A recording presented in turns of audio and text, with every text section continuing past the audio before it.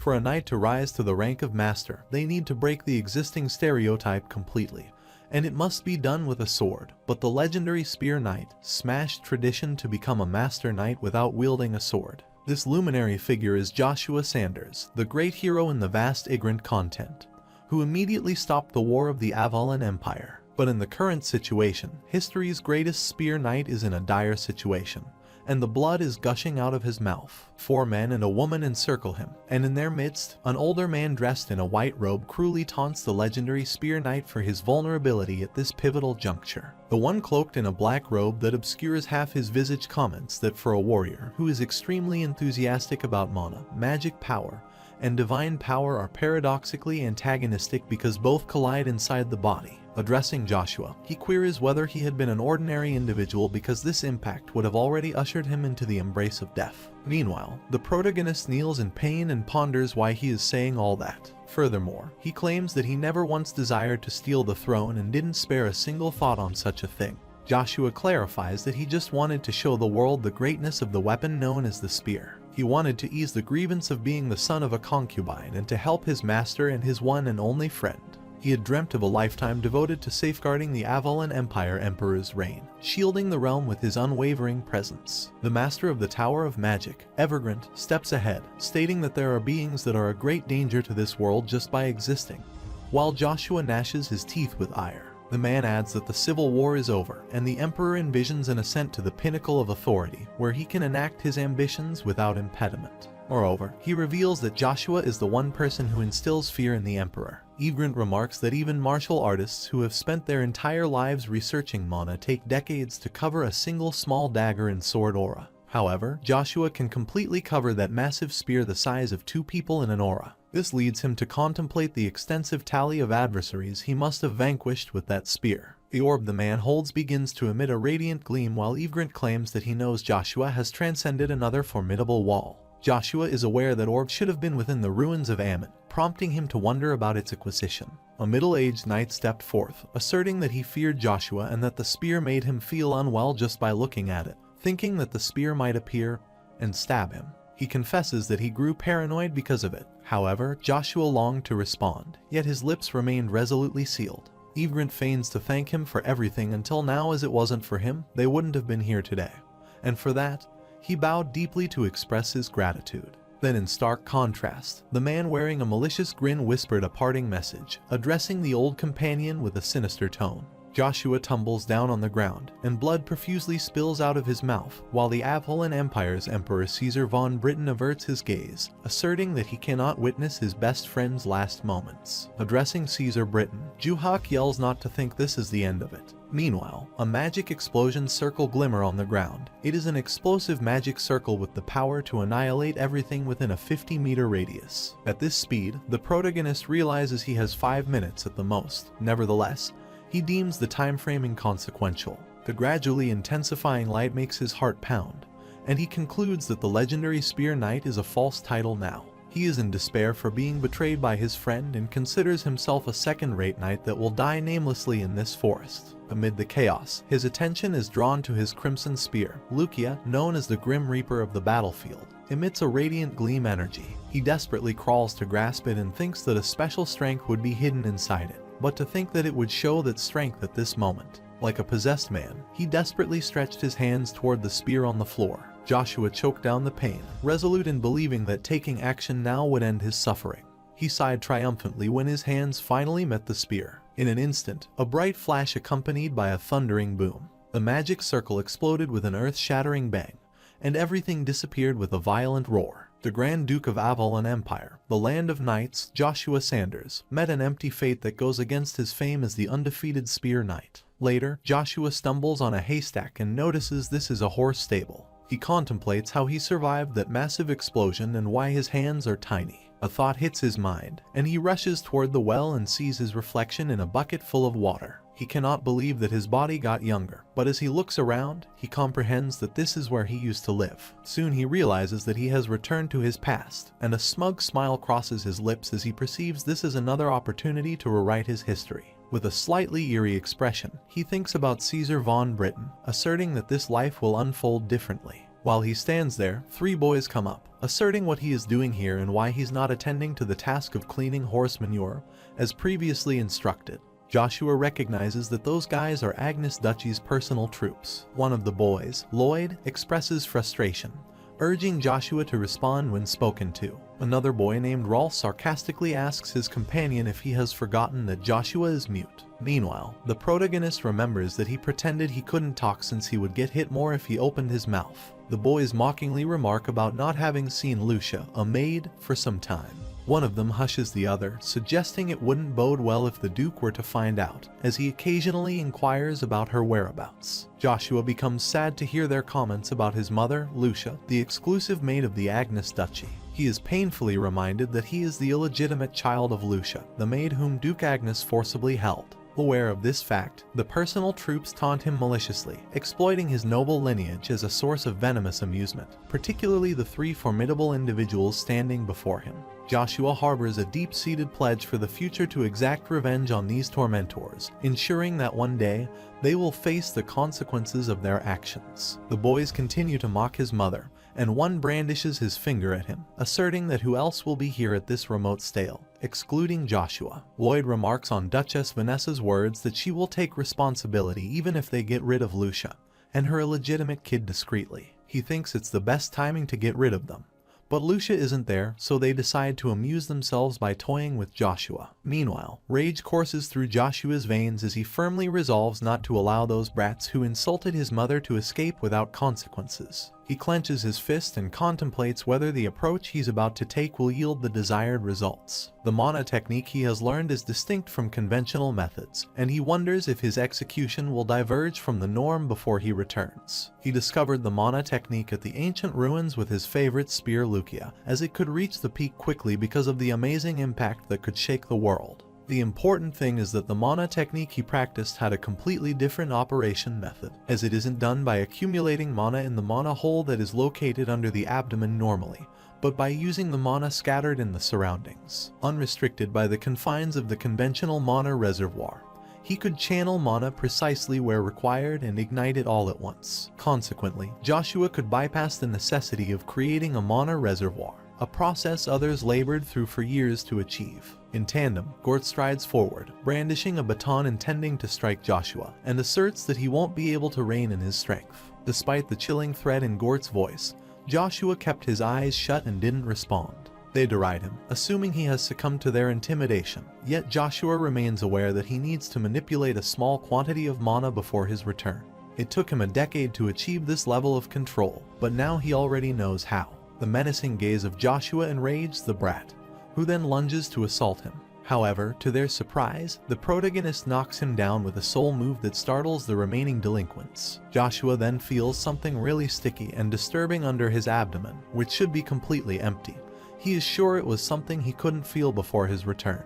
Lloyd unleashes his sword, asserting that Joshua is crazy because he wants to die. Despite being aware of the danger of facing a trained soldier wielding a long sword, Joshua calculates that if he can incapacitate Lloyd, the most cautious of the trio, there's a strong likelihood that Rolf won't engage in an attack. Joshua remains unfazed when Lloyd attempts to assault him, and he evades it easily. In return, he smacks the delinquent's face with a handful of mana, causing him to fumble on the ground with blood gushing profusely through his mouth. Rolf finds it crazy as he doesn't expect that bastard who can't even talk was hiding such formidable power. Meanwhile, Joshua remains in contemplation, puzzled by the intensity of pain he's experiencing despite employing only a modest amount of mana. He knows that Rolf was promoted to Centurion with his wit more than his skills, and he isn't better than Lloyd and Gort. Nonetheless, Joshua acknowledges that Rolf, even with his skills, poses a potential threat, and Joshua resolves not to reveal any vulnerability in this situation. With a stern posture, Joshua asserts that from this moment onwards, anyone, including the Centurions, who dares to insult his mother will face his unwavering resolve under the name Joshua. His stern demeanor and gaze shiver down Rolf's spine, and he immediately retreats to save himself. As the delinquents flee, Joshua's strength wanes.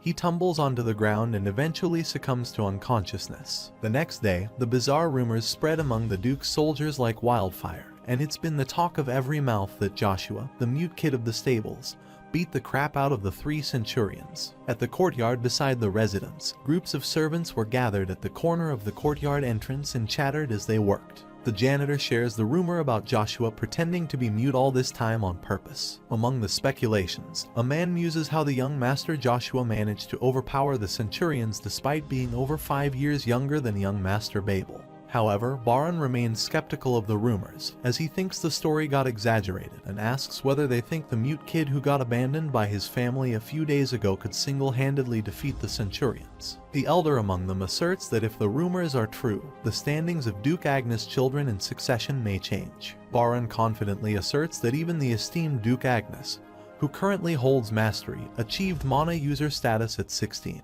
In comparison, the young master Babel, at a mere 14 years old, has already become a mana user. He concludes that this early accomplishment indicates Babel's exceptional genius must be an outstanding genius who will surpass even Duke Agnes one day. Joshua steps in out of nowhere, and, with a firm stance, he directs his words towards Baran, commanding him to convey to the Duke that Joshua von Agnes has arrived. On the other hand, at Duke Agnes's workplace, Rolls kneels in front of him and discloses the entire story of their confrontation with Joshua. The master recognizes him and then asks about his affiliation, to which he responds that he is from the 29th Griezmann's battalion.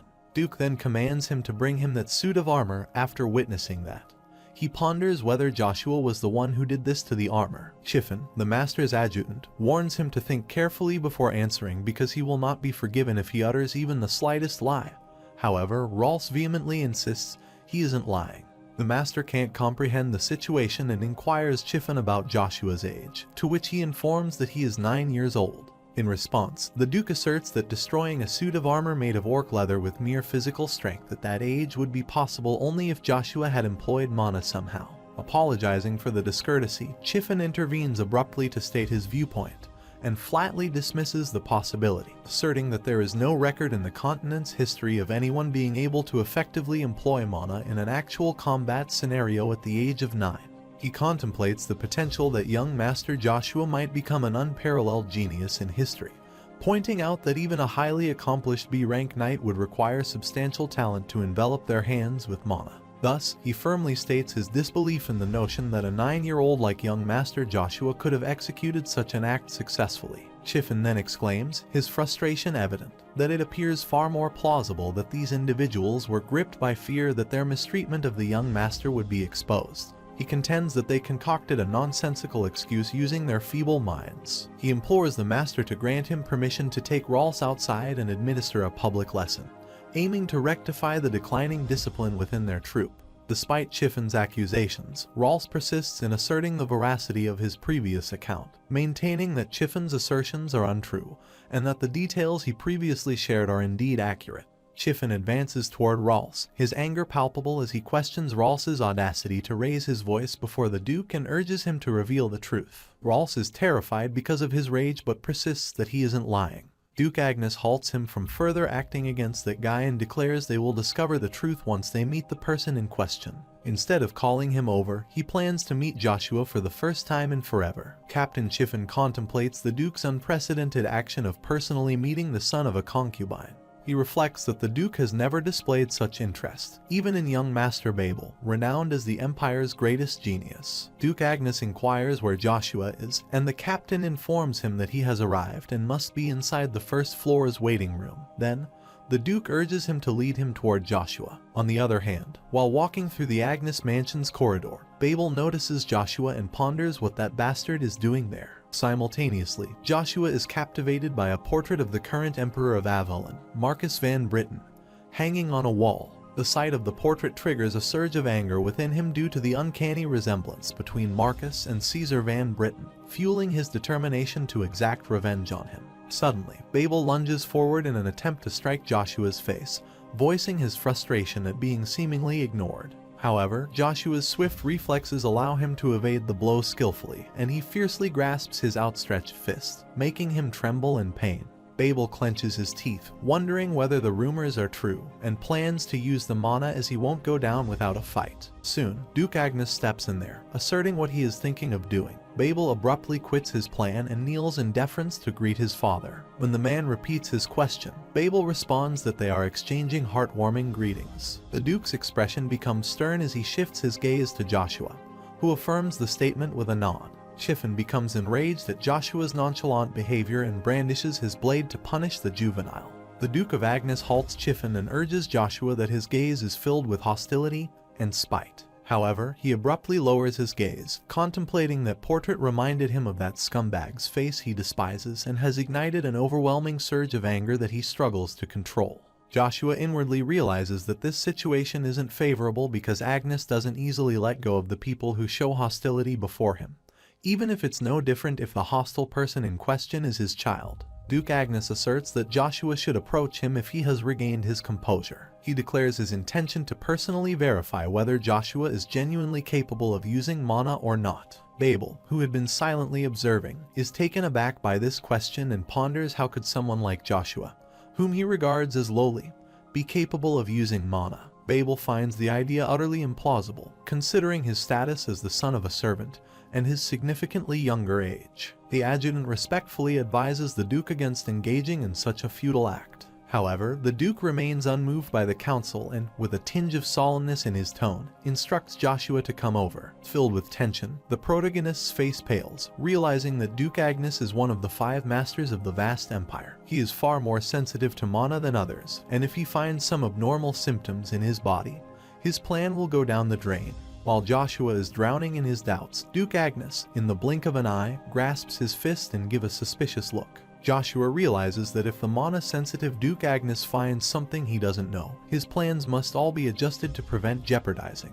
Agnes analyzes deeply and, with intense composure, asserts that no mana exists. Babel sarcastically smirks at him as if to say, "Of course, there should be none." Meanwhile, Captain Chiffin comments that mana shouldn't have been present from the beginning. But the leader clarifies that he's not referring to the mana hole. He asserts that a basic amount of mana should exist in every human. He goes on to speculate that even civilians and creatures like monsters possess mana, yet Joshua is an exception, as he shows no mana presence at all. This piques Duke Agnes' interest, as a complete lack of mana typically signifies an undead sustained by demonic power. Duke Agnes asserts that there was something where the mana hole should have been. He detected some sticky mass that gave off bad energy. He proclaims his decision to closely monitor Joshua from this point onward, a declaration that leaves the protagonist startled and apprehensive. Chiffin asks cautiously that if the child has congenital mana disorder, there is a higher chance that the rumors are false and claims to behead those 3 centurions for spreading false rumors. However, the leader halts him from taking such drastic measures, reminding him that the centurion is also an asset of the dukedom, so punishing them based on uncertain information may not be wise. He then commands Joshua to live in the mansion for a while, as there are plenty of empty rooms. Babel attempts to voice his objections, but when Duke Agnes sternly questions him about any issues, Babel reluctantly admits there are none. The Duke advises the adjutant Chiffin to teach Joshua the basic knight lessons and, if he shows talent, teach him the Crimson Knight's method for using mana. Chiffin humbly tries to remind him that Joshua doesn't have mana, but the leader remarks that there is plenty of time to find out if they must wait and see. The Duke asks Joshua that he will forward to his return next year from Acadia. After a while, Chiffin escorts Joshua to his room, pondering the accuracy of the rumors surrounding Joshua's inability to speak. He suspects Joshua's lack of visible happiness despite the significant advantages he has gained, then asks if he needs anything he can call him.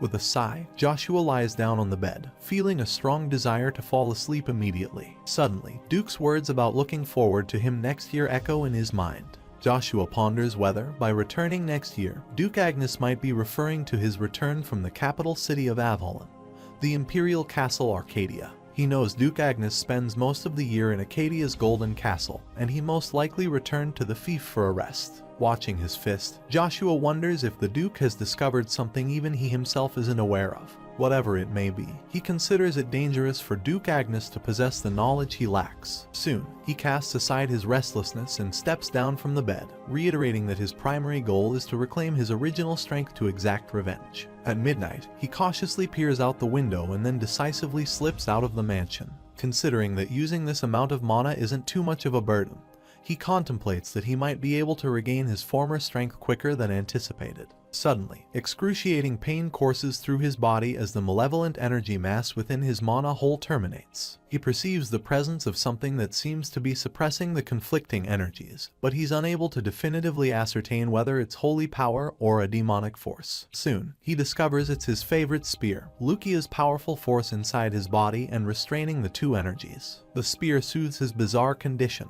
and as his pain subsides, he rushes onward. On the other hand, in a dwelling, those three centurions are harassing the concubine, Lucia. Filled with fury, Gord unleashes his sword, expressing his frustration that her son's actions have tarnished their reputation.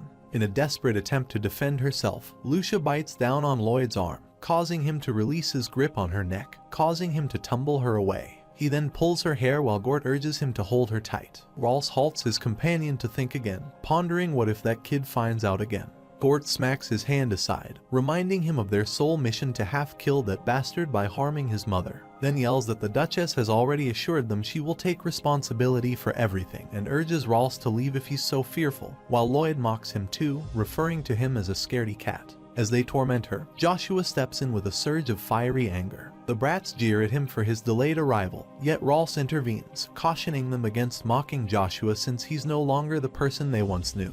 After a brief silence, Joshua urges someone to appear, surprising the delinquents who wonder who he's addressing. Lloyd steps ahead, asserting that he will send him to hell, but the protagonist remains unfazed and repeats his call for the person to come out. Suddenly, Cain jumps in out of nowhere and wonders how Joshua can sense his presence. Joshua is certain that the cross mark is one of the 3 knight orders under Duke Agnes, then wonders a knight from the Order of Crimson Knight has followed him and whether Chiffin is up to this. The Centurion guys greet Cain, but he pays no attention to them and walks up to Joshua, contemplating whether this child is the rumored child of a concubine. With a stern demeanor, Joshua addresses Cain, stating that a soldier attempted to harm a lady of the Duke's household and asks how such situations are typically handled according to the military law of the Duke's house. Cain can't comprehend the overwhelming force that makes him unable to deny it. He abruptly turns around, draws his sword in compliance with the command, and asserts the necessity of immediate punishment. Cain lunges forward, launching an unexpected attack against the group of Centurion operatives. Quickly and decisively, he gains the upper hand over Lloyd, overpowering him with surprising strength. Despite this, Gord attempts to fight back, but Cain's dominance proves unyielding, leaving him unable to counter for an extended period. In a sudden motion, he swings his blade to strike a fatal blow to Rolf's head. However, this time, Joshua's commanding voice cuts through the air, compelling him to halt his deadly action. Rolf begs for mercy, but Cain sternly warns him to cease talking if he wishes to prolong his fleeting life. The protagonist steps ahead, repeating his words to stop him, but Cain reasons that he is only giving an immediate punishment for putting the Duke's wife in danger. Joshua realizes that he is one of the 3rd Knights who are well known in the duchy but is part of the Crimson Knights, known as the weakest of the Knights, and there is a high chance that he's the youngest of the Crimson Knights. He contemplates that if he is put on him to observe, he is sure that he is the strongest among the C-rank knights, seeing as how he dominated the Centurions with only 1 or 2 swings of his sword. Joshua asserts to let him ask one thing before Cain proceeds and urges who his master is. When Cain responds that it's Duke Agnes, the protagonist sternly points himself out and inquires who he is. Cain senses the familiar intensity in the pressure and fierce gaze, reminiscent of someone he's acquainted with. Joshua commands him to sheath his sword, and the guy abruptly acts on his command. Rolf simultaneously bows down to express his gratitude for being saved and pledges to serve loyalty to Joshua. However, Joshua menacingly remarks that he doesn't need his dedication from someone like Rolf and will never let anyone who has laid a hand on him or his family. Moreover, he instructs him to recount everything he witnessed today to the other soldiers, warning that if anyone ever engages in similar actions, he will personally mete out severe consequences, then urge him to get lost if he has understood what he said, causing the brat to rush. Cain inquires if he is the same Earl he recalls from his memories, to which Joshua sardonically finishes the sentence, labeling himself as the master's illegitimate child who can't talk or the stable dung peddler, causing Cain to feel a deep sense of shame. Cain adds that all the soldiers allocated to the Agnes Duchy can choose their master whom they will serve for the rest of their lives when they turn 23 years old, so he expresses his desire to watch over Joshua apart from his duty. The protagonist thinks it would have been the right decision for Kane to serve the duchy's treasure, Babel von Agnes, rather than him if he had looked at the future,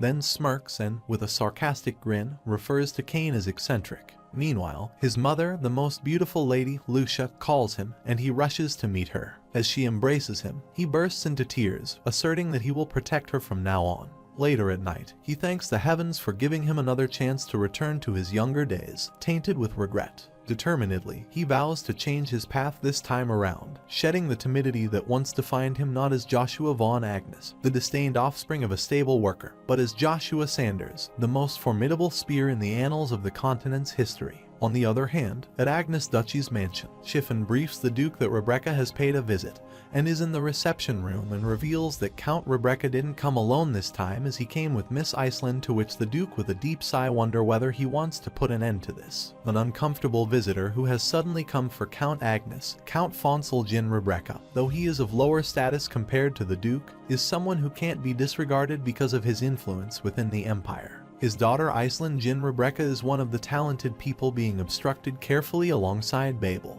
She is recognized as a prodigious magic user, having entered the second tier of classes at 9.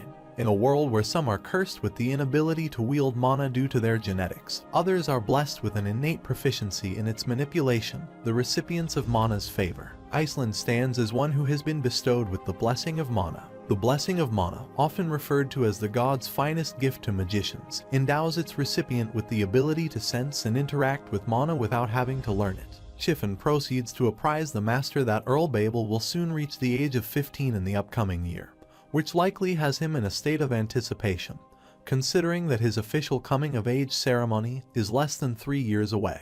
The Duke ponders the matter, reflecting on the presence of Lady Cheryl and how it might factor into Babel's circumstances. The 5 duchies of the Avalon Empire wielded significant influence within the empire, each in their distinct manner. Lady Cheryl, a member of the Font family, secured a duchy status based purely on their considerable wealth. The adjutant notes that, as he previously mentioned, considering the Font duchy, it might be more prudent to choose Lady Cheryl, to which the Duke concurs, stating that he always feels the same thing.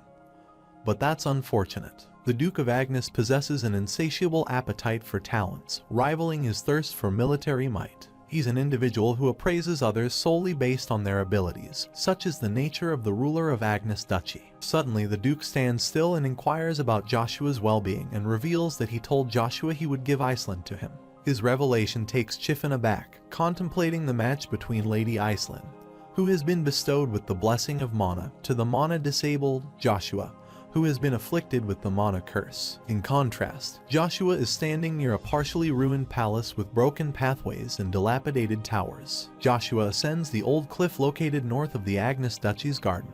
Before he returned, he used to climb this place because he wanted to be closer to his deceased mother, and there he discovered a hidden tunnel where he found Lucia, his cherished spear. He nips at his thumb, allowing blood drops to drip onto the ground. Suddenly, an incandescent portal materializes in a surprising turn of events, casting its radiant glow over the surroundings. He enters the gateway and lands in a different world, where he finds a partially ruined palace with broken pathways and dilapidated towers. He steps into the castle, wondering whether it's the same temple because when he first discovered this place, it wasn't in ruins like this, and Lucia was located on the altar in the center of the temple, wrapped in chains. However, this time there is just a metal stick instead of Lucia. He steps toward the metal rod, and when he grasps it, a sudden surge of sparks envelops him. Soon, everything turns into a pure white landscape, and he is taken aback to see the metal rod hanging in the air. To his astonishment, the baton responds, asserting it isn't a mere metallic stick but rather the demonic god's artifact, Lucia. This revelation catches Joshua off guard as he grapples with the realization that the spear he wielded in countless battles was, in fact, a relic of a demonic god. He notices that Lucia's appearance has changed, and amid his contemplation, Joshua ponders whether this transformation occurred because the spear journeyed back in time with him.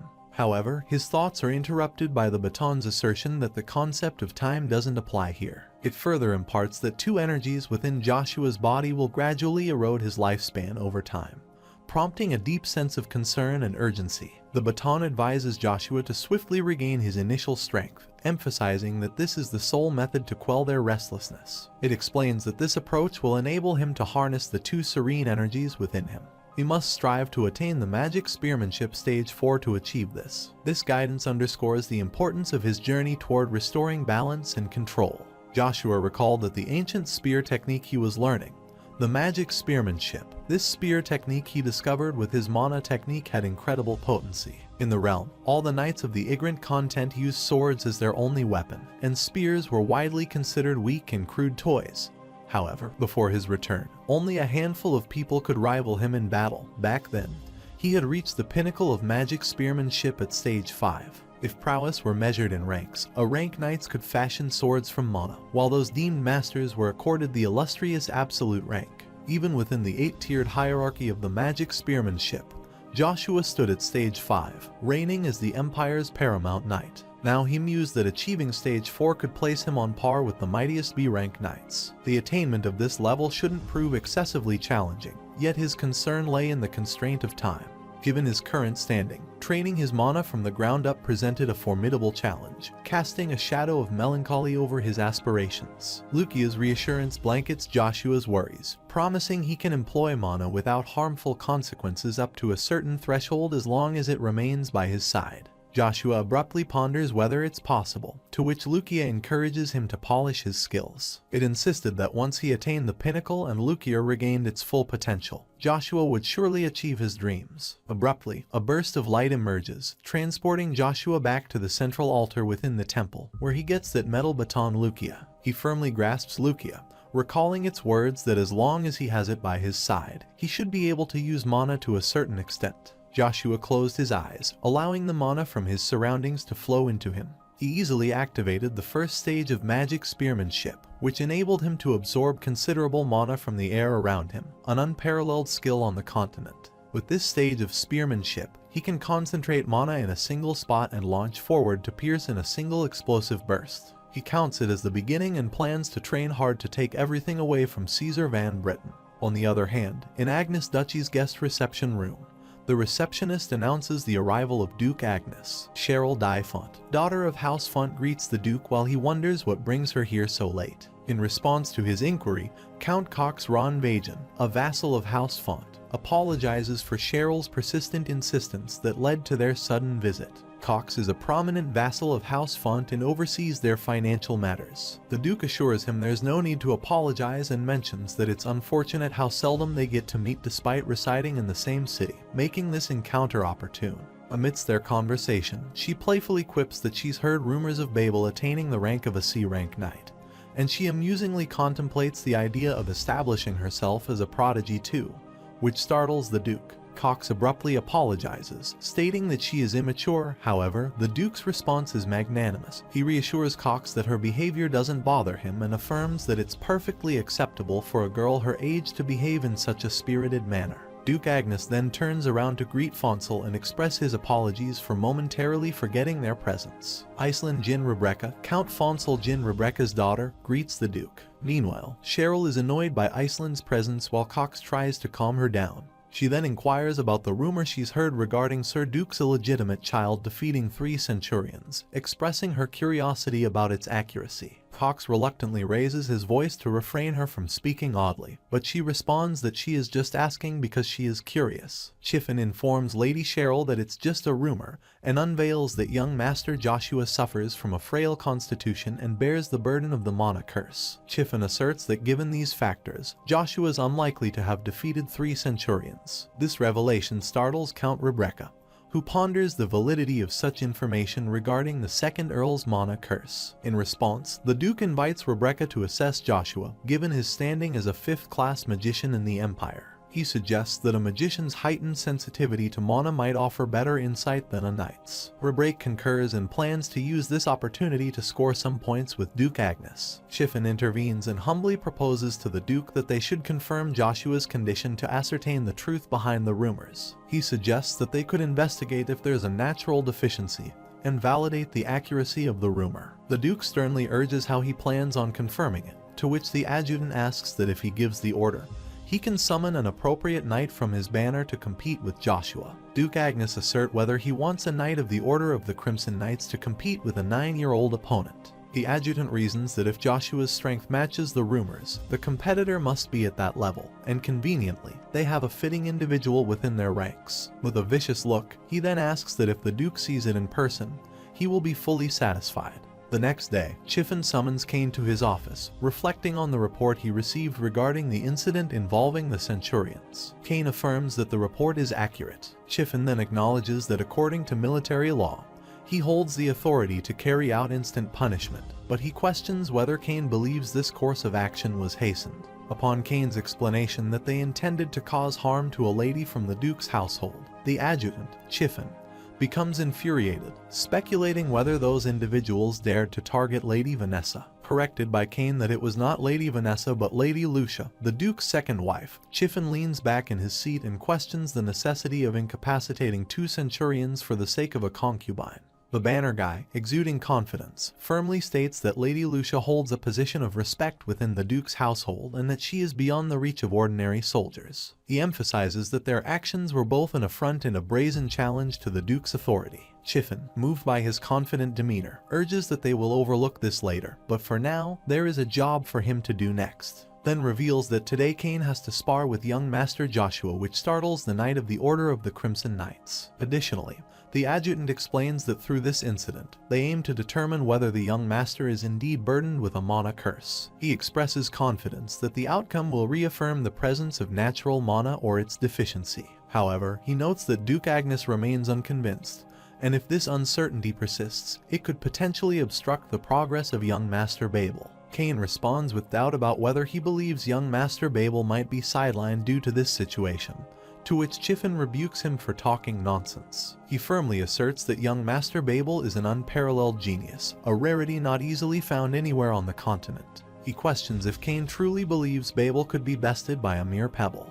In response, Kane secretly acknowledges that the pebble he observed was a meteor capable of tearing across the vast expanse of the sky before crashing down to the earth. Chiffin commands Kane to discreetly infuse mana into Joshua during their sparring session, ensuring no one notices. He explains that if Joshua is indeed afflicted with the curse of mana, his body will reject the mana injection. In the case of a mana-cursed individual receiving a mana infusion, it would act like poison, leading to death within 10 days. His intentions stun Kane. He knows that the adjutant is biased towards young Master Babel's side, but he can't believe he could show his true self this explicitly. Chiffin then commands him to wait in the military armament because the Duke and Count will soon be brought there. While waiting in the apartment, Kane contemplates that even though it's an order from his direct superior, he plans that as long as he is watching over young Master Joshua, however, he has no plans to harm him.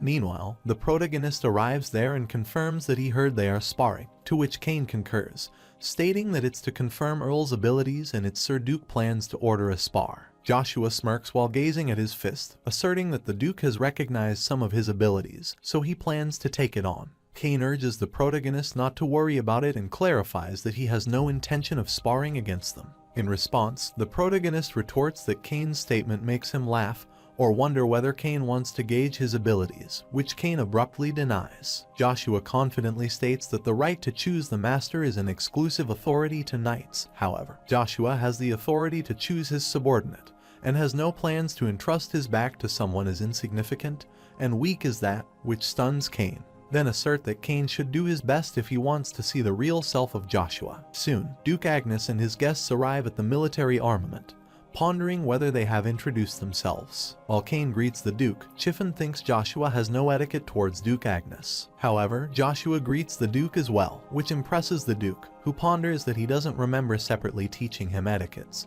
But he is good at this, while Chiffin seems frustrated. Joshua remarks that he just learned from watching.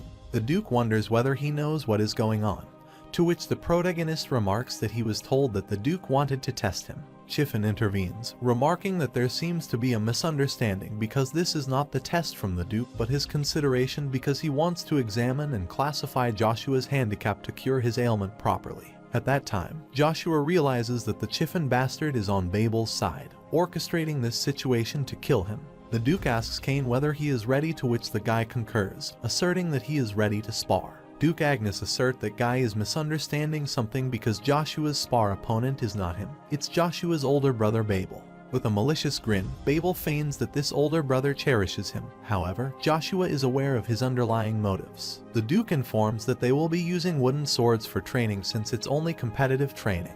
Babel abruptly grasps one and casually brandishes it at Joshua, stating that he has no intentions of doing his absolute best. The protagonist grins as he knows that Babel and Chiffin are trying to make a show because they want to kill him, so he plans to show them properly what showmanship is. He breaks a wooden mop to get a stick and declares that it's enough for him, which startles the Duke and the adjutant. Lady Cheryl scoffs at his choice, finding it hilarious as he selects a mere stick for sparring against a mana user. Chiffin tells Joshua it isn't a joke and ponders what he plans to do with a stick like that. Duke Agnes halts the adjutant and asserts whether Joshua is sure about his choice, which the protagonist confidently concurs with. The Duke then commands everyone to have a seat and cautions Babel not to use mana. Babel urges his dad not to worry about it, considering that using mana on that stable cleaner guy would be a waste. Babel questions Joshua's intention to face him with a stick and mockingly suggests that a wooden rod is fitting for someone who used to clean horse excrement and can't even speak. The sparring begins with the Duke's signal,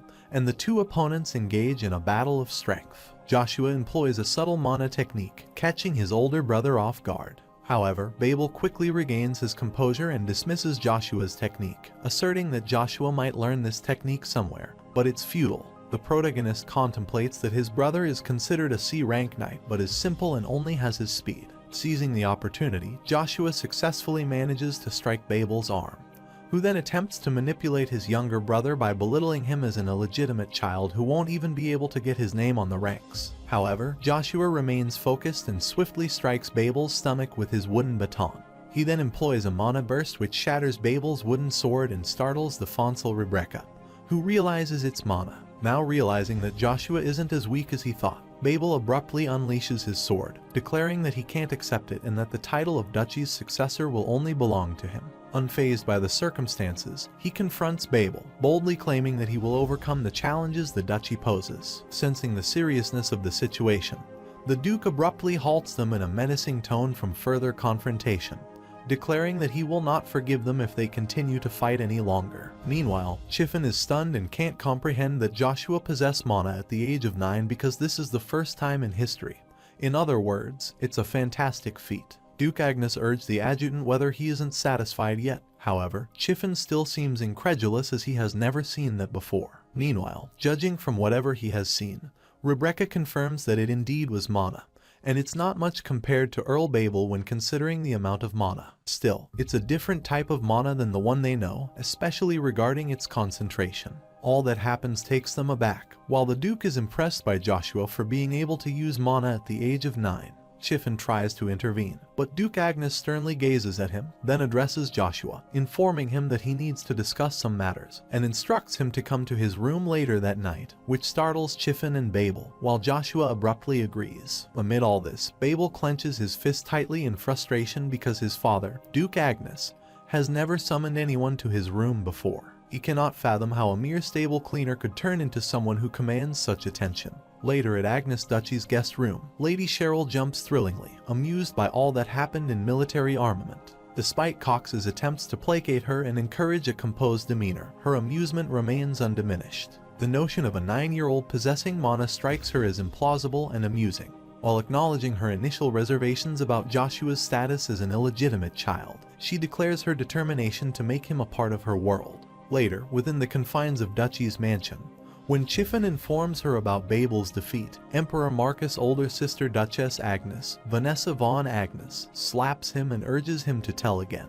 Chiffin reaffirms that her son Babel was defeated by Joshua, inciting further rage from the Duchess, who delivers another blow to his face. She is astounded that the son of a concubine possesses mana and has surpassed Babel. She then inquires about the Duke's view on all that, to which the adjutant humbly responds that it seems that he will take Joshua to a CADI. He adds that since the Duke has seen Joshua's talent, he must want to keep Joshua next to him to observe him more. He alerts the Duchess that they will be put in a precarious situation if they let it be.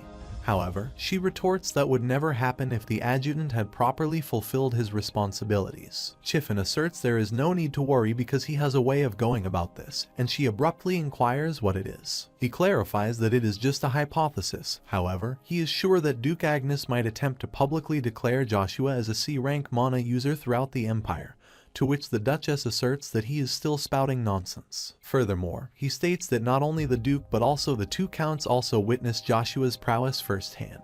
And even if it weren't mana, the Duke would make him take the test to be knighted officially as a C-rank knight to check his mana in an actual fight through a battle with a royal knight. Upon learning about Joshua's upcoming battle with a knight, a spark of rivalry ignites in the Duchess's eyes, and she intends to contact her uncle for the first time in a while. On the other hand, a firm knock resonates on the door, and Joshua steps inside at the Duke's permission. When Joshua kneels to greet the Duke, he ponders who he is, and the protagonist responds that he is Joshua von Agnes. The Duke takes note of the considerable change in Joshua's appearance since their previous encounter, and Joshua acknowledges this observation by remarking that a significant time has indeed transpired. Duke Agnes then inquire whether he hates his father, but Joshua denies, asserting that in a situation where he needs to be wary of the royal castle, the Duke wouldn't have been able to expect much from him.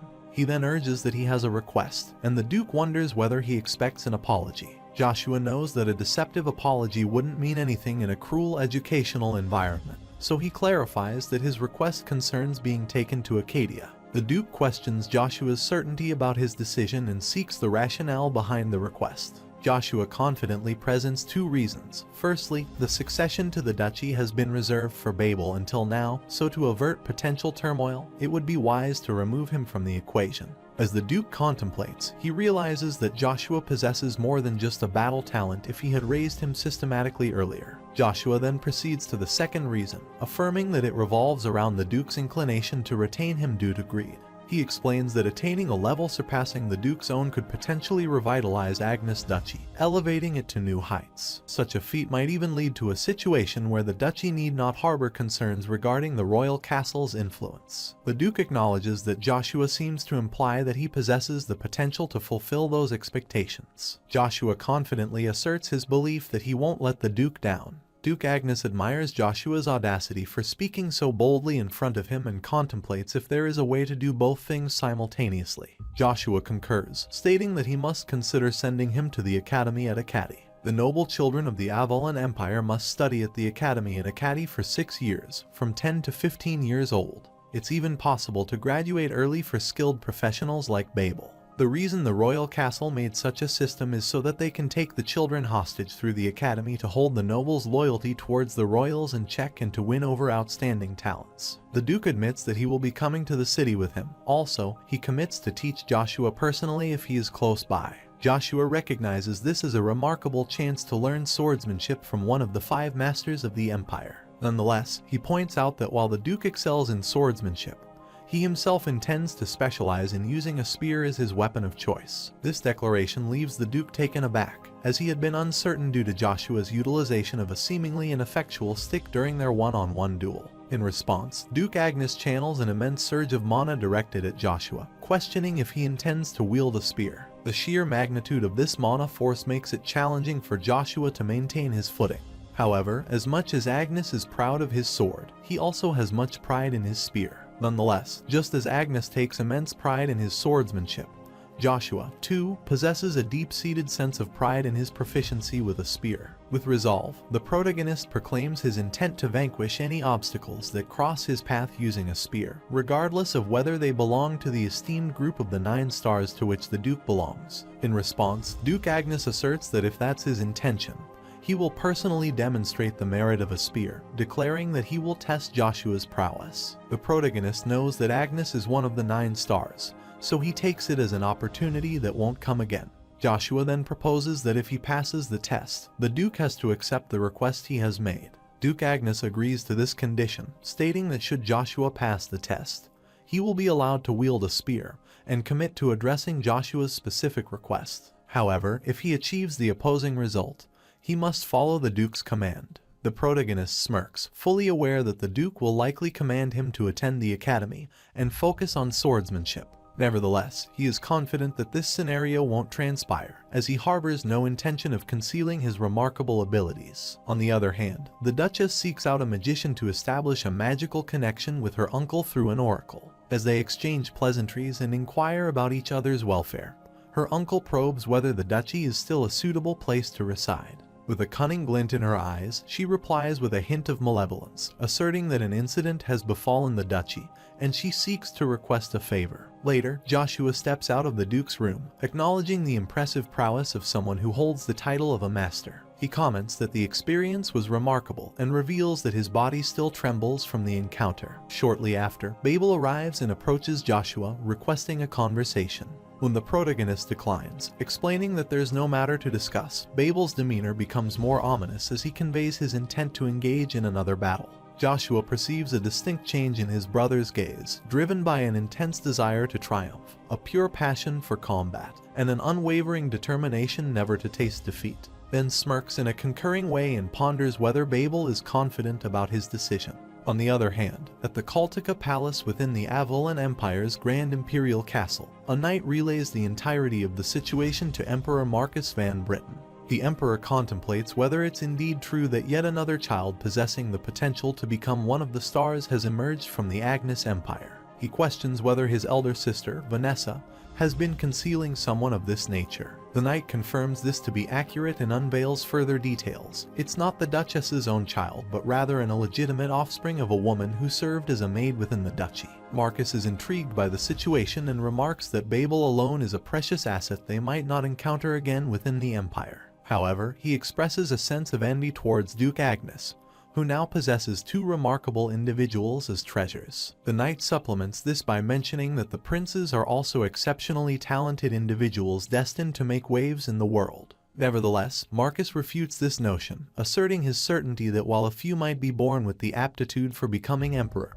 they often lack significant battle prowess. The emperor's assessment of individuals seems to fall short, even though the present princes are also endowed with remarkable abilities. This could be attributed to the fact that Emperor Marcus himself possessed formidable strength akin to that of a master, leading his expectations to become exceedingly stringent.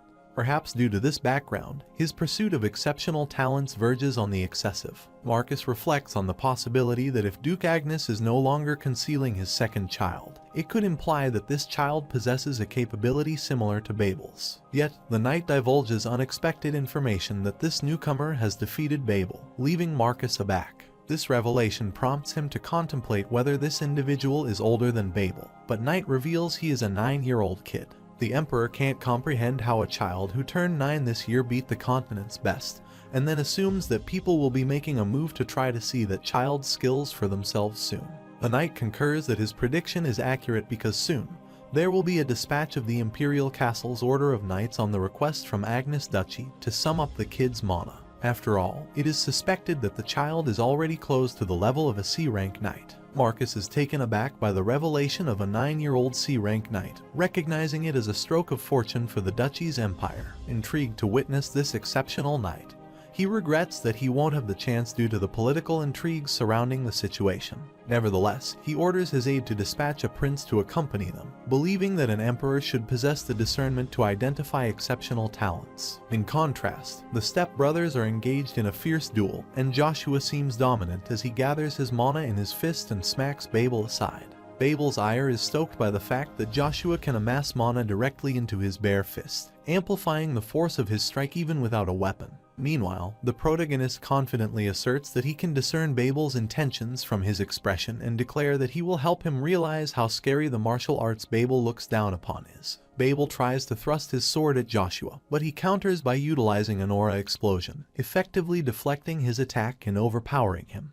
Babel remains unwilling to fully acknowledge it, though he grudgingly comprehends that the bastard is remarkably stronger than him. Radiating a formidable aura, the protagonist issues a stern caution, urging Babel to elevate his strength and never forget the sensation of defeat suffered at the hands of someone he had underestimated. Joshua asserts that if he acts according to his own wishes, he will mercilessly tear Babel apart, reducing him to mere shreds for daring to insult him and his mother. However, the protagonist claims to let him go this time since he sees a pure passion for military power for the first time in Babel's eyes, then issues a stern warning that if Babel's attitude doesn't change, he will render Babel incapable of ever holding a sword with that hand again. As he departs, he reminds Babel not to overlook the evident gap between their eye levels, which wells up his eyes. The next morning, the protagonist feels fatigued from exerting excessive mana without respite. His mana control has become more fluid since he absorbed Lukia's main self, yet the existence of side effects raises questions about his body's capacity to manage such a mana load. A knock on the door startles him, and assuming it's Kane, he quickly opens it. However, there is someone he doesn't know, so he asks her to introduce herself. She introduces herself that she is Cheryl, the daughter of Font Duchy. Trying to be candid, Cheryl mentions that she knows Joshua's 3-year age gap, which she believes allows her to speak comfortably. While stepping inside his room, she suggests he can address her as Big Sis and proposes to continue their conversation. But Joshua halts her way, menacingly urging her to leave immediately, and slams the door shut in her face. Shortly after, there's another knock on the door, and Joshua's frustration escalates as he assumes it's Cheryl again, not grasping his intention to be left alone. When he opens the door, he is ready to reprimand her, but to his surprise, it's not Cheryl but Kane. Joshua's anger subsides, and he apologizes for his earlier outburst, as he gets the wrong person. Joshua then queries Kane about the progress of the tasks he assigned. The knight reports that he has completed the preparations as instructed but remains puzzled about the reasons behind the Earl's requests. Joshua confidently asserts that Kane must trust and follow his lead. Eventually, he will understand the purpose. The next day at Duke Agnes' large sparring field, where all the Centurions have assembled, 2 Centurion knights approach Rolls. They question him about the whereabouts of his comrades, Lloyd and Gord, speculating whether it's accurate that Joshua defeated them. Without responding, Rolls turns his face around, which prompts them to realize that his behavior has been unusual for some time. They speculate whether his persistent harassment of Joshua might have somehow resulted in his affliction being transferred to Rolls, one of the wonders who has summoned the Centurions to assemble at this location. His companion replies that a member of the Order of the Crimson Knights issued the call, and he anticipates that the training for the day will be rigorous. Shortly after, Chiffin arrives, accompanied by Joshua. They extend greetings to the Centurion Knights, but Joshua's presence sparks unease within Rolls, who wonders about the reason behind Earl Joshua's attendance. The Knight Chiffin announces that a new instructor will assist them with today's lesson. Joshua introduces himself, stating that he will be leading their training for the day, which startles them. He emphasizes that as Centurions under Duke Agnes, their role is crucial as commanders on the front line during battles. Due to this, their skills are of utmost importance. He informs them that he's there to assess their abilities and menacingly urges everyone to approach him. The Centurions mock him as they think he is playing around. Chiffin suggests that even though he is the Earl, the Centurions might cause dire conditions, while the Centurions sarcastically remark that Joshua might get hurt, which will insult them. Joshua steps down the stairs and brandishes the spear at Rolls to inquire whether he also believes the other Centurion's remarks. In response, Rolls abruptly denies, asserting that he would never think that. The protagonist sternly admonishes him, rebuking him for not fulfilling his promise to relay the message as instructed. The Centurion guy abruptly kneels and implores for forgiveness. However, Joshua maintains his firm stance, declaring that he won't grant forgiveness a second time, recounting Rolls' prior attempt to harm his mother. He states that he could have killed Rolls for that act but chose to provide him with an opportunity instead. However, Joshua laments that he has squandered that chance, reflecting on whether he aspires to follow the same path as Lloyd and Gort. The sudden revelation startles the other Centurions, leading them to wonder if the Earl had confronted and defeated those two. Rolls keeps pleading for another chance. However, the protagonist asserts that there is no second chance. However, because he is a Centurion of Duke Agnes, Joshua declares he will protect Rolls' pride. He challenges Rolls to raise his sword, offering a unique proposition. If he manages to defeat him, Joshua will overlook his prior confrontation as though nothing transpired. Rolls mulls over the proposal, thinking he should seize the opportunity since his adversary is still young. He believes that if he performs well, there might be a chance for him to emerge victorious. With determination, he readies his sword and launches an attack against Joshua. However, the protagonist remains steadfast and employs the lightning slash technique, effortlessly repelling Rolls' assault and tumbling him aside. Joshua then declares that judging an opponent on their appearance will result in his life being taken on the battlefield. He urges that if anyone still has suspicions about his abilities, they can confront him again. In response, the 23rd Centurion leader steps forward and greets Earl Joshua. This gesture prompts all the Centurion leaders to express their respect and greetings. Chiffon is deeply impressed by this display and is excited to witness how Earl Joshua has lived up to his expectations, and he pledges his full support to Earl Joshua's endeavors. On the other hand, in Duke Agnes' guest room, Lady Cheryl is in despair due to Joshua's cold demeanor. Suddenly, Cox barges in there and excitedly informs that the Order of the Imperial Knights will soon arrive at the duchy. Despite the news, Cheryl's expressions remain unchanged as she puts her head down on a pillow, asking him not to bother her for the day. Cox abruptly ponders whether she is hurt somewhere, as she hasn't looked great since the morning if something happened. Cheryl exclaims in frustration not to bother her, urging him to follow her father's instructions. Cox responds that he momentarily forgot about the Lord's orders, to which Cheryl reminds him not to lose sight of their purpose for being there. Cox apologizes and assures her he will prioritize carrying out their Lord's orders. In contrast, Duke Agnes summons Joshua to his office to inquire whether he executed a centurion. The protagonist concurs, acknowledging that the Duke must be familiar with the Centurion's behavior and disrespectful comments about his mother. He follows military law by immediately executing the Centurion who insulted a noble. The Duke wonders that if he himself had been there, he would have sliced them with a blade. However, he asks Joshua what just happened is unfortunate. Joshua clarifies that the incident occurred for a different reason. He explains that just a few days ago, he was seen as the son of a concubine, treated as lowly, and even thrown into the stables. He says it's difficult for him to gain their approval merely because he has gained strength, while the other reason is that he wanted to plant fear and shock in them, so they could never mistreat him and his mother again. Joshua declares that he wanted to show that he also had the Duke's blood. He had to demonstrate where all the Centurions were gathered properly. Duke Agnes gets up from his seat, asserting him to finish this discussion and that Joshua should slowly prepare to leave for his MANHWA evaluation today because the Order of the Imperial Knights has been dispatched. Joshua concurs that he will leave soon as his preparations are over. Outside the Duke's office, Armstrong, the first leader of the Order of the Golden Mane Knights, is surprised that 2C rank who haven't come of age would come from their duchy. When Chiffon frustratedly retort that one of them is a son of a concubine, Armstrong mocks him, stating that he is pissed that his position is at stake because young Master Babel lost to young Master Joshua, due to which Chiffon starts quarreling with him. Soon, the Duke arrives there, remarking that the Order of the Imperial Knights is about to arrive, and they are already bickering. They greet the Duke while Armstrong privately contemplates if that person is Joshua and remarks that he doesn't seem strong. Shortly after, the caravan arrives, prompting Chiffon to be startled to see a whole battalion for the Imperial Palace and wonder who could have arrived. As Caesar Van Britten disembarks from his royal carriage, Duke Agnes is startled because he is the fourth prince, while Joshua can't believe this moment has arrived so soon. Several days earlier, Knight Captain Sir Joker of the First Army of the Imperial Knights was seen berating another knight, incredulous that a mere knight would presume to give him orders. Unexpectedly, a mysterious individual appeared, informing Joker that a mission from Madame Vanessa had been assigned to him, and he had to carry it out. Fast forward to the present, Joker arrives at the duchy with Prince Caesar, driven by the malicious determination to ensure that the individual known as Joshua never wields a sword again. Caesar comments that the rumored Earl Joshua stands before him. However, Joshua's expression turns fierce at the sight of Caesar. When Caesar's adjutant advises Joshua to show respect in the presence of a prince, the protagonist retorts with sarcasm, stating that under the Empire's sky, there can only be one son aside from the lord they serve. He asserts that the respect of all knights in the country is reserved solely for the emperor,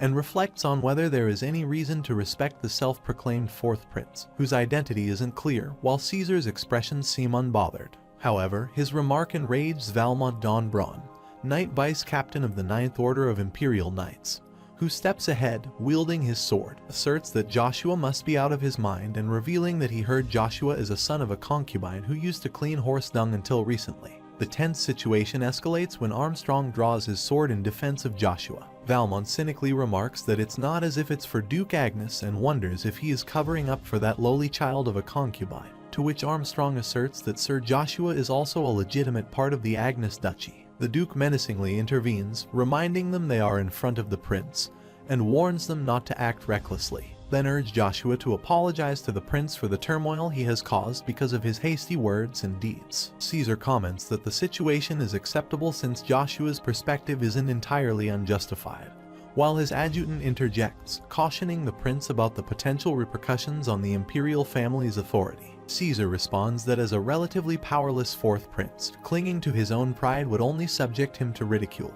He then steps ahead, concurring that Joshua is correct that only the Majesty Emperor deserves the respect of all the knights in the empire. Being a kind prince, Caesar claims to be all right, emphasizing the imperial knights not to worry about it. Also, the knights prove their skills by their own merit. He believes that Earl Joshua is well aware of how worthless the empty words of a knight without any skills are. The protagonist is well aware that, as always, Caesar is trying to change the situation with his silver tongue. However, Joshua remains resolute that things will be different this time around, recalling his intention to seize the opportunity to strike at Caesar's throat when he least expects it.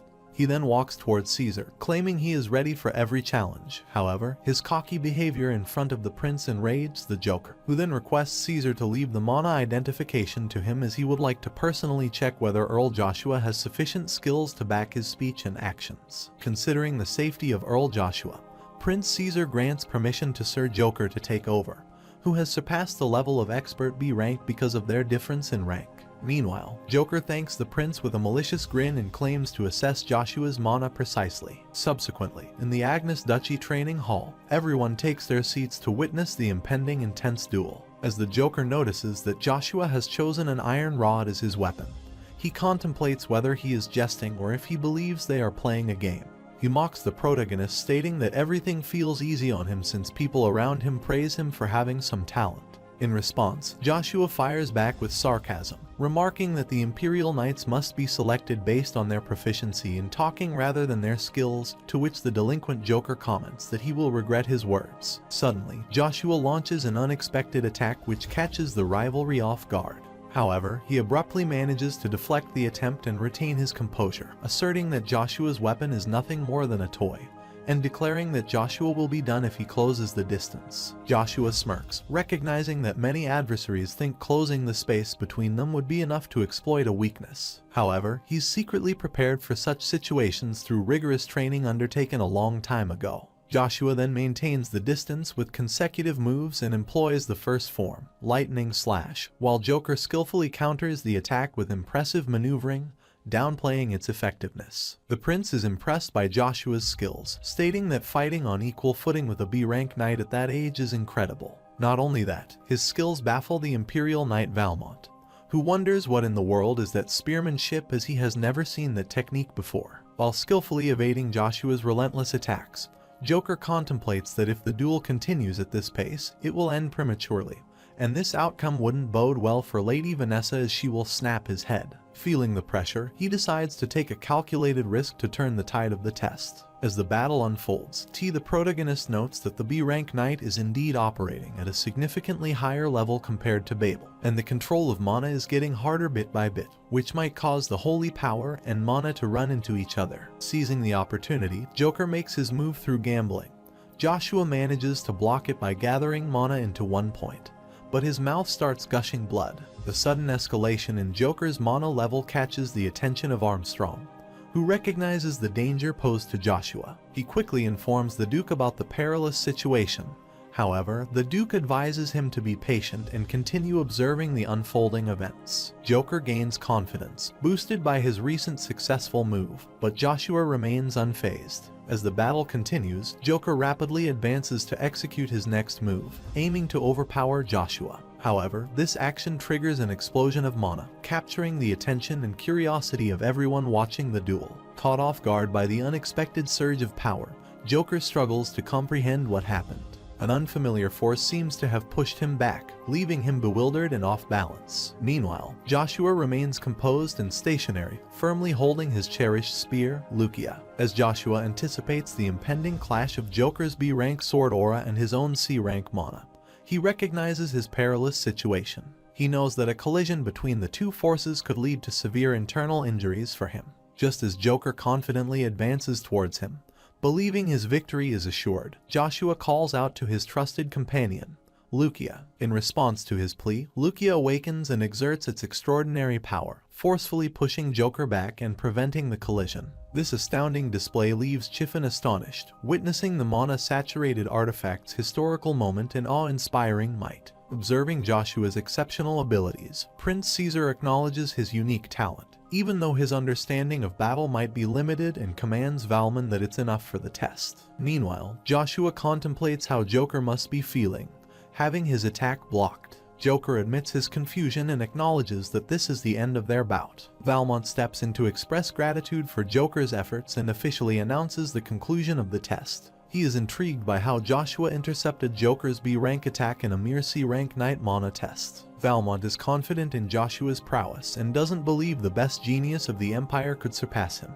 With a sword in hand, he proclaims that, as per the prince's orders, Joshua von Agnes, the second son of Agnes Duchy, has now attained the rank of a C rank knight. He raises his sword in the traditional knighting gesture, signifying the official recognition of Joshua's new level. As Prince Caesar and a vagrant applaud Joshua's impressive skills, the protagonist's inner thoughts reveal that he has no intention of playing along with this C-rank knight stuff because he doesn't want to show them his weak state. However, he is determined to take revenge on them at a decisive time, as they assaulted him in his past life. Duke Agnes steps ahead and inquires about Joshua's well-being. The protagonist kid notes that this is an impression he hasn't encountered in his past life and responds that he is doing fine. Valmont presents him with the Highness's sword, and Joshua triumphantly raises his sword, thinking that he had never witnessed that before in the entire continent. It was the birth of the youngest mana user. Later that night, a conference occurred in the Agnes Duchy's Grand Conference Room under Duke Agnes's supervision. Count Angel, a vassal of the Agnes Duchy, requested the first leader of the Order of Gold Main Knights, Armstrong, to report on an important matter. Armstrong reported that all the Gold Main Knights who had been recently dispatched had suddenly returned.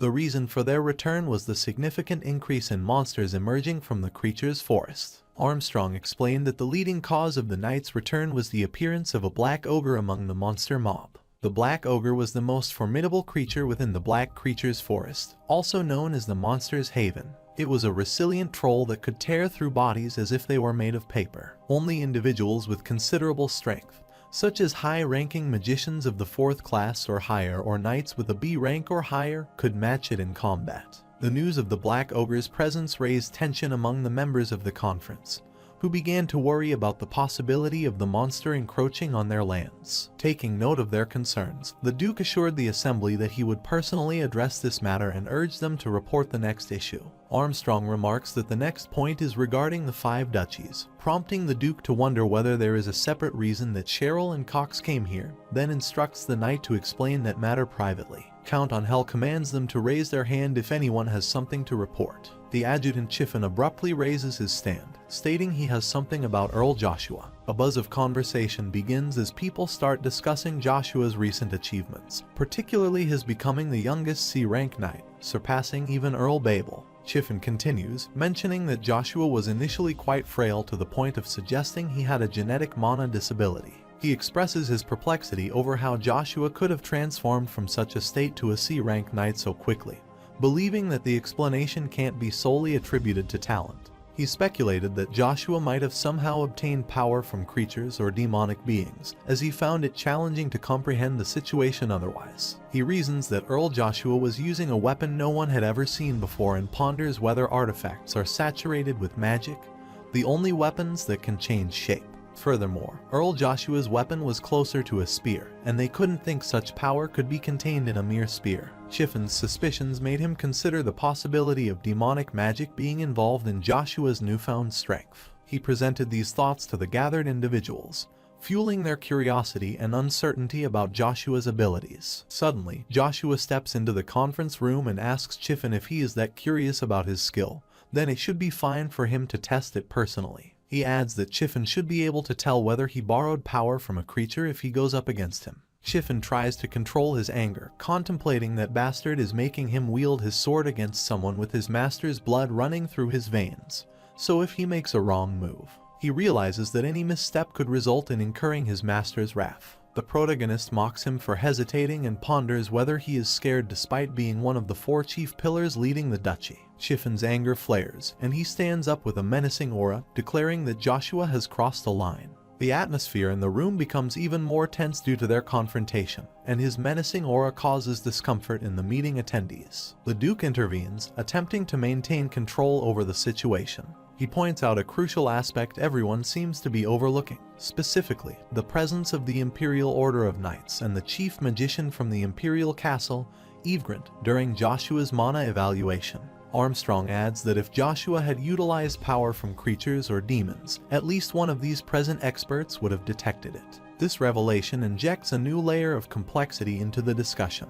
Duke Agnes takes charge of the situation and announces that while the matter concerning Joshua seems to have been partially resolved, it doesn't mean all doubts have been completely cleared. He emphasizes that there are still things they need to investigate and numerous questions they want to ask. The Duke acknowledges that Joshua's rapid growth is a subject of inquiry not only among the vassals but also for him. With a purpose in mind, he proposes a way to properly assess Joshua's strength by accompanying him to the Black Creature's Forest. The knights ask the Duke if he planned to go to the Black Forest, as he should leave this all to the knights because it was dangerous for him, and he had to travel to Acadia. Armstrong also agreed with them as he didn't want him to get injured.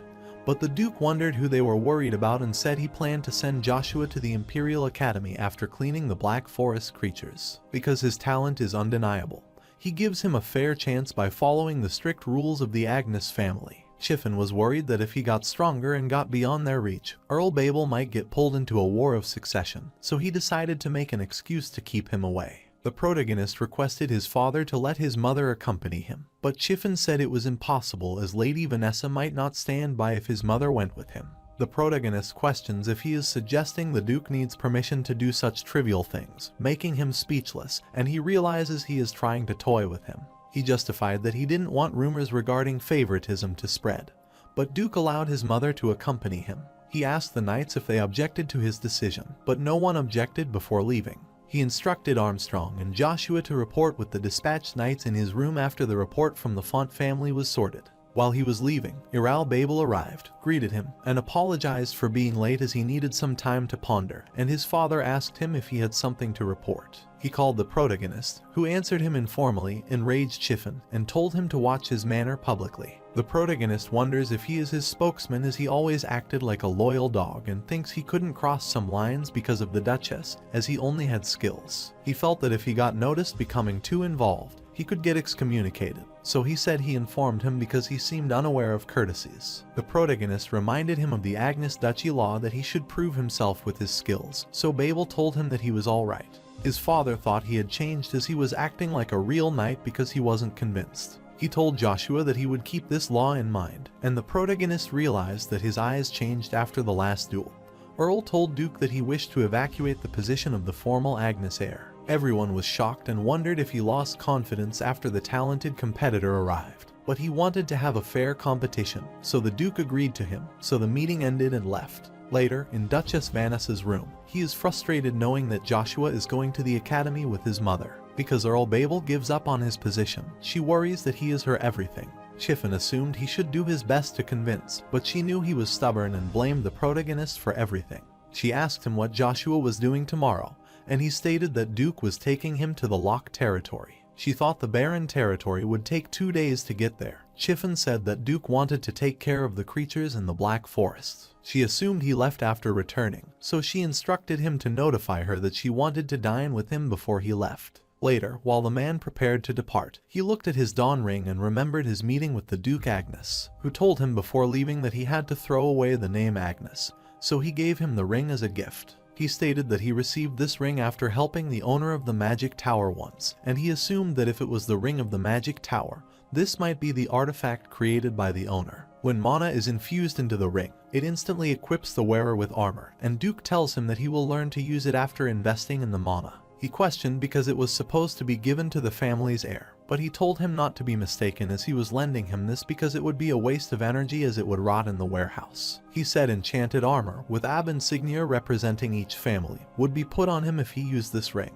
This would hide his identity from the insect, and his fake identity is now as heir of an anonymous viscount. He instructed him to select a suitable name, and he realized that the reason behind this might be not to affect Duke Agnew's house. The Duke asked him if he had resent him, but he didn't know about this and thought he would never expect to die in vain in the war between empires after 10 years. He barely saw Duke Agnes's face in his previous life, so he slowly forgets the resentment as time heals the wound. While he was still thinking, Caesar arrived as he heard that he was departing to the capital, Acadie, after the subjugation. He suggested visiting him as it would be helpful, as the imperial family could recommend a knight who would protect them to the Order of Imperial Knights, so he would be able to serve the imperial knights without taking the exams and could enjoy the privilege of eliminating 10 years of compulsory service period after passing it. He wanted to tell him that he was greedy, so he wanted to give them this offer, but he found them disgusting as their laughter was mixed with pretense and hypocrisy. But he had to join the Imperials to get another beloved weapon from his previous life because his gun was sleeping in the secret warehouse of the palace. He said he would think about it later because he was busy now while departing. He thought he wouldn't suffer like in the past, but he would suffer this time. In the lead of Duke Agnes, the Black Creature Forest was formed at a rapid pace. It consisted of a reasonably small group led by the Duke of the country, which is the group of the Order of Crimson Knights, and Armand, the best 4th-class mage in Agnes Duchy. Later, at the Castle of Locke Territory, Robin, the former senior knight, greeted him and apologized as he had to suffer even after his retirement. Viscount Vigo arrived with his daughter and greeted him, but Duke found him the pain in the neck. He scolded Robin as he didn't inform him. But Duke changed the topic, talking about his weight, and the protagonist wonders if he is terrible at reading the room. Viscount looks at Babel and thinks he become more handsome. Then, he looks at the protagonist and wonders who he is. Chiffon tells him that he is the second son of the Lord, and he thinks he is mannerless and wonders when Lady Vanessa has such a grown son. But he whispered that he was not her son. He was mortified and wondered what bloodline he belonged to, so he told him that he didn't belong to the noble family. After knowing that, he glared at him like a dirty kid. Duke gets frustrated as he looks at his son hatefully and asks if he doesn't have something urgent to attend to, but tells him that he prepared food for them. He says that his knights are strong and asks them for confirmation, but they say no. While he was leaving, Vigo requested to accompany him, although he was weak and wouldn't be much help. But he wanted to stand and watch because he was the landlord, and his knights wanted that, too. He asked him if his daughter would stay behind alone, but he said that she would help them. Duke was shocked to know that he would put his child in danger, but she also wanted to help him. She used magic, and a spirit appeared that made them, so he told them that he recently knew that she could use the spiritual arts. He thought it was the magic that only those born with spiritual skills could use. The sages are rarer than magicians, and he never knew he would meet one here. He never heard her name, but she looked familiar. The Duke decided to depart and instructed that his knights would lead and others would stay between them, and he thought that it would be good if he got a sage. The protagonist felt he would figure out about her while they were together, so he would remember it if it was crucial to his plan.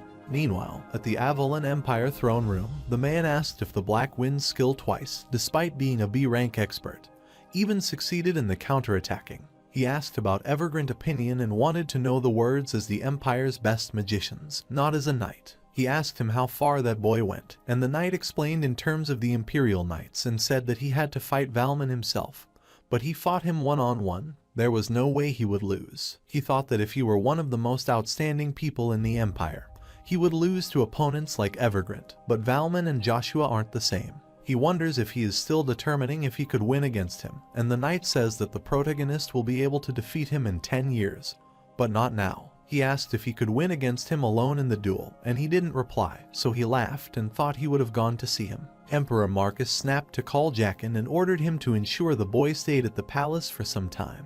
He told him that the prince was already making the preparations as the recommendation letter was delivered to the knights by him. The emperor thought that the 11th and 12th battalions were always unpleasant. They were a ragtag bunch that came because of recommendation. But he instructed him to report everything about him. He thought that if he was that talented, he was suitable for it while surrounded by the beasts fighting with them, and felt that he was screwed. They set up camp in the forest and were going to discuss the plan, but Vigo rushed to him.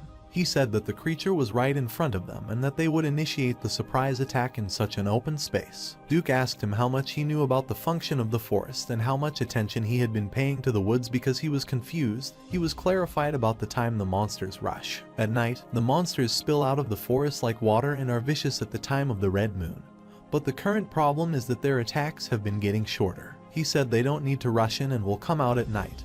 And Vigo was expecting this from Duke and didn't think about it this way.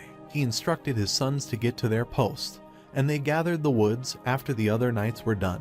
They left with him as he was still in progress. After they left, he thought it was his last chance and went inside the forest, holding his spear while Vigo watched him. Genesis Stone is a magic enhancement item that contains the power of creation, and it is believed that this stone covers every element, but the world has only discovered 5 of them. Those 5 are yet to be found, and they can enhance first circle magic into third circle magic, an item coveted by everyone. He remembered that in the past, there were Genesis stones in the deepest part of the forest. If he could find them, he would be able to control his abundance of advancement of power. An hour passed, but he still didn't reach the center of the forest and was stunned as he saw the black ogre that was blocking the path. He knew he needed to be at least a B rank knight to take it head on.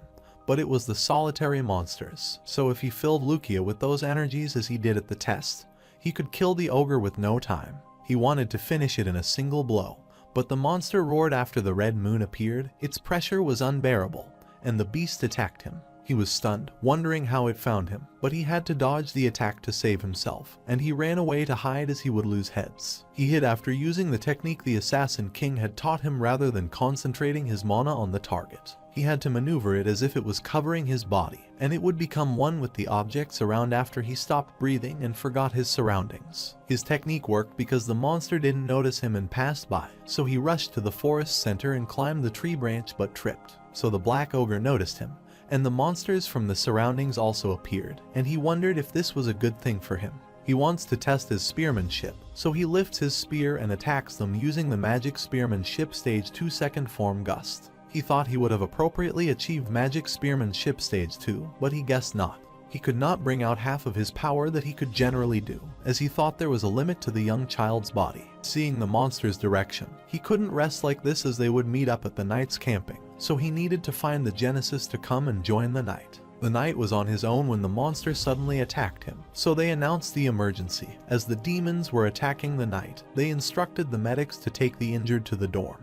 Babel shot the monsters, and one of the knights also killed them. He wondered who he was as he never knew someone skilled would be in the Crimson Knights. He heard the noise and looked back where 1,000 monsters were rushing toward them. After seeing that enormous number send a shiver down their spines, they wanted to retreat. Chiffon scolded and warned them they would receive heavy punishment if they left the campsite, so he ordered the Crimson Knights to form the line.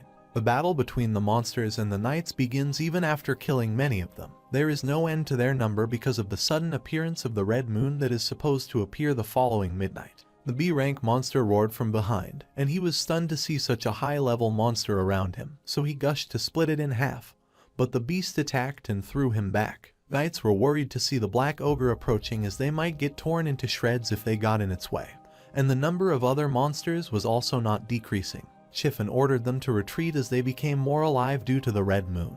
But Duke Agnes appeared and said that they shouldn't lose their composure, so he decided to take care of them, and with the slight blow of his spearmanship, most of the monsters died. While the remaining were terrified, Chiffon was stunned to know the power of one of the 9 stars of the continent, Master Agnes. After killing the monsters, he passed between them, reached the cliff, and looked down, whereas Duke killed the beast.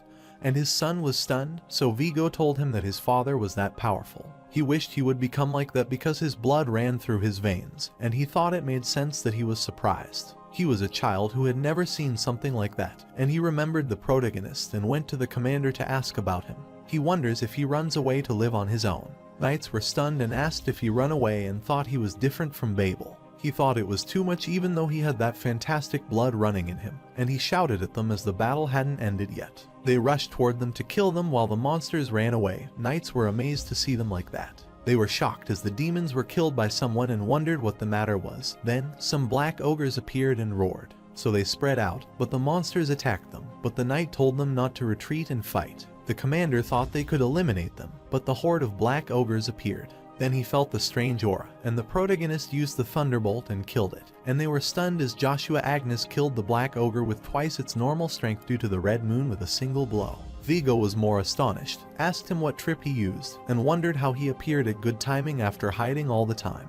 Because he did not want to believe this, he assumed that the Duke had killed it and ordered his man to go and help the Duke. They were also amazed by his timing and thought the Duke killed the monster because the ogre was challenged to defeat by the B-ranked knights. He doesn't want to be looked down upon, so he surprises them and rushes toward the monster to attack it. While thinking that although he became able to use Bronto's power of decree, he wasn't sure how far his body would be able to handle this and killed the ogre using the thunderbolt wind. Vigo was surprised, and everyone realized he killed the black ogre even though he was a C-ranked knight.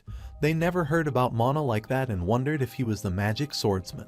Duke wonders how he is standing and assumes he doesn't want to show himself as weak. Armin realizes why he is keeping an eye on him because he is fantastic. He told Duke that seeing how he uses double casting that requires the higher class than the third class, he is the monster who can change the country's history. While talking to him, he left as he saw the protagonist collapsing while the beast was attacking him, so he killed the monster and embraced Joshua. He opened his eyes and looked at his father, thought it was not that bad, then closed it. When he became conscious again, he saw fire. The people were calling for help, and he saw Agnes Duchy and wondered what was happening, and the building was collapsing. He wondered if this was a dream, but it felt too real to be a dream.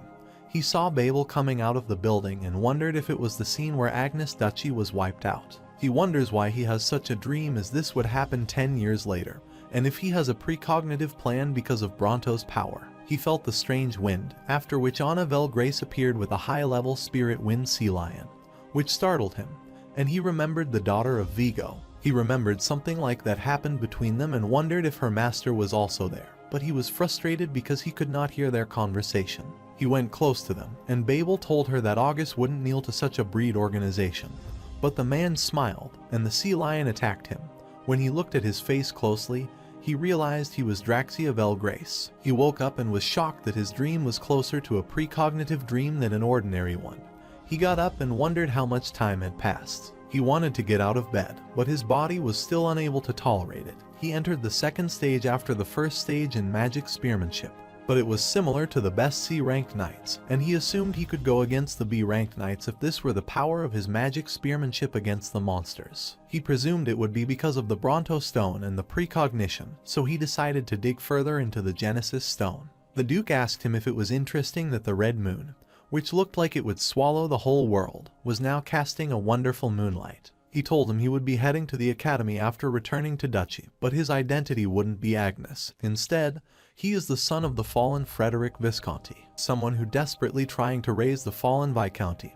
He agreed because it would do no good to him if he grabbed all the attention, as he had to focus on retaining all of his strength. Duke asked him how he knew the cursed name like Draxiavel Grace, but he decided to leave so that he could rest first, and they would leave and return to the state tomorrow. Meanwhile, in the secret room of the Loch Castle, Vigo asks the commander if the lady knows about him, and he thinks that she is turning a blind eye to such a threat. Chiffon told him that she didn't have the opportunity as Joshua to do the errands in the stable, but his powers suddenly awakened.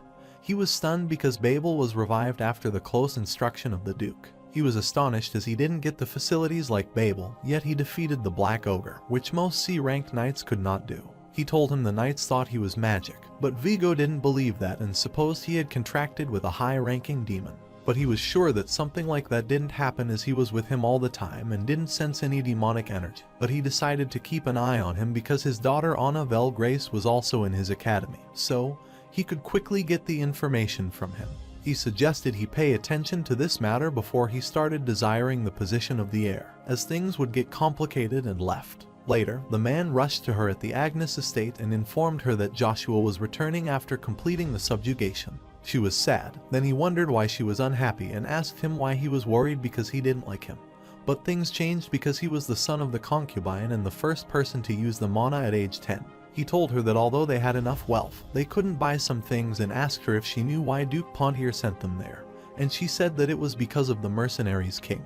He is the sword master of a commoner who rose to rank and is one of the 12th superhumans who could compete for the absolute seat of the 9 stars. But they were informed that he secretly joined the Marks Cromwell. He boasted the most incredible wealth after the Duke. They constantly butted heads, which came to the point that a battle about territory could break between two families. He told her that if the rumors about the engagement were spread, they could surpass the other party, so they were trying to engage her by engaging her with a label to get Agnes's help. But he still felt bitter about this. She wonders if she needs to ask him for help, but he tells her there is no need, as the pride of the noble family matters. He knows she is pretending to leave Babel, so he tells her not to sacrifice too much for her family. He told her to talk to the protagonist as the way she acted toward him didn't feel fake, so he wanted them to have a severe conversation, so she instructed him to arrange a dinner between them before he left. On the night when the Crimson Knight Order returned, a grand feast was prepared at the Agnes estate. Everyone was discussing his skill, and he started calling him his liege, but he felt uncomfortable. He wanted to refuse to take the oath, but he believed he would be that ignorant. The protagonist told him to head back as he tried to rest. After he left, he thought people wanted to learn from him, but he refused because he wanted to become his sword and was afraid he would become vigilant if he knew that. He remembered the painful memories of the betrayal in the past and grabbed his head. Then the man arrived and asked if he should call a doctor. After hearing he was okay, he told him that he had the dinner arranged by Duchess Vanessa, and that his mother Lucia was also attending. He entered the dining room and was glad to see his mother while Lady Vanessa talked to him. But he ignored her and didn't greet her. Chiffon told him to behave in a manner but glared at him. After her mother told him to greet her, he greeted her and introduced himself, but she was pissed off after hearing him use the name Agnes but decided to hold on since she wouldn't see him after today as he was going to the capital. His mother was stunned as she didn't know about this, so Chiffon told him that he was recognized as the knight, so the Duke was sending him to the academy. She was so pleased to know this. Lady Vanessa said that she arranged this dinner to congratulate him and rang the bell to set the food. The protagonist looked at the food and smirked. She told him to eat it, but he ignored it. Lucia instructed him to be respectful, but Vanessa thought that dinner might make them uncomfortable and said that she planned this dinner to grow closer to them, so she was grateful to her. While he was about to eat, he stood and apologized to her for not properly introducing himself and thanking them for taking care of them. But she didn't care, so she told him to eat dinner. She reached them, but they didn't accept her kind gesture, and he felt uncomfortable because they had more delicious and variety of food than her, so he wanted to have the same dinner. He encountered this method many times. The poison was cleverly put in their food and is of the type that isn't easily detectable and doesn't leave a trace. But she refused to eat with him, making the excuse of dieting. But he told her that she had a perfect figure that didn't need any maintenance. So she realized that he might come to know about the poison, and she thought he would suspect her of refusing again. He asked her what she was thinking and if she put the poison in their food. Chiffon talked harshly to him as if he was disrespecting him, but he told him that he was the one who was disrespecting him and asked if he forgot to whom he was talking. He could feel the killing intent from him, and the protagonist asked her if she put the poison in their food. Chiffon's reaction showed that, but he got furious and drew the sword to kill him. The protagonist asked how he dared to draw his sword toward him after putting the poison in their food, but his aura was unbearable. He didn't want to pull his sword as he was threatened about his growth in the future, so he decided to kill him. Meanwhile, the prince was reading the book in the garden when the knight appeared and showed him the letter from Agnes regarding his decision. He thought it would be insolent to open the letter, so he brought it to him and wondered if he accepted his offer. The knight believed he might have taken it as it was the place everyone dreamed of, but the prince read the letter, laughed, and thought he was interesting. When they were ready to fight, Duke asked them what they were doing. And then Lady Vanessa told him she invited Lucia and the protagonist for dinner because she heard he was sending them to the capital. He thought for a while and looked at the poisoned food and asked him how long he would stay like that, so he put his sword in the shield. Duke told Joshua to rest as they were going to leave early tomorrow, and he left with his mother. Vanessa asked him why he was acting like this. He asked her if she resented him, and she said yes, as he was paying extra attention to that commoner, and never once loved her because all he cared about was his family. She never complained to him because of their arranged marriage, but she didn't want to stand still if her child would be victimized, and she thought he would know basic courtesy. He was startled and asked her if someone who knew basic courtesy did something like this. They were shocked and asked what he was talking about, so he asked them if they thought he would never know about it. The protagonist went to his room and felt his mother would be sad because he didn't tell her about the capital and thought he was still worried. Kane told him to open the door and ask about the meal, and he wondered how he knew, so he explained that he had asked the butler because he wasn't in his room.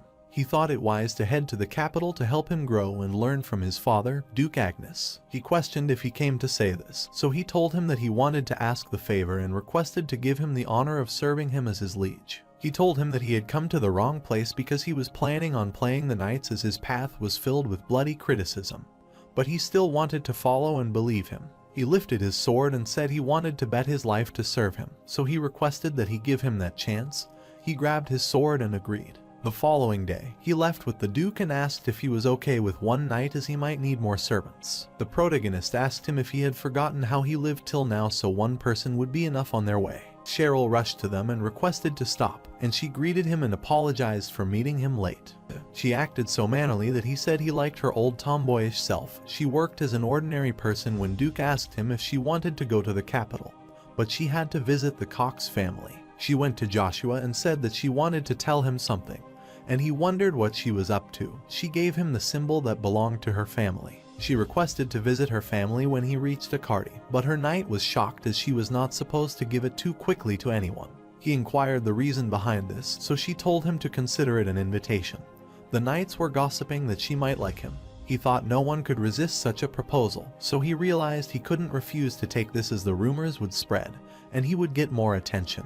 While he pondered, she pretended to cry and asked if he intended to humiliate her, so he comprehended that she might come to him prepared, so he accepted the symbol and hurried to leave. Before leaving, Duke asked her if he could also visit her or if this offer was just for his son. She said of course, so they bid them farewell and left. Meanwhile, at the Grand Imperial Palace of Avolan Empire Kataka, they knew about their empire and assumed they would reach there in 3 days. The knight told the king that Joshua rejected the order of the Imperial Knight. He was stunned as he dared to refuse the order of the most substantial empire in the world. He wonders if he thinks of himself as more capable of taking over the Agnes family. But the knight doesn't think this based on the letter because he said that he doesn't need the prince's recommendation and would obey the emperor's laws. He laughed because following the law meant he would defeat the honorable knights of the palace with his strength. 4 days later, at the Aenus family mansion in the capital, his mother was stunned to know they would live in such a beautiful palace. Cain thought that the villa had stayed the same even though much time had passed, so the protagonist asked if he had come there.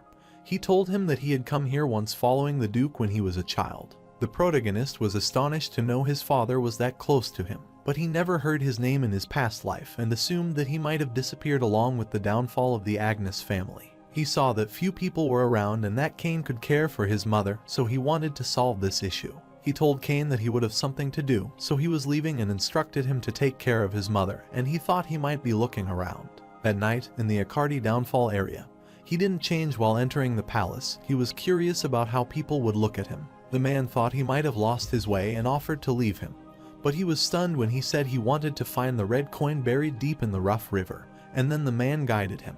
They entered the room, and the man told Ryan he would leave the counter to him. He looked at the kid as they were curious about why the kid was there. They entered another room and opened the secret passage. Joshua thought he didn't need to worry about the leak as they secured themselves that much. They entered the basement, and the man sitting on the chair greeted him. The protagonist thought he might be in a higher position because they were very polite. They entered another room, and he told him to sit near the seat.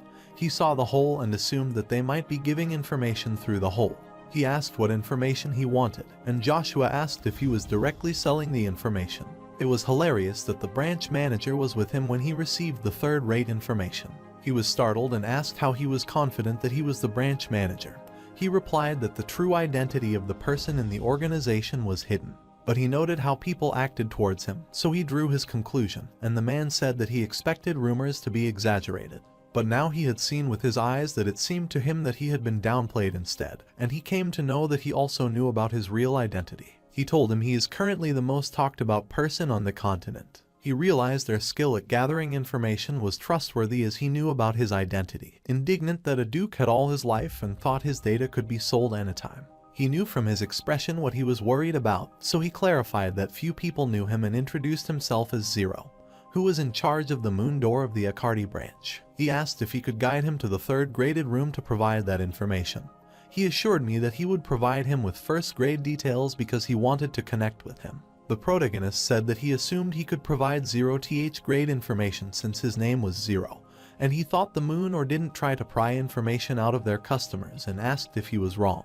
He was stunned and apologized and asked what kind of information he needed, so he told him that he wanted to know where the hero of the Orvis family was. Zero talked for a while and told him it would take a week for them to get the information. The protagonist thought the information was sensitive, so to avoid the problem, he put the bait to chomp them. He said that one who finds the red coin buried somewhere is blessed with the moon, and one who brings the symbol will earn a moon door. He was stunned as this legend was passed down to a few in the organization and wondered who he was, so he said that if he accepted his condition, he would find that symbol for him in 3 years. He wanted to hear his condition before making the deal, and Joshua said he wanted them not to leak his information and give him the info about Draxia Belgrace. 2 months passed, and he was training to regain his strength and was persuading his mother to move to another place.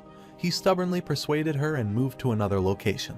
A week before his admission into the academy, he wondered why he didn't get any information when they told him to wait for a week and wanted to enter the academy because this might significantly impact his plan. While he was still thinking, he arrived and was talking to him, and Cain glared at him, but he told him that he knew this person, so it was alright. He told him it took a while because many people got involved, but he tracked it down, gave him the information, and read the information regarding the Orvis Count family. A long time ago, the family members were contemptuous because they were magic of Avalon, and the head defeated knights who were on the verge of mastering rank. This incident received much attention from King Terra several decades ago, and Radiant Orvis fell into ruin instantly by their own country's imperial family. He read the name Baron Accent, the great merchant of the night, written to it while thinking that Viscount Biggs was his brother and Count Rebecca arrived. Baron Provalium is one of the 3 influential underworld figures, and he greeted Veron Shenvillas and told him that the deadline for their promise had already passed. He told him that elves are so rare that they won't be able to get them so quickly, so he wanted some more time, although he didn't want to hear the excuses he gave him for 1 week. He assured him to bring them in that time and warned them that he wouldn't be able to enjoy many things in the capital anymore if he failed after he left. He thought his life shortened every time he met him. He had to make this impossible thing happen in a week, otherwise everything would crumble because he is the son of an influential figure in the military, and he will make this happen. While leaving, his man asked why he gave him a week as it would be difficult, but he said that intimidation is the most crucial thing the king needs. If Baron Provalium failed to get elves, he would trample on him when he reached the limit of his fear. He would become more obedient after he showed some mercy. Meanwhile, Count Rebecca met them after a long time and asked if he disturbed them, but he said no. The protagonist remembered that Pincel Jin Rebecca was an ignoble noble born with a weak body and a weak-looking appearance. Despite being from a noble family, he talked formally to everyone. Other nobles ridicule him because of this behavior, but he is the most respected noble among commoners. When Veron Shenvillas arrived, he went to talk with her. He looked at her carefully, wondered if such a beautiful lady was in the capital, and asked about her family. She didn't respond, so his man told him to show courtesy because he was the son of the Villa Marquis family. So Pincel Jin Rebecca moved her behind and greeted him. He said he didn't want his apology but thought he was not educating his daughter because she lacked courtesy and wanted her apology. Cain wonders why he is so unreasonable when they have never been acquainted and thinks he is asserting his authority while borrowing his family name. He went to her and ordered her furiously to show some courtesy, but the protagonist told him to stop messing around and thought his father must be concerned with his only son being simple. They get angry with him and ask if he wants to get killed because his man pulled out his sword. He tells him that he should know the weight behind his action because he was trained with his sword. He wonders what he is talking about, and she tells him to take responsibility for his actions and trembles at his killing intent. He asks his knight why he isn't attacking him, and the protagonist tells him that he is Ashven Friedrich because he keeps asking about him. Veron repeats his name, so he tells him he doesn't need to keep saying it since he will engrave it into his memory. Meanwhile, Anna was meeting a man whose father was out of his mind, and he asked her if something was wrong because it was an emergency summons. She told him the monster appeared in the Agnes Duchy, and he wondered if she was talking about Babel. She realized that news hadn't spread to their continent, so she told him that Duke had another son whose abilities surpassed Babel's. He was surprised and asked why she informed him earlier. She said to him that the words would spread out soon because the Duke was spreading it, and such rumors gathered and became an extraordinary power in a peaceful time. He thought that it said the world was at peace, but they are currently on the verge of erupting, and she said each country is accumulating its power. Although the citizens thought it was better, the reality is different because the accumulation of power must burst out. Every country masters would participate in a war. No country would wage war without a chance of victory, so information is necessary. He understood what she wanted to say, but one misstep could cause their plan to go up in flames. She had a plan for it and said that he would enroll in the academy and try to bring Joshua to their side. While at the restaurant in the capital, he asked him how he dared to meddle in his business and told him to kneel for forgiveness and then let him off with one severed limb. He told Mucker to make him knelt in front of him while attacking him. He thought he was a dead man the moment he defied the villa's family. He was defeated with a single punch, which shocked him. He beat him with a fist when he was a B-rank knight, and Joshua asked him how he should deal with him.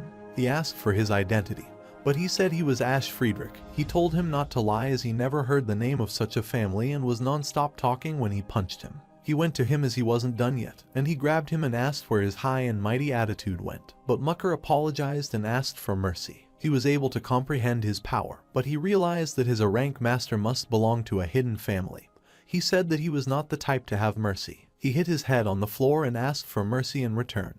He offered his arm as he didn't mind if he began to use a sword because he failed to protect his master. He remembered the man who dedicated himself as an idiot for his sake, but he wasn't the type to forgive his enemy easily. So he got his family ring and instructed the knight to tell him to come and get it after he became conscious, otherwise he would sell it. Cain thought he was always like that, but he told him not to follow him. Countess Rebecca was amazed by him and asked Iselin what was wrong.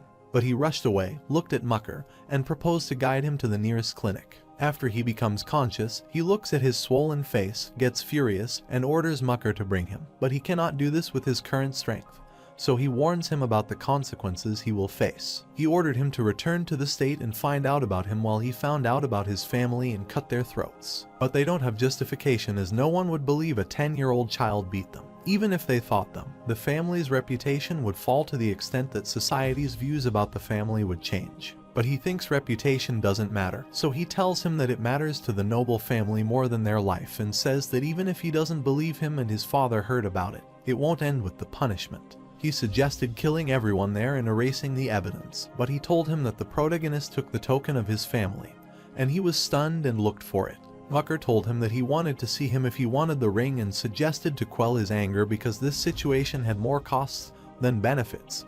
He asked if he wanted him to find him and apologized, but he told him to send the substitute. Cain asked if he thought he would come for the ring, but he said he would probably send the replacement someone of high enough status with no risk of information leakage. There are rumors that Accent Provalum manages the Knight of Accardi, and that he is the puppet of Baron Shen Villas, and he is amazed to know that it was all his plan, not anger. Lady Iselin arrived and thanked him for his help, but he told her that she didn't need to thank him because he didn't do this specifically for him. She still wanted to thank him because her family was going to fall due to this incident. He thought his personality was utterly different from someone who would become a future grand sorcery, and wondered how such a gentle person would become who didn't shed tears or blood. She was like an ice flower that exuded beauty even in the cold, and he thought her name suited her well when she wanted to testify for him as a witness. He told her there was no need, but he wanted her help in the future, and he looked out the window where the light was shining and smiled. Zero rushed away from there and was stunned to know he knew about him all the time.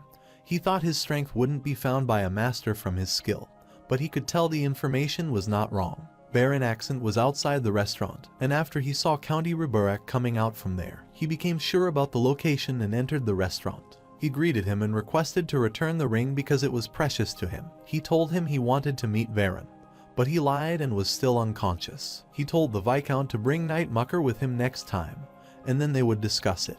He told him that since he accepted one of his requests, he should also accept his, so he told him to hand over the rings he was wearing. While returning, Cain says he is a monster as he extorts treasure without change in expression, but he thinks it a fair trade to get something equal in return for giving him a chance. He asked him why he wanted this ring that poorly, and he thought that, sometime before, beautiful elves fascinated him, so they started killing them and hiding in the forest. High-level magicians protected the woods by a barrier maintained by High Elf, who died, and only one High Elf remained was named Olunbus. Olunbus had a human friend from the Orvis family, Zerath Dick Orvis, who died while being tortured by humans to get their information, but he did not say anything. Olunbus, when they knew about this, went to meet the only disciple who was working as a servant, and she shed her tears, which seeped into the ring. Since then, this ring has been called Elves' Tear, and it was supposed to hold extraordinary power. Cain asked what he was wondering as they had arranged the mansion, and he requested that he return to Duke after enrolling in the academy. Cain assumed he wanted him to become Lucia's guardian, but was worried about him as he would be the son of the noble family without any attendants. He started facing the problem, so he would need him to take care of them, and he was worried because Baron Shen Villas was also in the academy, so that he would go after him.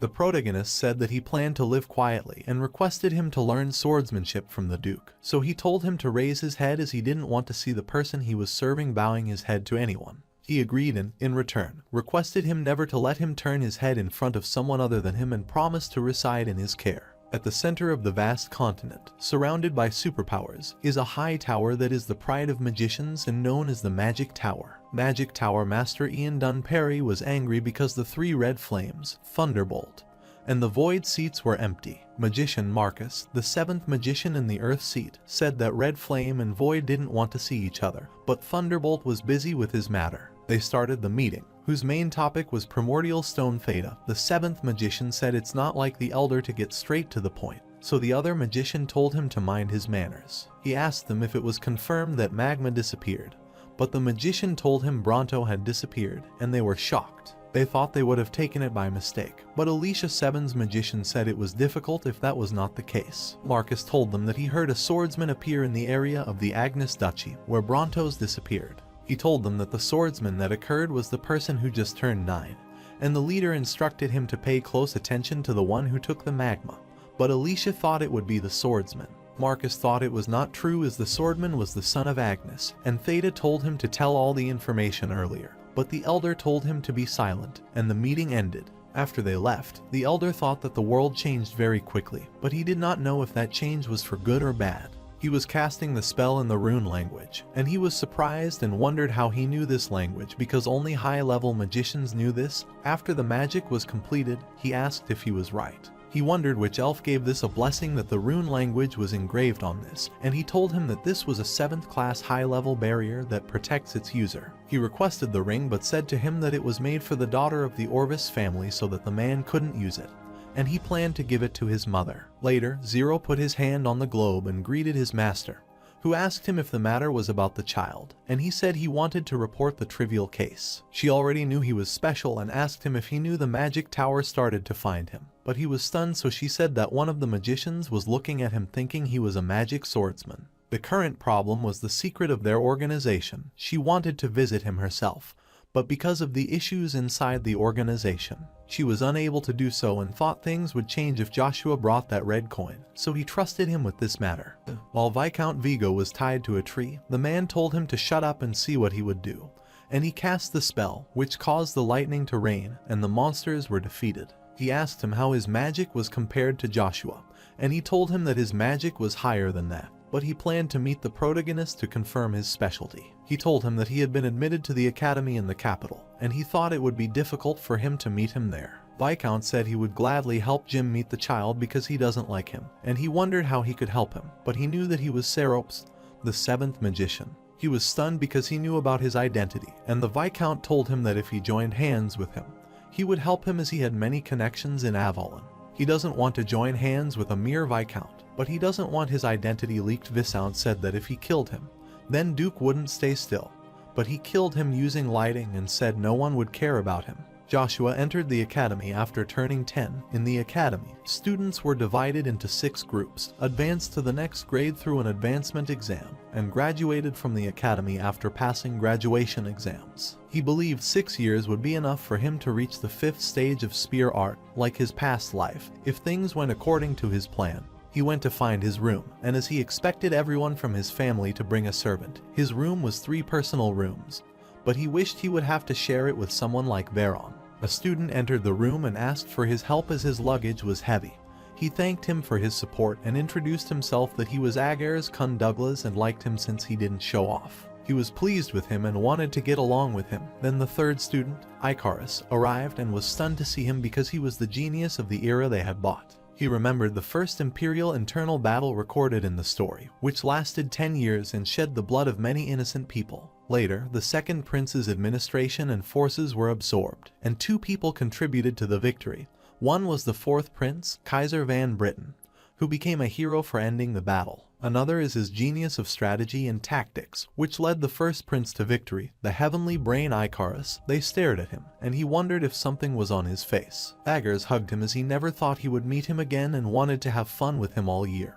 And the protagonist wondered if they knew each other. He harvested territory. The Baron couple, who couldn't have the child, adopted Icarus after seeing his talent, and he could not get rid of his commoner image regardless of his talent. The one who reached out to him for the first price, Kisser Van Britten, treated him like a person, and after hearing his story, he thought they were similar, and he went to greet him because he wanted to bring Icarus to his side. While at Duke's residence, she was looking for her ring and wanted to see her soon go to the academy. But Cain told her that he didn't want to go with him for fear of his identity getting revealed. He told her that her son was marvelous, and she was glad to hear this. The Duke came and asked what they were talking about. He told her to speak to him if she had any problem, but she said he was already very generous, and they left his man and asked him why he was letting her live with him, as it would make Lady Vanessa have treacherous intentions. He was aware of Joshua's skills but thought that Babel was also talented and a legitimate child, so there would be no bruise regarding legitimacy if he became the heir. He wondered if authenticity has to be influenced by the blood instead, and he wanted to watch this matter a little more. He asked about the authenticity of the legitimate son.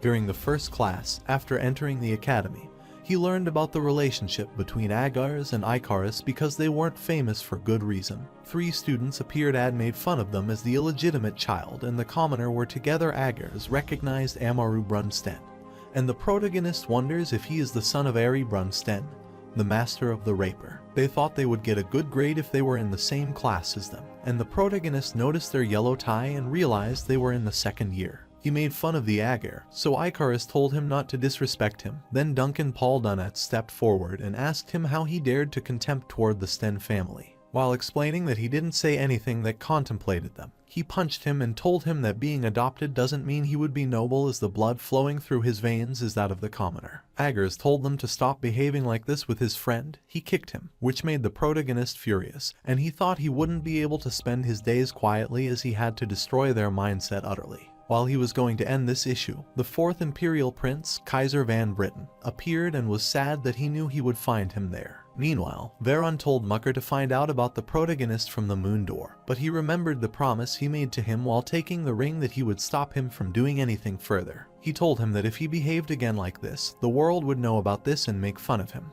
But he gets furious, throws his wine on him, and orders him to do as he said, so he is left with no choice but to follow his order. While taking his lecture, he thought that although he didn't plan to draw attention, he needed to do something to drag Icarus to his side. He remembers the prince who told him to visit the Imperial Palace before graduating, but he was already planning to do that because he needed something for the storage room. Agars was sleeping, so the teacher called him, and he wondered if the time for lunch had arrived. The class mocked him when the teacher told him to pay attention and continue the lecture. The teacher emphasized the importance of the sword, that most of the knights, including the Duke, used the sword, and asked the class why it was considered the greatest weapon. Amaru raised his hand and said that it was because all other weapons are trash, but the teacher said that from what he said, soldiers should also use a sword rather than a spear. Joshua said that from his perspective, rapier is the worst weapon, which made Sten furious because their family used this as the primary weapon. The teacher told them to stop fighting, but he asked if he was asking him to tolerate his family's mockery, and if they should fight to check which weapon was potent. The protagonist told him that fighting is prohibited between students, so he suggested sparring in the practical class.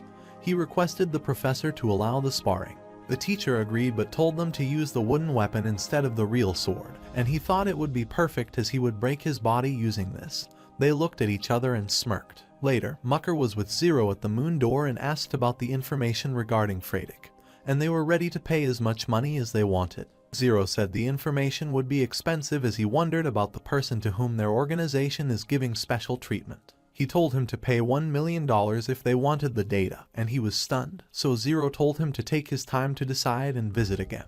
Zero thought that since they demanded so much, Veron would give up on revenge, thinking he is a strong person because of the protocol because Vero is a weak person.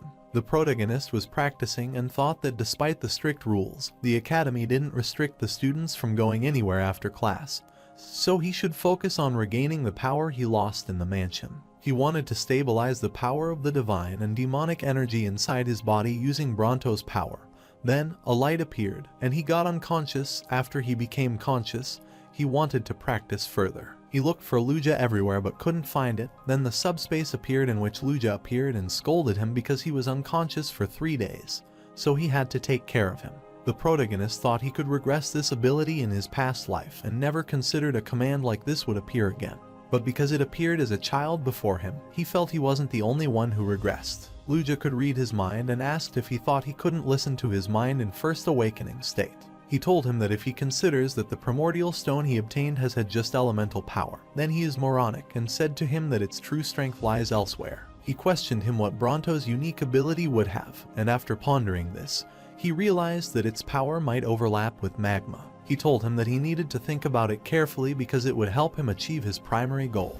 Joshua wondered what purpose he was discussing, so he asked if he wanted revenge. Later at the academy, Agar's and Icarus talked when Amaru-Brun appeared with his friends and bullied them because their roommate ran away on time and suggested they ran away too. While he was bullying, the teacher seemed to remind them of the rule that they should fight, so he left him. The teacher thought it was his mistake, but he felt he could take disciplinary action since Ash Friedrich was. While he was thinking, the protagonist appeared and apologized for the late arrival while he wondered why he would have his own grave, and the students hoped that he wouldn't be able to graduate safely because he shamelessly appeared after disappearing.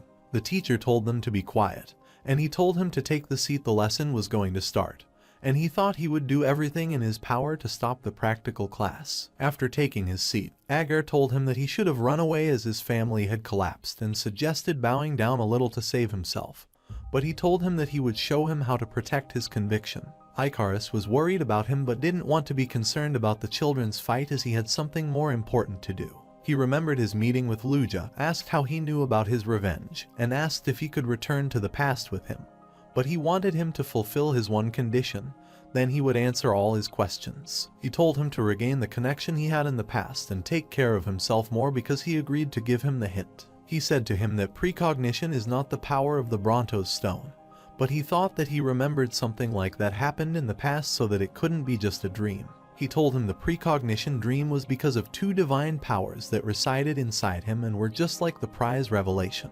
He told him that if he managed to mix his energies, no human would be able to face him, and he told him that the true power of Brontos lies in the growth. During the class, he asked the teacher that he shouldn't be thinking about glossing over the spar because he approved of this and warned that he would have to face the power of his family. The teacher was aware of the family management principle and knew he couldn't prevent this. Amaru told the protagonist that he wouldn't let him go and would take this opportunity to engrave into him how trash is the weapon he praised. He also didn't plan to give up on the spear later. Students were rushing to see the spar at the academy's small drill hall. A student thought he was pathetic because he was using the spear. Icarus suggested he apologize as he wouldn't be able to win against him even if he did. His family couldn't stand it.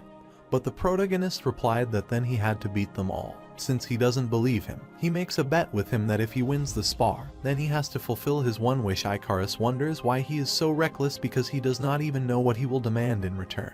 The teacher told him to stop since the time the duel started, and the duel commenced while the students were cheering him.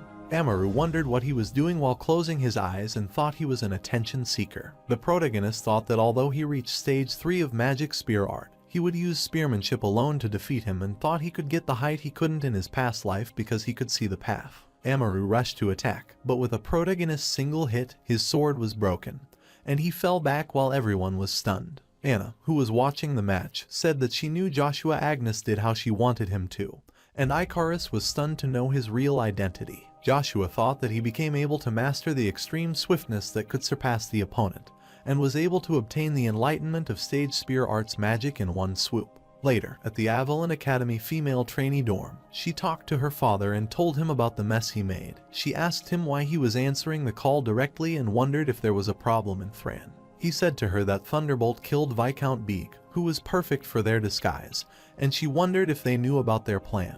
But he said that it seemed Joshua had obtained their valuable item. She told him that he caused the fuss the moment he entered the academy, and he found it interesting and thought Agnes would change the heir from Babel to him. She wondered why he would do that when he wasn't even his legitimate child, but he said he wouldn't prefer his son to someone else. The teacher called him and asked who he was because the members of the Friedrich family wouldn't use such a high-level spearmanship, but he didn't disclose his identity. He told him this should be played off as a mere dispute between children, but the story would be different because he defeats him in front of man and noble children. He was ready to take full responsibility. The teacher said that last year there was a child with the same mindset, Simmy's Kun Douglas, and told him that even in the academy, the students have a hierarchy between them based on power. He told him that they would now endlessly harass the children of weaker families, and he asked him if sitting idly when the students use violence is something that teachers do.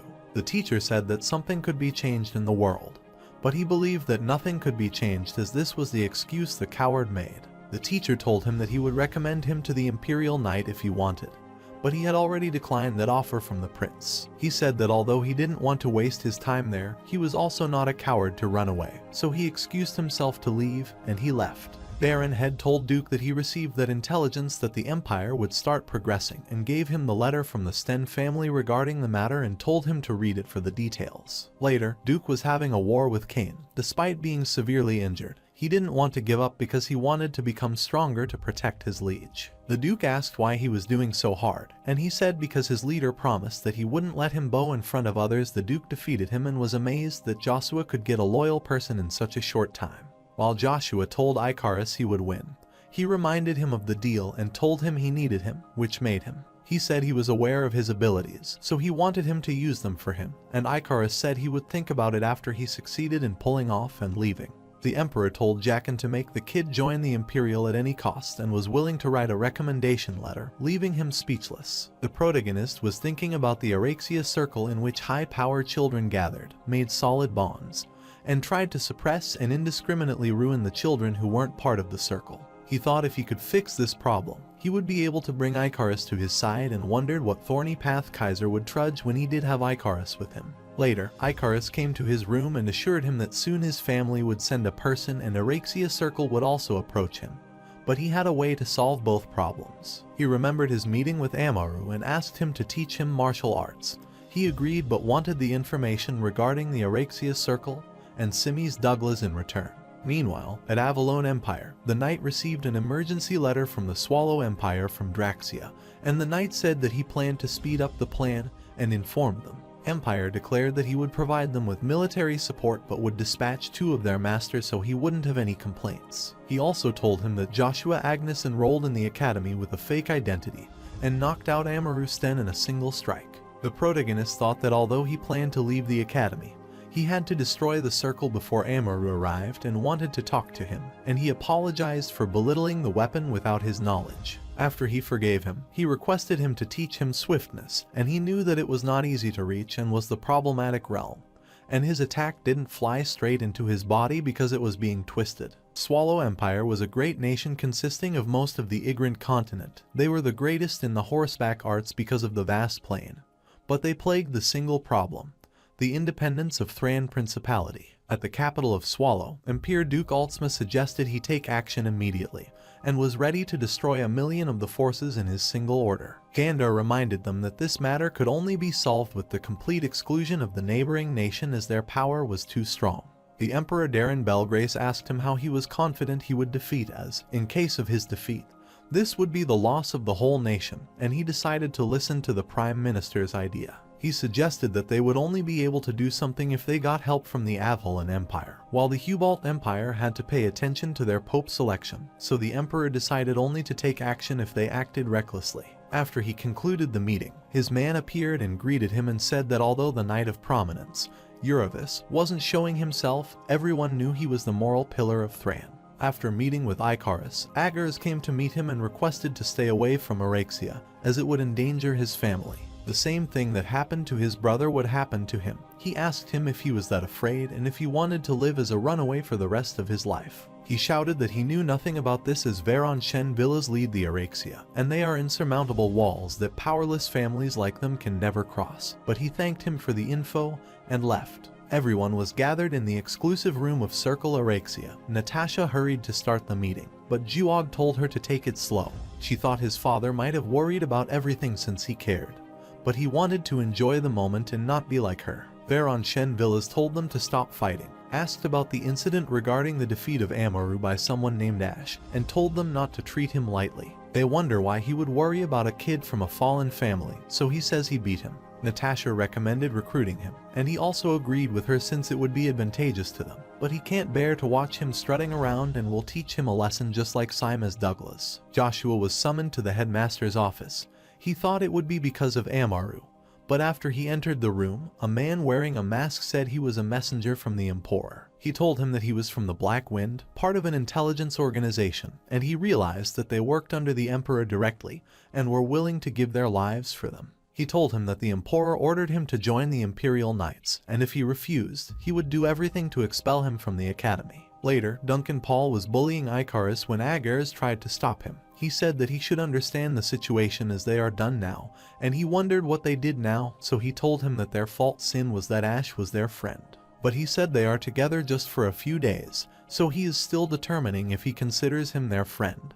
Then Veron appeared and said that he likes to meddle in other matters, so he would capture them and call him. He said that he needed to do as he did in the past, and he remembered how his brother got beaten because of him. He also remembered what the protagonist told him, so he got furious and rushed to attack him, but he punched him. Icarus thought they were pathetic and asked if taking one hostage was the best the nobles could think of after not being able to beat one person. So Veron went to him and kicked him and said that in this world, the most substantial prey on the weak. If they eat quietly what they feed them, this wouldn't happen, and wonder how they couldn't be furious when they tried to change this principle. Joshua arrived and said that he broke his promise, so he would make him regret it because the sin of laying his hand on his friend was worse than he imagined. He told him to stop as he had the authority to change the fate of their families. After he stopped, he was glad because he understood his place, and Juog asked if he were sure he would be able to face every single family present. Natasha said that they have 12 families there, so even the children of the 5 Duke wouldn't be able to do anything. But the case would be different for Duke Agnes. Veron wondered if he would return the Dawn Ring to him as he would be aware of it, but he says that he doesn't do filthy things like that. He said that this ring was completely different from what he knew, because after pouring a certain amount of mana in, he could gain power more potent than Mucker's, which would be enough to defeat him. He draped the armor and said he would show him how foolish his action was, while Juog thought he should also try to persuade his father to get a B rank mana like him.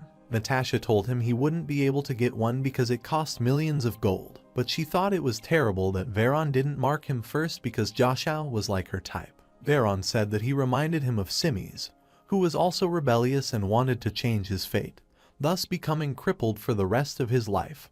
This made Agars furious. The protagonist moved toward him, showed him his mana, and said that he brought this on himself after he heard the Dawn Ring.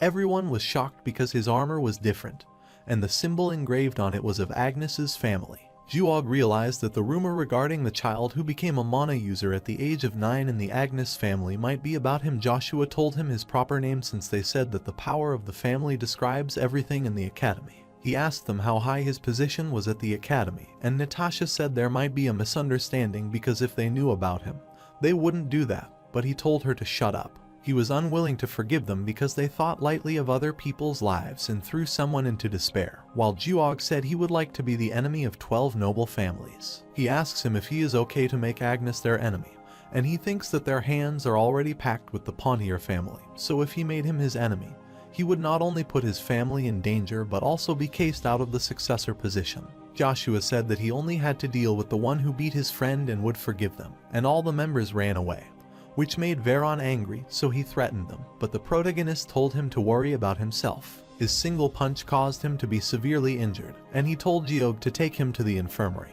He said that he would regret this moment. Natasha told him to take Veron to the infirmary first. He apologizes to them because this happened due to him, although Agars was surprised Icarus wasn't, as he thought it was strange from the start. 9 out of 10 students in the academy hid their true identity, and he felt he was a top-notch strategic because he had the guts to speak his mind, even knowing the other person's status. He looked at him and smiled, so Icarus asked why he was staring at him this way, but he was startled when he said his eyes were beautiful. The Thran Principality is a small country under the rule of the Swallow Empire, and King Anthony dedicated his life to the independence of this country and passed away at the age of 72. His daughter was crying when Uravis told her to let him out while pointing the arrow at his body. He remembered that he had left his daughter and Thran to him before dying. He burned his body, and his daughter decided to follow his father's will, so he told Uravis to see the matter from now on, and he promised to dedicate his life to this country. He thought he should take the Magma Stone to face the Magic Tower and Swallow Empire on the other side. Jackie Steropes reached the Avalon Academy. The protagonist thought he had to quit the academy soon and go to the Imperial Palace because he had to find something from the storage. While thinking, he appeared and introduced himself. He said he came there to get the Bronto from him, but it was not the right place to discuss this matter, leading them far from the academy. He was prepared to fight and asked if he thought he could obediently hand over the Bronto to him and attack him because he was confident that he wouldn't lose against a mere magician.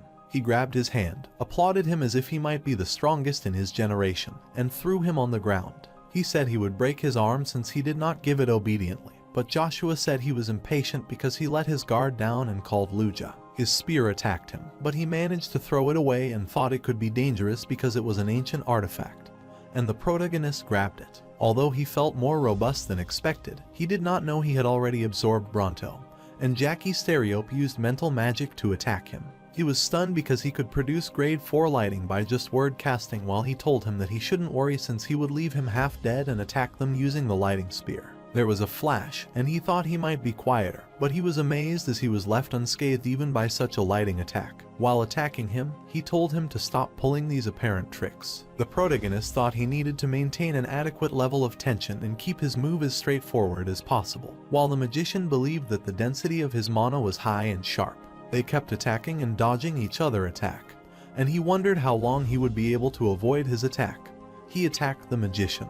The magician said he heard nothing more humiliating than losing to a magician, so he wanted to let him taste it and pound him using lightning strikes. He takes the head on and can tolerate it, so the magician is surprised but tells him that this is his last chance to hand over the Bronto because he feels significant guilt while harming talented children. The protagonist was stunned after seeing the lightning glares surrounding him, and the magician warned him that if he didn't give him the stone, these spheres would attack him. But he wasn't afraid of him, so he closed his fist. Before the sphere could attack him, he used a violent gale and managed to withstand the attack, which surprised the magician. His lightning sphere didn't disappear, and he was disappointed to see his ridiculous expression because he was expecting more from him and used Rune's flare to attack him.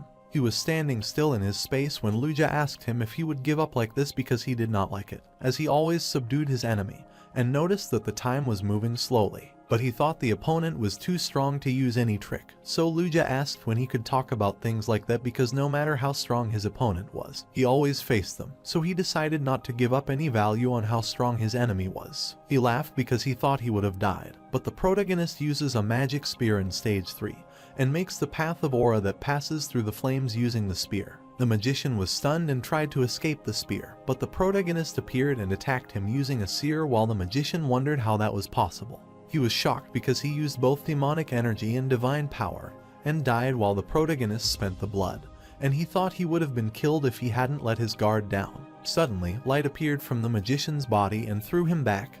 He thought this was his end, but Luja told him to cultivate his mana before the magician's mana circle and went into berserk, so he developed his mana and absorbed its energy. Later, at the Academy faculty meeting room, they were discussing the admission of Joshua's Agnes that was carried out covertly. Baron Segerdum said that no student revealed their origin and caused trouble among students before. They didn't make the deal out of it because he is Agnes's son. They thought if they continued to covertly admit the student, the Academy's reputation would be targeted.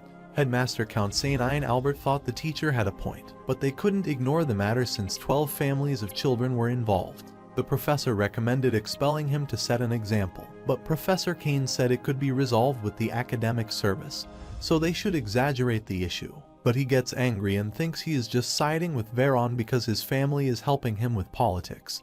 He asks other teachers for their opinion, but they do not respond. He asked the headmaster for his opinion as no student should be expelled without listening to their circumstance, and thought he should be praised since he disbanded the wicked act of circle orexia. Professor Segerdum said that he should be ashamed for supporting him, but the professor said that they should be the ones to be sorry since they didn't act like a professor and kept quiet because of the money or fear of power. Count Ari Brunsten, who was with Duke Agnes, agreed with Professor Kane, and the headmaster was stunned to see their sudden appearance. They wonder why they are there, so Ari Brunsten says he came there because of the commotion, while Duke Agnes says he came there as a parent because the Academy student would be the Empire's future. Professor Cecil asked him if he came there to cover his kid's mistake in the special admission, but the headmaster told him to be careful of what he said.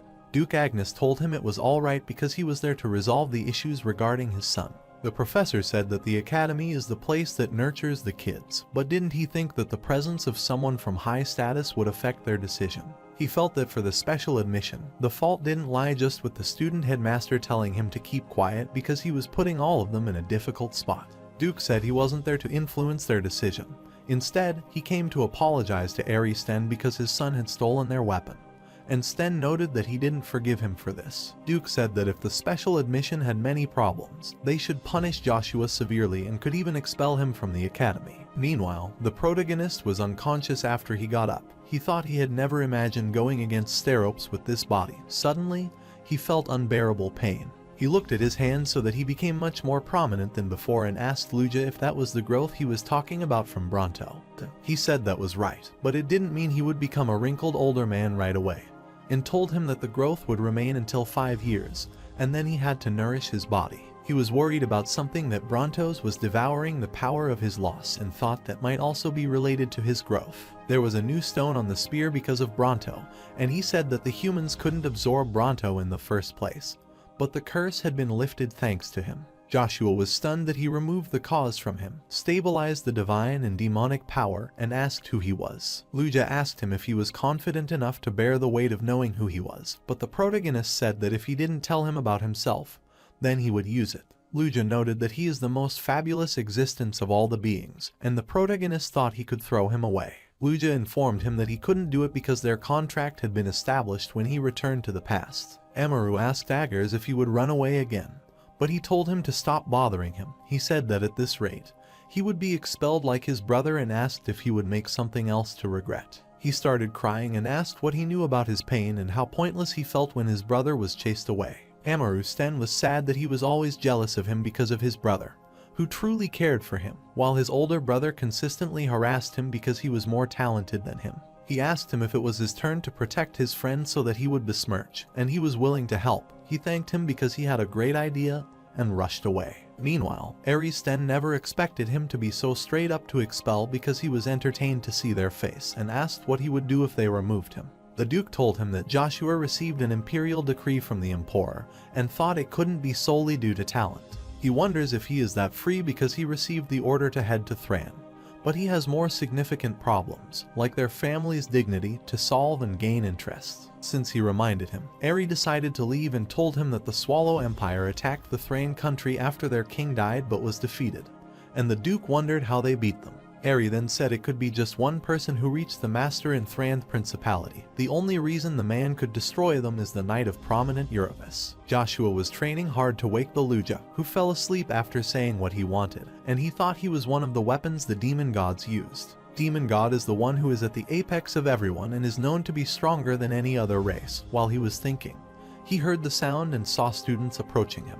They told him that the school was in uproar because of him, and they told him that they gathered together to oppose the school's punishment toward him and that they would file a petition to oppose the penalty. He started crying after knowing they were all there for him while Aggers looked at him because he was crying, and Icarus wiped his tears and felt he had gotten taller. Professor Segardum was angry at the headmaster for not punishing him because it was the best, as he had been offered the position if he managed to take care of the matter. The headmaster would be appointed chancellor because all the families supported them. He said they needed to keep a check on the Agnes family since the mercenary king sided with the Cromwell family, and the Pontiel family sent Cheryl to the Agnes state. He suggested leaving the matter to him because hundreds of students set the petition to punish him while they were still discussing. Professor Cecil arrived and told him that students were protesting, so he should check it. Segardum said they knew the student would protest to survive and assured him they would rectify the issue. Still, the professor told him they were protesting against the academic circle Araxia. The students were protesting to disband the Araxia circle and not to punish the protagonist Natasha, who was watching this, asked the professor how they would silence them, but they were sure they could silence such commotion. Professor Kane arrived with Joshua and said they wouldn't be able to weasel their way out of taking responsibility because students' futures would be destroyed if they did this behavior. Professor Segardum asked if they had any evidence, so Kane said that he witnessed what happened to Simites because of their ignorance, and that he couldn't be a hypocrite after acting like that all this time. Joshua said he would take full responsibility for the special admission, but would clean up all the filth in the academy. Juog said that he heard he was an illegitimate child and told him to keep silent if he didn't want to cause problems for his family, but he said that it had nothing to do with the Agnes family. He told him that he would show them three in particular that there were consequences of their actions while he was shivering and said that his family wouldn't let this slide. Professor Segardum asked the headmaster if he would watch this all, so he said that Professor Kane was right because something filthy happened at their sacred academy. He told the headmaster that he would lose his position if he acted that way, but he said that position doesn't matter, what matters is how they work in that position.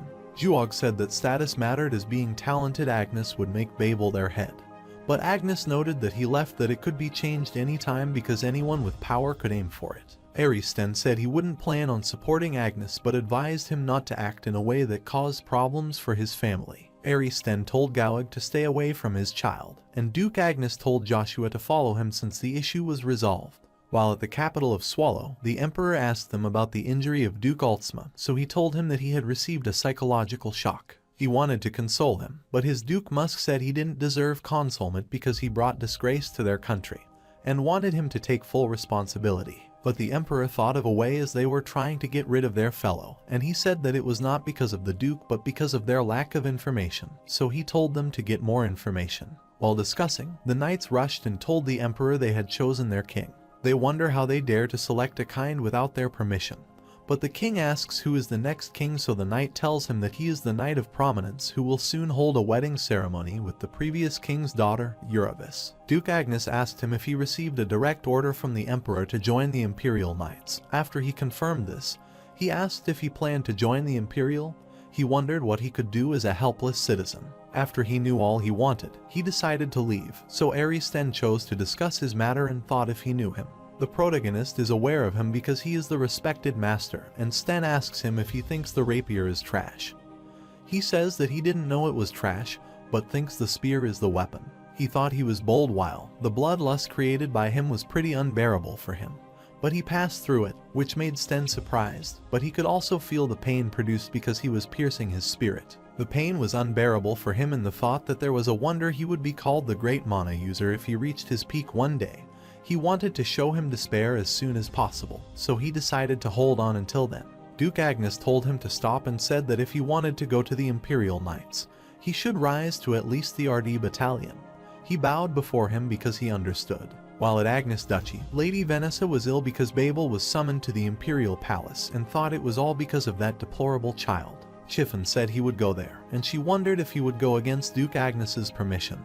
He noted that despite waiting for his death, it would be better to go there directly. She thought the Imperial Palace was dangerous, but he grabbed her hand and told her not to worry because he had also been there. The protagonist was practicing, and though he never knew that Count Sten was that lunatic, he got goosebumps and thought his father would have told him to rise to the 3rd Battalion because they were granted peerage empowerment. He realized he was telling him to set a new peerage, leave the Dutch Agnes, whose successor is Babel, and make a new family. He noticed someone present rushed there and thought he might be mistaken, but he appeared and said he was genuinely amazed because he was confident he wouldn't be discovered this time. Zero said he would be unable to find the information about Draxia for some time because he was leaving Arcady as he was the only person who could find the information. He confirmed if he was going to Thran and wondered how he could deduce that from hearing a few words. Joshua told him he would also be busy. As he was summoned to the Imperial Knight, he couldn't find the red crimson coin for the time being. His intel told him that the Darksia family had some connection with the Empire family of Avalon, but he wasn't surprised because he already knew about it, and Zero wondered how he knew about the Darksia's relationship with Emperor Marcus. Joshua was stunned to learn that because he thought Draxia had a relationship with the 4th Prince, and he asked if their organization believed this all. He considered it information with high credibility. He realized that the Emperor was trying to intervene with the Swallow Emperor, kick out the current Emperor, and insert Draxia, an undefeated battle god and swordsman with master skills. Regressed was fighting with the soldiers and injured them with a single blow, so the knights made the Amna barrier to protect themselves. He was thinking about attacking them with an exciting skill when Duke Tremblin arrived and attacked them. He clapped on his smooth attack, which struck him every time. Duke Tremblin suggested that he be more severe because they were in enemy territory, so he shouldn't relax, but he wasn't worried as he thought he could go to the Swallow Empire and bring Emperor Verona's head. He tells him to be serious about this, but he is irritated by him and thinks he is boring as Duke Agnes's side is much more entertaining, especially when he thinks of showing Joshua the taste of defeat. The Duke told him to move according to Draxia's order, and he said yes because he wanted to become the Emperor of Swallow. He understood what Evergrande warned him about because Sten was quiet and unpredictable. Later, at Avalon Empire Academy, he went there to say his official goodbye when Icarus said he wanted to be his attendant. He asked the fundamental objective behind his insistence to be his attendant, and said he wanted to prove his worth to him because he told him to become his person. He thought he would be someone so great, disregarding his name Agnes, so he wanted to prove himself standing next to such a person and requested to decide how to use him after that. But he refused his request. He wondered why he refused and asked if he considered him useless as a servant. But Joshua told him he didn't want to waste him on himself and instructed him to show his worth by correcting the academy after he left. He allowed him to use his family name if he wanted and to obtain the vast knowledge from the academy that would be helpful to him. He doesn't want his people to be his servants. He is glad and promises to show his worth in this academy. Meanwhile, Yorona Belgrace was looking at the flowers when her father arrived and was pondering, so she asked if he was thinking about Uncle Demero. He wondered if the citizens would be happy if his brother succeeded to the throne, but she told him they would suffer more. She didn't forget the smile on the day he succeeded to the throne. He was the best empire for them, and he thought but could not forget about him. While they were talking, a warrior appeared and said he received an emergency message from the border guards that Thran Principality had assaulted the baker's estate. They executed approximately thousands of border guards, and they were as shocked as they ever expected this. At the residence of the Imperial Palace's first mage, he put his hand on the globe, and the Magic Tower Master, Ian Dunperry, appeared and asked if he was having any problem at the Imperial. He told him that he had made the wrong decision in supporting the fourth prince, as it was most likely the first and second prince to succeed to the throne, and suggested that it was not too late. Knight thought that when he first met him, he felt something inexplicable, and Master Ian told him that he had contacted him to offer the proposal and said to him that Jackie Stereope was killed, and he was stunned. So he wanted him to be the next Thunder Seat but declined the offer because of his second objective, which was to get the Avalon Empire Imperial Treasury, which contained Jade Stone.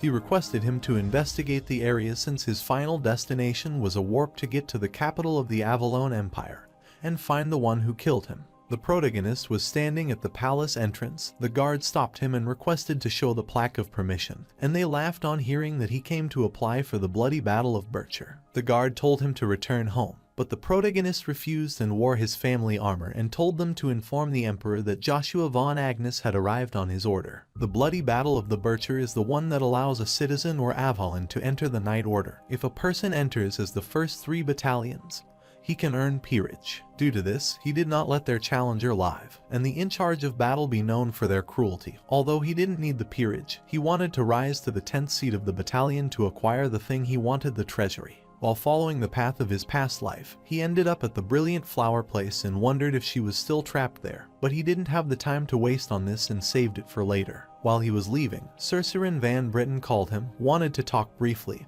and never mistreated him. He remembered that when he first came there as a mercenary, she treated him kindly, and he was grateful to her. She asked his name, so he introduced himself. Meanwhile, at Swallow Imperial Palace, the Emperor ordered to put off the ambush till they identified their true enemies, but the Duke thought they already knew that they did this, so he wanted to act. Prince Lucifer arrived and called them idiots who were just using the power, and he asked them which nation would benefit from this situation, and he said Thran. The prince said that's why he was saying they needlessly take up their seats, because Thran is busy stabilizing their interior after the selection of King Eurovus, so they don't need to make such a preemptive attack. He asked who else could do that besides Thran, so the prince told him to use his brain, and the emperor said that all other countries would benefit from this, specifically the Avalon Empire. While at the palace of the Avalon Empire, the knight told the emperor that the Swallow Empire didn't make any move after their attack, and he thought they might be observing the situation. The emperor thought it might be because of Veron, Belgrace, and Geezer, and thought they would have a better relationship with them if Demero were their king.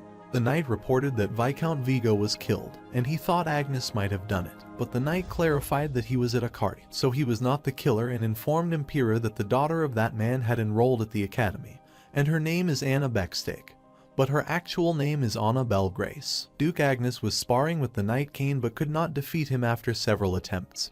He told him he had much more to learn, but it was not done from his side. Duke thought his movements were mesmerizing, and he attacked him multiple times but failed, and the Duke remarked that although he was fast, his attack had no weight. Baron Head greeted him and informed him that Joshua was headed to Imperial. He was stunned and furious while Cain was attacking him, so he struck him so firmly with just a branch of wood that it surprised him. He approached him and asked what he thought about his liege action because he went to Imperial without saying a word. He thought it was a light spar, but he told him not to misunderstand because it was Joshua's request, and he wondered what kind of cruel request he made. He attacked him, so he fell unconscious. Baron Head requested him not to vent his anger on the wrong person, and the Duke asked him about the 12 members who received the severe lesson. He reported that no family protested other than the Marquis family, who had a single heir, and he asked for his thoughts regarding preparing for war in case they intruded on their territory. If they don't, then the chances of their family discussing this at the tremendous noble conference is high. And he thought this would bring greater humiliation to him because he had to make up a sort of excuse personally despite being 9-star. He doesn't mind it because he doesn't like to scold his son for doing good work and decides to discuss the matter with the villa's family. He received the information that Babel was coming to the capital because the emperor wanted to know how much he had grown with Chiffon. And he was surprised to know this. While they were on their way, Chiffon told him that he didn't need to worry because the emperor might want to see his progress. And since he seemed tired, he said that they were all supporting him. He questioned how a child would behave if he knew that his birth father and current father are different, and thought what he blunted out because he was confused. Babel replied that he should live his life to the best and give happiness to his father, and Chiffon commented that he had grown up as a better person and smiled. Cicerone called him, and he asked if she thought he would be from a noble family, but she said his name was beautiful, because it's the name of a flower that possesses beauty even more extraordinary than a fully bloomed rose. He said to see the person with the tragic fate and remember that Emperor Marcus has the name Severine of Blood, who ascended to the throne by creating a pool of blood before raising the throne. He killed all his competitors and had no male siblings, and people were afraid that Britain's bloodline would end and made a decision that was the worst tragedy. Emperor Marcus' political objective birthed the princess, who would fulfill his ambition, but she was born blind but could see through the eye of the mind. He wondered if he could do the same thing as her. She felt so sad that she started crying when her servant appeared and told her it was time to head to the palace. At the Emperor Marcus' villa, he meets Annabelle Grace and asks her if her father liked the gift they sent, although they do not get results. He told her that the people of Continent said that if they had Agnes, then Swallow Empire had Prince Lucifer, who is challenging to deal with, and asked if they had any plan. She said that he was not sure, which made him angry that the blood-lusted energy that emerged from his body was unbearable for her, and he asked how she dared to utter a word impossible after assuring him about the success. She apologizes to him. He changes the term and promises Duke Peerage instead of Marquis Peerage, and she wonders if he is thinking about killing the soldier and thinks he is a complete lunatic amused by the blood. He told her to inform the War of God that he had nothing to worry about because his plan had deteriorated. A meteor plan needed to be prepared, so he ordered them to devise a plan. While the magicians were looking around to find the trace, they found dust everywhere. The other magician suggested he close his eyes and feel the air. After closing his eyes, he felt the mana void and realized that it might be either created by a supernatural power, or when a mage of class 6 or above receives enough damage to his heart. They figured out that there was a high possibility of him being killed by someone who possessed Bronto, so they decided to follow the traces of Bronto to find the culprit. Cicerone Britain asked her servant if she had heard of the name Joshua, and she replied that she listened to this name because the knights were talking about him as he had recently entered the empire. She told him that nobles don't think highly of them because 2 talented kids appeared in the same family and had a high chance of becoming one of the 9 stars in the future, and she was amazed. He was at the Imperial Knight 11th and 12th Battalion Drill Hall, where the battalion was sparring, and they argued with each other regarding their level. The 12th Battalion said that they both are treated the same by superiors, so he might not think highly of himself.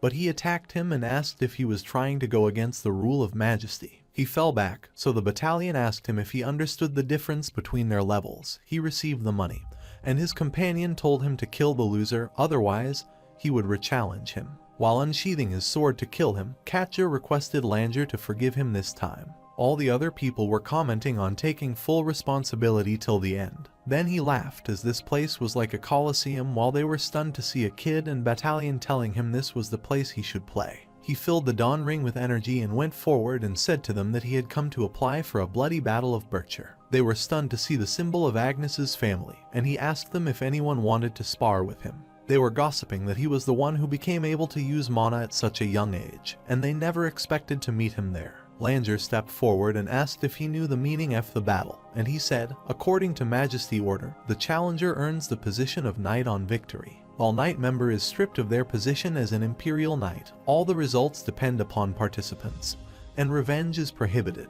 He asked him if he still wanted to participate after knowing all this, and he repeated that he came to apply for the battalion and asked if anyone wanted to comply. But they didn't want to hurt the son of Agnes's family. Langer wondered if he had to step up because the battalion commander was away, and he looked at Katja, but he held his stomach, saying he got hurt during the spar. They were not stepping in, so they decided to agitate them by targeting their skills and assuming that they were nobodies because they got scared after seeing someone at a higher level than them. They were holding their anger, but Catcher was very frustrated and came out and became his opponent, but told him not to blame him if he got injured. Everyone cheered and told him to teach a lesson so he wouldn't run his mouth while preparing to attack him. Langer told him to back out because rank aura can't be defeated by C rank mana, and he showed his aura, which stunned them, and asked them when he said he was C ranked. He thought he was showing him the artifact and borrowing the power of his family, and nothing more, and even his aura was fake. But he told him to confirm it himself and asked if he got afraid after seeing his aura and called him a coward. He was frustrated and attacked without thinking, but the protagonist attacked him with high energy. Langer was worried about him and thought he should first figure out his opponent's strength rather than attack. He was surprised to see him completely fine and saw the vice captain who blocked the attack, and Joshua recognized the vice captain Viper Bison. Viper Bison told him that an official battle captain or vice captain should be present there, so he asked him if he was canceling the Emperor's order.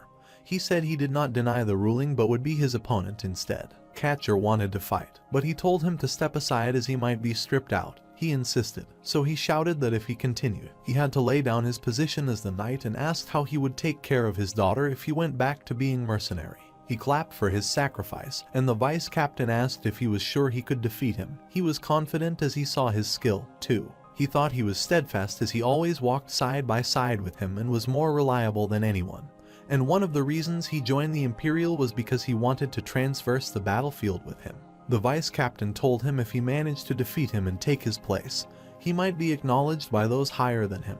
But Joshua said that he would end the discrimination between the battalion and make them stronger in 5 years, while the vice captain was startled by his aura blade, and the protagonist asked if he would join him. Babel greeted the king because he turned 15 this year. He said he would be higher than his father because even his father could reach the bank. The king gave him the elixir that increased the mana as a gift, but he didn't want to have it, so he ordered him to drink the potion, so he drank it. He fell on the floor, and King put his hand on his head and reminded him that they met many times since his birth, and might be unable to remember the promise he made to him and him never to lose the seat of succession to Joshua because he was his son. The untold truth that shrouded the Avalon Imperial Palace was once again buried into oblivion 5 years later. He came out, and they saluted Battalion Commander Joshua Sanders. When Joshua regressed, the continent was at peace, and 3 continents were considered superpowers, one of which was Avalon, ruled by Marcus, who joined forces with Draxia Bel Grace. They meddled and made bad blood with subordinate countries, but Emperor Verona figured out their scheme of attempting the war, and he stopped the fight with Thrain while, at this time, Empire Hubalt was selecting their pope. 5 years later, he was the first Prince Palace due to his birthday, and Cheryl appeared. Cox told him to be confident at times like this. She also agreed with him because, at times like this, she had no idea how Cromwell they were doing well. When they meet Natasha and Gowag at the entrance and ask if they are invited to the birthday, she controls her anger and says that it is an honor to see the children of the Marquis family. Because they didn't reply, she decided to head in. But Juog reminded the knight that he was for security, so he asked for her plaque, which made Cox angry as they were one of the 5 great families and thought it was their insult. Juog was insulting them because they were about to call any instance. Then Jushao commanded the knight to let them in as they were invited and told them to leave it to him, so they left. He leads them inside when he gets angry and says that he is nothing because Agnes's family abandoned him. But they ignore him, which makes him furious. He escorted her inside, and she said she didn't recognize him first because he had grown so much. She asked him for the dance, but he refused since he had to guard. He thought she might be worried because if Pontier got defeated by mercenaries, they would lose their entire continent, but currently, he had to solve what was happening today. He told her to come out since he was alone. She attacked him, but he stopped the attack and told Aisha Sestrapi to stop her idiotic act of assassination of the prince. She didn't tell anyone her name and wondered who he was but attacked him, and he knew she wouldn't be persuaded that quickly, so he revealed the Dragon of the Year, after which she greeted him as if he was the Black Master. He told her to leave the assassination of the prince, so she agreed, and he told her to leave the capital. After she left, he laughed because she thought he was a black dragon. In his previous life, she received the assassination for the first prince but was attacked at such a point she couldn't be healed, and because she helped him regress, he wanted to help her. She never expected to find the Dragon King enjoying his life at Avalon and assumed that although she would be chased for some time, she would be accessible. Meanwhile, the girls were talking about who would be dancing with the prince, and they saw Cheryl and started gossiping about her. Her family faces crises because their opponent is Cromwell. They have difficulty rising, and nobody supports them. She felt sad after hearing this, and Prince Kisser and Princess Cerceran's arrival announcement was made, and the prince thanked everyone for joining him. Princess's servant told her that Joshua was again not on the guest list, and she became sad even after 5 years. She was named to forget about him, and the prince asked her if she was all right. He was worried because he had come out of Flower Palace after a long time. He was stunned after seeing Cheryl, as he was expecting he wouldn't be able to see her again. He went to her and said that he was aware of the unfortunate circumstances about her family and was worried, and asked her for a dance. But she didn't want to be the target of a noble family child, so she apologized. He asked why she rejected his proposal, so Joshua appeared and replied that it was because she already had a partner. Joshua greeted and introduced himself, which stunned Princess because she continuously searched for him while the prince was glad to meet such a famous person. During their conversation, Juog raises and calls him arrogant. He apologizes to the prince but says that Joshua's action is unforgivable, and he tells him to be courteous because her partner has already decided, and the prince is also okay with her decision. He said if he knew he wouldn't be her partner. The prince didn't mind this and requested her to be his partner next time. While dancing, she asked why he helped her, as it would put him in a difficult spot, and he replied that it was because he felt guilty for not fulfilling the promise. He told her that he wouldn't help her because he was working at Imperial Night, but she said that she didn't want his help but came to see his growth. Cain was enraged because he punched him when he saw him and was enjoying an Imperial Night. While he suffered for 5 years with the demon, the guards stopped him as vagrants are not allowed, but he asked them if they could see the Agnes family symbol. Everyone clapped for them as they were the best pair, and she blushed and ran away. Princess called him, but he thought he could get her later at the palace because of the medicine for her disease. He wanted to pay her for his past life, and she could hear him through his mind eye and ask him what he meant by this, but he had already left. While at the academy, everyone was gathered to congratulate Icarus on his early graduation, and he told her to stop doing this as others might have the wrong idea, but they wanted to congratulate him. He brought revolutionary change to the academy, and the student asked her about her plan, and she said she was planning to go to another sun. Cain was infuriated because he threw his subordinate into the palm of the devil, but he dedicated his youth to him and apologized to him, but was crying and glad that he understood this. Since he came to see him, he assumed that he might have reached this level, and he said he was strong enough to expect him to defeat him. When the battalion arrived and notified him regarding his guest, after they reached there, they saw Icarus waiting for him when he left. They were stunned to see him, and Cain thought Icarus was a wonderful lady, but he told him to stop calling him the lady. He introduced himself and winked his eye, which scared him, so the protagonist pulled his ear and instructed him not to scare Icarus. The protagonist told her that he would find him if he didn't, because he couldn't keep the seat of strategists empty for a long time. And Cain asked if they were keeping him out and wanted to be in his care. Grand strategist. He thanked him for the compliment, so he discussed his plan with them and instructed them to head to Pontier. He would be heading to Reinhardt after seeing his majesty, and they were shocked by the Pontier family. Meanwhile, at the Imperial Palace of Avalon, the Emperor asked the knights if no one could participate in the master battle, as this would make them laughterstock for other nations. He asked Agnes how their empire's status would flare if they abandoned the opportunity to prove who the most outstanding being is. The master battle. But Gannis was speechless. Then, a protagonist appeared and said he would participate. He greeted him, and the Emperor told him it was the tournament and asked his age, which was 15. He was amazed that he was willing to participate in the master battle at the age of 15, but knew he was not someone to whom common sense could apply, so he wanted him to prove his qualification. He had one condition to participate in the master's battle. The other master was angry and wondered how he dared to propose a condition to him. The Emperor was willing to accept all his conditions except for leaving the Imperial Knight as his property. The protagonist said that if a person joined the bloody Battle of Bircher, he could leave anytime.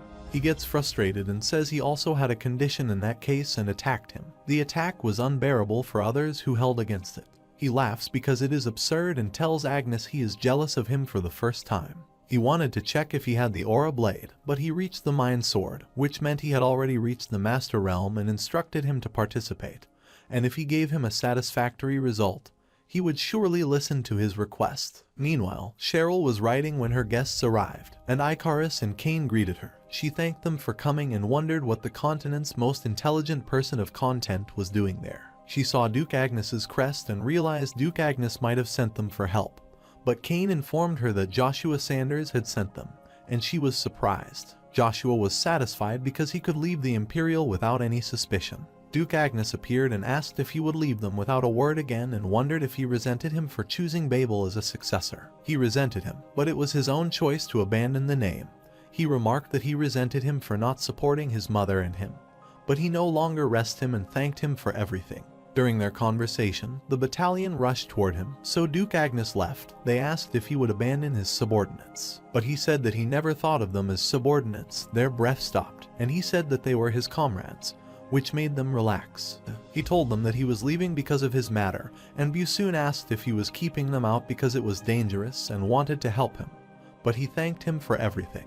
The knights said they would wait for him as long as he wanted because he was the one who could make them shine, and salute to pay their respect to the commander. He completed most of his project at the Imperial as he regained his obsidian earring, his beloved weapon, preventing the assassination queen's injury. It made a strong force the only objective left to destroy all the foundations owned by Kaiser von Britain. He figured out the power behind the prince about whom he had no idea in the past. Since the moon door is in Reinhardt, he had to gather all the information that had changed as soon as possible. At the Cathedral of the Hubalt Empire, the Christian was praying to strengthen his faith and was stunned when someone prayed for him to help him distinguish between good and evil. His master Chrysler, Gina Sebastian, told him to take care of himself and was sure that nobody could leave a seventh him besides Superhuman. He instructed him to stay away from Uravis because he possesses extraordinary power and has no intention of involving himself in the Swallow and Thran Empire matter. He was leaving to prepare the carriage for him, but he wanted to visit the border before he left because he heard that a Lich had appeared in Avalon territory and was shocked. When high-ranked mages whose bodies have become decrepit due to the flow of time and cannot let go of the attachment to their mage research even at the door of death, they offer their soul and become undead due to black magic and become Lichs, they are considered public enemies of the continent regardless of nationality. He thought the information was credible because it was sent by the Archpriest Harold, and his master asked where it was, so he replied that it was at the eastern edge of Avalon, which is the Tryphia district. Icarus was working when Kane called him lady again and urged him to stop working, but he clarified that he was a man, so stopped calling him the lady. While arguing, Cheryl arrived and told them they had to go through the mountain since they couldn't use the warp. Capital Acadie Warp Gate. The man told Joshua that no warp is connected to Reinhardt so that he would warp him to Hybree's capital closest warp there, and he stared at his face because he was reminded of a very talented man who felt a misfortune.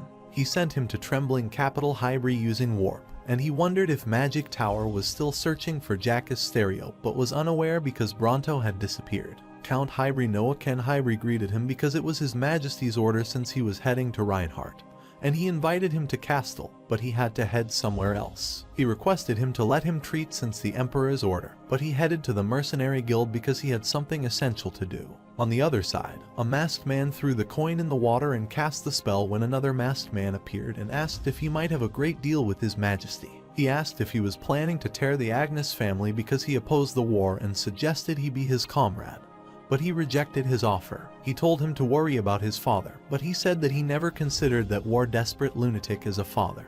But he told Draxia Bell Grace not to forget his offer. He continues to run Kaiser von Britain to be very thorough, and he is amazed even though he is the kid who is wet behind his ear, meeting two people who drove Joshua to his death in his past life already. Hybrid Mercenary Guild asked for the silver plaque, but the man told him to complete 100 2-star requests and obtain the plaque. He wonders why he is doing this when he gets a silver plaque, so he tells him that they don't know what he will do by issuing it in the name of the Mercenary Guild. He told him to show the part of him that he could trust, and he said he wanted to offer his services to someone who needed this and get a reward in return. He agreed and gave him the 5 requests, and he was returned because such requests are as tricky as scouting dragon liars, but he told me it was a simple transportation scouting request, so he accepted it. While leaving, he asked if he shamelessly made him complete the 5-star request as a test, and he asked what reward he wanted, but he wanted to tell his reward after completing the request. An assassinator followed their trace when Cheryl received a message that her father had collapsed, so they decided to depart immediately because they had to fill Duke Pontier's vacancy. Cox was worried that Lady Cheryl might be tired, and they would reach the estate after crossing one more river, so he wanted to replenish their strength. but she told him that she was not tired and did not want to be a nuisance to those two because they risked their life for her. But Cain assured her that he was following the order of his liege, so she shouldn't feel burdened. Icarus saw the hawk get attacked, so he told them to run away in the blink of an eye. The rope tied Cain, and the assassin rushed to abduct her, but he attacked him with Stein and ran away. Another assassin blocked their way to abduct her and ordered others to kill the remaining.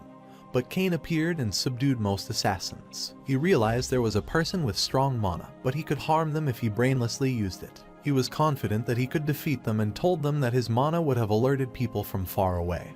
He thought he was dangerous, so he guided them to use blitz tactics to kill the knight first. At the same time, he was loading the boxes on the truck, and the man scolded him for working lazily, so he wondered if he should have asked for a solo request. He instructed him to stay close to him since he might not know how to use aura, and although it was a 5-star task, their journey might be difficult. Aiden told them to prepare for the battle and ordered the mana user to step forward as the pack of undead was on their way, and the mercenary guild instructed them to defeat them by beheading them. The situation becomes more complicated when Dullahan, the high-ranking monster, appears and can only be defeated by B rank or high aura users. The protagonist knew it would be around this and moved toward it to kill, but another master appeared and killed the undead using the Frost Nova. This shocked the mercenary because they didn't know a 4th-class master member was also participating in this request. The protagonist thought that because Avonlone disrespects mages, those who are 2 circles and up are so rare that they had barely been able to find them.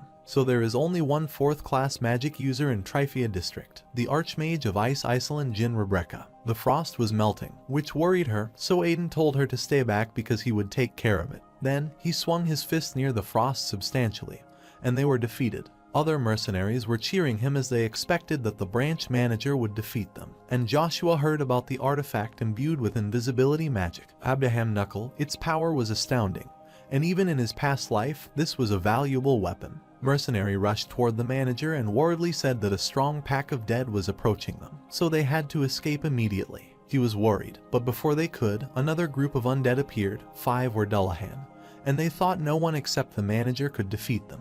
They wonder why the 2-star task is that difficult, and they return because their life is much more valuable than the money.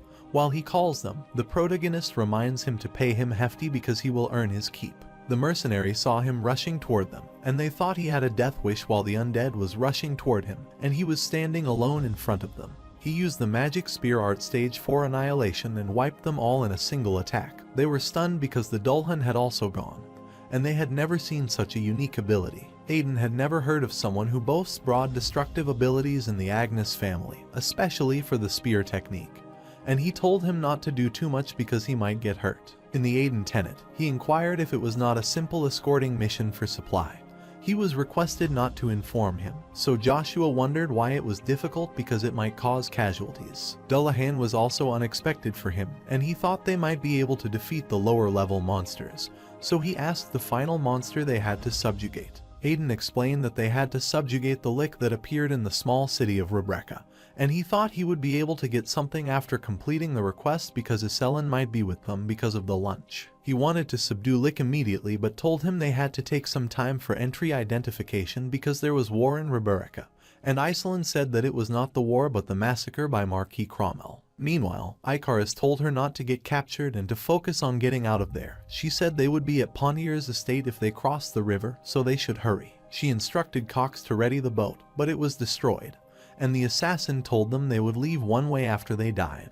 He was attacking her when an arrow pierced his chest, and he died. They wonder who did this when Count Troy, soldier of House Pontier, thought it would be terrible if he would be even a second later. They reached the palace, relieved that they were fine, but she was worried about Cain's, so Icarus assured her that he would be fine since he was Joshua's man. Count Troy was heading to the conference room, and she decided to join him too because she had to fill her father's vacancy after he collapsed and must prove to the vassals that she was the Lord's proxy. Baron Arna discussed allowing soldiers into the area when they arrived, and she ordered him to tell her the details. He thought it was too early for her to know, but she wanted to know, so another man told her that Cromwell started attacking their clients. The route to bring supplies to their state had been entirely severe. They would starve to death if this continued. She was worried but had no idea what to do in such a situation and wondered if anyone could advise her. While she was pondering, Icarus asked them if it was impossible to cultivate the food within the estate. Baron was furious because an outsider was participating in their internal matter, so she told him he would be assisting the Pontier house because he was a guest at the top of his university. Baron told them that they were discussing an important matter, so they should stay away from the matter.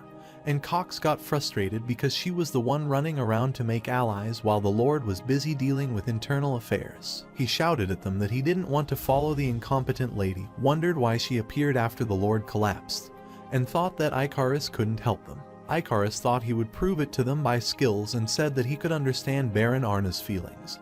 And he told him that he shouldn't behave at times of war like this. He told them that 70% of people's food could be prepared at the estate, so they should focus on the military provision for the soldiers to last longer. He explained that Cromwell might be planning to end this all in a single battle because by dragging war, they would face financial crises. But Baron thought it just a deduction, and why there was the possibility of them suffering is more. The soldier arrived and told them that Cromwell's military was gathered in front of Aden Canyon, and the Count was stunned because his prediction was correct. He said that he would be forced to gather even if they didn't want to, so they had to gather their forces, but they wanted something else, the Dennis River. They thought if they followed his lead, they would win, so they prepared the troop. Baron also agreed with Icarus's idea, so he agreed to wait for Princess Cheryl's order and left. She was impressed by the way he silenced all the nobles, led the discussion, and thanked him. But he requested her to thank his master because he heard that at the early stages of the war, the forces were even. She explained that it was because mercenary joined them afterward, and whenever he appeared on the battlefield, they had lost, but he always appeared at the place with high strategic values. Their loss was more significant. In terms of military and power, they have experienced people, and he doesn't understand how adding one superhuman takes advantage when defenders have an advantage over assailants. He was bothered because one of the family heads ate the poison and told her there might be help from inside, so he suggested she never trust anyone. Meanwhile, Iceland told him that due to Cromwell's cited declaration, her father was missing. Aden was stunned that someone from Avalon Empire did know about this. He informed the protagonist that they were having a large-scale war with the Pontier family, and he was causing a fuss in the nation. Joshua thought Emperor Marx could be working with him. He wonders why he is telling this to him because it might be considered treason from his title. But Aden says that's because after the Pontier family, their next target is the Agnes family, and also because he wants to ask for a personal request from him and requests him to take care of the Lady of Iceland. Christian reached the territory where the guard informed him that he was entering the restricted area, and he told him that the investigation team sent him by the Hubat Empire. But she told him to stop interrupting as this area belonged to the Avalon Empire, so he found a small hole, entered through it, and cursed Avalon.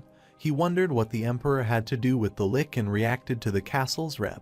He entered the castle and heard the noise. When he turned, he saw the undead attacking him. He attacked them, fell under the ground, and killed them. Then, he saw a herd of undead and thought he was scared. He attacked them using a lightning spear but was shocked to see that they were unscratched. So he used his holy sword, Durlandana, and prayed to God, struck the sword on the floor, and made the holy cross. The energy emitted from the holy cross killed the ghoul variants, and he wondered how strong Lick was. He was hoping to take care of this quietly, but it was impossible, and he wanted to take care of this matter as early as possible. He prayed to Lord Hermes to awaken those who are holy and find the evil source, and he followed the lead and found an undead. He wondered what he was doing there. He was tied and asked if he wanted a continental war because it even made the Death Knight. They showed them the same order to enter, and they cast the spell and a way open. Aden told them that he would return immediately, and he had already reported the horde of undead to Avalon, so they should take action soon.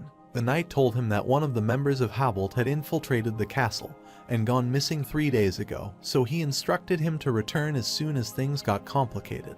While entering, she asked him why he demanded an artifact that was currently being developed in return for protecting her because she thought he was not asking for much, as Cromwell was giving the hefty sum of money for her head. He thought it would be convenient since he was with Aden, and she laughed and assured him that she would give them to him after it was over. He questioned how father went missing. She replied that that bit happened without warning while all the warriors and servants were in danger of being killed. 5 years ago, there was a fire at the castle, and Count Rebecca ordered them to leave because he would take care of them. So the knight grabbed her for safety while the warriors were chasing them. He sacrificed himself to save them, and the estate was half buried after people forgot about this. She decided to get there, and that's when she heard the rumors about the Lick's appearance. She wanted to see the Lick with her own eyes, and Joshua told her that might not be something she was expecting.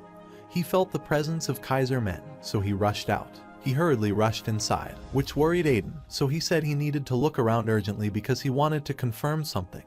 He surveyed the area and found a recently made magical circle. He sensed the energy of someone fighting with a high aura, so he used the anti-magic field, which broke the illusion barrier around the Christian, and asked him what happened there. He told him to watch behind him when the dead knight appeared and attacked him, but he dodged and was shocked because he could not sense it. Luja told him it was his prey, so he possessed his body and stopped the attack. Christian was stunned because he could feel both the demonic and holy energy from him. He amputated his arm and was sure that it might get the idea that he couldn't beat him, so he shouldn't try to resist and die peacefully. But the dead knight told him not to be ridiculous and pulled out his sword, and he was stunned to see the wolf fangs blade wolf cry. While in the Swallow Empire, Prince Archduke Lucifer killed the warriors and told the king that he didn't have the ring to be the emperor because he had ridiculous ideas of peace for the citizens. He disagreed with his idea of war, so he said that if his brother were on, he would agree. And Bariona asked how long he was planning for this. He wondered if he had planned this since he dispatched the Dyke Altasma and told him he wouldn't sit behind if he heard about it. But he informed him that he was dead and assured him that everything wouldn't go according to his plan. But he laughed and killed him. He killed the dead knight, and the knight wondered how he became like this, but the protagonist said he had no idea how much resentment he had to become the knight. But he was sure of one thing: a human soul of master level can't be taken by force, so their path is their choice. He had no idea what resentment he had left in the world, but he asked if he could walk that path with him. After being defeated by Uravis, he lost his position as a master and was forced to the countryside, which was just an excuse to keep him away from the Emperor Verona, which made him a great sacrifice, all at the hand of Emperor Oro's brother. Being injured, he questioned if he wanted the power that badly, so he suggested taking it forcefully because he was capable enough to do it. Demaro Belgars told him that he was not interested in the seat as Lucifer would take the seat, and he thought he was stupid and should stay with the Emperor. He suggested Evergrant make the demonic beast from the master full of rage and regret, and agreed because it turned out to be an exciting being.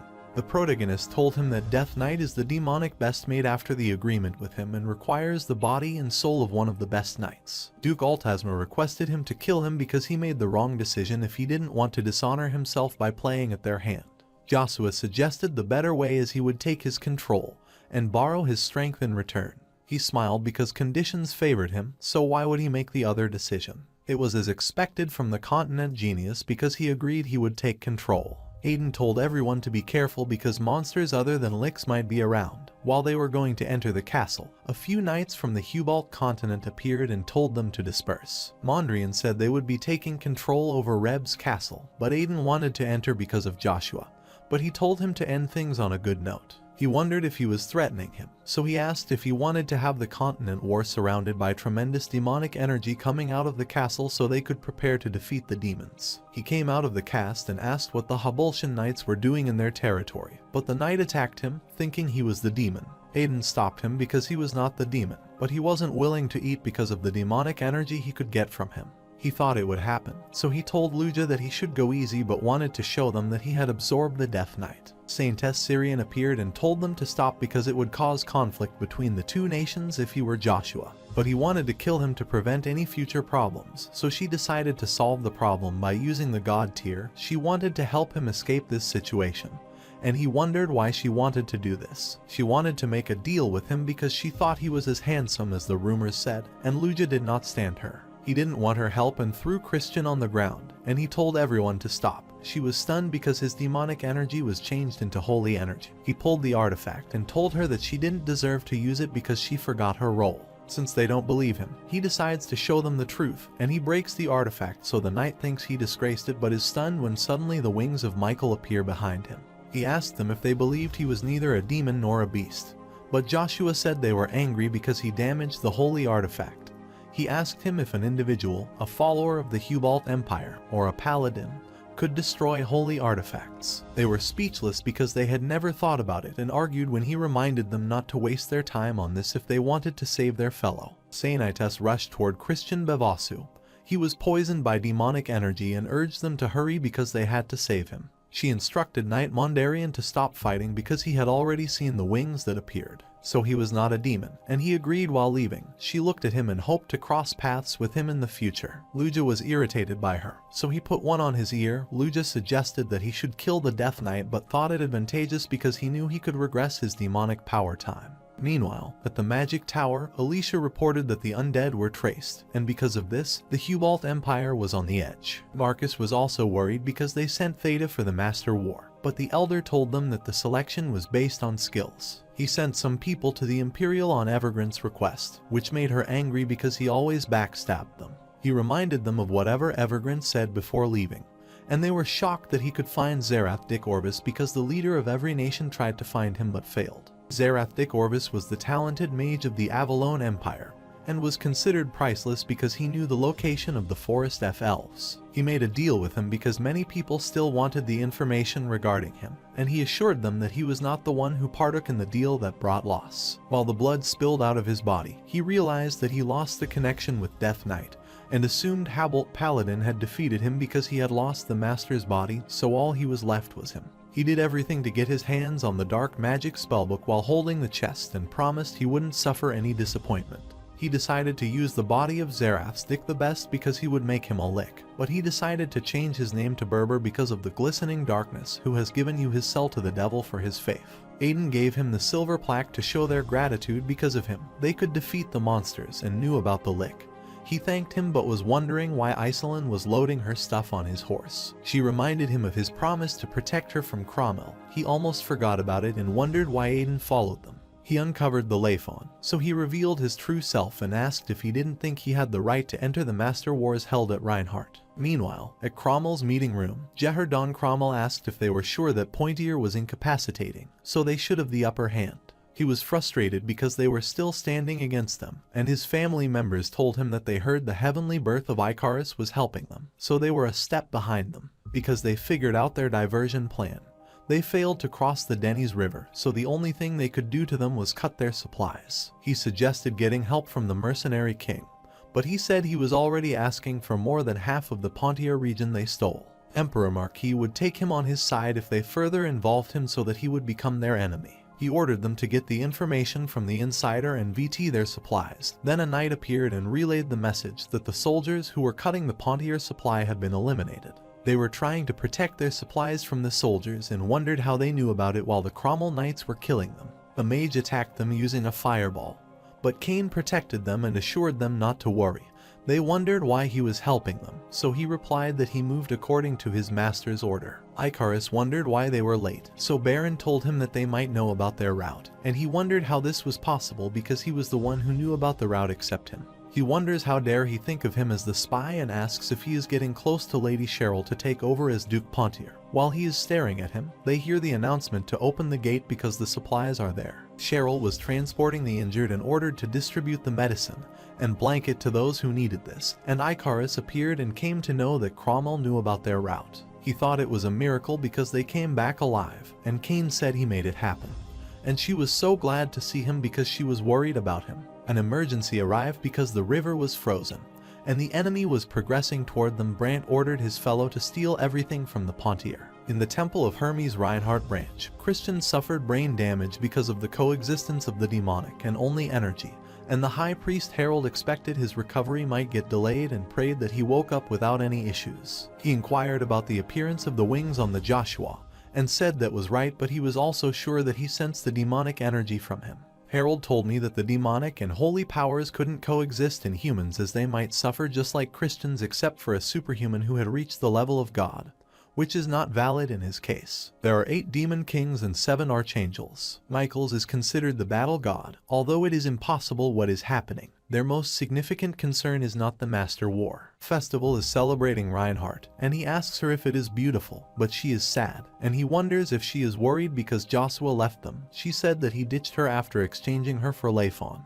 and she thinks they got closer. People looked at Aiden, and she thought he was famous. Then Eurovis arrived, and they paid attention to him. He told her that it was fair that the blade he welded was hotter than the internal flames of hell, and she was opposite to him. He heard their conversation, commented that he was more of a monster, and left while they apologized and said he would await the day he crossed blades with him. Everyone was gathered for the Master Wars group drawing, and the host announced to gather their representative before the selection. Sona Moon Tarafo's magic princes of Terra were excited, and the mercenary asked if it was her first time at the Masters' War, and she asked for his opinion regarding who would win. She wondered if Uravis would win this time, but it depended on him. If he set his mind, he would win, as he made the great beast kneel before him. Chesro and Esro Logan can't listen to them and tell them they are oblivious to the world and that Terra is bound to leave them in the dust by bad-mouthing them. She tells them to apologize to her, but they don't think they did anything wrong, which frustrates her. Since the Avalon representative Joshua Sanders didn't arrive, they thought they sent his brother as a replacement,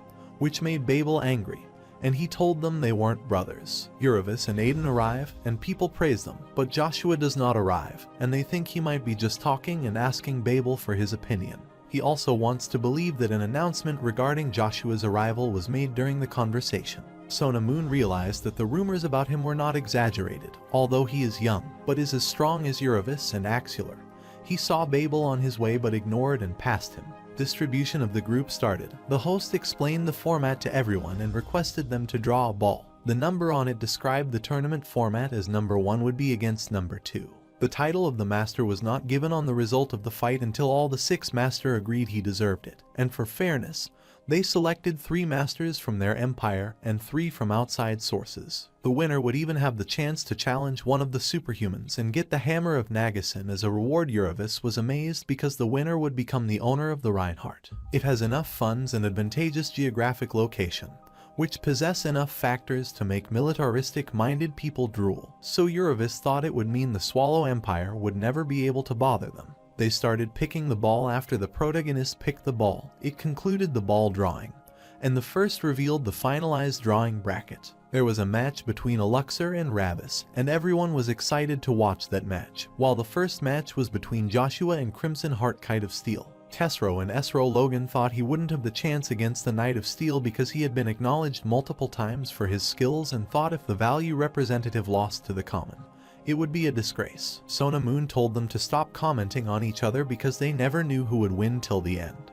But they replied that it is clear as one can tell seeing the ripened apple. Lily's Aphrodite replied that it is all just social perception and construction that stains their view of the world. She told them that other green and red apples are considered ripe depending on time and that they could win against the one here. The host announced that the first match would be held 2 days later and that late arrivals would be disqualified. They got frustrated by her, so they left after hearing the announcement. Babel looked at him and thought he would admit that no matter what he did, he wouldn't be able to surpass him.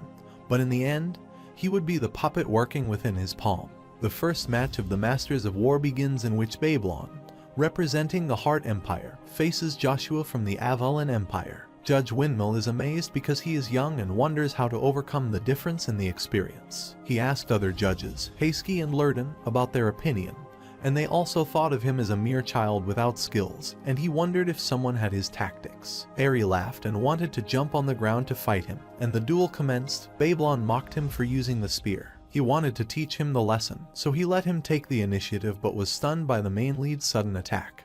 He could not endure the pressure and strength created by a stretch of his arm and was stunned because he is 15 years old. Joshua asked why he gave him the first move when he struggled with it. He was enraged and reminded him that his one strike couldn't decide anything, as he would be the one who would win in the end and attack him. But he attacked him with a spear. He laughed and asked if he thought he would be attacked by the same trick again. But he threw him back and realized he was more capable than he thought. Joshua told him he would end the duel within 10 moves. He acknowledged his strength but didn't want to be his plaything.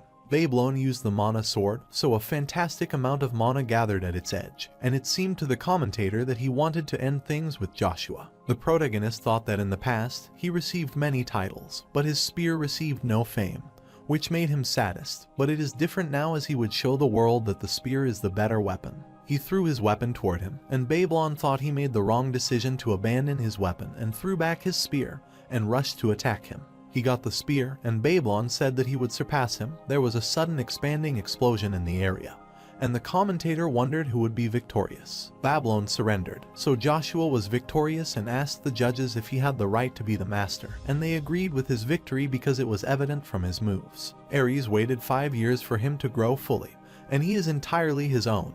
He wants to see his face of complete helplessness when he is alone, and he said that he agreed to give him the master title. People praised him because he won his opening match, and Luga suggested he should not be happy because it was all his work, while the people wanted to have the spear because of its strength. He was glad because he was acknowledged by the finally and started radiating aura, so they started praying, and Iselin arrived and congratulated him. He inquired about Aluxor, and she told him that he might be nervous because his first opponent is Eurobis.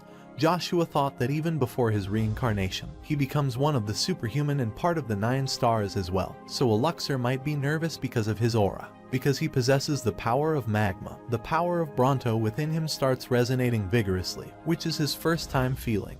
But he is sure he could replicate this phenomenon when he crosses him again. While conversing, Aluxor said that since he won the match, he would face him in the next match. But Joshua thought he was too confident about his victory, so he told him that no one could tell who would win before the match. He wondered if they were talking about Leifon, so he wondered if it was completed, but Aquila told him that only one thing was left, to take his measurement. He told her to come to his room tonight and take the measurements, and they were stunned because he was such an open-minded person. The judges were stunned that he was so powerful at such a young age and thought that the war maniac emperor got the most substantial chess piece. They wanted to stop Joshua Sander because he might break the balance and be dangerous for other countries. She went to his room to take the measurement, and they talked about the relationship between Axular and the mercenary king. He said that if he had a relationship with him, he wouldn't support and help her by opposing him. Furthermore, the mercenary king is collaborating with the Cromwell, who is loyal to the crown, so he wants to win the Master War and challenge the mercenary king. Joshua asked her if she wanted him to win and challenge the mercenary king, but she wanted the opposite and suggested he stay away from him, and he hugged her. He realized she might be petrified after some time, so he requested her to let go, which embarrassed her, and he started taking off his clothes. She was mortified and asked what he was doing, so he said he didn't. She wanted measurement, and told her not to do anything because she would take it herself. On the 4th day of Master Battles, there was a battle between the mages, and Theta suggested his opponent end the match with rock, paper, scissors. But Estello told him to forfeit before he embarrassed himself, and Theta was stunned to see that he could use 4 of the magic at the same time. The protagonist summoned the Death Knight and asked him for help, to which he agreed because he already made an alliance with him, and Joshua told him to head to the Pontier State and help his friends there. Theta created the stone wall and asked Estello if he was trying to kill him, and he said that he had already seen people leaving for their countries after losing because they put their guard down, so he did not want to make the same mistake. He attacked him using the burn flares while trying to hold against it, but suddenly, its intensity became so severe that the area was under his influence. Iselin was amazed by her strength, so the protagonist told her she would also become amazing one day. He thought its spell was terrific. He remembered that Kaiser ordered the destruction of the kingdom Terra, after which Estello disappeared. It was the spell that made him die. Even though his magic flame was high, it didn't affect him much, which stunned him, so he told him that it was because he was making the wind barrier. He was attacking to break his barrier but failed, so Theta attacked him back, and he was pushed off the field, which resulted in his loss. 4 of the masters supported him, so he won the title of the Magic Master. She was stunned because the great magician Estello had no effect on his defensive speech and told him to be careful because magician Estello seemed to reach the 6th class. He was excited to think he would fight the Grand Magician as it would be a worthwhile experience. The next match, the most awaited match between Eurobis and the second greatest mercenary, Axular, commences, and she is worried. Although Joshua showed her he was not worried, he was worried since he knew the result of this match from the past until nothing changed. He skipped the pleasantries and attacked him, but Eurobis thought he wouldn't be able to do much with bare hands. He was stunned because he dispelled his sword's aura and punched him. He was thrown back, and he realized that he had used many more tricks than he expected. He used lots of flames of Volphus, so the whole floor around him turned to lava, and the inferno he produced filled the field with heat. The protagonist remembered seeing the same skills in Death Knight's memories while taking control of him. Luja appeared and asked if he would trust him. He sent him away as there might be chances for him to develop a weakness if he stayed far from his master, and he told him to stay away. Axular has no intention of playing with him anymore, so he uses an earthquake ground smasher, which makes his path. He rushes toward and tries to punch him but manages to stop the attack, kicking him through the aura punch. But he stood and asked if it was the last blow he had in mind and was disappointed. Axular wondered how he was fine as this was stronger than an great aura blade. Iselin could not determine who would win, but he was feeling unbearable pain because of Bronto, and Luja asked if it would have been and tried to remind him that Uravis' skills were not mere flame but infernos of hell. He told him that Uravis had also noticed that he had a primordial stone, and he looked at him, so the primordial stones were reacting to each other because they recognized each other. This was the stone of God, which should be one, and he was startled when Uravis used the Inferno of Extinction, attacked him, and tried to endure it, and there was an explosion. The fragments of fire reached the audience side and melted the barrier, and Auxiliar laughed because, despite the master, he engaged the audience, but he told him that he didn't use his spell so that they would be fine. He wonders to what extent his power is and wonders if he would like to win the Master War. He agrees because it's for the sake of Thran, and he looks at Joshua as if he will be keeping an eye on him from now on. They were healing him but failed, so they decided to call the High Priest while Iselin was insisting the guard let her enter. But they weren't allowing the outsider, so Joshua requested them as she was with him, but they didn't allow it. Ryan Jaeger, the Lion King, told them to let them enter because Joshua was acknowledged in Reinhardt, so they knew, and she was worried about him. Joshua realized that they couldn't heal him because of the Inferno, so he decided to use holy magic and imitate other priests, and succeed in healing him. They were stunned because he was completely healed. The warriors congratulate him on his success and hope he will rule the Reinhardt, and he thinks that if the rumors were true, they would face Joshua at funerals and decide to research him.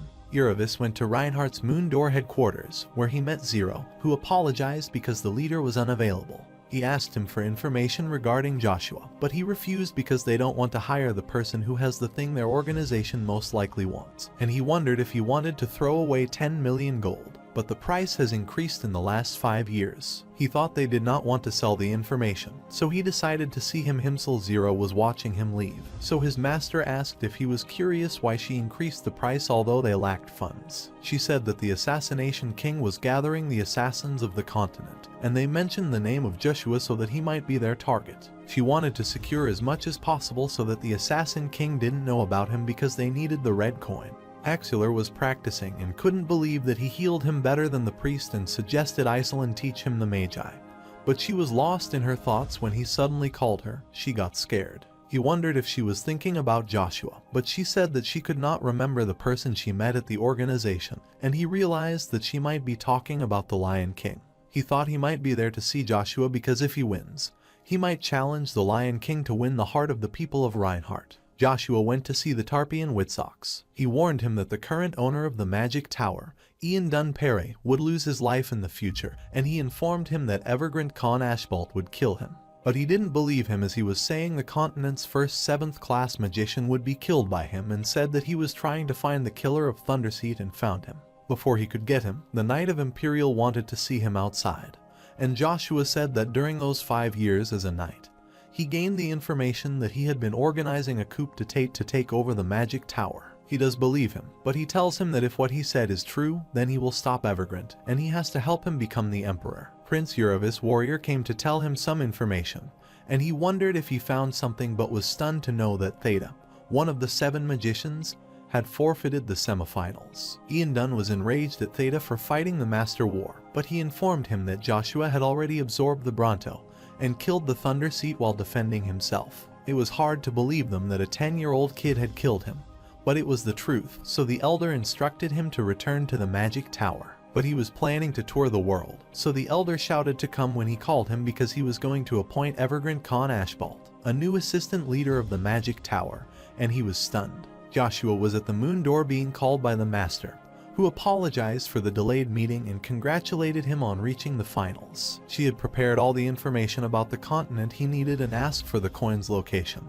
but he said they wouldn't be able to get them even if he told them, and he recognized her that she was Lily Aphrodite. She revealed her face and told him that in their continent, people were divided into 2 groups, the Pope sect and the Emperor sect, who were fighting to take over the Moondor, but the Pope sect succeeded. He destroyed the relic of God Tear of God, so the Pope was looking for a holy artifact like the Crimson Coin to replace it. She requested to tell them the location. He said it was currently under invasion by Empire's family hand, and she was shocked. Since their contract ended, she started for the information, and she wanted something other than money, and that is to marry her, but he did not give her a definite answer and wondered if she lacked the charisma. Zero arrived and told her about the Pontier family. The mercenary had frozen the river using the magic scroll and was heading toward them. They were stunned because only an 8th-class magician could do it and realized that the Cromwell family was eager to conquer the Pontier state. The final selection of the leader of Reinhardt started, in which Avalon representative Joshua opposed Prince Uravis, representing the Thran, and the duel commences. Prince Uravis was famous for the particular weapon, the sword connected by wire, that channels his power, which is best known as the whip sword, and the sword surrounded him. He was worried because this wasn't in Altsma's memory and wondered if he was that serious. He used his unusual sword to make unpredictable slashes to disorient the tragedy. Axelar bet his everything that Joshua would win, and the payout on the prince is 2-1, which the host merely made, but the payout to Joshua is 12-1. She stood up, so he wondered what was wrong. She said everyone there had no common sense and asked him where to bet because she was going with Joshua. He assumed that he would be weaker than in the past and was left with no other choice. Uravis was disappointed and saw the inferno for extinction, but he deflected it, which stunned him because the flame could melt the mana. He thought he met a worthy opponent, but he was wrong because it was all because of the primordial stone, since they had the same abilities. He didn't want to let this chance go because he wanted to see the magma's extreme limit when it faced other primordial stones. He was very excited about the power of God. He thought he wouldn't be aware of hand and wanted to go all out with magma. Joshua thought he was prideful, so he decided to go all out and rushed and attacked him. So he made Volfus's flame wall and thought he wouldn't be able to pierce it, but he was stunned when he pierced it. He said that the magma inside him wanted to take his primordial stone, and Joshua bet that the winner would get the primordial stone for the opponent and become his follower, and he agreed. He used a breath of flame to attack him, and Joshua decided to use his spearman technique to defeat him since it managed to pierce him. Using the clarity of speed and a true lightning strike, he attacked and threw him out of the arena, shocking everyone, and he was declared the winner of the Master War. When he opened his eyes, he was in the darkness and remembered the last moment he got attacked by Joshua and accepted the defeat. Then he felt all his energy drained, and magma came out of his body. Magma says that they don't accept the defeat since he acknowledged his defeat. He has no right to have him, and he becomes conscious. He cannot feel the power of magma and sees the note left by the protagonist in the tale. After reading it, he thinks they get him. Everyone was waiting for the new king of the Reinhardt, welcomed him, congratulated him on his success, and started the coronation ceremony. He requested it quickly because he had an important matter, but Kaingadu said they couldn't because people would laugh at them, and he was disappointed because they never think about people's views. He reached that point by defeating the strongest, and if they hated him, he declined this position of king. But he apologized to him as he followed the Nagasin will. The protagonist said that to be king of this place and help people, he needed his help, and he thought he was trying to change Reinhardt, and apologized. Since they agreed with him, he declared himself as the Ing and promised to do his job better, and people were excited, thinking he would change Reinhardt since he persuaded everyone. The Lion King asked one question and requested him to choose his opponent from the superhumans, but he disappointed him because the opponent he wanted was Barbarian. Meanwhile, the barbarians praised him and said that he would remember his effort and attack him. At the same time, Cain was already aware that he wouldn't defeat the superhuman, and there was an explosion. The Death Knight appeared before him, and he wondered what he was while he said that he needed to take Cain with him, use the darkness spell, and take him away. Barbaraint was amazed that Pontier had such a thing. He heard the sound of retreat and wondered what was happening when he saw a man announcing that the winner of the Reinhardt Masters War was challenging him, and he thought it might be a Luxor. Meanwhile, Icarus was waiting for Cain and worried the information would get leaked, and the 11th meeting began. She asked Count Beard if he found the communication orb from the father's vault, and he found it because the leader had been conscious for some time and told him, and the Count told him that the mercenary king disappeared.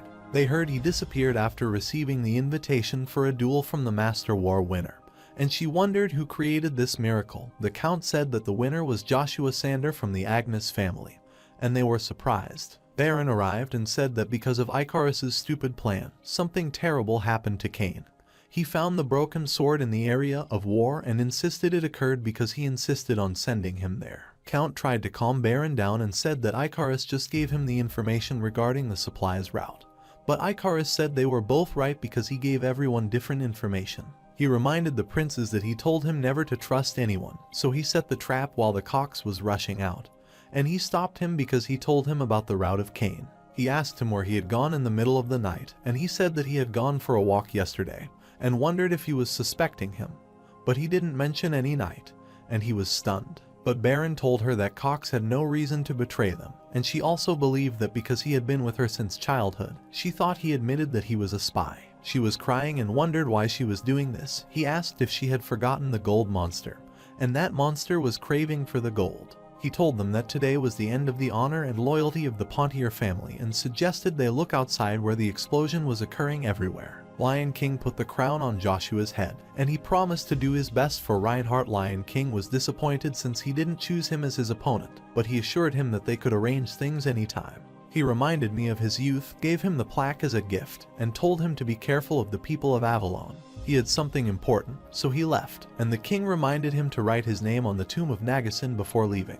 While the judges were waiting for Joshua's, the two war-crazed were on the throne, so Iredon assumed that it would lead to Continental War Area arrive, and they thought Avalon had figured it out, but he said that he was also waiting for a moment like this with Joshua. Iceland was disappointed because she warned him not to spar with the mercenary king, although she knew he was digging this for the Pontier family. The mercenary king is a monster, and she could not help him while he was risking his life, but Axelar told him not to worry because they can't do anything about it. He told her to be happy because they bet on him and won 36,000 gold, and he couldn't believe it. Lily's Aphrodite arrived, and they knew what she was doing there. She said she was also there to get the prize, and they never knew someone like him would put her faith in him, but she wondered why she would believe her boyfriend.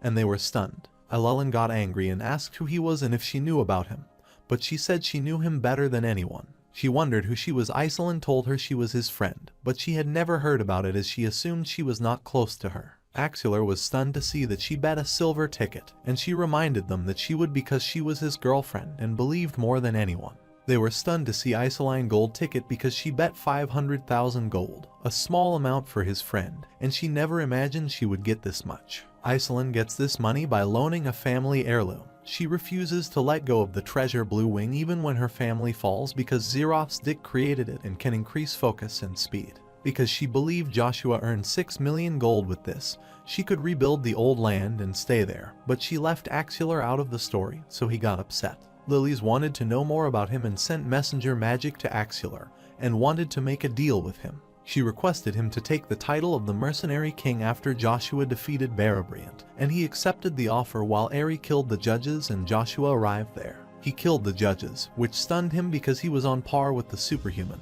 But Eri rushed so fast toward him that he couldn't even spot and attack him. He wonders if all the masters are crazy and if he doesn't fear the consequences of killing the masters of other nations. But he suggests he stop talking and keep up with him.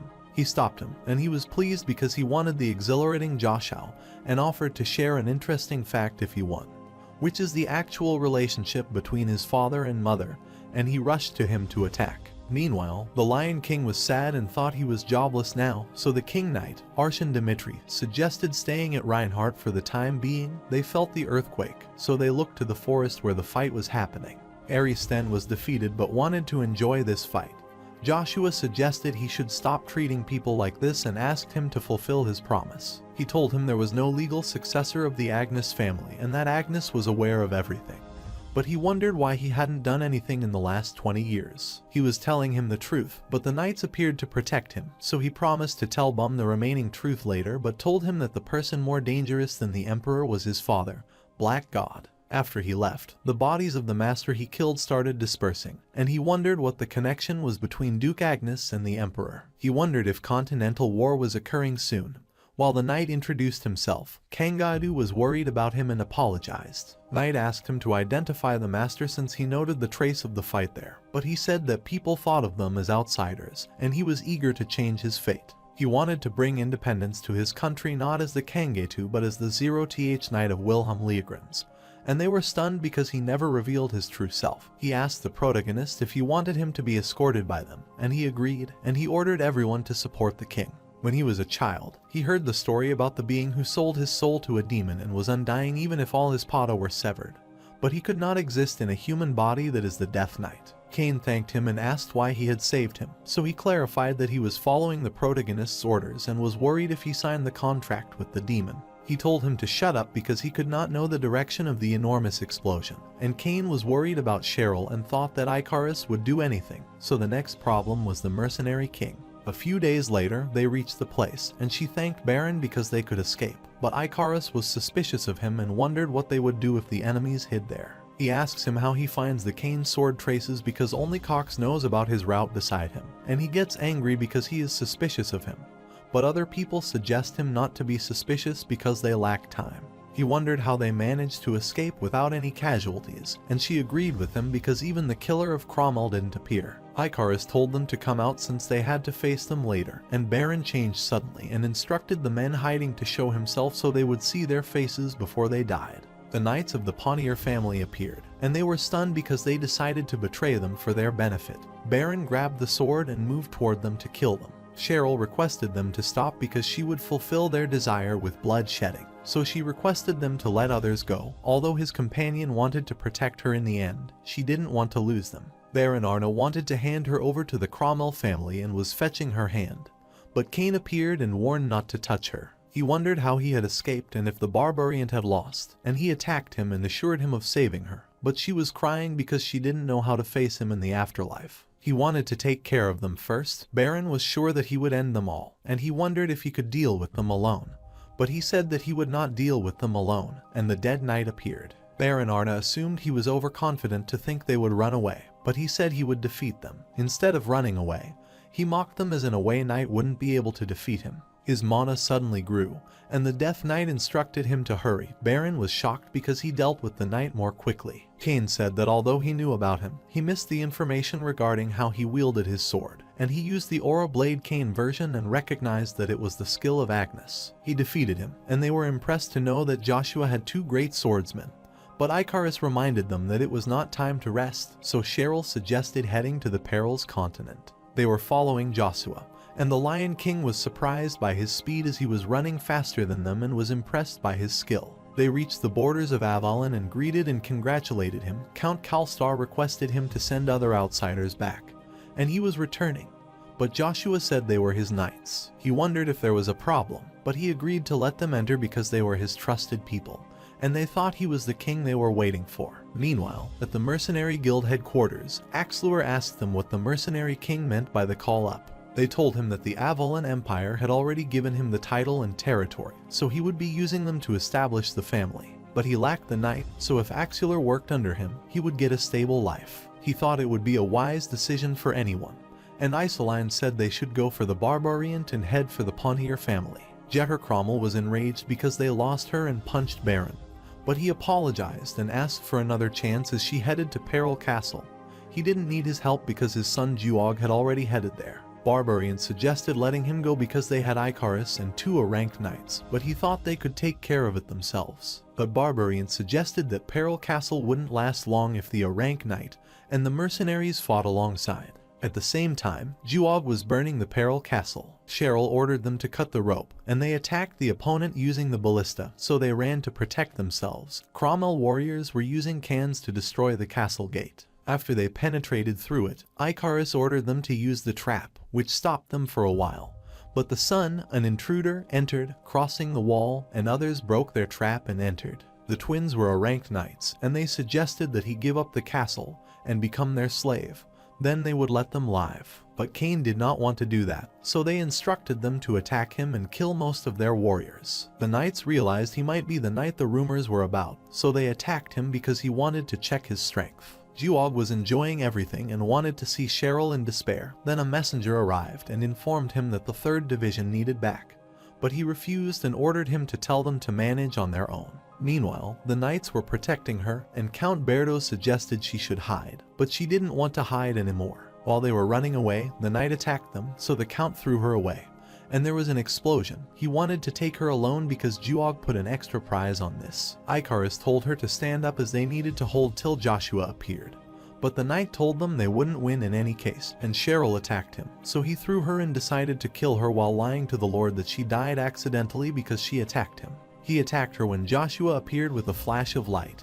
He still rushed to kill him but was thrown back with his single punch. He appreciated the holding back and requested to wait for him while Cain was fighting with Knight Right. He was sure they would win no matter how long they held back because more reinforcement was coming. He was worried when Joshua arrived and instructed him to finish him quickly because he was waiting for him and wanted to kill the protagonist himself. but Cain told him to shut up and attacked him, and there was an explosion. The warriors wonder what is going on, and the protagonist gives them a chance to leave if they have remorse regarding the massacre Cromwell did.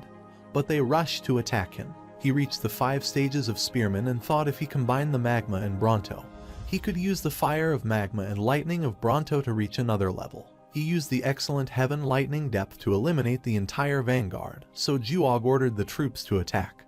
But they were stunned to see the Knight of Wilhelm attacking them. They attacked the tower, which fell on them, and Cheryl was jealous of Joshua for having such a knight. But Cain said that he was the only knight Joshua had and rushed there. Juog ordered the troops to fire them, but they hesitated because their warrior was there, but he didn't care about them. Joshua assured him to let him meet the same fate as Veron Shen because they are the same, and he trembled down his pine after seeing him because he supposed he would be at Reinhardt. He warned him not to kill him because he would face the bitter consequences, and he was no more the art of the Agnes family.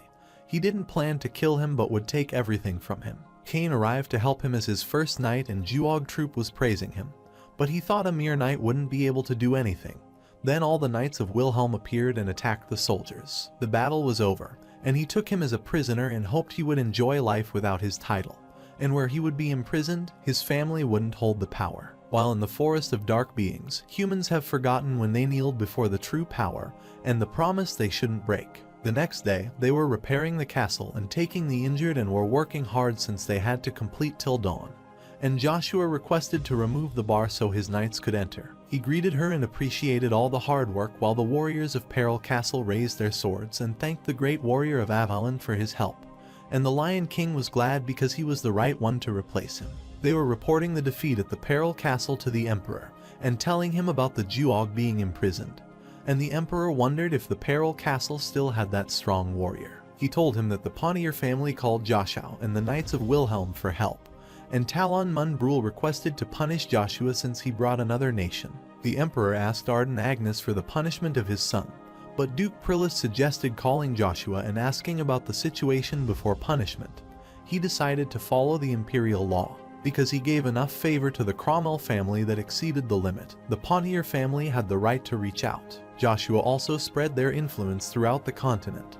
He wanted to give him the title of Marquis and the territory of the South, but they disagreed with the tremendous reward he was giving him, so he scolded them and ended the meeting but told Agnes to stop since he wanted to have an honest conversation. The Lion King was happy with their warm welcome and service and wanted to thank the Lord of Peril Castle, and the man gladly got ready to convey the message to the Lord because he helped them. Joshua clarified the misunderstanding since he enjoyed it and asked him to do some work because he doesn't like freeloaders. But the money was from Cheryl and Peril's castle, so he requested him to pay the entrance fee to the castle.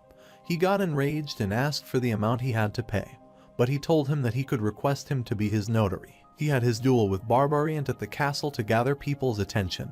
He needed him, but he had 2 conditions to help him. First, to do him a favor in the future, although it was unreasonable so that he could deny it. Second, he wanted him to be his successor, and he was stunned. While at the Cromwell, the mercenary king suggested giving him the war control because soon the mercenaries would arrive.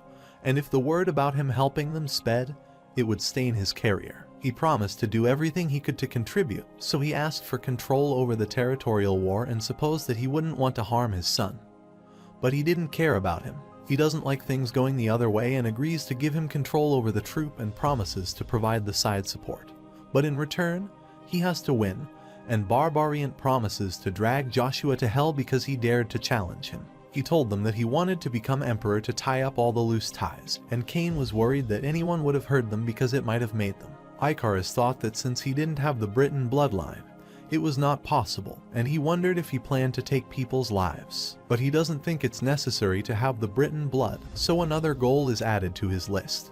And he gives them the money he won by betting on Reinhardt, and instructs them to give it to the Pontier family. Icarus wanted to use the money to make the Sander estate and make their own, not on the Pontier family, who had plenty of money. Emergency appeared, and the warriors instructed everyone to be prepared. They had prepared the troops but wanted to surrender the castle since they were fewer in number. Cheryl wasn't worried because they had Joshua, and he opened the door and left to fight ahead. But Icarus stopped him because the difference between their strength was very much, but he didn't want to hide back. Cain also agreed with Icarus, and he used the magic message and told him that those who passed the rank once they reached a certain point gained the power that rivaled the Aura Blade. He rushed to the center of the vanguards while they made a superhuman formation and attacked him, but that wasn't enough to stop him, and he used the aura force whose single spear cleared the battlefield. Those who favor it would be the spear more dependable than others, and those who oppose it would be the most dangerous. So hearing his mana voice energized them. Cain wondered if he had reached the realm of God, but Knight Leogrin said he was their king, which made him furious, and he said that he was his leader first, and they started arguing. Meanwhile, before the mercenaries could reach the castle, the vanguards were wiped out, and they thought that the castle peril would fall as soon as there were any troops and traps for them. The messenger rushed and reported that Joshua had defeated their troops and was heading toward them. He reached there and introduced him to and was glad to meet him finally. He challenges the mercenary king to a duel, but he refuses because he is busy right now. The Lion King, Ryan Jaeger, arrives, and Barbarian wonders if he is supporting him, and if so, he assumes he represents the Free Knight Alliance. Free Knight Alliance is a group that travels to different continents and doesn't abide by country.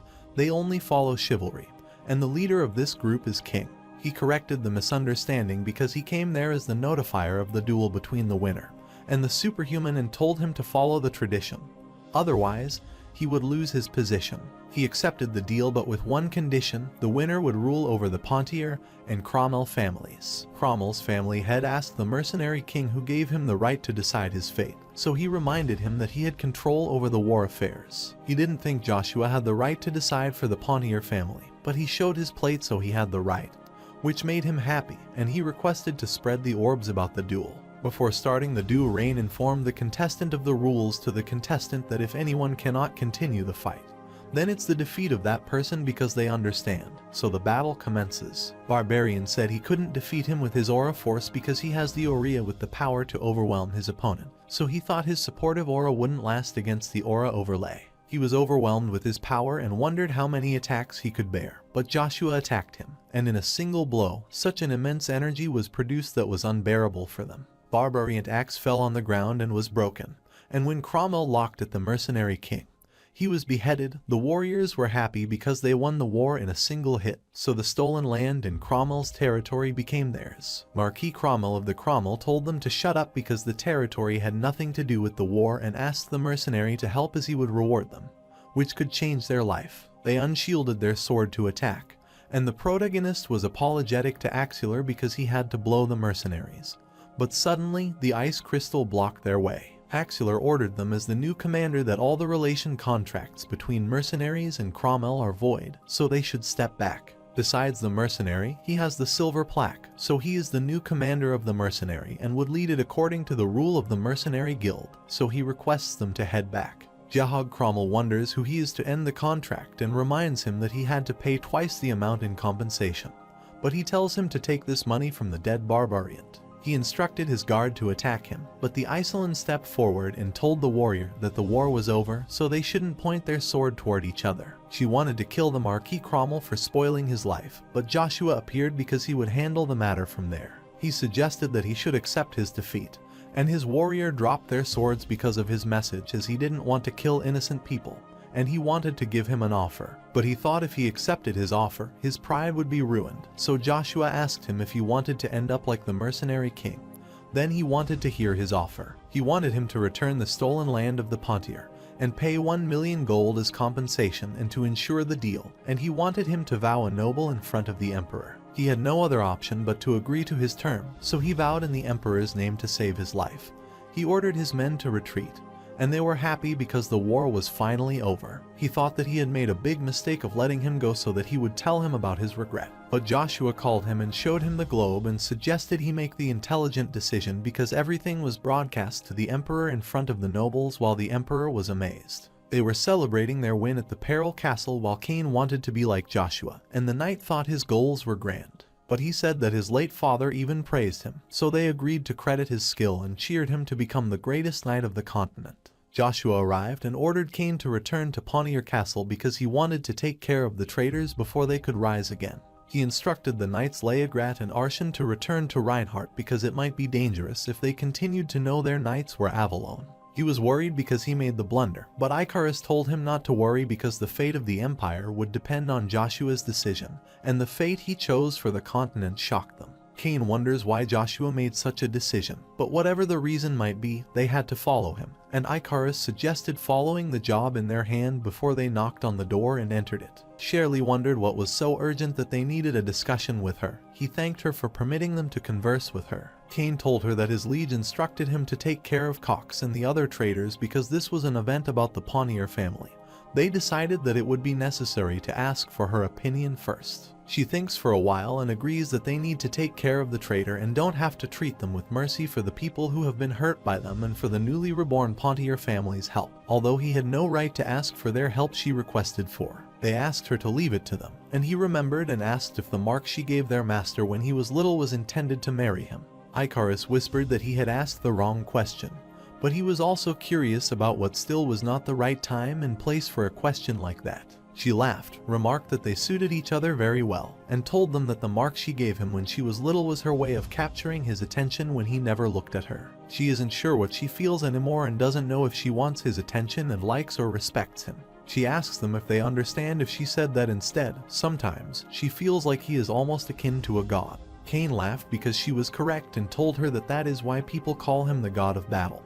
And Icarus hit him with his elbow because he should know his place. While leaving, she said that besides all this, it was not the appropriate time for things like love and marriage as she would be busy soon, and said that they should go and take care of the traitors. They wondered if she would join them, too, and they were correct because she wanted to watch them as they met their ends. The protagonist was at the grave of Barbariant, and Luja suggested he focus on it. He closed his eyes and called the falling night, who has 9,000 spirits with resentment thicker than the dark. Luja, the demon god of armament, commanded him to come to the stand and assuage his regrets because he would give him the authority to walk on the earth again. So he should come and obey him, the leader of Dullahan. He opened his eyes and was shocked to see the Lord of Dullahan.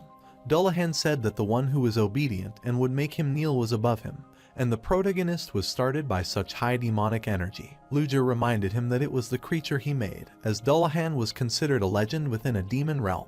They had to be able to create the one using the body of one of those beings they called superhuman. Unlike the Death Knight who continues to resent the being that killed it, Dullahan wouldn't bear any resentment toward him. But it rushed toward him, and he said, "Isn't it running too fast at him for what he said to be true?" He attacked him, saying that the one who demanded obedience and was beyond him should prove himself. Luja told him that the Lord of Dullahan had his ego so that he wouldn't follow anyone weaker than him, and it was a pretty easy condition for him to fulfill. He threw his axe and attacked him, but it produced a little scratch at him. He decided to be severe and wondered if he should use aura force or holy energy. But Luja thought he was an idiot because he couldn't use the holy energy or primordial stone but could only use the demonic energy to fight. He only acknowledges those with demonic energy that overpowers him a near to pyre demonic energy while he picks his axe to attack him and says that he wouldn't follow anyone weaker than him and that only death awaits those weaker than him. He asked why he was telling him the important part now and used his demonic energy to attack, and Luja told him to try his best. He remembered that 300 years ago, even the demon god with the most substantial authority failed to defeat him. But he shouldn't have to worry much because he was using the legendary Lord Luja. But it wasn't helping him much, so he asked what he was doing because he should expel more demonic energy as he lost. He shouted to shut up because Luja didn't understand how difficult it was to use demonic energy without hinting at holy energy or mana, and he was doing his best. But Luja was stunned when suddenly the protagonist changed, and a horn appeared on him. He thought it would have taken thousands of years to be like this show. The Callahan was trembling and kneed before him and said he would serve him, so he accepted and told Luja to use the seal of obedience. Luja said that the power of control originally belonged to the demon god, and he wondered what he meant, so he explained that the seal of the crimson moon on his chest depicted the demonic realm. But it was not the form that pierced through the seal, and told him that he was an angel, an archangel with 6 pairs of wings, a fallen angel who left the heavenly realm and was accepted into the demonic realm by the demon god but stole the power of control. He was the soul being marked as the traitor by the heavenly and demonic realms, but he was too strong to be ignored. He could handle 2 demonic kinds. Now, his symbol, the seal of control, has appeared in him as well, and he wondered what his name was, so Luja said that he was the one who stole the light, Lucifer, and his conversion led to Luja's second awakening. They reached the Aden Canyon, the destroyed Pontier Castle. While the warrior guarding the castle was arming their archers on them, Baron was worried, but Cox was calmed. Baron assumed he made the safe bet to go there instead of leaving for the Peril Castle, but he knew this would happen because Marquis Cromwell lost the war. Cox wonders why he decided to stay back as he should have run away, and he is enraged since he was making fun of him as the Black Knight of Dennis River blocked off all the escape routes, and they are stuck there. Cox suggests making it out of the situation alive if he is well aware of that. Kane was looking at them from afar and understood that the traitor had no intention of coming out of the castle. That was why people on the defending side of the sage had an advantage, and Icarus advised him to return to his position because they would start advancing after the sage tower was ready. He thought there was no need for that and suggested they should rest and look closely as he would show them his recent progress. He pulled out his sword. Although his power is nothing compared to the protagonist, he thinks he has something noteworthy enough because he will use a different way to use the aura, which is the aura on the top aura. He was advancing toward the palace, and so they started attacking them still. He blocked the attack and figured out if he could contain aura within the sound and affect his opponent's sense, it would be possible to layer the aura atop the aura surrounding his body, the aura protect. They were shocked because all the arrows were reflected, and Baron wondered if he manipulated the air to create the barrier. Kane shouted to stop hiding behind the castle and came out. An explosion destroyed the cast gates, and they shouted to charge and take back the castle and kill the traitors. Later, they were tied, and Cheryl asked them for their last words, but Baron couldn't believe she was doing this to him because he was a gnoll of the Great Avalon Empire, and shouted that she had no right to tie him down. He ordered her to release the mana restricting cuff and show him respect, as he would forgive her if she did it. But she looked at the Cox and asked about his last words. He laughed because what does a traitor like him have to say? But he have to say that he failed to fulfill his goals after listening to him. She returned and thanked him for everything. She signed the warriors so they arched the arrow while Baron asked her if she didn't understand what she was doing was against the Emperor's orders. The Emperor approved this war, so it was only proper to follow the imperial law while handling the losing half of a territorial war. Killing people like this would be a direct violation. He suggests she put her bow down if she doesn't want to be condemned for mutiny, while Cox thinks that she should take care of herself and release the bow, and Baron asks if she thinks she could get away with this. Even though he raised her like his own child, she killed without hesitation later, and this became the first instance that would lead the people to name Cheryl the Iron Lady. With this, the territorial war between Marquis Cromwell and Duke Pontier was officially over. However, to deal with the remaining Cromwell forces that refused to accept the outcome, Joshua Sanders decided to stay at the Pontier family estate. The Wilhelm Knight and Lion King returned to Reinart to prevent any accidents. Leongartz was crying because he had to leave the king behind because the Lion King became the witness of the duel. The protagonist agreed to be his successor as the leader of the Free Knight Alliance. Axular, as the new leader of the Mercenary Guild, acknowledged the secret dealing between the Mercenary Guild and the Cromwell family, but they decided to draw from the Avalon Empire all mercenary forces. He wrote an apology letter to a critical organization affected by the recent event to apologize for losing sight of their original cause. They agreed to have all commission fees for 2 years. The idea left no margin for the organization to work with as it made them work like slaves. Once those years were over, the guild agreed to change the settlement ratio between the guild and mercenaries. One of the mercenaries brought an excellent offer as he had been working hard these days and was glad to see him and asked him if he had the time to have dinner. Because of his fast decision-making, his public image was at its best, and his popularity among the guild mercenaries went through the roof. However, even with the war over, it wasn't all peace. In Tryphia, a small village, the people working looked at the sky and saw the dragon, and they wondered what that was. The dragon opened its mouth and attacked them, which led to a huge explosion. Meanwhile, at the Peril Castle, Kane is stuck with the protagonist's leg and asks why he is leaving the subject again. He requests him to let him go, but he doesn't want to let go even if he beats him to death. He wonders why he is going to the region, Tryphia, and wonder if he is trying to defeat that rumored dragon. But he is trying to assure him that he is going there for personal reason, not for the dragon, so he requests to release him. He told him to look after Lady Cheryl, but Iceland and Icarus also blocked the door and reminded him that he was their lord, not Lady Cheryl. The Cromwell family may come back for revenge, and even if he is going there for personal reasons, they don't want to let him go because the dragon was spotted there. It was too dangerous, so he suggested he delay taking care of his matters. Iceland also agreed with him, and Kane whispered as he always wanted to ask him why all the women around him were beautiful. He wonders if he doesn't remember her but guesses that it is possible for him not to remember since they only saw her when they were little, and he thought he needed to explain this situation.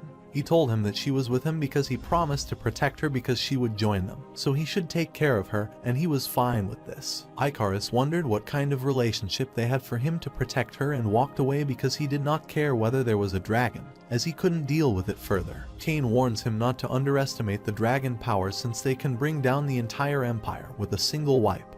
And Tryphia has been evacuated, so he can't enter the region without the imperial family's authorization. Iselin added that they don't appear without reason.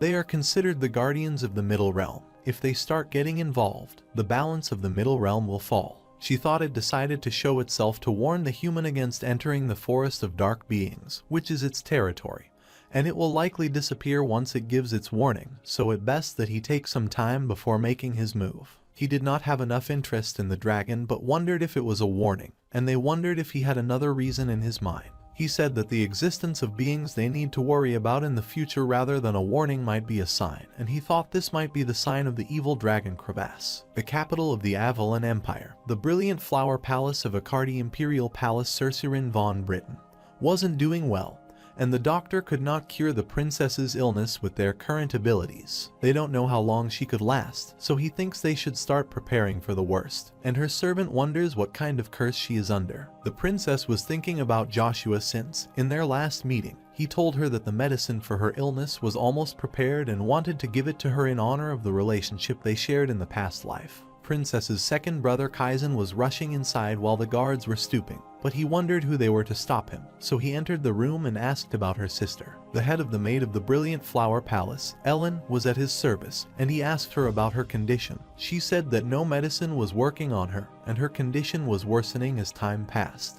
She was sitting to see her brother, but the maid requested some rest, and he said that it happened after the eternity of being used by the father. But she said no because if she could help the country like this, then that's all she wanted. But he told her that it's okay to be honest because she didn't ask for a cursed power like the Eye of the Truth. He thought if he were her, he would have run away from the palace a long time ago since she did not have much time left.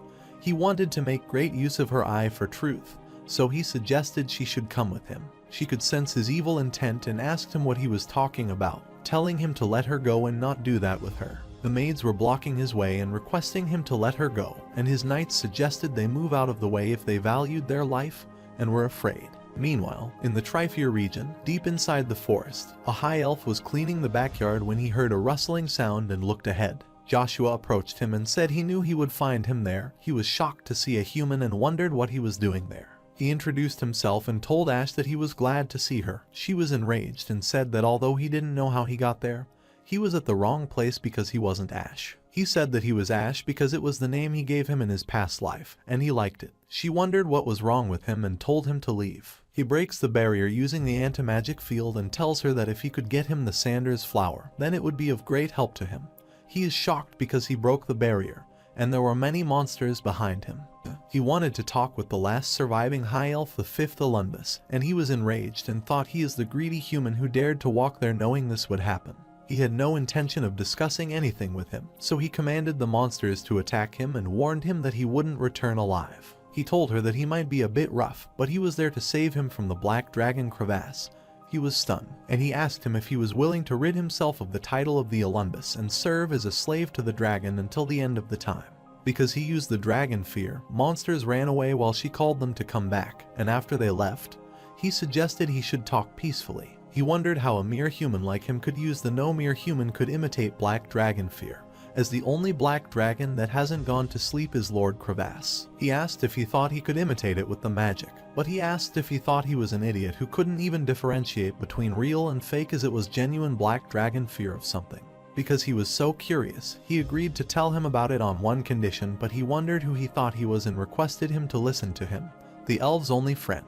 He told him that someone knew about the whereabouts of the Zerath Dick Orvis, and he was shocked because he is an old friend of elves who sacrificed his life to save them. She wonders if he is alive as she doesn't get to thank him and asks him what he wants, so he tells her that it's something she could handle easily. He explained that a child had been born with the eye for truth. As he knows, those born with it are fated to live short lives. As he was a genius in alchemy, he figured out he might be able to make an antidote for her curse. He thought that to create the antidote, he would need the sander flower that grows here, and he agreed that he would tell him how he learned to use dragon fear. Since he agreed, he decided to take the vow of MANHWA because trust is the essential thing in a situation like this. He tells him that he could make the antidote, but he needs to get the ingredients, and he agrees to get them for him, so they make the deal. He thought he was stupid because someone is only born with the mind eye once every 1,000 years, and he thought making an antidote for it would be easy, because even searching for the ingredients would take an eternity, and he wanted to see how he liked that.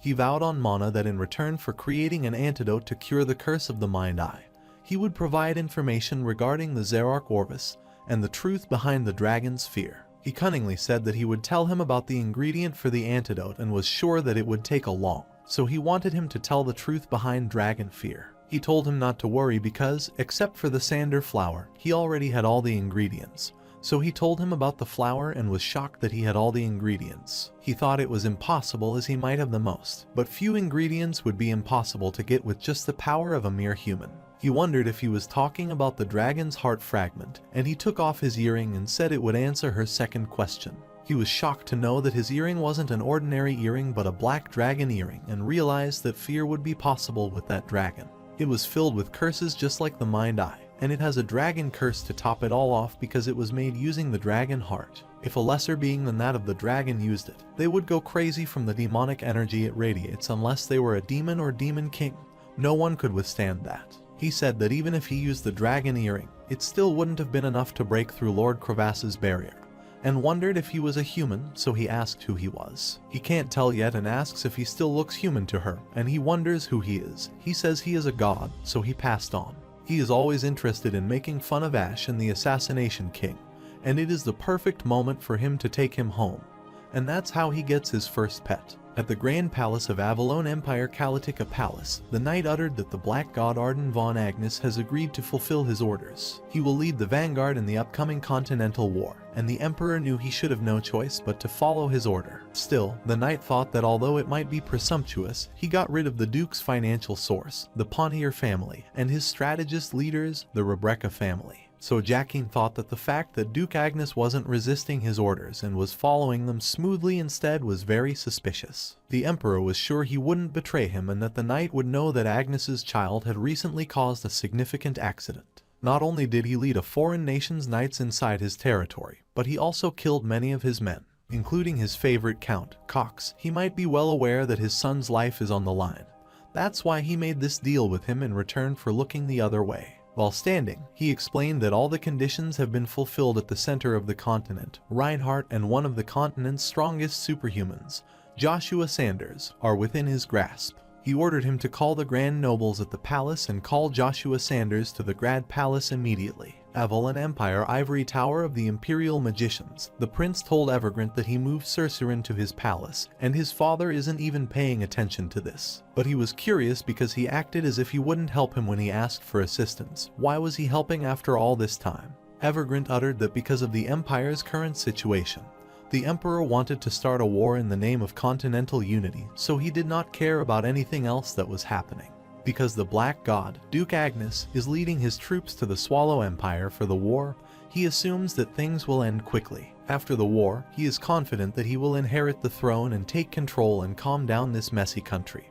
And the prince smiles cunningly and questions if he assumed he would inherit the throne instead of his brother, the first prince. Even though everyone called him a tyrant like his father, he wanted to end the conversation because he supposed that he was trying to end this conversation because he saw no intention in it if that's his intention.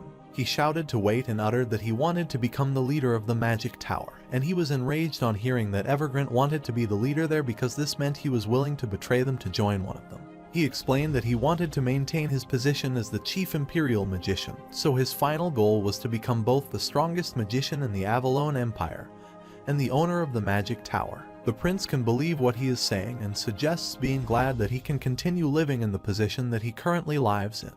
But he is impressed. A prideful magician like him would be willing to do anything in the name of greed. It's so realistic that he liked it. The prince inquired what he needed to claim the throne, and the magician explained that he was making a secret potion that would hide the symptoms of any illness and allow the user to act like they were fine for a single day. The potion will bring the user's full potential for one last moment. They could use the Lady Sorcerin to seemingly cure her illness so they could use her vision to their benefit for one day. But once the effect of the potion wears off, the user will die. The prince was sure his sister would love that because she would die anyway. If she could have just one more day to use the power of the mind's eye, she would be happier to die for his cause. He told him to continue because he was more curious about how they had used her power. So Evergrant was glad because he was satisfied and explained and understood his plan. So he left the plan to him and left. After he left, he uttered that everything went well and asked him what he thought. And the fourth prince also found it pretty interesting and wondered if his brother would behave as they predicted. Of all his siblings, his second brother is the smartest, so he wouldn't be easy to deal with. But the knight said that those willing to do anything for their goals might be able to become a Brutus, but they never be a Cairo. The origin of the Avalon Empire, the Asgard kingdom, the first king, Brutus, did everything necessary to take the throne but faced the same fate as his predecessor did at the end of his rule. On the other hand, Cairo, who led his people through vision and leadership, was one of the most fabulous kings in the history of the Asgard kingdom, claiming more than half of the continent as his. Evergrant Khan Ashbolt supposed that wasn't enough to earn the second prize trust, but he also had no usefulness at his disposal, and the first prince, Kisser, had the support of the Tremblin family in power. In the current state, the second prince won't be able to win in a fight for control, and he thinks that although it's the case now, but the entire story would change in Zerath. Dick Orvis gets involved and thinks it would be more accurate to call him Barubaru after he sold his soul to demons. He explained that if they continued to help the second prince, he would have a choice but to start depending on them. They would use the second prince to pressure the first prince and use him as bait, defeating him and gaining the first prize trust. That was Kaiser's plan, too. But this is all under the assumption that there won't be any big issue like Joshua Sanders, as the Old Kingdom Reinhardt used to ignore their previous king Rain-Jiger, one of the 12 superhumans. But they have to move to protect him and others. They are usually highly skilled at that age, so he might be hiding something, so they need to get rid of him before he stops them. That was why he needed to ask for another favor. He needed both the second prince and Joshua to become a potential danger to the Avalon Empire. If they can do that, they will no longer be able to express their power within the Empire, and Evergrant understands what he means and assures him that it will be possible as long as he returns on time. He trusted him more than anyone else, so he was sure he would take care of things and decided to leave to rest because he had bothered him enough. He thinks for a while and apologizes for asking this late and questions he thinks he resembles the most, Brutus or Cairo, but he had never thought about it, so if he has to pick someone, he wants to be like Heimdall. Trifier region, the Sanders Flower, also known as the Flower of Oblivion, and Alundus was pointing at the mountain top. The protagonist assumed that it wouldn't be difficult to retrieve it. He told him that it was dangerous to enter this area with the black dragon earring and thought it would be a waste to use it on something like medicine. He told him to be quiet and remember who he was because he would face retribution if he kept talking like that. He is enraged as he lies and asks if he thinks he will believe him, although he says he is trembling. Alundus says he is only helping him because he wants to see his old friend. He asked if he knew the side effects of the Sanders Flower, and he was aware that to gain something, he had to lose something in return. If she uses the Sander flowers, she may regain her eyes and life, but she will lose her memories, and he isn't sure how much she will forget and thinks it would be better if she didn't have to remember her painful past. They were started, and Elnubis started crying because he thought they would both die because the black dragon Krevissa was back. The dragon never thought that a mere human would trespass into his territory and said that he would make him pay for it and rushed to attack and kill him. The dragon rushed to attack him, and he attacked him back using the spear and hitting its head, but the dragon threw him back, and the protagonist smiled as it was stronger than he expected. He knew that the black dragon would be something else, and the dragon looked at him and asked who he was. He thought that if he told the dragon he was the god, then it would get angry as it would be considered blasphemy. He decided to make up a story to tell the dragon. Alundus rambled that he was highly suspicious, and the dragon looked at him and asked what he meant. He explained that he claimed to be dead despite being human. He said that if he looked closely at his right ear, he wore a black dragon earring when the protagonist told him to shut up. Dragon wonders if he is a human and wonders what he means. So Dragon explains that he uses demonic energy to attack, yet he uses holy energy to heal himself and wonders what kind of being can use both demonic and holy energy. Joshua realized that Krevissa wasn't as hot-headed as to ignore what Ash was saying and assured that he would be able to end this with a conversation. But the dragon wanted to punish those who trespassed onto his territory as his identity was none of his business and attacked him. The protagonist guessed that he shouldn't have expected that much, and he was blocking the attack and changing to his demonic form. Luja suggested teaching that overgrown lizard a lesson about his actual power, and he liked his plan as it would be a perfect test if he could defeat the black dragon in one strike. He thought that there was no being on Earth that could challenge him in the skill that he couldn't reach in his past life, and he used the magic spear level 6, and there was an explosion. He was somewhere else and remembered that he was blocking Crevass's breath, and then wondered where he was while many demons rushed toward him to rip him to shreds. He wonders if he is in the demon realm and if too many of them are called Lugua, but the demons pass through him and head toward an angel who killed them using the spear. His surroundings changed again, and the angel said that he didn't resent him, but for betraying his faith, he took the wings of Michael, and he was shocked to see Michael's face. He wondered if it was showing him the past and if it was Luja's memories, and he cut his wing and told him to resent him, and his surroundings changed again. He was at the front of the globe, surrounded by redness, but the redness disappeared when he looked at it. Ash assumed he wouldn't be able to withstand Lord Crevass's breath, and he knew he wasn't God but was stunned when he saw him coming out with the wings and horns. His appearance was changed, and he didn't understand the meaning behind the illusion. But it wasn't useless. He assumed that part of his memories opened up with each stage. Then, once he reached Mag Spear Art Stage 8, known as the Power of God, he would finally learn the truth. He hurried to attack the dragon, and it says that he doesn't know whether he is good or evil, but as long as he is capable of enduring his middle realm, it would do anything in its capacity to destroy him. Dragon breathed out at him again. He used the dance of heavenly destruction and moved toward it while making the barrier around himself. The dragon was stunned because he pierced through his breath and pierced through the dragon's body, which surprised Ash, and he wondered if he did. He managed to do this because even the most high-ranked demons are incapable of that. The dragon fell to the ground and asked how he did that, and when he was, the protagonist replied that his identity was not that important and explained that he was well aware of the reason for his anger. This is not because a human has trespassed onto his territory.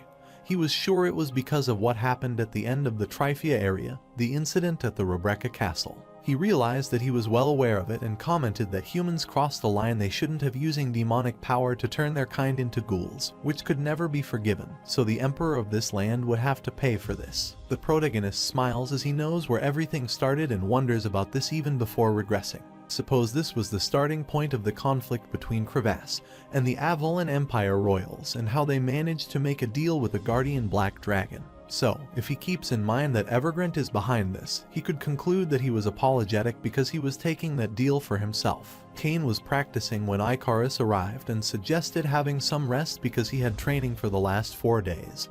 But he didn't want to rest because he wanted to be of use to the protagonist, so he needed to be better than in a rank. He wonders what he is doing there. He explains that an edict was sent to the Lord and the Emperor, and Cain asks how he knew it was from the Emperor even without opening it. Although he couldn't read it since it was written that he was the only one who should open it, they got involved in the territorial war between the Pontier and the Cromwells without the Emperor's orders. Foreign knights have appeared on their land, so it was apparent this would be coming. Cain said it was simply his best guess, but he never knew until he opened it. They decided to open it and check, and Icarus laughed because they had the same thought while he opened the letter. Cain grabbed his hand and reminded them that only the Lord should open it as he never knew what might happen.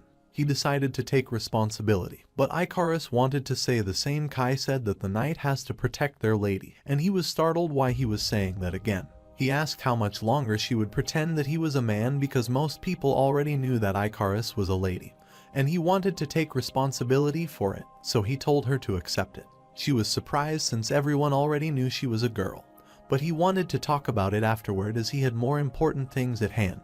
She wondered if he was sure he was okay with taking responsibility, and he asked what he was supposed to do since he had already opened it and wanted to hurry and check what was written inside. It was a summon and warning letter for Duke Agnes and Joshua to return to the palace along with the Wilhelm Knight, and in case of disobedience, they would be punished. He can't believe their audacity, and Icarus asks him what it says, so he tells her that they wanted the Lord to report to the palace within 5 days.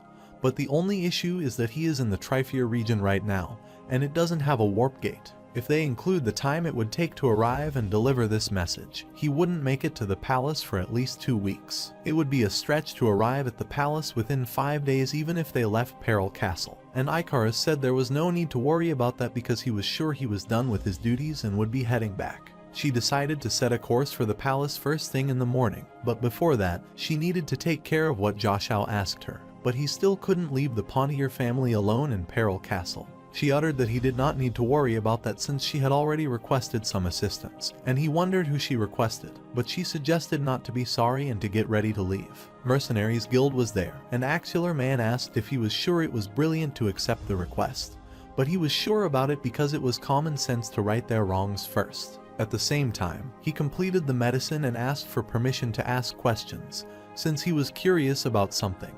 He said that he already got what he wanted, so what need was there for him to go with him? He asked him to let him go. The dragon made a deal with him and asked what he wanted in return. So Joshua told his first condition that he wanted ash and fully bloomed sander flowers. Joshua told Ash that technically, he was a full-fledged knight, but he didn't have his servant, so he wanted him to serve that role for 10 years. He was crying because he didn't want to, as 10 years are too long, and said that although he did like it, he descended from high elves who are holy and sacred, so he refused to be a servant. He uttered that although he was okay with serving the black dragon, he refused to serve him even after he tried to get him killed, and can believe so made him the servant for 15 years. Ash explained that it wasn't his intention and wanted to make a deal with him. He could tell he was using the primordial stone and promised to tell him where other primordial stones were. He doesn't want to live like a servant because he wants to get freedom and says that if he refuses, then make it 3 years or 5 years, and he agrees to make it 5 years, so he asks for the location of other primordial stones. He asked him not to take his word back while he asked about the kind of primordial stones they are,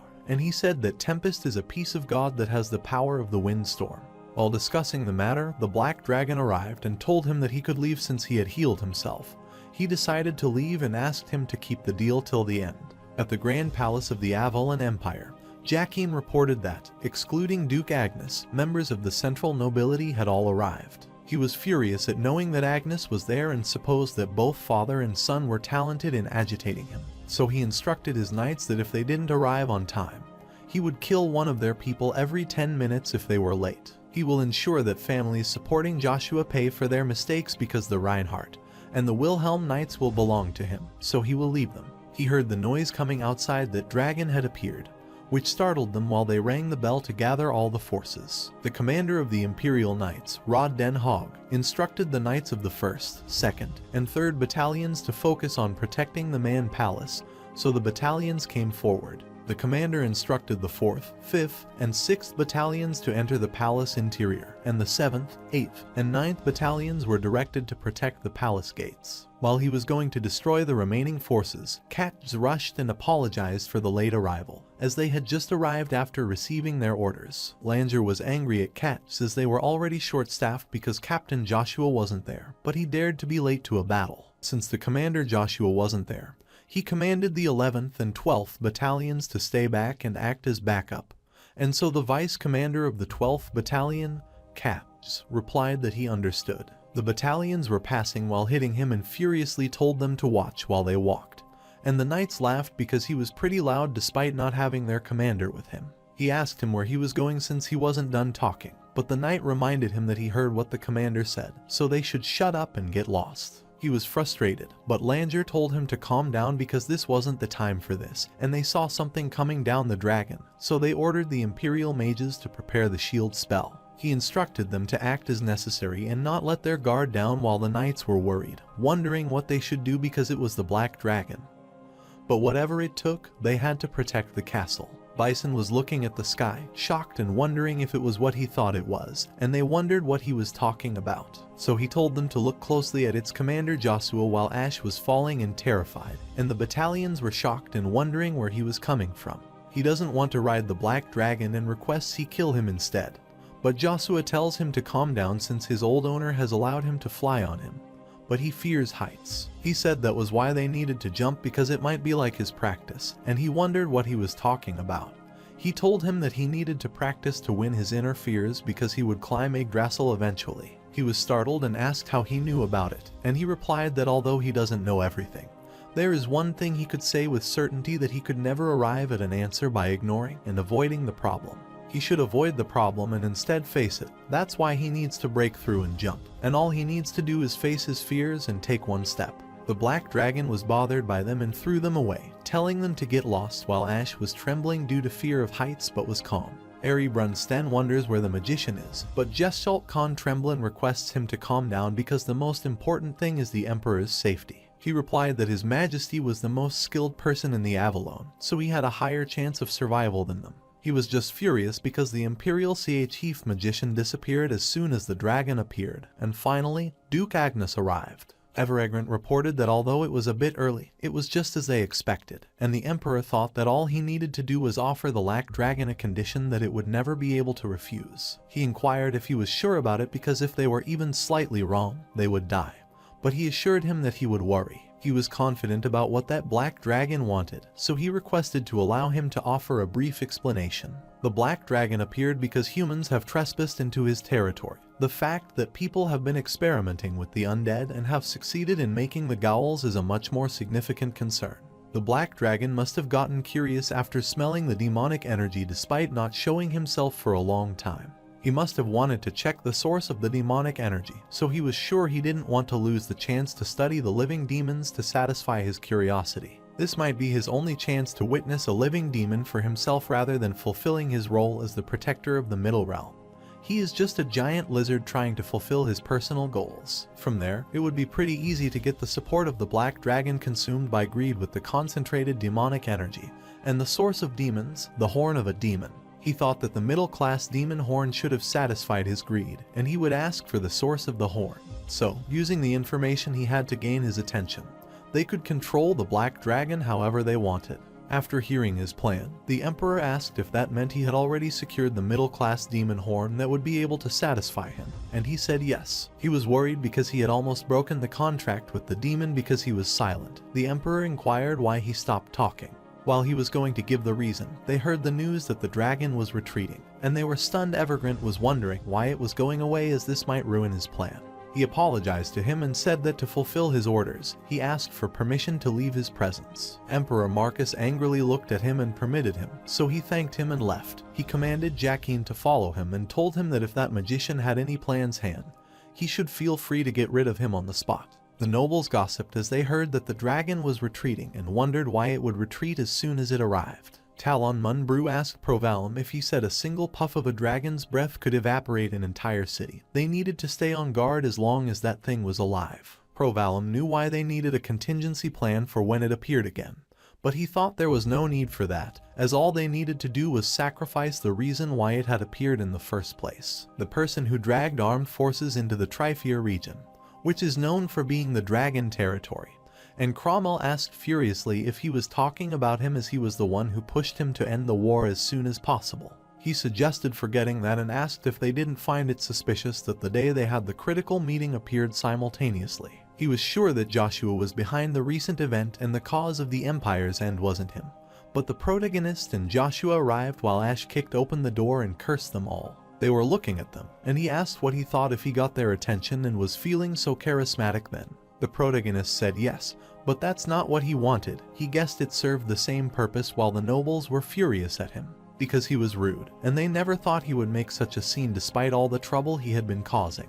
They wonder if he lost his manner when he gained the mere title of master and question if he could even comprehend the Empire's current state. Talon Munbrew suggested he fulfill his duties as a knight if he had returned and asked if he had forgotten his duties as the Imperial Knight. Ash whispered to let him know if he wanted him to shut these humans up because he had the perfect spell for them. The great son of the Empire, Emperor Marcus von Britain, arrived, so they looked back and greeted him, and he also greeted and told Ash to follow him. He told him to keep quiet because he was the king too and greeted Marcus while he looked at him and smiled. While Ash thought he was so thick, although he had lived thousands of years, he had never met a human who smelled so strongly of bloodshed and wondered how crazy he was for the blood. The Emperor was surprised to think he arrived at the castle this quickly because he heard he was within the Pontier family's territory in the south. The protagonist replied that he hurried to arrive at his command and complete his necessary orders. He came as soon as possible. He wondered what necessary orders he was talking about, so he told him that he was told to do his duty as the Imperial Knight.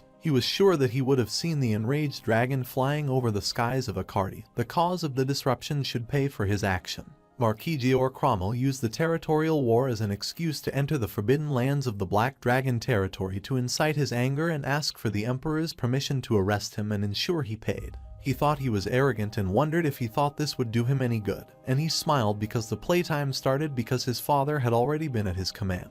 So he was satisfied with this and commanded Joshua to do as he pleased, which shocked the noble, and they wondered if he just cut ties with them and what they should do now. Cromwell requested that he listen to him as he lied and explained that although they entered the trying region, they were moving strictly on his orders. He looked at him angrily and asked Aidan what he would do if he were at his place, as he claimed that he was the reason for everything. He was trembling in fear, telling Agnes that it was not what it meant, and Agnes uttered that merely following his order was such a boring answer, so Joshua went to him and said he would be taking him to his jail cell. They were at the Imperial Palace meeting room when the announcement was made that Imperial Knight Joshua, who arrested the Marquis Cromwell, was arriving. He greeted the Emperor and reported that he had returned safely after completing his order. The Emperor remarked that he was always surprised by him and almost scared, which is the only source of enjoyment that he experienced in this peaceful continent. That was why, regarding the Wilhelm Knights, who were armed forces of foreign nations, he would have to punish him for allowing them to step foot on his land.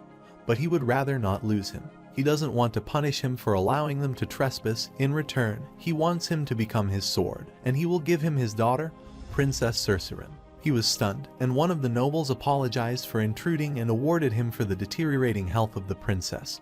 But he replied that's why there was more worth in that. Because he wouldn't need to worry about the dying princess, he could still maintain his position and be given the right to challenge the throne regardless of his title. This was his once-in-a-lifetime chance to become the nation's emperor, something even his father had failed to do. He questioned if that was what he wanted for a neglected child like him to become the emperor of the continent's most extraordinary nation, and become his sword.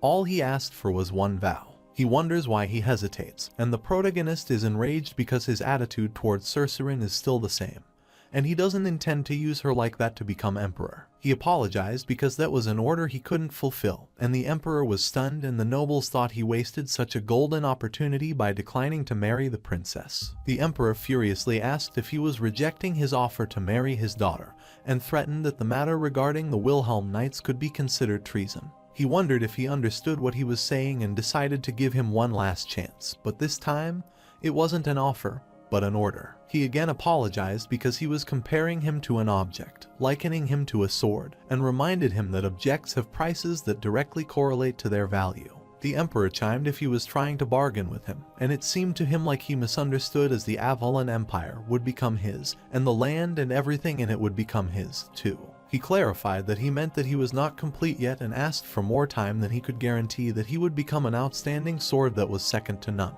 Eventually, he would become 18 and finally choose who he would serve, so he requested him to wait till then.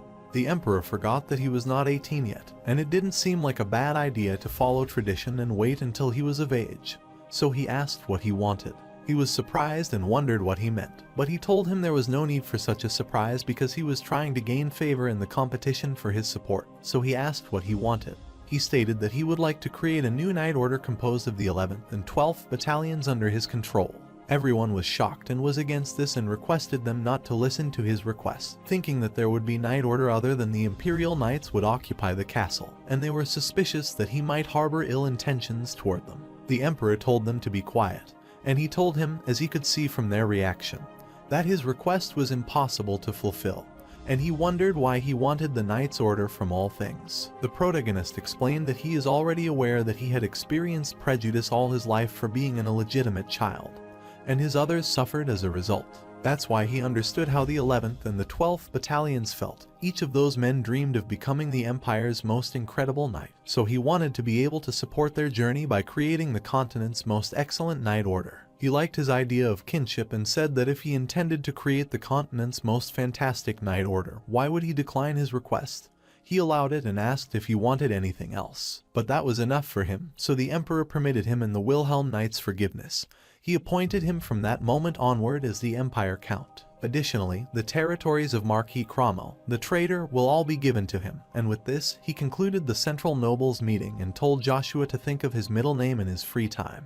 He was looking forward to their next meeting and would be waiting for whatever news he would bring next, and his father said that it seemed he was getting closer to the center of power. Talon Munbrew can't believe that the Empire is in shambles because creating an independent knight order is one thing, but to think he would leave his management to a young child. Pravalum uttered that there was no need to worry. He would gain more attention from the nobles the more he moved. What can a mere marquis family do within the empire? Ash rushed toward them, calling them old folks, and said that he was sure they heard what the emperor said, that he would take Count Joshua for himself. He said that he had given all of them a chance, and they wondered what he was talking about, so they told him to get lost. But he suggested listening to him because first, they would give people special privileges for joining them, and there would be nothing for those who joined late. They wonder what kind of privilege he has, but he tells them that if they wanted an easy life, they should rab on. And the nobles rushed toward him to be the first one and were pushing each other. Everyone wanted to be the one to support Count Joshua, while Talon Brew was worried because not only did he have an independent knight to influence the empire, if the family started supporting him, his influence would soon surpass Emperor Marcus's. Meanwhile, Evergrant thought they messed up as it seemed Crevasse didn't take the bait, and asked what they should do now. But he told him not to worry because nothing changed. They were destined to face Crevasse later, and he never thought that Heimdall would be correct that Joshua would be a problem. He doesn't know how he managed to get the Black Dragon on his side, but they can't allow him to ruin their plans, so he decides to leave Joshua to another contractor. Evergrant uttered that the time wasn't right for that because Emperor Marcus was watching him, so they needed time for Duke Agnes's family. They need to wait until the second Prince Kaizen's forces grow strong enough, and he thinks it would be better for them to eliminate the Emperor Marcus and the magic tower, so he wonders if everything is ready. Evergrant explained that Heimdall had leaked information on Asher von Britten, so he was sure the news would soon reach Emperor Marcus' ears through the Black Wind. He thought it was perfect, so they would start by eliminating him, take things step by step, and say that even after that tyrannical emperor died, he hoped he would continue to maintain his greed. He wanted the Emperor's Death Knight as it would be amazing, and she attacked the wall, which shocked Evergrant because there was shadow subspace in the wall. Jackian, the Black Wind that works for the Emperor, appeared, and he wondered how he knew about him because even the superhuman wouldn't be able to sense him. Asmodeus, the top-level demon, rank 32, uttered that it was because there was no way human common sense could ever comprehend. At the Avalon Imperial Knight Order 11th and 12th Battalion's headquarters, they were celebrating his victory, and Bison was surprised as he never thought he would say something like that in front of those nobles. Langer was pleased to think that they would get to develop their Knight Order and was sure the other battalions would get jealous. Cax asked what kind of Knight Order he was planning to organize, and Joshua said that although he couldn't tell them the details, he had to tell them something like the legend of the Swallow Empire, the first aerial knights of Avalon that would surpass the Wyvern Knights with the greatest predator of the continent, and existence to fear, the nightmare of the frozen lands, the Black Dragon, the Crevasse Knight Order. They were excited and wondered if they would be able to get on the dragon and assumed that it would be something that would last throughout history. Ash smiled and thought they should keep dreaming because not everyone could get on Lord Crevasse and thought their leader was a fool. The knight entered and apologized to him for intruding during his banquet, but informed him that a guest had arrived with urgent news. He wonders who he is his guest, so the Agnes family Knight Armstrong appears and apologizes for bothering him out of nowhere. The protagonist thanked him for taking the time to come there and asked what were he trying to talk about. He informed him that it was the call from Duke Agnes, and he wondered why now. Armstrong explained that since no one had achieved as much success as him, he wanted to invite him to the estate and celebrate the occasion as the Lady Lucia was waiting for him. Although he would love to see his mother as soon as possible, he needed to take care of work in the Accardi, so he promised to head for the estate as soon as he was done. He said that it would be great if he did so and that if there wasn't an issue, he could ask what work he needed to finish as he needed something he could use to explain to the Duke. He explained that it was nothing he was planning on visiting the Brilliant Flower Palace, and the knight wondered if he was trying to visit the princess at the Brilliant Flower Palace. He assumed the rumors from the Emperor might be correct, but he explained that it had nothing to do with the Emperor's order. He thought it was unfortunate because he hoped it would be a chance to witness the spear skills of a master like him, and he wondered what he meant. He asked if he hadn't heard the news yet that His Highness was utilizing the bloody Battle of Bircher to find Princess Cercerin, a husband. While the protagonist was stunned, the knight added that the most important thing is that all the citizens of the Avalon Empire are allowed to participate, and he found it surprising to give anyone a chance. This was all thanks to the chief magician Evergard because he completed the medicine for Princess Cercerin. He gets furious and asks if he successfully created the medicine and is currently with her, and the knight thinks he was with her. Meanwhile, Cain, Icarus, and Iselin were at the exchange gate, and Icarus asked what he was thinking of doing after bringing Lady Iselin all the way there. He explained that he was told she wanted to come with them since they were in a hurry, He assumed he could sneak her, and Icarus asked if he considered how expensive the gate usage fees were before he said that. But he thought it was more critical for them to arrive in Akardi as soon as possible. She agreed that he was not wrong. But they had a budget, so they could use their fund without planning. While arguing, she went to the gatekeeper and told him they were there to use the gate and that there were 3 people, including the 2 behind her. The older adult looked at them, and they seemed like a young girl and a runaway knight, and magicians.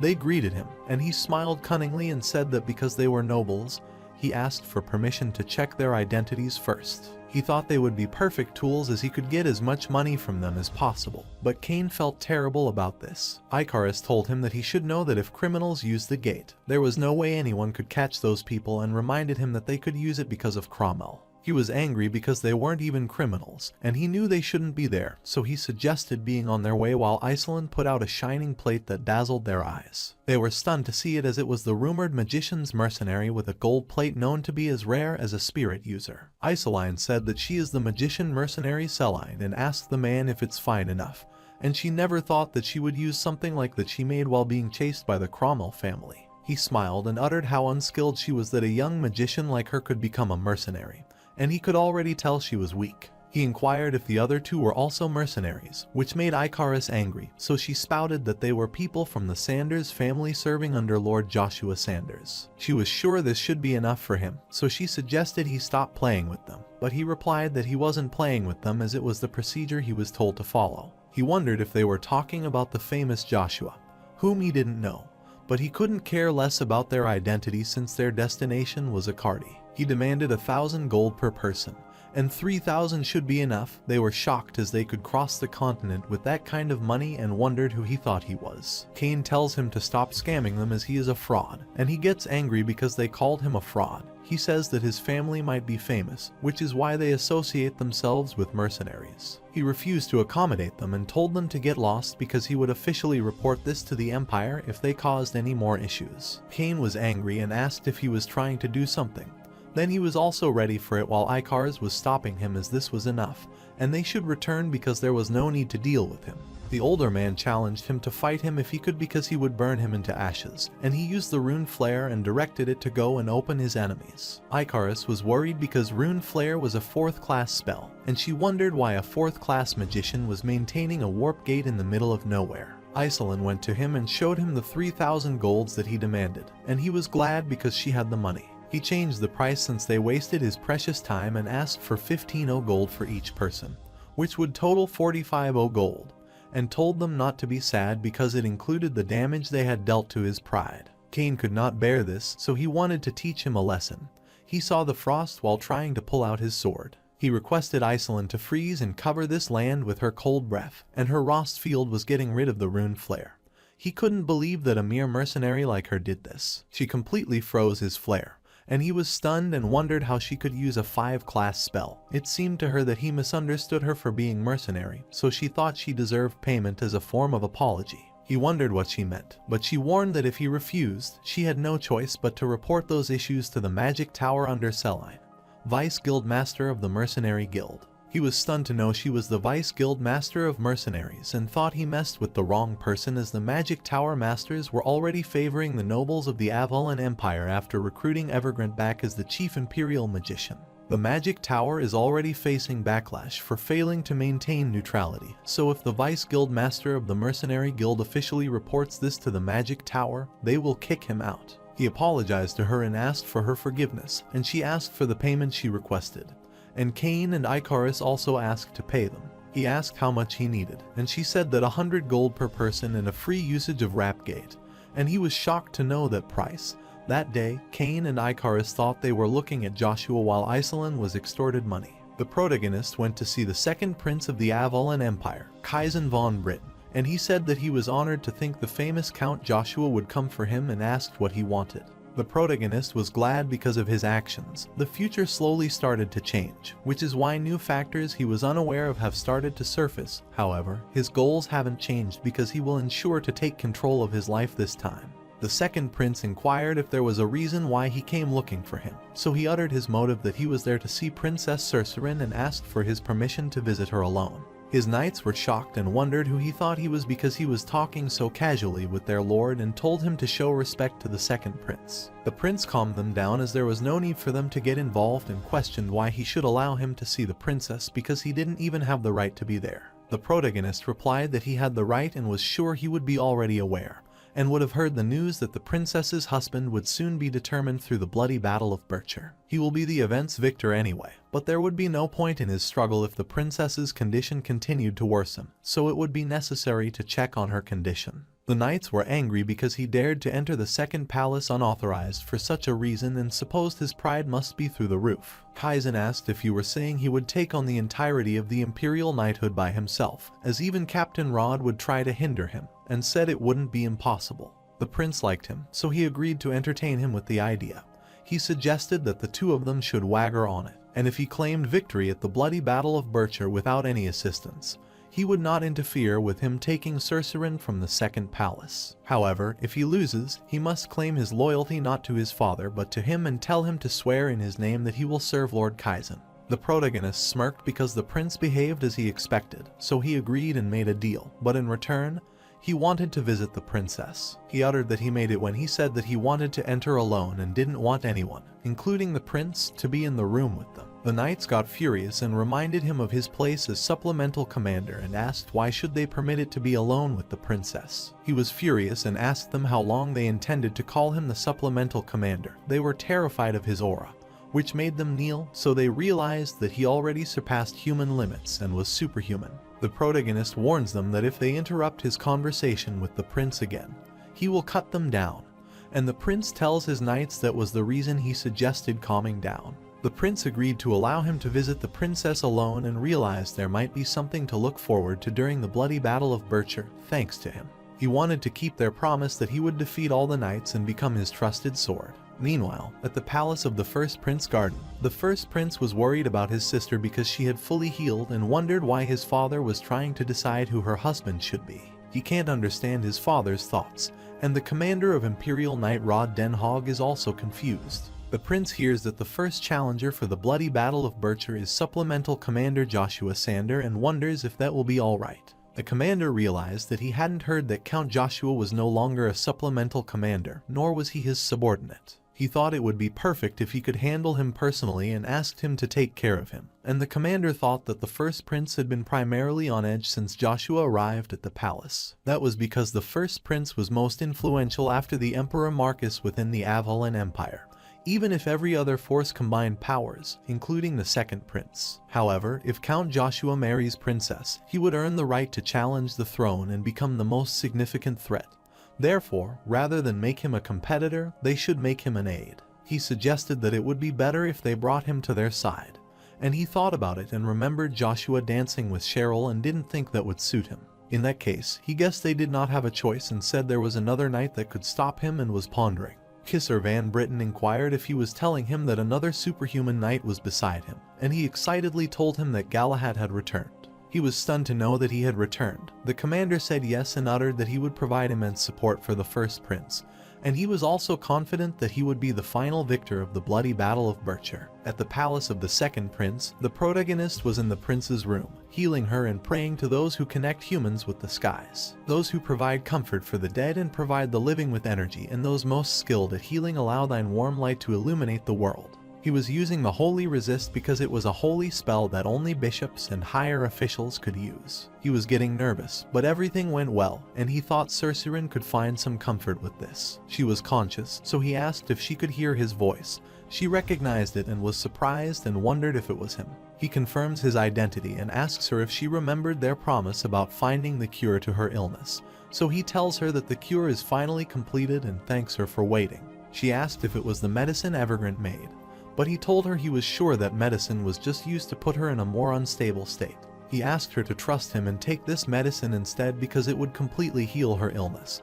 But there was just one side effect. She would lose part of her memory and might even forget him. Although he knew the medicine, he could not give it to her because he had no right to take away her memory. But when he faced her death, regretful thoughts flooded his mind, and he was apologetic to her. He hesitated even now because if her illness were cured, Her family would only use her to exert their influence. She asked him why he was hesitating and told him not to try to shoulder any of the burdens alone, and if he was doing it for her sake, he should think about how she would feel. She told him to come to her if he was worried about what might happen in the future, and she wanted him to promise her as her precious friend, so he promised to find her. She reminded him of their first meeting when she told him that he shared a name with a flower that she liked, but he remembered she said that made her sadder, just like the meaning of the Sanders flower. She asked him if he knew the meaning of that flower, and he was aware and told her not to forgive him. She said that he would not forget him especially and asked for one last favor. She requested him to feed her the medicine, so he took medicine and thought that since he had received so much of her help in his past life,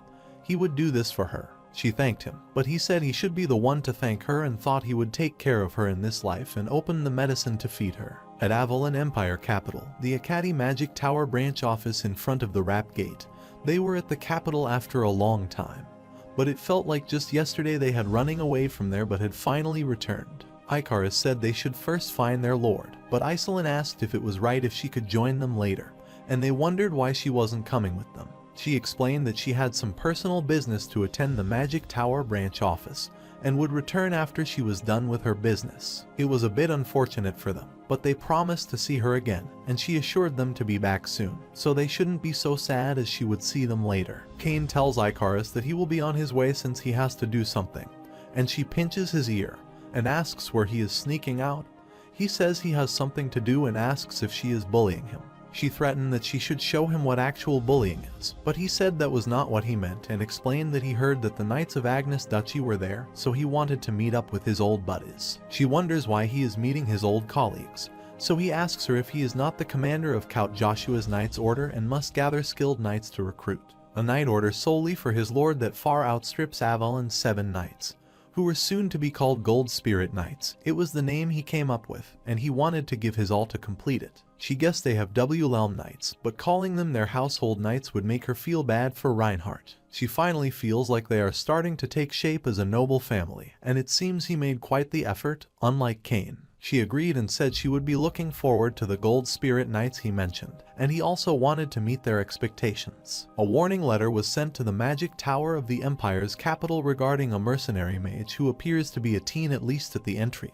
Class 5 has appeared, and her name is Salin, so they shouldn't get on her nerves. Wufa Avalon Empire, Capital Magic Tower branch manager, thought it crazy to think that she was in her teens, but at the entry of Class 5, he was shocked because she was at the same level as him. A man speedily opened the door and told him that he needed to come downstairs because someone in Class 5 who wanted to register at the Magic Tower had come.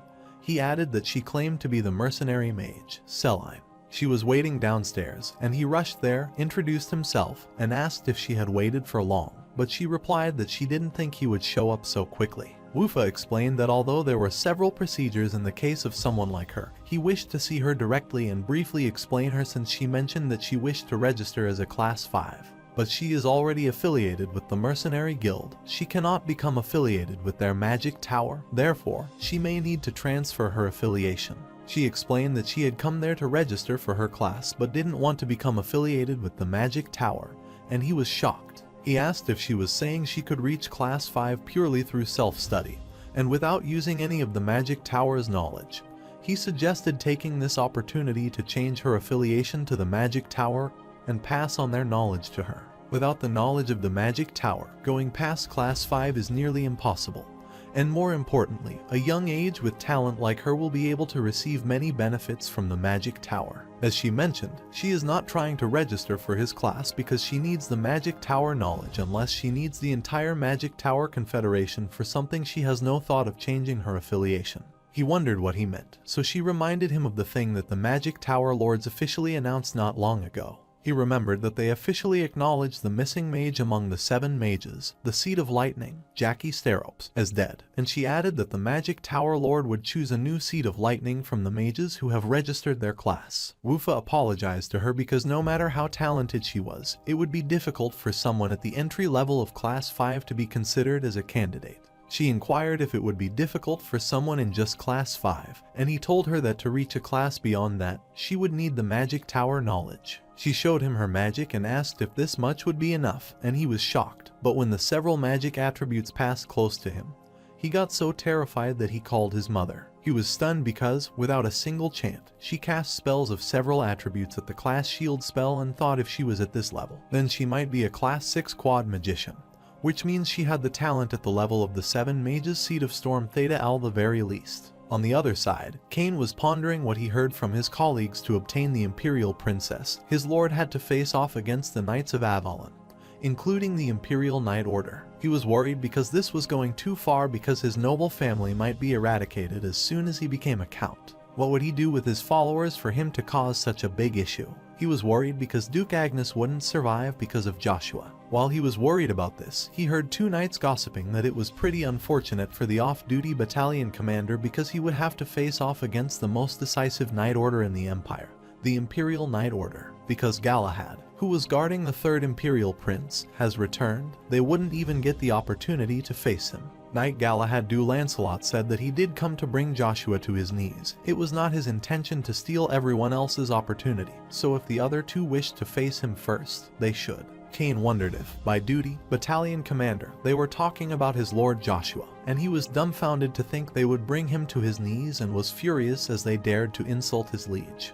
He was going to fight with them, but someone put his hand on his shoulder and told him to stop. He was terrified as he couldn't even feel his presence as he approached him before he placed his hand on his shoulder. He heard that all the knights of the Avalon Empire had gathered, and he wondered who this incredibly skilled man was. He looked back and started crying after seeing the protagonist and requested that he not hide his presence as they moved around. He thought he was having a heart attack. Joshua instructed him not to make a fuss as he shouldn't forget the place he is at right now. But Cain can't just leave those cocky people to insult him. The protagonist tells him that, unfortunately, with his current skills, he can't even win against them because that Galahad fellow is someone the Imperial Knight Order commander has selected as his successor. The knight came toward him and commented that he was as good as the rumors said, and he could recognize him at a glance. He uttered that he was honored to see him personally and was looking forward to his spear and sword crossing at the bloody Battle of Verch. The protagonist finds it absurd and wonders what he means, so he elaborates that he should guard the 3rd Imperial Highness. So why is he at the Empire? Laughs. He believed it was a bit excessive for him to leave his affiliation with the Imperial family to create an independent Knight Order, and he was somewhat surprised because it had been a while since he left Acadie. But still, he knew him. He wished to have a deeper conversation with him now, but as he had many things to prepare, he would leave after only greeting him, so he excused himself, but he will be awaiting the bloody Battle of Bircher. Cain asked him if he was someone he knew because he was someone who had just been insulting him, but he came and acted all friendly, and he was furious and said that, of course, he knew him. He remembered that he was one of the followers who betrayed him and led him to his death, and he thought he had met him at the perfect time. Still, as he wishes today, he will tear him apart limb from limb on the big stage and fulfill his first act of vengeance. Cain requested the protagonist to be on his way since it would start soon, and the protagonist asked him if he was also going, and he said yes because he should also take care of them all, so that they wouldn't be able to touch a strand of hair on his head. He agreed and thanked him as he was very comfortable, so they decided to leave. At the Imperial Grand Training Grounds, the ruler of the Avalon Empire, Emperor Marquis, announced that all the Knights of Avalon should grant them an opportunity to become the husband of the Imperial Princess. The rule is simple. It is a death match where until only one man stands, they will fight according to the bloody Battle of Bircher. When the final man standing is left, the battle will end, and it doesn't matter how many days and nights it takes, so he orders to commence the bloody battle immediately. The 4th Battalion member in the Huddles family's second son wished to cross swords with the Rand Master Joshua first. Aaron, the member of the 3rd Battalion and the 3rd son of the Frank family, wished to attack his 2nd, 3rd, and 4th opponents, but Joshua suggested not to be like that in a tone as there were no rules against this time. He uttered that they should cast away their worthless pride and barge in all at once because he didn't want to waste his time on all of them, which made them all furious. They decided to do as he wished and asked not to resent them later. They all attacked him at once, and he used magic spearmanship stage 6 chapter of Earth Mountain crushing descent, and they all fell back. The next one was Galahad, who thanked him because his competitors decreased in number because of him, and he was pulling out his sword for the duel. Balmung Dun Brown was born to the Count Brown family, who are famed for their swordsmanship. As appropriate for the son of such a family, he was born with an innate talent for wielding a sword. He rose to the position of vice commander of the 9th Battalion of the Imperial Knight before he was even 20. From that moment onward, His family's attention towards him became an obsession. While having dinner, his father asked him if he was sitting at his table with that sort of merit as, according to the rumors, Agnes Duchy's eldest son Babel started wielding mana at 14. He asked him if he didn't have to show others that he could at least surpass that, and his father wanted him to prove to others that he was the best constantly.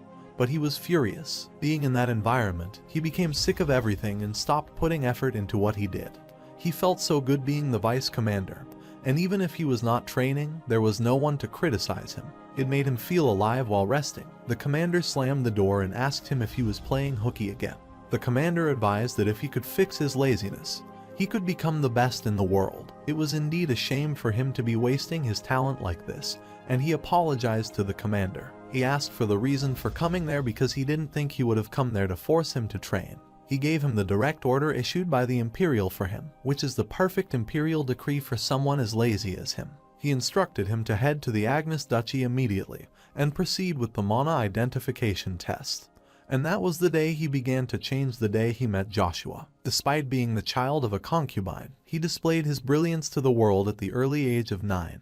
He thawed his frozen heart and made it beat again. He had once been a rising star, after all, so he wished to shine once again, even brighter than Count Joshua. Since then, he had worked hard, and with hard work, he could surpass everyone else. He wondered if that was his arrogance speaking, if it was his misjudgment, and if Joshua was an existence he could not surpass through hard work because he felt like an insurmountable being.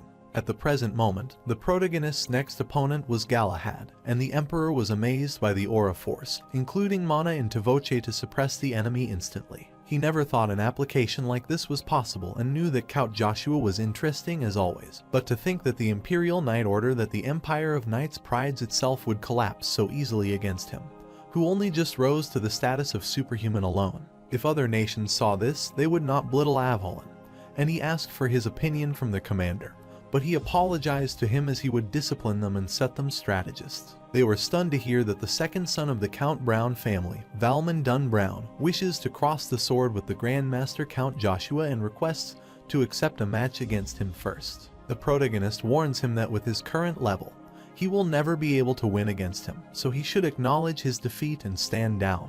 He was trembling with fear because of his incredible pressure, and his consciousness was fading, but he was trying to focus as he needed to protect himself from his killing intent by wrapping mana around his body. Then he ignited the mana in a single moment and asked him if he thought he would acknowledge defeat before even crossing blades, so he wished to fight against him with his ult to understand the gap between them completely. He requests not to think of standing his chivalric code, so the protagonist agrees and asks him to show him his skills as he will show him the difference between them. He attacked him while trying to hold back against it and realized that his current self could not even use the aura blade, and he wouldn't be able to defend against his aura. His only chance would be to strike from above and deflect his aura, so he must draw out as much mana as possible from his mana hull. To change the properties of Joshua's mana, he will have to control and change every single bit of it accurately, and decide to wrap the collision of mana around his aura, and he will manage to stop his attack. The main lead wonders if he could learn the aura of the overlay on his own without having seen it before. He thought he was a genius who surpassed Erebus, a genius beyond all geniuses, and he was stunned to see that the mana fragment that Valmon shot up into the air was changing its shape. He remembered that he had seen it before in his past life as the Brown family's ultimate move, and all the fragments changed to swords and were attacking him. Valmon used the Brown family's ultimate move, Rapid Star, and the words rushed toward him, but he used the magic spearmanship stage 4 eradication and got rid of all the mana swords. He was stunned as the ultimate move collapsed so effortlessly, and he knelt on the ground and assumed that his body could not handle using an intercepted aura to this degree, and he felt like strength was escaping from his body. The protagonist remarked that although it was only for a moment to think he could use power way beyond his class, he believed that if it were with his talent, he would be able to soar far and above. Valmon said that even if he told him, he could feel that it was his limit, and he admitted his defeat. The protagonist stated that motivation is essential if he wishes to surpass his limits, so he should keep an objective in mind. If it's the position of the Imperial Knit Order commander, isn't that something truly worth fighting for? He believes that if it's his abilities, then it's attainable. While Galahad is uncomfortable listening to this as he thinks it's discourteous of him to tell him to become the commander of the Imperial Knight Order. That was especially so if he suggests that they place someone with no will to put in the effort, like Valmon, in the commander position, which all the Imperial Knights treat as their motivation. he thought it would have the opposite effect. Valmon was speechless, and Joshua thought that even with his genius talent, he could not mature properly. And the issue was not because of his disposition but because of Galahad. The protagonist remarked that he is still selfish, intolerant, and black-hearted, and he wondered if he was saying it to him and asked him who he was to evaluate him when they hadn't even met before. He thought he didn't know how much he sacrificed for the Avalon Empire, but it seemed more likely to the protagonist that he feared Valmon's talent. He was sure that Valmon would, ultimately, surpass him at some point, and his talent would overshadow him. He was nervous since there had been little changes everywhere, but knowing that Galahad was still the same did make him a bit happy, as he would never be able to win against Valmon. And he thought it bullshit, and they started fighting. So the commander instructed all knights within the training hall to step back immediately, as they shouldn't get involved in the fights of superhumans. They were fighting so vigorously that all the knights ran away, and there was a chance of them getting caught up in the fight. Valmon was stunned because they were so fast that his eyes were having trouble keeping up, and he never knew that superhuman fights were that impressive. Commander Rod was pleased because although Joshua's method of using mana is interesting, Galahad still leads in terms of battle power, and in the superhuman class, battle victory and defeat can be decided by the mana method being used. Galahad's ability is Lightning God Dash, which is his secret move where he ignites every muscle in his entire body in an instant to tear his enemy apart, and his body is enhanced with an extreme amount of mana. It becomes tougher than steel and is very difficult even to scratch, but what is more frightening about it is its speed, and he thinks that even if it's Count Joshua, if he cannot notice his secret technique and eats a hit, he would be defeated. The commander was shocked because the protagonist was able to know about his secret move and attacked him while he was requesting Joshua to wait for a minute. But he cut his body and killed him. He rhymed using the mana voice. Since the war was over, the blood and flesh had turned into piles of dirt. He should not rage against his untimely death, and shouldn't even be sad about being forgotten. For it is because of him who shone brighter than anyone else that he still guard this land, and should remember those noble sacrifices. So unleash his grudge through this spear. The sacred spirits of the dead who could not sleep in the depths of the earth magic spear arts unnamed him of the dead. The knights wondered why he killed him, as this was just a test, and the commander was furious and asked if he was out of his mind. He dared to harm a knight of the great royal family of Avalon, though he had turned a blind eye to his antics many times before. But he couldn't let him get away with it this time. He, the captain of the Imperial Knight Order, will execute him right there now and rush to attack him. He didn't expect Captain Rod to be so enraged by Galahad's death, and was sure he wouldn't listen to him in the present, so he needed to calm him down. His aura overpowered him, and the Emperor asked Duke Agnes if he was nervous because the commander was the top ranker of the 12 superhumans. He might hurt his insolent son, but this was funny because it was funny if he fixed his personality. Then, the Lord of Knights, the strongest sword of the Avalon royal family, would have made him respect the Knight Order and Avalon a bit more. Commander Rod was stunned to see him completely fine even after such a strong attack, and Joshua suggested stopping this fight there, and letting him spend some time explaining this. He does not want to listen to his nonsense because he murdered a knight of the Imperial Knight Order as if it were nothing in front of so many people, yet he was trying to get away with it. He wanted to make him pay for his crime. At that moment, while he went to attack him, the protagonist attacked him with his seer. But he jumped on his spear, attacked him, and ran away, and the protagonist was thinking of a way that wasn't dangerous, and would protect him from attack. He used magic spear arts, a level 6 field of earth attack, and the aura generated by this pushed him back. He was expecting it, but it seemed ridiculous to him, and still, he admits that the protagonist is powerful. He doesn't have a choice, so he will have to use his hidden skills to fight the 9 stars, and the protagonist informs him that Galahad murdered the 3rd prince. He was stunned and asked if he meant that the prince was killed by his escort, and he wondered if he wanted him to believe this nonsense. Joshua explained that it was the truth that was why he executed him according to the imperial law, but he thought he was spouting nonsense to get out of this. He uttered that he was only claiming that because he didn't know the 3rd prince. So Joshua said that the 3rd prince was an extraordinary person with a superior talent for swordsmanship. Since he was young, he was called by the same name as him, the Little Star, and if he was guessing right, the prince's skills must have surpassed Galahad's at the present moment. So he can't dine it alone unless he had someone helping him, and Rod shouts that the prince was never greedy for power, so no one had anything to gain, hurting him. He was right, so he wondered if he was messing with him. He asked what would happen if the prince had a reason to claim the throne. If the person already a remarkably talented sword gains political power, then no one around him lets him be since he has everything from power to talent. Commander Rod thinks he is jumping to a conclusion, but Joshua asks if he thinks it is just a conclusion. Where is the third prince? He should return with his Galahad, so he questions that his absence is enough to make them believe it. He wanted a shred of concrete evidence because believing his imagination wasn't enough, and he remarked that even if it turned out to be accurate, how did he know about this all? But he just happened to overhear it, which made him furious because he stirred up all this madness without clear evidence. The knights were also furious and didn't want to listen to his words anymore, as Galahad had been making sacrifices for the Empire of Avalon his entire life. They want him to admit his crime and surrender instead of insulting their respected knight, and Cain appears, tells them to back off, and wonders how they dared to threaten his lord. They wonder who he is, and he replies that he is a knight of the great Count family, the first sword of Count Saunders Cain de Harry. They were shocked to see his aura blade and couldn't believe Count Joshua, who wasn't even 20 years old, had a knight like that as the personal guard. The protagonist thanked him for willingly stepping forward in such a dangerous situation, but he reminded him of his mission to protect his lord with all his strength. They were stunned since the knights of the Knight's Order were rushing there as they didn't want to stay behind to protect their captain. Langer explained that they were late because Katz was scared to show up, but Katz clarified that he wasn't scared as he watched what was happening.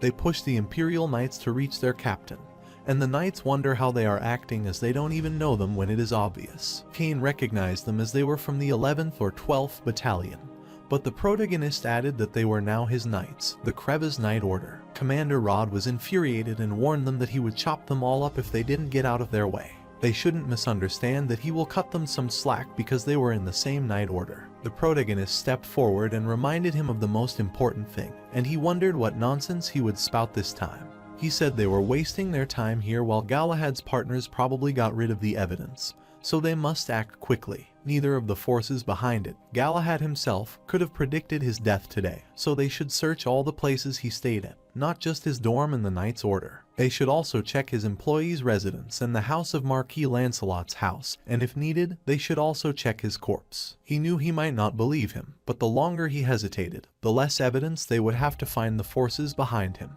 He inquired if he was scared to find out the truth, scared to realize that his most trusted subordinate was a traitor to the Empire of Avalon who had harmed the prince. The captain uttered that if there were no evidence on Galahad's body as he claimed, he would be held accountable for this and ensure it. He called medics to inspect his body, but someone reached there, killed the knights, and took the corpse with him. The captain ordered the knights to chase her and not let her leave the Accardi. While the protagonist knew it, she would be there too as she always stood by Galahad's side.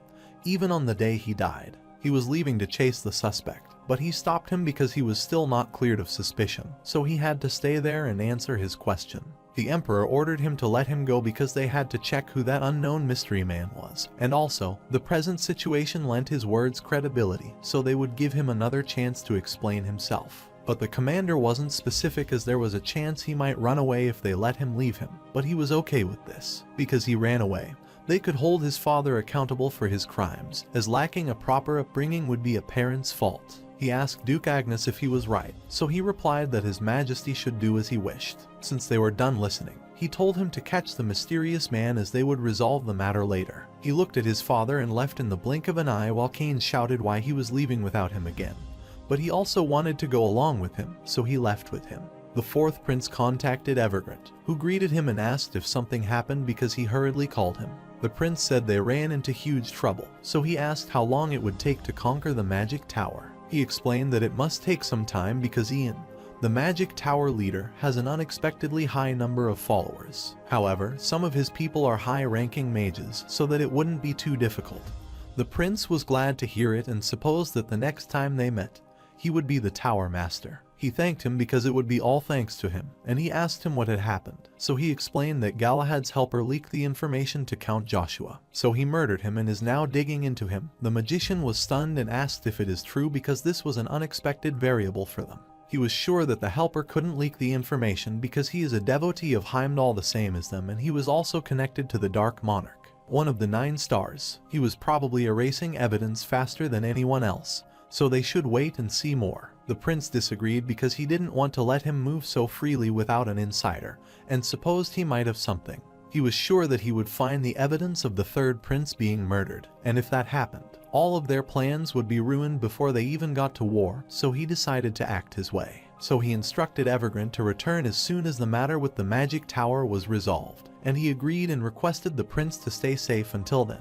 She reached a place with the body and looked behind. After confirming that no one was chasing them, she moved forward. The protagonist reached there, and Kane rushed to him, asking if he was planning to go inside because it seemed suspicious. He had something he needed to do, so he went there while he shouted to wait for him as he wanted to accompany him. After finally getting too close to him, he asked if he wasn't giving him too much of a hard time. Kane uttered that he had been training with his life online for such a day that he doesn't get to use this sword often, and Joshua wondered why he put so much effort into training with a sword. He wondered if he was doing this for him or if there was a different reason, so he explained that. At first, he did it to succeed as a knight. However, while serving him, he changed his mind because many things he showed him were beyond admirable, they were ideal. So he wanted his sword to resemble his as much as possible, and he was using this new sword just for him. That wasn't what he wanted to hear, and he told him to walk his path as he used to be the same as him and wanted to be sincerely helpful to someone because he was confident. Because nothing in the world terrified him if he had this spear in his hand. But the genuinely terrifying stuff was somewhere he hadn't even thought of. He remembers his past when Kaiser van Bjarteton became the ruler of Avalon, and he acknowledged his good deeds and conferred him the title of Archduke. He sincerely congratulated Joshua Sander and promised to bear this honor and remain by his side until the end of his days. Galahad, the current captain of the Imperial Knights, congratulated him on his success and praised him. His great deeds in the magical country of Terra will forever remain in the history of the Avalon Empire, and he was very proud of him. He wanted to be a friend, so he asked for his permission, but he said that it had already been 20 years since they had known each other, so they were already the best of friends. He was delighted that he thought that way, so he wanted him to call him by his name, Galahad, since they were friends. Later, they killed him while he shouted to Kaiser van Britain that he shouldn't think this would end. Galahad was smiling and wondering who he thought he was because he was some undefeated spear knight who was going down so pathetically, and he bid his farewell to him. He told Kane that living for others isn't always fun, so he shouldn't say stuff like he will become his sword. He wanted me to live his life as Kane to Harry, not as Joshua Sanders' sword, if he didn't want to bear any regrets in the future. But he assured him that he wouldn't regret his chosen path, as the day he met him was the brightest moment of his life. He was okay even if he didn't understand him, but he only hoped that he knew his sincerity. While he was talking, the protagonist saw an arrow behind him. He immediately rushed back, hit the arrow, and instructed him to be attentive because they were not after an ordinary person. If they show the slightest hint of weakness, they will die in a heartbeat, so they get attentive to their surroundings. The protagonist estimated that there were hundreds of them because they were not coming forward. He wondered if they were trying to change time. He smirked as he expected such a strategy from them, so he could predict it all easily. He wanted to kill them even if the Dark Monarch ended up detesting him. He decided to crush anyone who stood in the way of his revenge, so he rushed toward them and attacked them. He saw Evangeline Crepa, Galahad's lover, and he used his demonic energy to wake up the Death Knight and Lord of Dullahan and bring him his prey and slay those who stand in his way. They changed their plans, so they told Krepots to secure Galahad's dead body. While they were running away, the Lord of Dullahan appeared before them and told them they could escape from his grasp. Since it was blocking his way, they changed their routes as they quickly needed to escape, but suddenly a light appeared before them. They were stunned as their way out was blocked from them. 2. The space around them also changed, and they were in the 8-demon realm of endless hell. They were looking around and wondering where they were while the protagonist moved to them with his knight and Lord of Dullahan, and they were stunned because it was surrounding them from all around. The whole unit of headless knights was there, so the protagonist smiled because it was the power of the Lord of Dullahan, a one-person army. Kane asks him if he called all those undead warriors by himself, so the protagonist says he now understands why he told him to live his own life. If he aims to bring forth the Demon King and turn the whole land into a sea of blood, what does he plan to do when Dullahan kills one of their men? The manufactured unleashed the Dark Death Formation, Opening Formation, and Dark Dragon Spikes and put their hand on the ground to surge their energy, which cracked it. Then they filled the cracks with the poisonous dragon mist to kill the Dullahan because the poison was coming out of the ground. Joshua instructed his knight not to breathe it in, so he covered his nose. They approached him and, using the War Dragon Claw, filled the claws with the aura and instructed their companions to get rid of the summoner first. So they all attacked him simultaneously. He used Magic Spear level 5, Commander of the Sun, which led to a colossal explosion that stunned them, and they died. After the smoke and dust were removed, they saw the Death Knight bringing Krapota, and he put her on the ground. She furiously looked at him and asked if he was a monster. The protagonist asks her if she is the true monster, and she wonders what he means.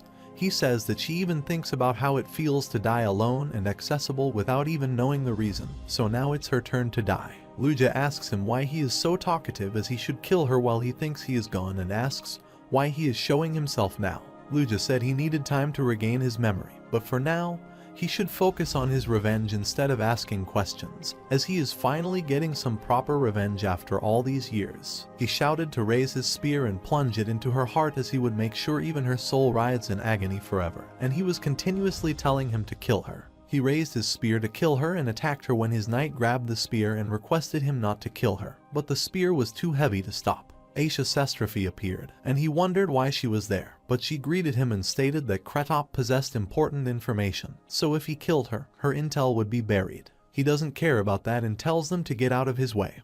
Otherwise, he would them, so Cain throws his sword on the ground and tells him to stab him first. He asked him if this was the life he had chosen, and he said yes and uttered that he didn't know what was going on but could at least differentiate between right and wrong. He is obligated to stop him from slaughtering others and guesses it is for them, but he always wants to stay by his side, even if he turns into the Demon King and loses his memories. He wondered why he would stay by his side even if he became the Demon King, so he said it was obvious because he was his first and last lord and would always be his lord. Preventing him from making the wrong choices is his duty as well, so he requests to end this killing. Aisha also believed that his knight was right, as they shouldn't kill Evangeline because she was the only one who knew where the third prince's body was. At the second prince's palace, the prince already had the hunch when Evergrande suddenly offered to side with him, but he was curious about what he was up to. He is the only one with dark intentions hidden in this royal palace, but Kaiser replies that he already knows his intentions very well. He knew why he was there and asked if he was there because he needed Cercerin, and he wanted to give her to him because she suited him well. He didn't know where he would use her power, but he was sure he could use it better than him, and his brother thanked him and ensured to return the favor. They were startled when they heard the call for the fourth prince to come forward and receive his punishment because he harmed the royal family and was a traitor plotting against it. He recognized Joshua's voice while calling him to come out instantly and subjected himself to the great judgment of the sun because he murdered the third prince, Calcian. While he was standing at the front door of the second prince's palace, the knights were blocking his way, but he was calling him out loudly to receive the punishment. Lucia was worried about him and sighed while Duke Anna saw this and asked if she was worried about Joshua. She greeted him. The Duke didn't know what she had heard around her, but she shouldn't think about leaving the mansion without permission because this wasn't the right time, so she should bear with it. But she wanted to go and see her son, so he told her to act with her position in mind, and he thought he could not pay attention to her while under Black Wind's surveillance. So he could only protect her in this fortress mansion, especially because the Jacqueline had disappeared. The Emperor Marcus might be up to something, as he must be even more vigilant. Armstrong hurried toward him and stated that they were in trouble, and he wondered what was wrong. So he told the Duke that the Emperor had ordered an emergency summon as the Great Judgment of the Sun would be held after 2 decades. The Great Judgment of the Sun is a trial for royalty that has only happened a few times in the history of the Avalon Empire. Excluding crimes above treason, royalty is not held accountable for their transgressions. Moreover, even for crimes beyond treason, only the son of the Empire, His Majesty, could punish the royal member of the royal family. Therefore, it is incumbent upon all citizens to report any suspicion of treason by a royal family member to the imperial palace. The protagonist was standing in front of them with his knight and Evangeline. Since the imperial knights were holding the sword, he asked why they were hostile toward him because he is not a criminal. The emperor suggested not to sweat the small stuff, and instead of wasting time, he should get straight to the point. He inquired that he claimed that the fourth prince plotted the murder of the third prince, so he asked for concrete evidence to prove his claim.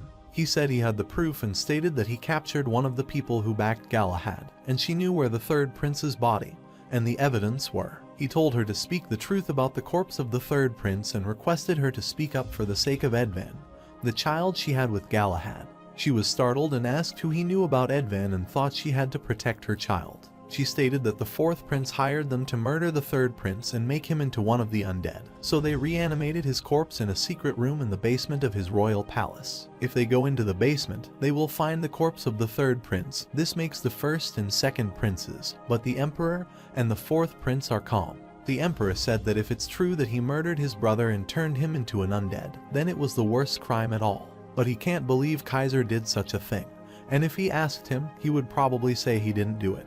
The only option left is to search the secret room in the basement, but he could not sense even the slightest ounce of demonic energy inside the palace, so there was either no secret basement or the prince had someone skilled enough to hide the demonic energy on his side. So, to find that hidden demonic energy, they will need Hermes worshippers who are experts, which means they had to get the priest from the old empire, Hebalt, into his palace for investigation. The emperor cannot trust the world of the dishonest sinner and allow such fanatics into his palace, but he requested not to worry, because there is a way to solve this without the help of other nations. The emperor gives the key to solving this case, so they need to use it. The emperor wondered how he was aware of such a thing when unaware. Most importantly, he had already been there once as a battalion commander. He wonders if he is asking for special permission to enter again, and the first prince requests not to permit Count Joshua. Kisser uttered that even if such an object exists in the royal archives, then letting him in there would be the same as helping him, which would defeat the purpose of a judgment where everyone is supposed to be equal. That was why he thought the count must find the secret room in the royal palace where the undead were created by himself. The knights agreed with the prince that the judgment should be fair because the testimony can be tampered with, and no one knows her relationship with Galahad. They only had a testimony claiming that the fourth prince murdered the third prince, but no actual proof. The emperor tells him everyone's opinion, so he can't permit him to use the imperial archives, so he asks what he will do now. The protagonist wonders if Kisser was always close to him or if he was helping him as his brother. Whatever the reason is, the odds are against him, so he has to take the chance. The emperor inquired if this was the only way he could prove his case, so should he consider him guilty of disdain against the royal family. He was left with no other option, so he agreed to find the secret basement room himself. He asked for permission to search the fourth prince's palace. Commander Rod told him to stop using his aura because he was before the majesty, and if he didn't stop, he wouldn't sit quietly but was stunned because he cut his arm. The protagonist claimed he is also exceptionally talented with divine power, and had no problem detecting the demonic energy, so he could find the secret basement room fine without a Habalshan priest. But if they still refuse to permit him, he will do his best to protect himself. Rod yielded his sword against him and asked if he were saying he would wield his blade against his majesty, and thought it was such a blatant treason. Joshua understands that his action might be discourteous, but isn't that why the words are double-edged? Well, he thought that from now on, the fight would be head-on. The emperor was furious as he couldn't stand to watch that reckless daredevil rampage any longer. But if he lost him here, he wouldn't have any more tricks to manipulate Arden. He had no choice but to give up the undead army and choose Arden, and he thought he should run wild if he could because as soon as the tables were turned, he would abandon him. He allowed him because Kaiser was framed. He wanted him to investigate and clear his name, so he assigned him as the investigator of the fourth prince palace. He allotted him 2 days to find the undead of the third prince within that duration, but if he failed to find it, he would have to pay the price. Later, they were at first prince's palace and wanted to ally with him and assured him that it would be temporary until they took down Count Joshua. He might also be aware that he had become the liability and a pan for everyone, so the sooner they get rid of him, the better off they will be. Kisser had no intention of winning over him. Instead, he was waiting for him to come out like this, so his brothers realized that he just needed an excuse to fight him and thought it would help them all. Kaiser realized that the self-serving Kisser didn't plan on embracing Joshua, and concluded that the information regarding Cheryl de Pontier might be accurate. The prince wanted to get something straight if they were going to be allies, and would like to hear from him if he murdered Caislian and turned him undead. He admitted that he murdered his brother and is undead now in the imperial palace basement, and he knew he had a rough idea, too. He asked if he could have done it all on his own without anyone finding out and asked them who they thought was lacking him. They were stunned if their father was supporting him and if he told him to kill his brother to get to the throne, but they couldn't believe he did that. Kaiser said he backed him but was just a spectator. If they want something, they should take it themselves by any means necessary. Unlike his brother, he has no power and no one to back him because he is the fourth prince, so he is even more desperate and willing to do anything. So he was practicing what their father taught him. But his goal was not to be emperor, but to be number 2, someone no one could look down on because excessive greed always ends up with rope around their throat. The second prince was shocked because a guy like this took a massive risk to kill Caislian and asked if he was saying they could end up like him if he or his elder brother didn't become the emperor. Kisser agreed with him because of what their father taught them and thought he would be the same if he were last in line like him. But if Joshua finds the secret room that day, then the fourth prince's seat will be no more, so he wonders if that alliance is even necessary. He assured them that he wouldn't be able to find it no matter what because the mage who hid that chamber was, as far as he knew, the best in the history of his field. He wouldn't feel any demonic energy coming from it and wouldn't even find the barrier stopping it, so they don't need to worry about it. The next day, at the fourth prince's palace, the protagonist finds the secret basement room in the fourth prince's palace, and the knight can't believe this. Kaiser was shocked as the knight's mana hall and a mage circle mana were of different types, so he wondered how he could find a barrier made by a mage. Moreover, this was a 6th class barrier spell that even a mage couldn't have found, but Joshua told him there was nothing to be so shocked about. He told him to relax because he didn't even start yet. Langer and Cage were pleased and instructed Captain Rod to ensure the prince didn't go anywhere. Langer told him to follow the commander Joshua, and they were ready to explore the basement the prince was hiding in. The commander asked him whether this was all. Because the truth was revealed, he instructed Barubaru to kill all of them, and they were startled by the noise from the basement. At Neutral City, Reinhardt, Moondor HQ, Zero informed his master that they received the message from the team serving as an eye on Aval and Empire, who say that Duke Arden's troops are on the move. She realized that they were trying to start a continental war as making the first strike in these peaceful times without cause and openly gathering makes it obvious. Lily's Aphrodite realized that they seemed to be in full-scale preparation for war, and he also thinks that was the case. The appearance of the Lich and Castle Reb also appears to be part of the Aval and Emperor Marcus's plan to create and weaponize the undead for war. In that case, if the undead army joined them and marched there, it would be their defeat, so he thought they should find the Holy Grail as soon as possible to stop them. She wonders if Joshua didn't tell him that the Holy Grails rest in the royal archives, so they can do nothing about it right now. But he thought they shouldn't sit and wait for him because he started the Great Judgment of the Sun against a royal family member, so his defeat in that trial could push them further away from the Holy Grail. She realizes he still doesn't know what kind of person Joshua is, so she tells him that he never loses. Meanwhile, Katz and Langer are worried and wonder what's happening as they feel like something is leaving their bodies and wonder if their soul was leaving their body. But the commander said it was not what they thought as it was sucking them into the secret underground room and instructed them to stay alert as they might get separated. So they all were pulled inside, and only the fourth prince was left untouched.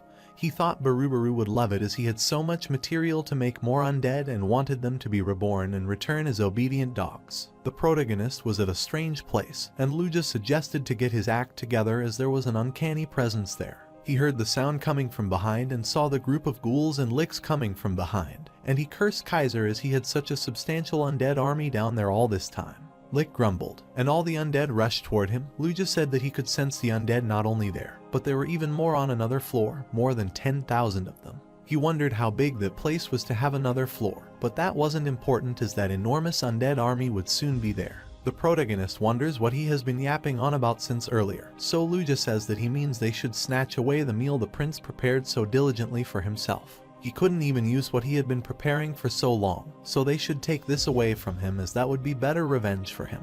He told him to stay still and entrust himself to him, so a bright light emerged from his spear, and he told the undead to worship him and submit themselves to him. The being they revere and serve as a trivial creature to him, so that he will be their new master.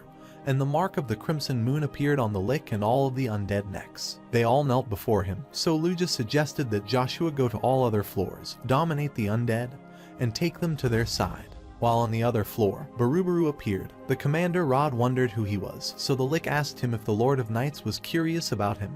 He was stunned and wondered how he knew him. Lick Hines smiled and uttered that he knew him as one of the 12 superhumans and an eventual subordinate of his. The captain said that if he knew him, then he should also be aware that he didn't put up with bullshit, and he attacked him. The knight was stunned to see such a massive force generated by the slash attack of Captain Rod as they expected, but was shocked as it was fine after taking a direct hit. When they looked behind, they saw him absorbing the slash attack and told them that their skill would be coming back at them. He was sure that the Lord of Knights might be able to live after being hit by this, but only if others could cope with this. The captain looked back and was worried because the attack was coming back to them, but it was too late for them to go back and block the attack. Thalman attacked the Lick as he couldn't let him do that, and the captain also attacked him. thinking to behead him in one fell swoop so that he wouldn't get caught in the crossfire. Lick pushed them back, which stunned Valmon, and he wondered what kind of magic made him so strong of the mage that he could parry Captain's sword from that distance. The captain was impressed because he could wield the aura blade now, and Lick wondered if that was a big deal for him, so he assumed that the knights hadn't made any progress. He thought he was pretty famous in his time, yet he is like that now, and he could bet that the rest of the knights would be even less worthy of his glance. But to him, even in the past, he was nothing but a lump of meat.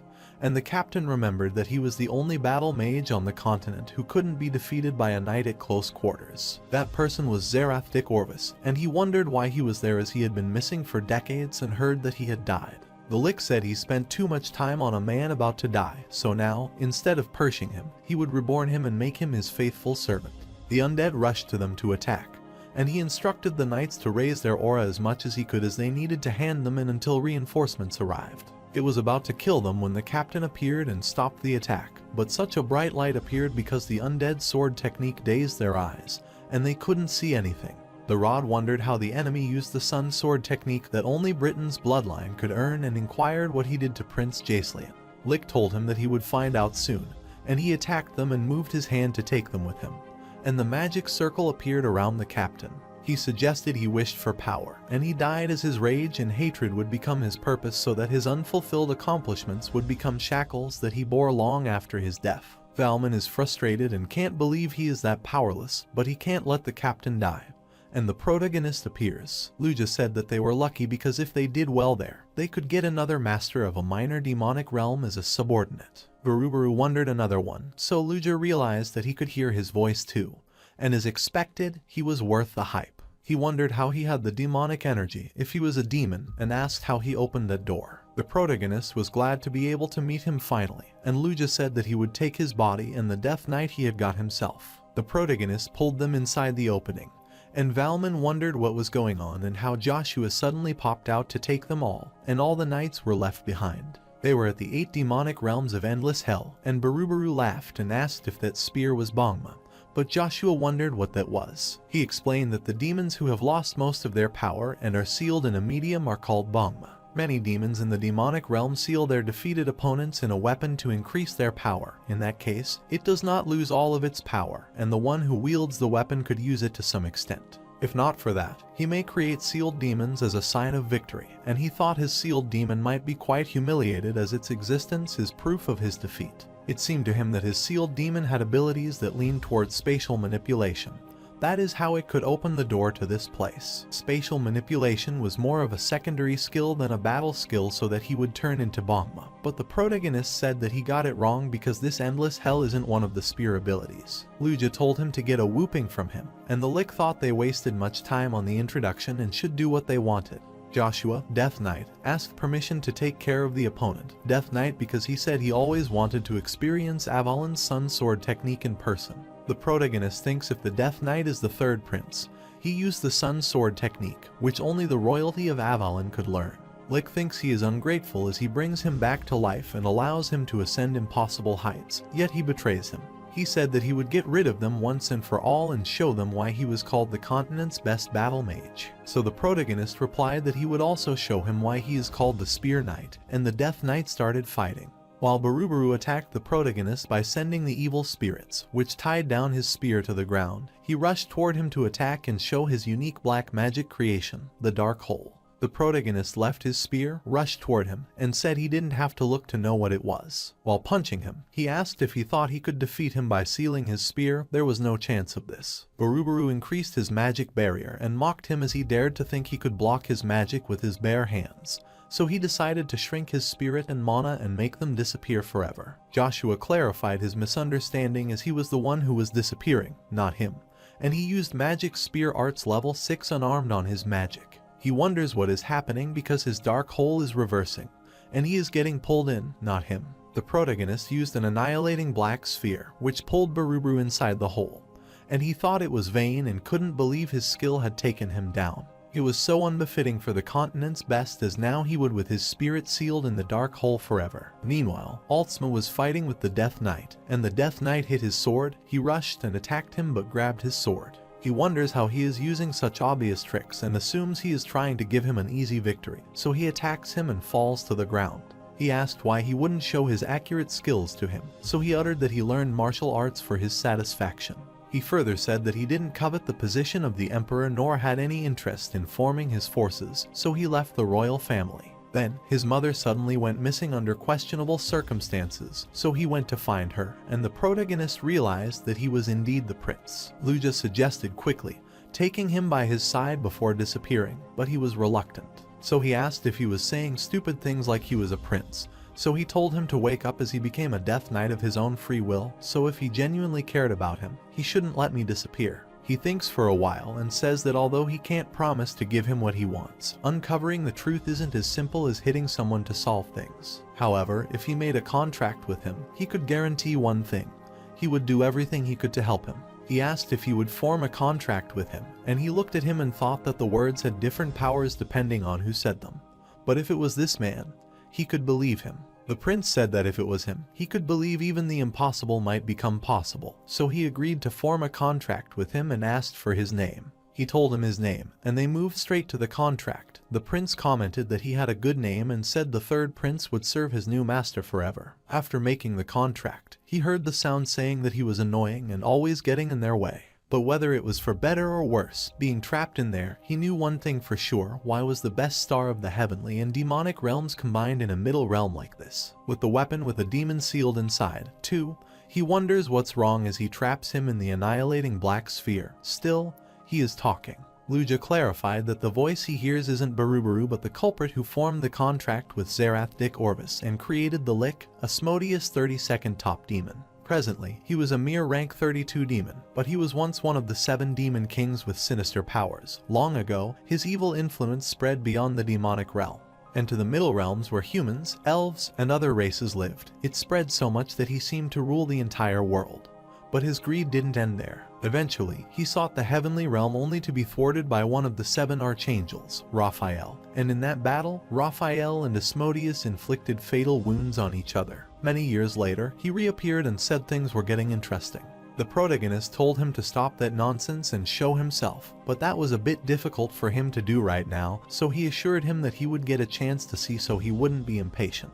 He threw Barubaru down and said that he worked hard trying to obtain this body, but since today was the honorable day he met him, he gave it to him as a gift. He was looking forward to their next meeting with Demon God Armament, and he was stunned and told him to wait, but he had already disappeared. They saw the light appear behind them, and they wondered what was happening suddenly as a tremendous amount of divine force broke the barrier of the endless hell. Altsma uttered that the force was blowing away the force that held their bodies together and stated that the summons were being forcibly lifted. The barrier broke, and he saw Aristen standing outside with Jesholt Khan Tremblin, who finally found him and realized that the object was practical. He asked why they were there and where the other troops were, so Duke Jesholt told him not to worry because the medics had them. He asked him if he recognized that object and uttered that, as he said, the 4th prince requested to find the key to solve the matters in the royal archives. Who would know that the Holy Grail of the Hubalt Empire would be hidden inside the royal archives of the Avalon Empire? From what he heard, this Holy Grail reacted to demonic energy immediately. He found it strange as the white Jolly Grail was turning red before him, and he thought its power was incredible. Even without any knowledge of how to use divine power, these two destroyed the Lord of Durahan's endless hell and temporarily blocked his summon. Ares said he doesn't know how he did it, but black magic and demonic energy are forbidden all over the continent, and he knows what that means much better than they do. He loved to tell him to take this aura obediently, but the protagonist attacked him, and still, he appeared and said it's alright as he should let it all out and wanted to have a proper fight with him. He attacked him, but the protagonist attacked back using the spear which he dodged that still left a scratch on his face, so he asked if he was trying to kill him by poking him with his spear. But he liked it because it was so exciting and Duke Jesholt stopped them as it was enough jokes. He told him that this was putting them into more difficult spots because it was an imperial order, so they had to be better off obediently following them. Joshua knew that Duke Jesholt rose to the highest position of a star with his swordsmanship alone, surpassing superhumans. The difference between the two is that of the sky and the land, and he thought he was an even more challenging opponent to deal with than Lick. Even among the other 9 stars acknowledged by the continent, he is called the Sword King. He cursed the prince for involving him in this mess and thought he was genuinely mistaken if he thought he would fall into his trap, and he disappeared. Ares shouted, asking why he was running away, and to come back as he planned such a thrilling date for him. On the other hand, at the same time, in the magic tower, Theta was kneeling on the floor with the blood dripping out of his arm, and he couldn't feel any mana, so he cursed Evergreen and wondered what he did. While his surrounding was burning, Evergreen said that in an environment like this with no mana, a low-grade mage like him using magic would end up poisoning himself. He was startled, thought it ridiculous, and wondered if he was using magic freely, even in the environment without the mana. For something like that to be possible, he must reach the ultimate level of magic usage in the 8th class, and Evergreen said that now he will teleport him back forcibly. Then he will blame him for everything that happened in the magic tower, but before he does that, he will destroy his magic circle so he can never use mana again. He yelled to shut up as his grandfather gave him the chance to be the magic tower master, and he stabbed him in the back. He tells him to frame him all he wants, but he will never escape being labeled a traitor as he can't hide his deeds today either. Evergreen thought it was joking that the cat hit it and asked him if he was aware that the elder to whom he was loyal had become the magic tower master. So in this world, if they don't betray, they would get betrayed and ask him who he thinks taught him about that world. And it was the elder who taught him that the winners are always the truthful ones. He also told him that the losers are always sinners, so in that case, he would be remembered as the sinner, and he was about to destroy his mana when he heard the footsteps. Iceland was standing behind them, and she used the limiter return lock. He wondered who she was and how she got there. Theta asked her if she was the mercenary who tried to become one of the 7 magicians and wondered how she could use her magic in this place. The guards were shouting to get her as she entered the magic tower unauthorized, so they couldn't let her get out. For the sake of the magic tower, Evergreen Revolution must succeed, and she told him they don't have time for this. She told him to follow her as she arranged the way out of there while Evergreen was stunned as he was being teleported and was angry as that weasel almost ruined his plan. While he was trying to get back there to teach her a lesson and complete his plan, the guard rushed toward him and said that there was a letter for him. He said that he would read it later as he was busy right now, so the guard explained that it's from the 4th Prince Kaiser, so he stopped. Kaiser was in his secret basement and called him and asked why the sudden call while the prince asked for the update and progress in the magic tower. He said they would successfully capture the tower within the day, then announce a new magic tower master tomorrow. He thought it was tremendous and instructed him not to return to Avalon in that case and to stay in the magic tower for the meantime, as it would be hard for him to get in touch. He wondered if something happened, so he explained that the hiding place of the 3rd prince and the Holy Grail had been discovered. The divine object of Hubalt has been found in the Imperial Archives of the Avalon, so Emperor Marcus must have leaked this information to the Hubalt Empire. It seems like there will be a full-blown civil war in Hubalt, and between the Emperor and Pope. Whoever gets the Holy Grail will possess clear-cut rights and authority, so they wouldn't leave any leaf unturned to possess the Holy Grail, and if his father took advantage of them, war would soon break out in the continent. If the war breaks out in the continent, it could last as long as a decade after the Great Judgment of the Sun trial for the 3rd prince. The Emperor Marcus will be held accountable, so he wouldn't be able to do anything until the war ended. That's why he was planning on leaving the Empire. That way, he could move more quickly, so Evergreen asked him how he would control Joshua if he left the Avalon Empire. He wasn't sure if Heimdall would approve either, but he told him not to worry about this as even without him, both the 1st and 2nd princes would be highly wary of Joshua after his action this time. Eliminating an enemy as an enemy was the ideal way to go, so he told Evergreen to continue with the plans so there were no hitches and assured him that he would ask for Heimdall's permission. The hole appeared on the wall from which the protagonist appeared and was startled to see Cain waiting for him there. He wondered why he came there and what happened to the knights behind him. Cain uttered that the Lord of the Knights was overpowered and Duke Tremblin had one inside, so he was worried that something might happen to him. He tried to follow, but the Royal Knight stopped him, so there was nothing he could do, so he wondered if he knocked them out because of this reason. The protagonists don't care about it as they do not have time for this, so they should get out of there immediately, which startled him, and he wondered if he was talking about escape. Cain asked him if he could handle Duke Tremblin and Viscount Airy, who went inside a moment ago and said touching nobles would only bring trouble. Joshua asked. He took down the Royal Knights but still said that and explained that he was wrong as he did not want to cooperate, so he had to escape. His knights asked if he meant this was all set by someone, so he told him that guy used the Emperor to move Duke Tremblin and Airy, so they now had a reason to arrest him. But he stated that they couldn't keep running forever. The protagonist agreed with him, but if they harmed the envoys sent by the Emperor on his order, they would turn into traitors in a moment. But surrendering and explaining isn't an option, and he was bothered by Asmodeus's words as he said they would see each other someday, and he was looking forward to the day they met again and called him Armament. As he remembers, armament was the ruler of the demon realm and was quite literally the vessel of the demon god. According to Asmodeus, it might not just be a continental taboo but a greater sin. And he thought that escaping right now would be better because they don't know Luja's identity. Cain asked if the guy he mentioned was Prince Kaiser and whether they were sworn enemies in their past life, and he thought he was persistent in tormenting him. When he opened the door, he was stunned to see many knights waiting for them there, and the knights informed him that he was not allowed to leave this place according to the Emperor Marcus' orders. If he disobeyed, he would be charged with treason, and Cain thought it was getting severe because at least 10,000 soldiers were needed to stop them. The protagonist never thought that Emperor Marcus would be disgusted by his uncovering the truth about the royal family, but such action merely tarnishes the dignity of the Britain family. The Duke appeared from behind and suggested giving up and either surrendering according to the Emperor's orders or presenting his neck before his sword. Cain thought his presence was enough to create this much pressure, and wondered how he broke through and escaped that monster. So he reminded him that he was Lord Joshua Sanders, and the Duke asked if he chose the latter since he was ready to fight. The Duke decided to offer his condolence to his father in advance because he would lose his son. Joshua thought things were going in an undesired direction and wondered if he had to become a tyrant by breaking his promise to Icarus to sit on the Emperor's throne. He raised his sword toward him, and the knights were surprised as they could sense the murderous aura and wonder how someone emitted it. All the knights fell on the ground, and Duke Agnes appeared, and Cain was pleased because a great demon had appeared. Tremblin didn't expect that he would show up like this and knew, although he might be worried about his lineage. He said that he came here as ordered by the Emperor, so he should have a full grasp of their situation.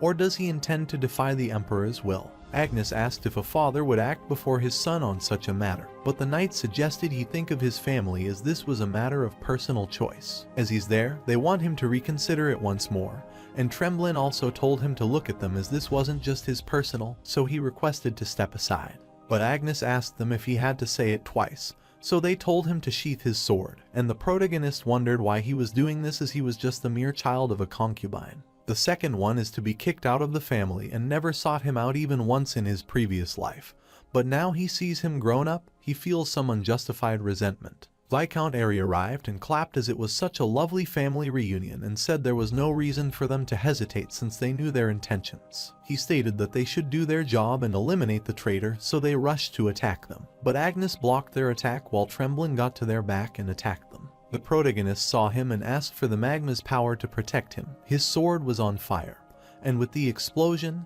he was thrown back. Cain wonders how that explosion occurred and asks if he is okay, while Duke Tremblin is also stunned, wondering what happened. The protagonist asked if he assumed he ran away because he was scared of him or maybe because he was young.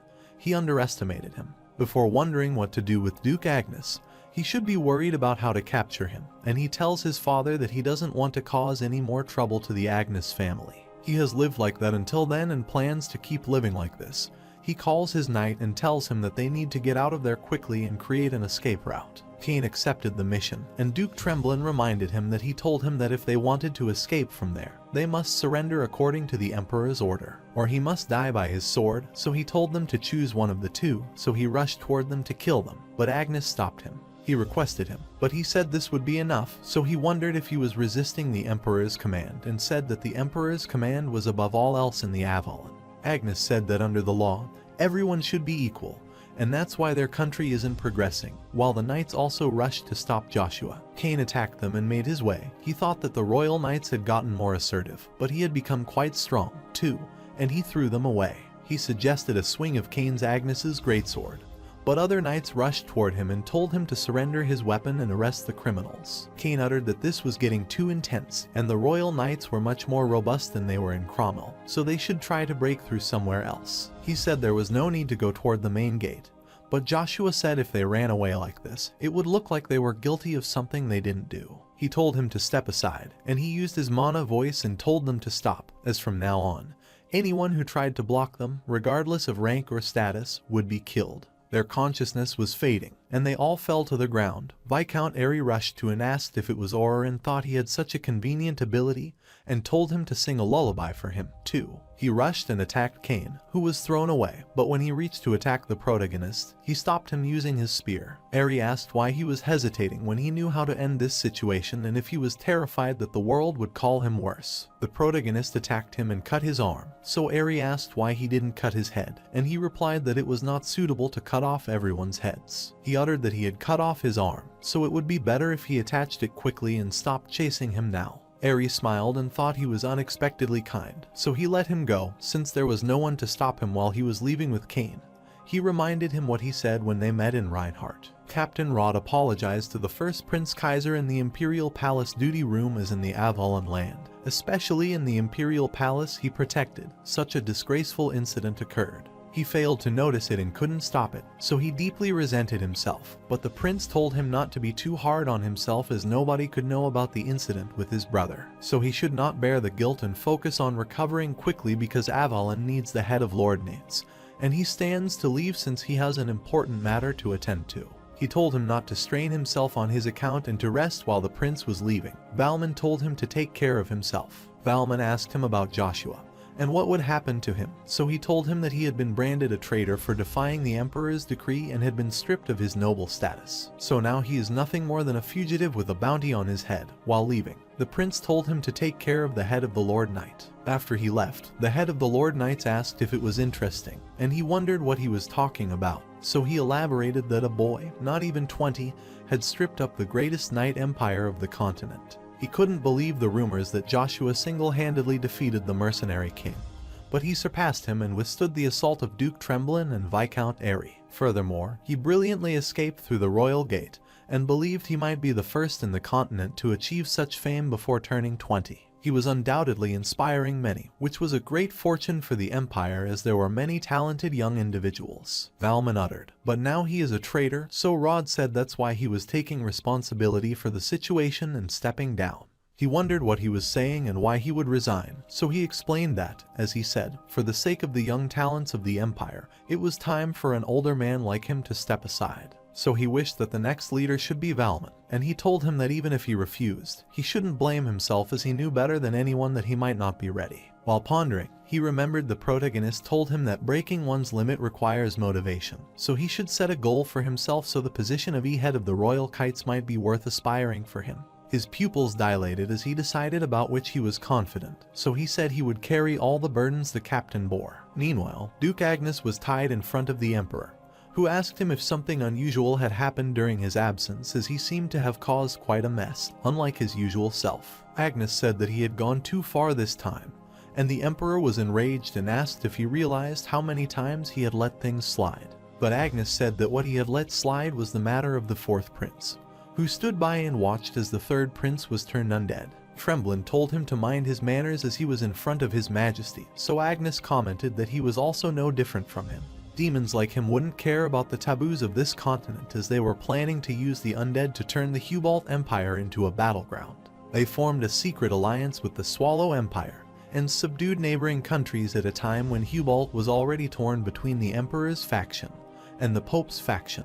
And now the holy grails that could fan those flames had appeared, so he was sure the Emperor must have been pondering whether Joshua has overcome Cromwell and faced the sun's judgment would be a boon or a bane, so he eventually decided to remove his unpredictable variable. To make this country, Avalon shines forever in the name of the Briton, so it might be for his selfish desire while the Emperor was furious and told him that he had crossed his line. He asked if he was thinking of turning on him, betraying the Empire, and threatening to destroy his family and clan, and the Duke glared at him. The Emperor said he was sure that he was not that ruthless, so he told him to calm down as long as his plan went smoothly. He had no intention of harming his child because his child shines the brightest in crisis. He commented that if his child achieves another feat outside of Avalon, he promised to call him back to Avalon personally. Agnes asked the Emperor if he ever thought on the contrary that he might be the sword pointing toward them, and this made Emperor Marcus ponder. Meanwhile, in the forest of Avalon, Ash is angry at him and cursed because he told him to follow him as the continent's best servant,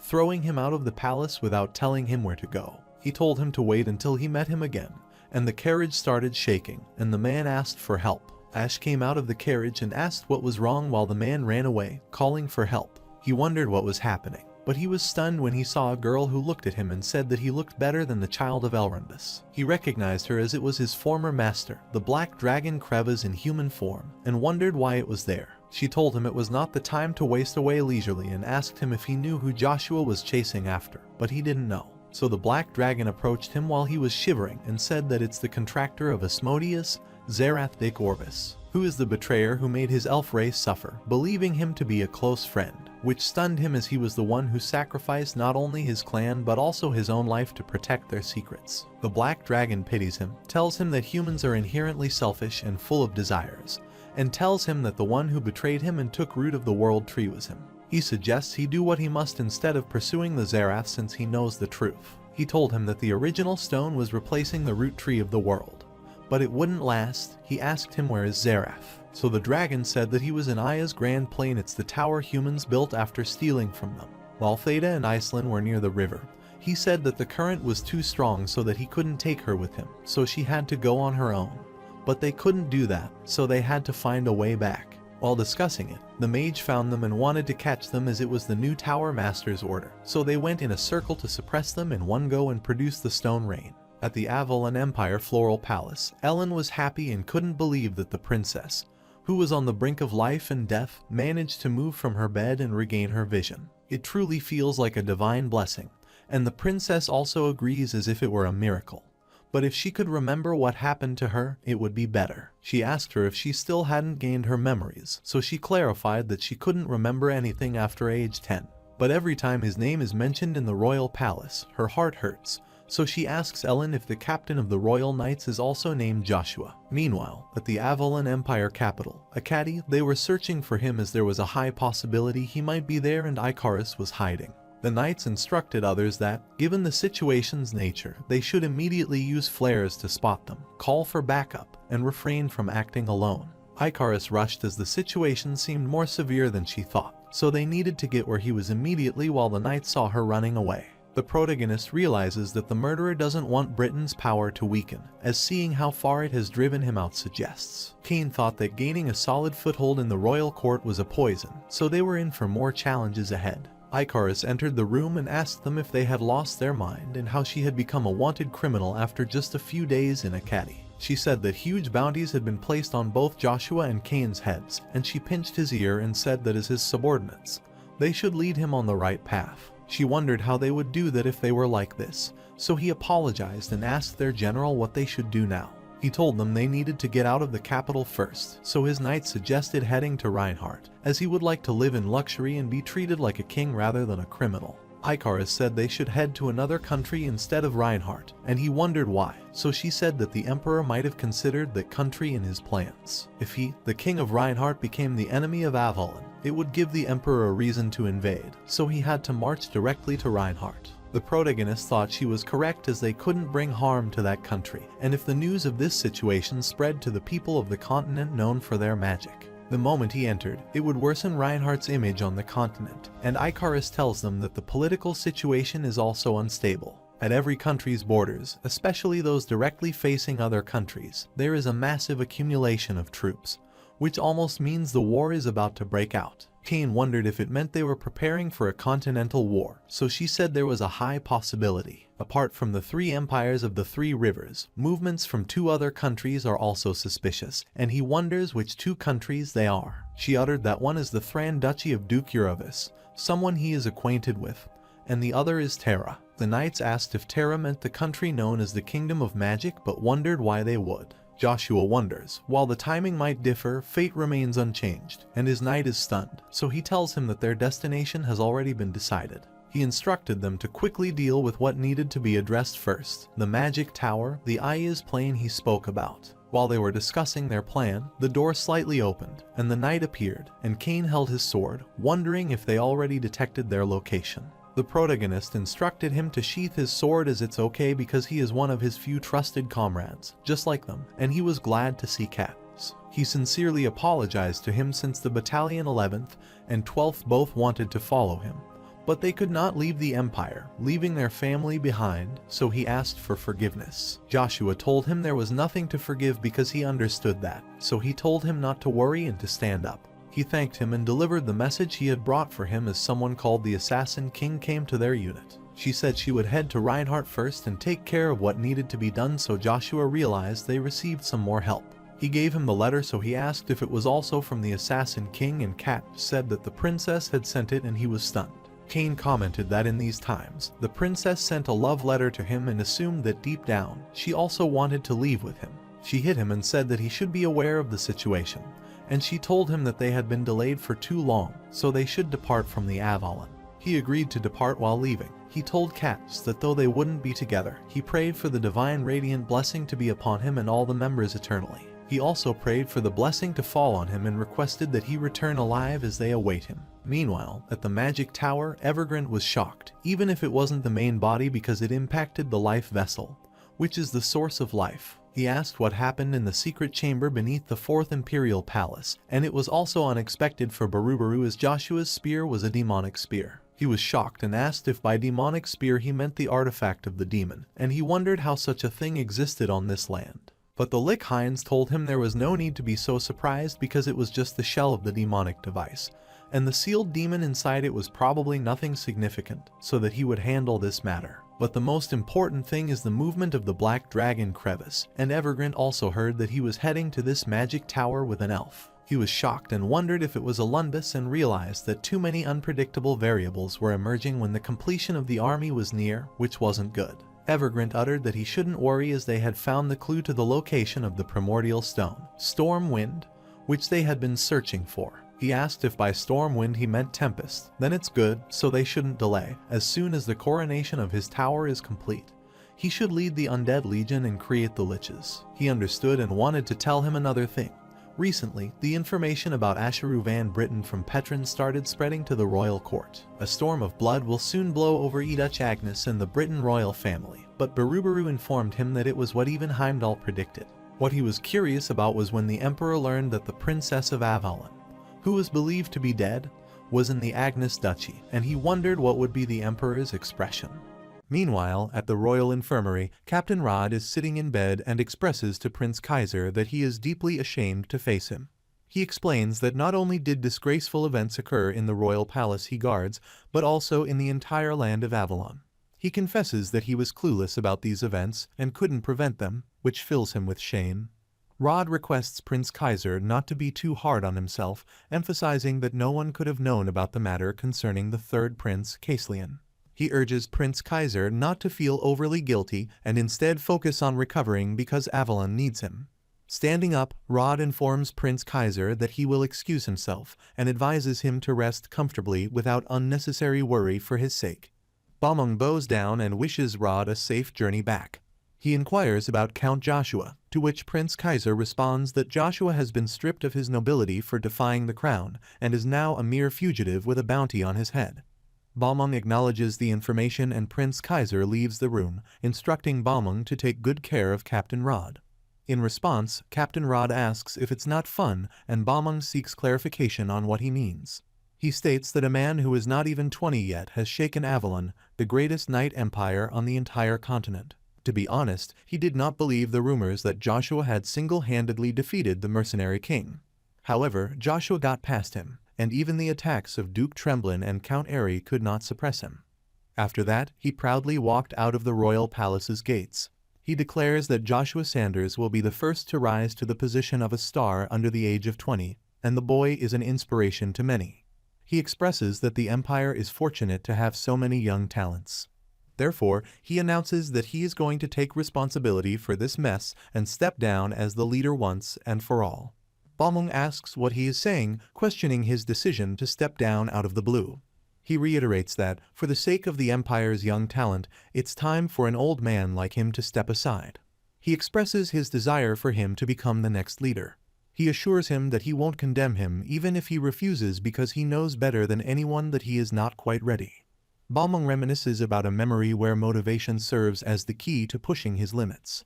He emphasizes the importance of having a goal and asks if the position of the Royal Knight Order's captain is not something to aspire to.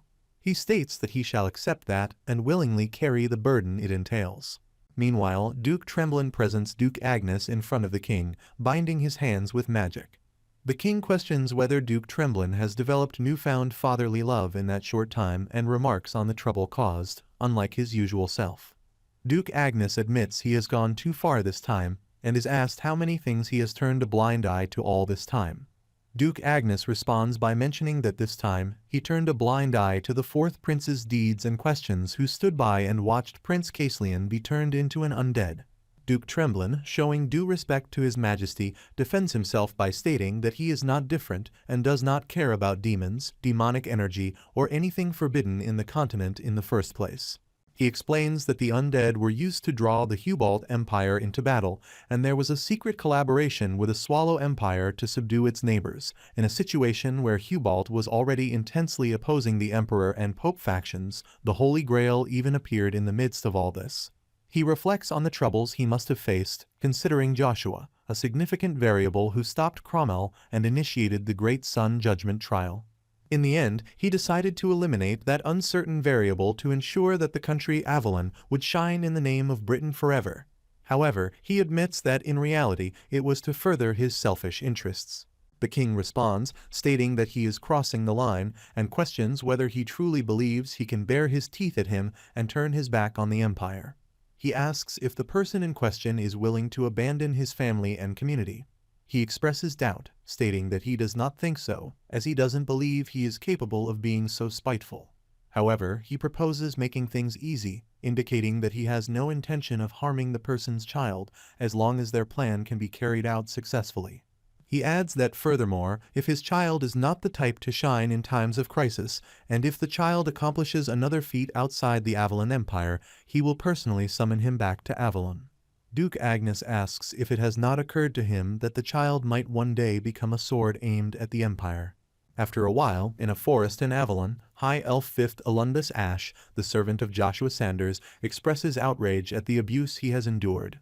He recalls stating that he would serve the number one individual on the continent one day and questions how they could chase him out of the royal palace without even providing directions on where to go.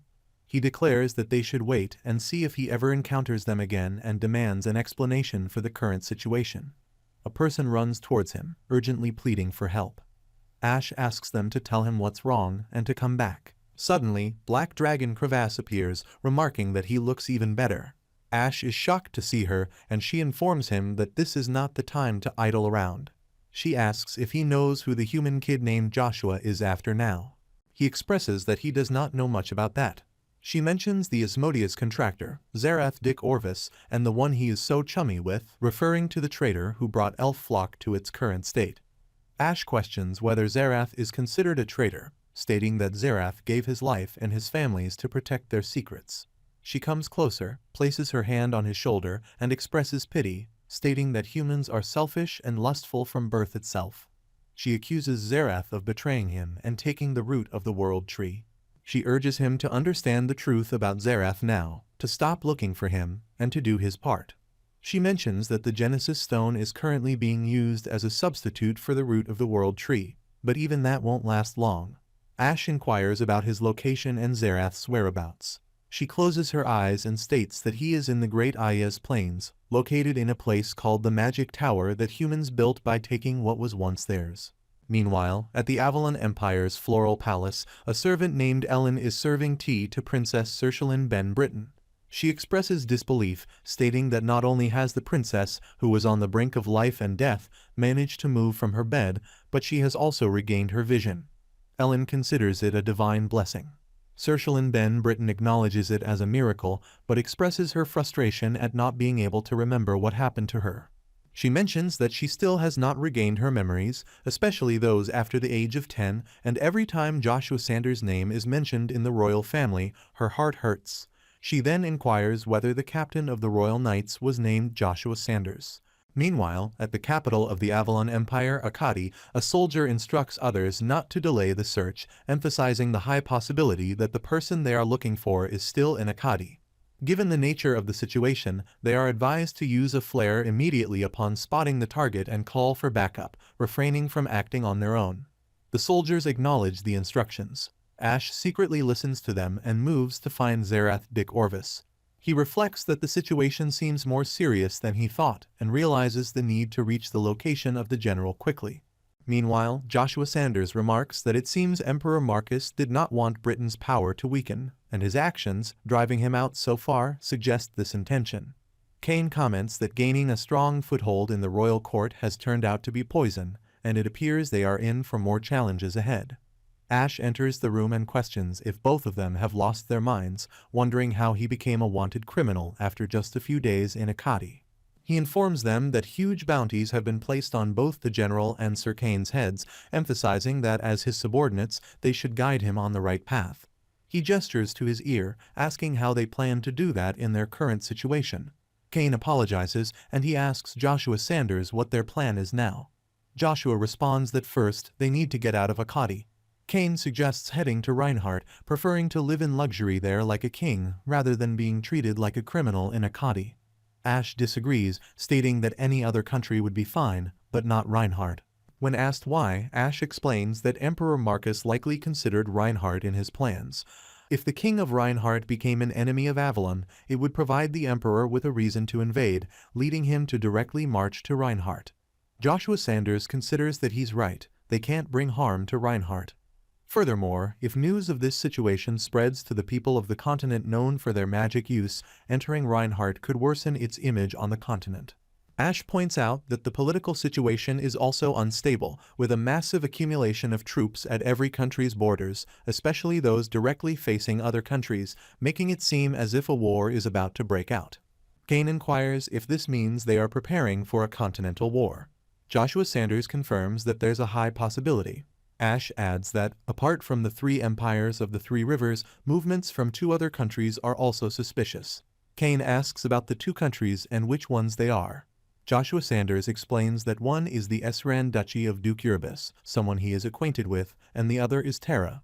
Kane questions why Terra, the country known as the Kingdom of Magic, would be involved. Joshua Sanders speculates that while the timing might differ, he asks if the fate remains unchanged. Kane is shocked and asks what he means. Joshua Sanders dismisses it and states that their destination is already decided. They need to quickly address what needs to be handled first. He mentions Ayaz's plane, referring to the magic tower. Just then, the door opens and Captain Kazes of the 12th Battalion of the Royal Knights arrives, stating that he is here. Kane moves to unsheath his sword and asks if they have already detected their location.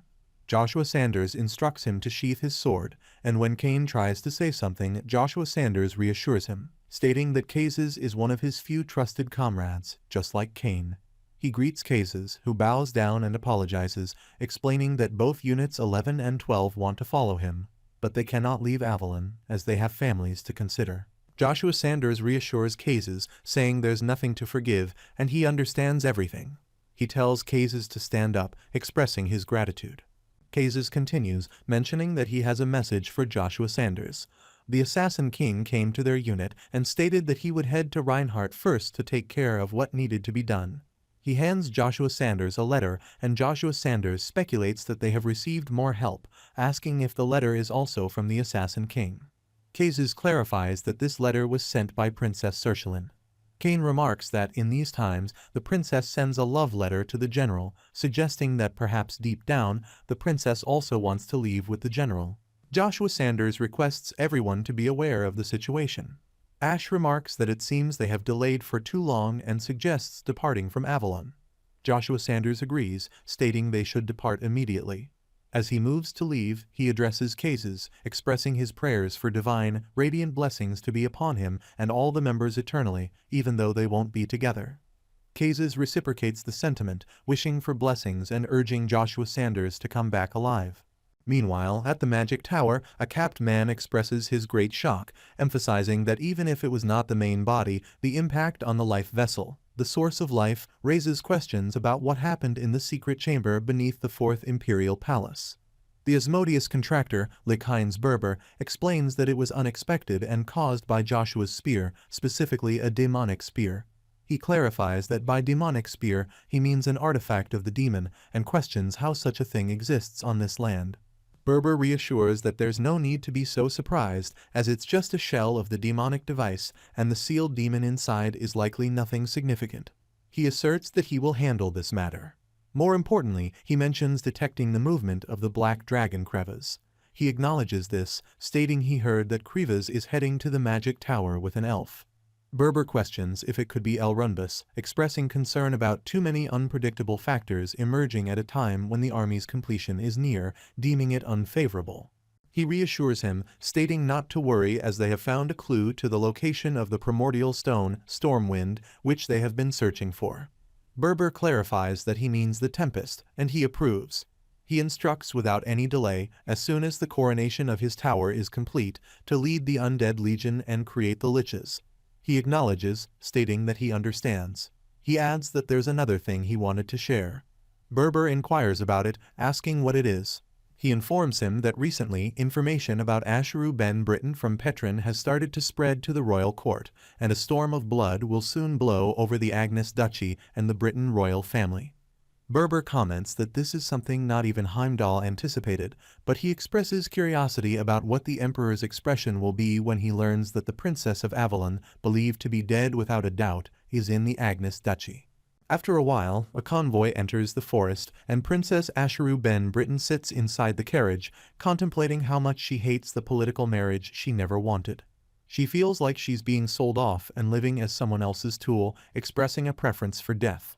Suddenly, knights attack the convoy, and soldiers engage in battle.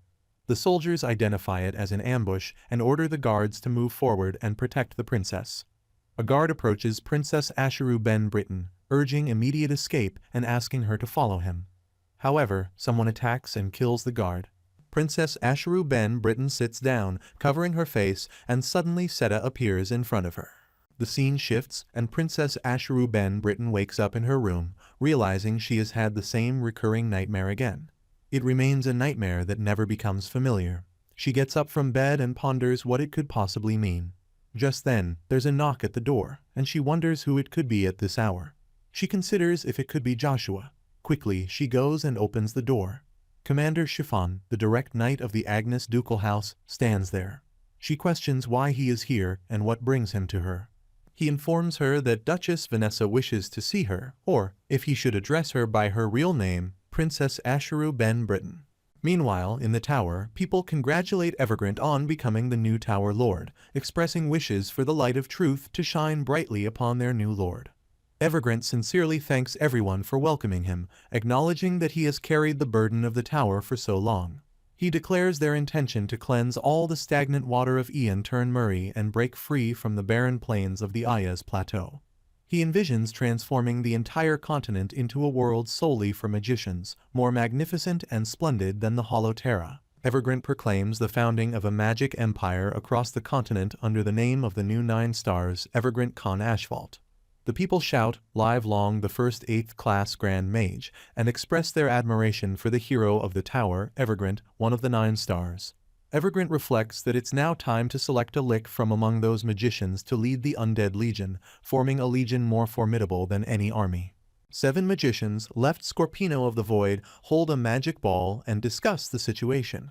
He mentions that it seems Seta and that mercenary mage have slipped through their fingers, and they request permission to handle it themselves. After a while, Joshua Sanders, Kane, and Ash arrive at Aya's Plateau.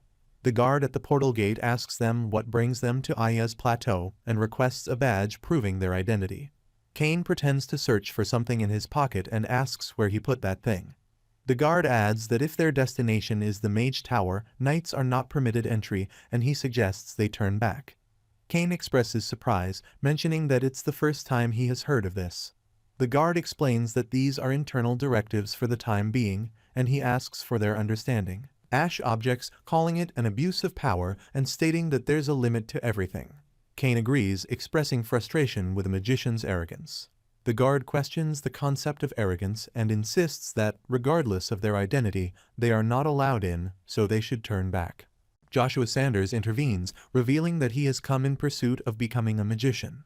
He expresses disbelief, questioning how someone with a robust physique like his can practice magic. Joshua Sanders challenges him, asking if he doesn't believe it and stating that he will prove it. He demonstrates his magma magic, causing fire to come out from his hand. He comments on the tremendous power displayed. The other guard intervenes, urging them to stop, as they risk setting the forest on fire. Kane expresses doubt, stating that Joshua Sanders is not just a complete fraud at this rate. Ash adds that he seemed suspicious from the start. Joshua Sanders clarifies that the magic he used is not a fireball, but a firewall. The guard questions if the firewall is not a fourth-class fire elemental magic, and if it was possible with just the incantation, indicating that it means Joshua Sanders is at least a fifth circle magician. The other guard cautions against being fooled, explaining that the mana holes used by knights go through a refinement process with the mana cultivation techniques held by each house. In that process, they can acquire unique traits, citing a precedent such as the flame trait knight King Erebus. Joshua Sanders questions if they still don't believe him and asserts that he will demonstrate one more time with a different attribute. He uses his magic and says, "This is the lightning wave." Just then, the system announces, "Attention all magicians. The hideout of Seta Arpheon White Sox has been located. All magicians are to immediately convene at the Tower of Trials and execute Seta and the accomplice mercenary magician aiding him." Joshua Sanders thinks about a mercenary magician named Iceland. The system instructs him to repeat after Seta. The guard mentions that Joshua Sanders had expressed his desire to become a magician of the tower, and now he's in luck. The other guard adds that if Joshua brings in those traitors he mentioned, they will do more than just accept him into the tower. He will receive a hefty reward. Joshua Sanders retorts, "Shut it, if they don't open these gates right now, he will break through them himself."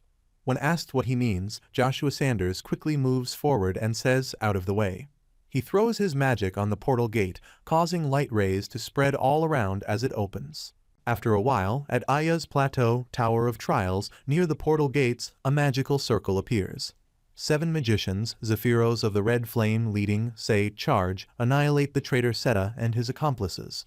The knights move to attack, declaring it's for their new empire of magic. Inside the portal, they observe many monsters. They exclaim, "It's a giant." Zephyros instructs them to keep charging and not stop. He reassures them that this is the Tower of Trials, where magicians come to train, and what they see are all illusions. They can't possibly harm him. However, a knight uses the magic circle against a Bigfoot monster and declares that they are not illusions, they are real. Zephyros thinks about Seta, considering that if he has the power to alter the ancient magical circles, then this Tower of Trials should be made of them. He acknowledges that, no matter what, it's just a matter of time. They use the firewall magic to attack the monsters and burn them. The scene shifts to Princess Asheru Ben Britain waking up in the forest as water falls on her face. She asks, "Where is this?" Seta sits in the magic circle and informs her that they are on the 17th floor of the Tower of Trials. She questions what happened, and he asks if she does not remember. He explains that they were chased for 4 days and nights, running out of mana, and had no choice but to escape to the Tower of Trials. She looks at his face and asks about his eyes. He assures her that his eyes are fine. The issue lies with the destroyed circle, which is slowly recovering. However, he is uncertain when it will be usable again. He advises her to focus on recovering, mentioning that he is not sure if the tower's magicians have cast a magic interference barrier, but teleportation and communication are blocked, making it no different from being trapped there. She inquires if this means it's impossible to escape from the tower and suggests they have to fight and hold on until reinforcements arrive. Seta makes a magical star with his hands and reassures her, saying, "Don't worry, this tower is not something he can easily climb. It's not called the Tower of Trials for nothing." He explains that it's a tower created using ancient magical formations that no longer exist, used by magicians for training. While the tower is activated, various trials on each floor await the visitors, and the higher they go, the stronger the monsters and traps become. He states that they just have to keep avoiding them, moving up one floor at a time until the tower's magicians give up. She mentions that she heard that all these trials are just illusions. He informs her that not anymore. He made them as tangible as real ones. She asks if he modified the ancient magical formations by himself. He confirms that yes, he learned quite a bit since he is the administrator here. Although once it's activated, it goes beyond his control, which is a headache. With this, it's either them or them. She feels a vibration and asks about this vibration, noting that they seem to have followed them down here already. He inquires if they are truly one of the 7 magicians like him, stating that they are faster than he thought. and suggests they start moving. He mentions that now the only hope left is the reinforcements he mentioned. He believes they are an army capable of confronting the magic tower. She corrects him, stating that it's not an army. The reinforcement is just one person. He questions how a single person can possibly deal with so many magicians. She excitedly says if it's Joshua, it's possible if it's Joshua, one of the very best on the continent. He wonders if she is also from the Shua Shua Club, a fan club for Joshua that the female magicians created, and thinks his grave is going to be here. Meanwhile, the lizard monsters move to attack, but Zephyros uses the firewall magic to explode them. He comments that it's indeed the 7 magicians, and even if the monsters are real, they can't stop them. Let's catch up with the traitors this way, he suggests. Zephyros states that the day to realize the tower's dream is not far, and with the 7 magicians and Lord Evergrant, they will surely establish the true magic empire. Scorpino suggests going straight to the next floor. Zephyros mentions that Seta, always resorting to tricks, and reaching class 7 means nothing. Suddenly, an explosion occurs, and the soldiers run from there to save lives, asking what's happening. A soldier explains that it's an ambush. The follow-up forces are hit. They are warned to be careful, as it's that damned knight, the Avalon's spear. The soldiers run from there. Scorpino asks if it's the knight of Avalon's spear. Zephyros says there should be only one. Joshua Sanders arrives and asks if the 2 are the commanders there. He offers them a chance to retreat now, assuring him that he will allow them to leave alive and cease pursuing Seta and Iceland. Zephyros uses his magic to attack, stating not to interfere with the tower's affairs. He expresses his intention to take this opportunity for revenge on Jack. Using the fire cannon to attack, Zephyros finds his attack blocked by Joshua Sanders, who wields a spear. Puzzled, Zephyros asks, "What is this?" Scorpino attempts to attack, but Joshua Sanders successfully stops his assault. He contemplates the spear, wondering if it's an artifact embedded with magic. However, he has never seen such a spell among the pyrokinetic ones. He questions if it is an ancient artifact. Some soldiers approach Joshua Sanders from behind, instructing him to unleash the Grand Cooperative Magic Circle to restrain the movements of that damned knight. Zephyros suggests to Scorpino that they recite their spells too, and send that guy flying with one strike. They begin reciting their spells, mentioning the dawn that brightens the morning and the moonlight that illuminates the night. Zephyros continues with the energy of the night sky's moon, asking it to become the ruby flame that turns everything to ash. Joshua Sanders swiftly moves and stands between them, pretending to yawn. He comments that their magicians are not suited for such battles, questioning who would be foolish enough to wait until a magician completes their casting. They are shocked to see him there, and Scorpino asks when he will come. Zephyros questions if he still thinks a magician is weak in close combat. Joshua Sanders attacks both of them, throwing them away. He mentions the spell armed with the 6th stage of spear art, the Wind of the War Divine. The Wind of the War's divine magic spell creates a storm, and soldiers start flying with the wind. Princess Ashru Ben Britain hugs Seta and asks why they are shaking the whole tower like this. She mentions that it seems they are intent on catching up with them, and she wonders if they can hold out until Joshua arrives. Seta reassures her that they can hold out. He explains that, except for him, the magicians were only interested in expanding their circles, and they haven't even come close to the trial tower, so they definitely won't easily conquer it. She understands and mentions that they won't be able to easily decipher the magic of ancient people as she can. Seta clarifies that the tower was not made by humans, it was made by dragons, and they set the rules of the tower. He adds that the trial tower gives a special reward each time he clears a floor. She wonders why they haven't received any rewards for clearing the tower so far. Seta explains that it's because she is with him, and the tower recognizes the subject. He mentions that it doesn't grant rewards repetitively to a subject who has already cleared a floor, and since he has set the trial tower record up to the 37th floor, there won't be any rewards for clearing any lower floors. She then asks about the reward given to the one who clears the final floor, expressing that it doesn't seem like it would be a normal reward. He mentions that he is not either, but according to what he heard from the Tower Lord, his grandfather, all truth, including the secrets of the tower, is hidden on the top floor of the tower. She asks if it is true. He moves to open the door and mentions that he does not believe it, but that's the legend that has been passed down. Next is the 30th floor, and the difficulty is going to spike, so he advises her to brace herself. They enter a new floor and move forward. She comments that it feels like some kind of hell and says it's creepy. He asks if this is strange and mentions that the 30th floor he knew was not like this, and he did not mess with any system that could change the environment. He wonders what on earth is happening. They are shocked to see Ash fighting with Berber. Ash asks if it is really him doing this and trying to annihilate their elf race. He demands an answer. Berber says that even if he told him the truth, there's nothing he could do but go back before he ends up killing him. He reflects that about a century ago, humans and elves lived together.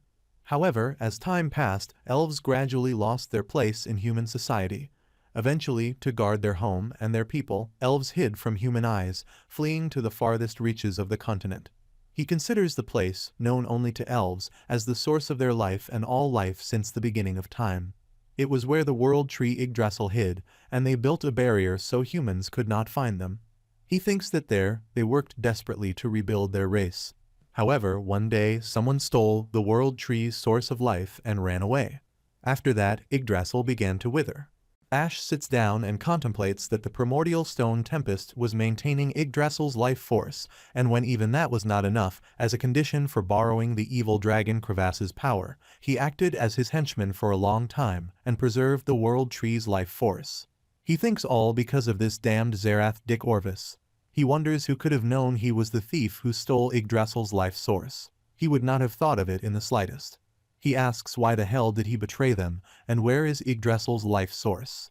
Berber laughs and asks where the fun is in simply telling him that, and what fun it is. Ash uses his magic and says countless elves have died because of him, and he will die by his hand at all costs. However, he is thrown away, and it is stated that even if he surpasses the human standard of a 7th circle mage, he still won't be a match for him. Ash falls down, tries to get up, and says he should have fled when he was given the chance. Now he will end up dying here. It is mentioned that with the last high elf, Olunbus, dead, the elves will lose their leader once again. Berber assures him not to worry, stating that soon he will enter the world tree, kill all the other elves, turn them undead, and then the undead elf army will have a new leader. He uses the magical circle and bids farewell, saying it was a pleasure to meet him. Suddenly, Princess throws an ice spear. They both pause, and Ash asks if there is someone else beside them in the Tower of Trials. Princess Asheru Ben Britton screams and says now is the time to run. Ash looks at them, and she urges him to run quickly, mentioning that they will buy him some time. Seta says he thinks they'd better worry about themselves too, noting that the Lick's mana energy has changed. Berber uses his magic and asks if he still has not gotten rid of the small fires yet, stating that he's making him clean up this mess. He says let him use this chance to show those people, the Death Monarch, the strongest creature in the Middle Realm. He employs his magic to unveil his true self, Death, and the legendary undead. The bone dragon materializes and advances to engage them. Seta inquires about the mysterious figure and wonders how he managed to summon such a creature. Princess Asheru Ben Britton glances back and declares that it's game over if they are captured, so they should just run. The bone dragon pursues them, prompting Seta to turn and approach the stranger, questioning his actions. He responds, asking if she doesn't see the danger, and asserts that they cannot outrun a dark entity like that. He plans to lure the creature away, advising them to escape to a distant location.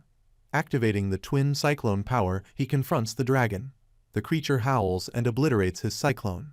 Shocked, he questions whether it just broke through 7th class magic.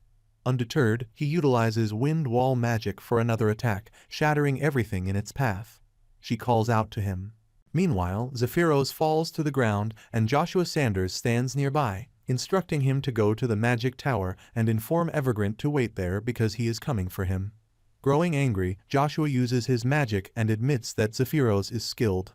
Nevertheless, he declares that Zephyros should wait and watch, as he will repay him for all the humiliation he has endured.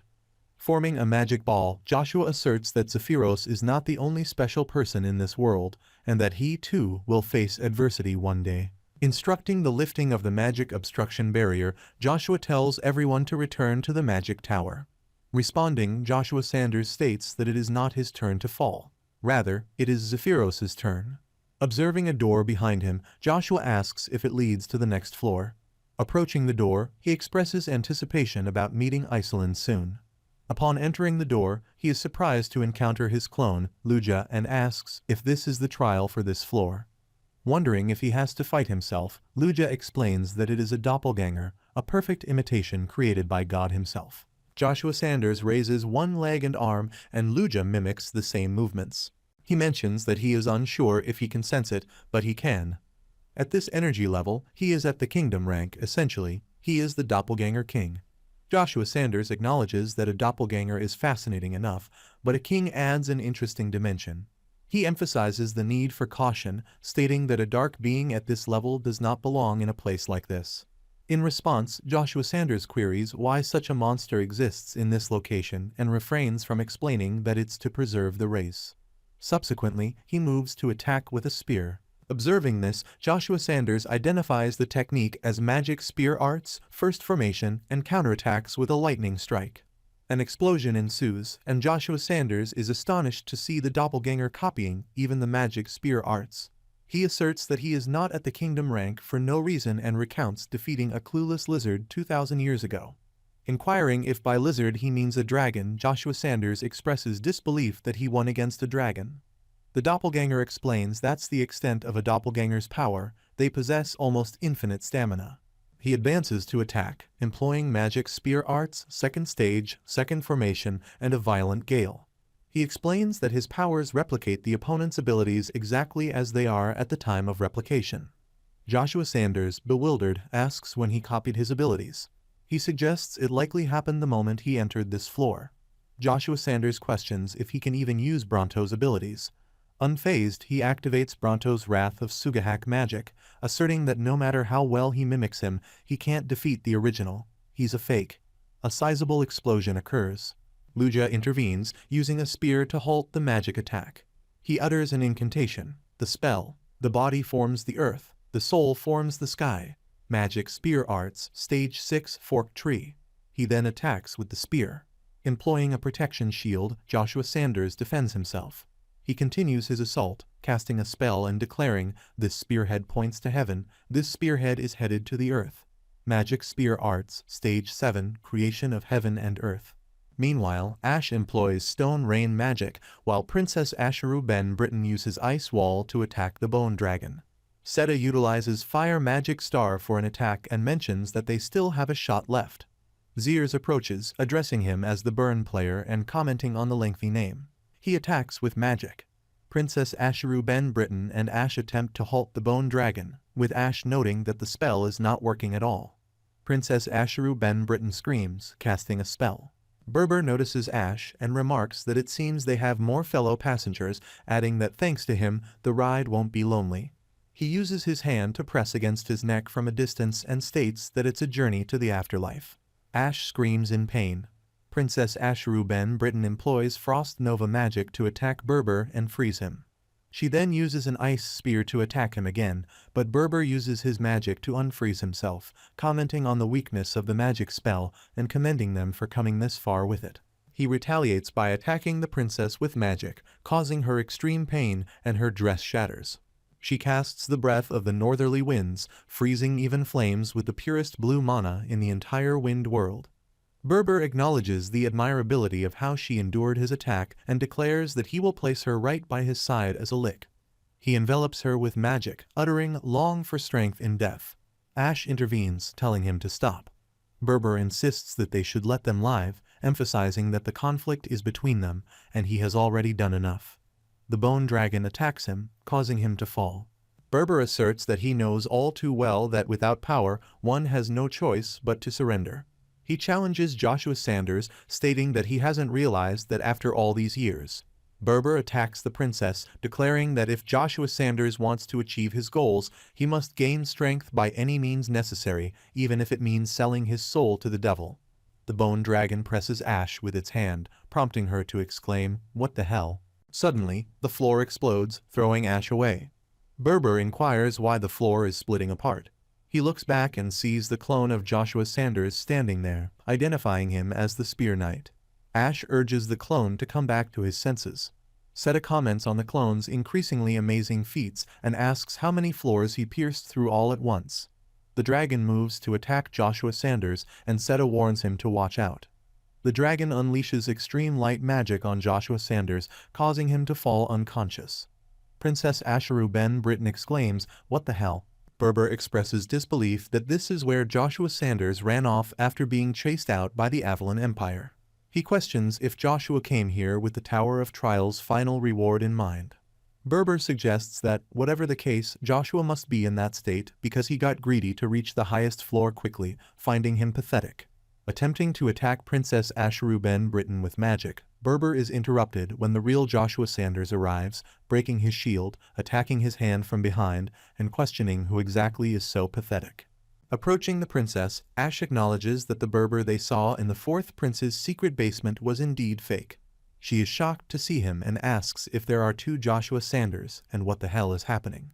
Berber sees this as an opportunity to get rid of all the troublemakers right here and now. He employs dark cannon magic to attack, but Joshua Sanders counters with his spear, employing Magic Spear Arts Stage 7. He throws his spear, thinking of the spell creation of heaven and earth. Berber calls him a fool, stating that dark cannon is the highest grade black magic and that he cannot overcome it no matter what. He questions if Joshua Sanders thinks a pact with a sealed demon can block all demonic energy. He attacks him with light magic. Berber exclaims that the highest grade black magic just disappeared. Moreover, the ceiling has been pierced, and he asks how the hell did that happen. All the black clouds vanish, and they find themselves on fresh green grass. Princess Asheru Ben Britton observes her healed hand and notes that her body has recovered.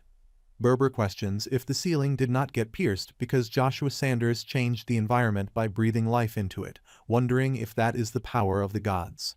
Princess Asheru Ben Britton attacks him, and he insists that this is impossible. He summons dark forces, declaring that he commands them now and will confront them with all his might. He asserts that they too must fight him with all their strength. Joshua Sanders responds that if he wants, he will show it to him, readying his team for the fight. He commands his army to charge. The leader of the dark forces commands his army to charge, and they move forward to attack. Kazes arrives and declares that the sun's sword shall rain judgment upon all of them, commanding everyone to kneel before his lord, Joshua Sanders. Berber summons the Bone Dragon and Dragon Breath to attack, but Joshua Sanders counters with Magic Spear Arts, level 6, targeting the dragon. He employs Forked Tree magic, and with a command, the dragon falls down and dies, leaving everyone shocked. Princess Asheru Ben Britton remarks that he just knocked out the Bone Dragon. Ash adds that Joshua punched a hole into crevasse. Seta points out that if the people of the continent saw this, it would lead to a huge uprising. Asheru asks what he means by that. Seta explains that wielding black magic and creating the undead is forbidden throughout the continent, and having a whole army of undead, especially led by the person praised as the continent's greatest spear knight, would horrify and betray people's trust in Joshua's abilities. She predicted that the whole continent would publicly expel him. Asheru tells her not to worry about such things, asserting that once the people of the continent witness it for themselves, they will realize how great Joshua is. Seta questions what they will find out, and Asheru responds that they will see what a great guy Joshua is, causing everyone to fall in love with him. He suggests making her admiration for Joshua less obvious, to which she agrees before she disappears. Ash declares an end to the small talk and urges everyone to focus. He points out that he doesn't know what magic he is using, but their master keeps landing decisive blows on Zaraph and quickly recovers, making it seem like he's immortal. He mentions that he is no different from his undead army. Kazes employs his magic to attack the knights and reflects on how, although they might not be death knights like him, their resurrection speed is exceptionally quick. However, he is not displaying any signs of exhaustion. The knights prepare to attack, but Kazes stops their assault with his sword.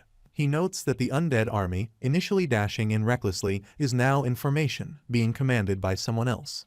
This doesn't seem like Lord Joshua's doing, and there is likely another lick involved. Kazes realizes that if he keeps taking hits like this, he will eventually lose. He uses an ice wall to protect himself. Seta points out that a lick's weak point is its source of life, the life vessel. Kazes speculates that Joshua probably hid it somewhere only he knows. Seta emphasizes that unless they get rid of the life vessel, the Lick and his army will keep resurrecting endlessly. She adds that they will become a truly immortal army that doesn't get hurt or die. However, even with Joshua present, they can't harm them. Kazes thinks about Joshua's limited mana, demonic energy, and stamina, realizing that they will eventually run out. Before that happens, they must find the Lick's life vessel. On the other side, Joshua's clone attacks Berber with his spear, but he holds his own spear and remarks that Joshua may possess divine powers, but his body is only human. As his mana and daimonic energy gradually drop, a gap arises. He snatches the spear and mentions that Joshua seems mistaken about something, asking if he thinks he doesn't know he is hiding his life vessel. He recalls their previous encounter in the fourth prince's secret basement room, stating that he only tried sealing Joshua using the annihilating black sphere because he didn't know where Joshua hid his life vessel. However, this time he was foolish enough to send all his forces, allowing him to find out. He questions if he kept attacking despite knowing all that. He confirms, explaining that he was buying time to find his life vessel and, more precisely, locating the lick who's hiding it. Observing a soul with a life vessel, Joshua identifies Zelen. Berber screams and instructs Zelen to run. Ash contemplates the situation. He takes up his sword and asks if they believe he cannot be found hiding behind that veil, declaring this to be the end for them. Zelen attempts to protect the life vessel. He states that he is going to cut down the opponent all at once. Berber asks how a lowly loser dares to point the sword at him. He is attacked, and it is declared that he is the one who must disappear. Joshua employs magic spear arts, specifically level 5, 4th form, and a true lightning strike to attack the life vessel ball, stating it is too late. His life vessel is screamed, and he falls, transforming into ash. Joshua Sanders declares that it's over. He states that this can't be. He held the power to end the empire in his hands, yet. Joshua Sanders places his foot on him and remarks, "They say trees are unsparingly generous toward humans." He acknowledges that humans cut down countless trees and burn forests for their self-interest. However, irrespective of that, trees provide them with fruit, shade for comfortable rest, and even fresh air, albeit now for someone else, but for those who harm them. He questions the nature of such nonsense. Joshua Sanders clarifies that he means this is what his existence means to him. Referring to the huge undead army he painstakingly created, he declares his intention to take it away. He asserts that he is the unconditionally generous tree. Ash approaches Zelen, holding him in his arms, and questions Berber about why he had to go to such extremes. He expresses that Berber's actions have affected his one and only daughter, asking why he went so far as to turn her into a lick. The story transitions to a flashback, where a lady identifies Zelen and reveals herself as an old friend of his father. She extends her hand, apologizing sincerely for everything that transpired. Returning to the present, Ash queries who would subject their own child to such a fate, stating that Berber might as well have killed her twice. He advises against being naive and questions if Berber is not in the same situation as him. When she asks for clarification, he explains that, just like how humans expelled the elven race due to their impure desires, he too was betrayed and ruined by humans. He questions why they must endure such pain and despair when they have done nothing wrong. Ash contends that it is because they lacked strength, talent, status, power, nothing. He reveals his longing for absolute power that no one could surpass, an army capable of annihilating the entire empire, and a loyal army solely dedicated to him, not the humans. He asserts that Zelen understood him, expressing that the child also desired to be a part of his family. Ash explains that Berber needed Yggdrasil's life source for a specific purpose to use it in creating an immortal army. Berber acknowledges this, confirming that it was a method to easily attain great strength and establish a contract with the greatest supreme demon possessing the most evil of powers. He explains that, as a genius mage, even if he were to offer his soul, he could not guarantee the appearance of a top-level demon for a contract unless he had a sacrifice that they would covet. Ash reflects on Berber's actions, stating that he has truly been blinded by revenge, betraying those who cared about him and subjecting his child to suffering. He questions whether he thinks this is the right course of action. Berber responds, recalling that he once mentioned that creating a union of the elven race is his dream. He questions whether it would be possible as long as humans exist. Joshua Sanders responds that it's not exactly impossible. After all, there are people who realize their wrongdoings and restore the forests as well. The entire body of Berber transforms into dust, leaving only eyes behind. He asks if that is true, asserting that humans do not change. They get consumed by desire, coveting, and destroying everything. He claims that those who carry the same will as him are countless, especially if it's that guy. Before completing his sentence, he turns into dust and completely disappears, finally bringing an end to Berber's long life. However, instead of the thrill of successful revenge, Baraburu leaves Joshua with a sense of unease. Seta declares that he can't continue, feeling too exhausted. The bone dragon launches an attack on them. Princess Asheru Ben Britain encourages him not to give up, insisting that he must hang in there and wake up. Seta expresses his frustration, stating that merely hanging in there is not enough. He mentions the bone dragon respawning, emphasizing that unless the Lick's life vessel is eliminated, there's no chance of winning. Joshua Sanders arrives and commands everyone to stop. He declares this as his command for Berbers's undead army, instructing them to obey him and kneel before him. The entire undead army complies, bowing down in front of him. He directs the bone dragon to come to him. Seta witnesses this and considers it impossible as Joshua Sanders successfully subdues the enormous bone dragon. The bone dragon approaches Joshua Sanders and the undead army begins to transform into dust. Joshua Sanders collects their dust with his hand, leaving everyone shocked. Joshua Sanders reflects on the unexpected and anticlimactic end to Zareth, expressing regret over losing such a devoted subordinate. Princess Asheru Ben Britain inquires about message magic and questions if there is someone else present. Joshua Sanders reveals that it's Asmodeus. She asks by Asmodeus, meaning the top-level demon with whom the Lick had signed a contract before. Asmodeus arrives and states that even if it is like this, it is nice to see him again. He informs him that when he showed up, he felt like dancing. Seta looks at him and thinks it's really him. He looks exactly like the Asmodeus he has only ever heard about, and he just shows up in the middle realm out of the blue. He asks what is his motive. He states that ever since the sudden disappearance of the demon god, the 8 demon kings with the powers of sin have battled endlessly for the demon god's seat. He mentions that he was desperately hoping someone would break the tenuous balance they had formed. Of course, it would not be easy. After all, breaking the balance would take someone with power at least equal to theirs. Deep down, he hoped he was that someone. He explains that he descended into the middle realm to regain his lost glory, despite the risks. Amidst all that, he showed up like a miracle before him.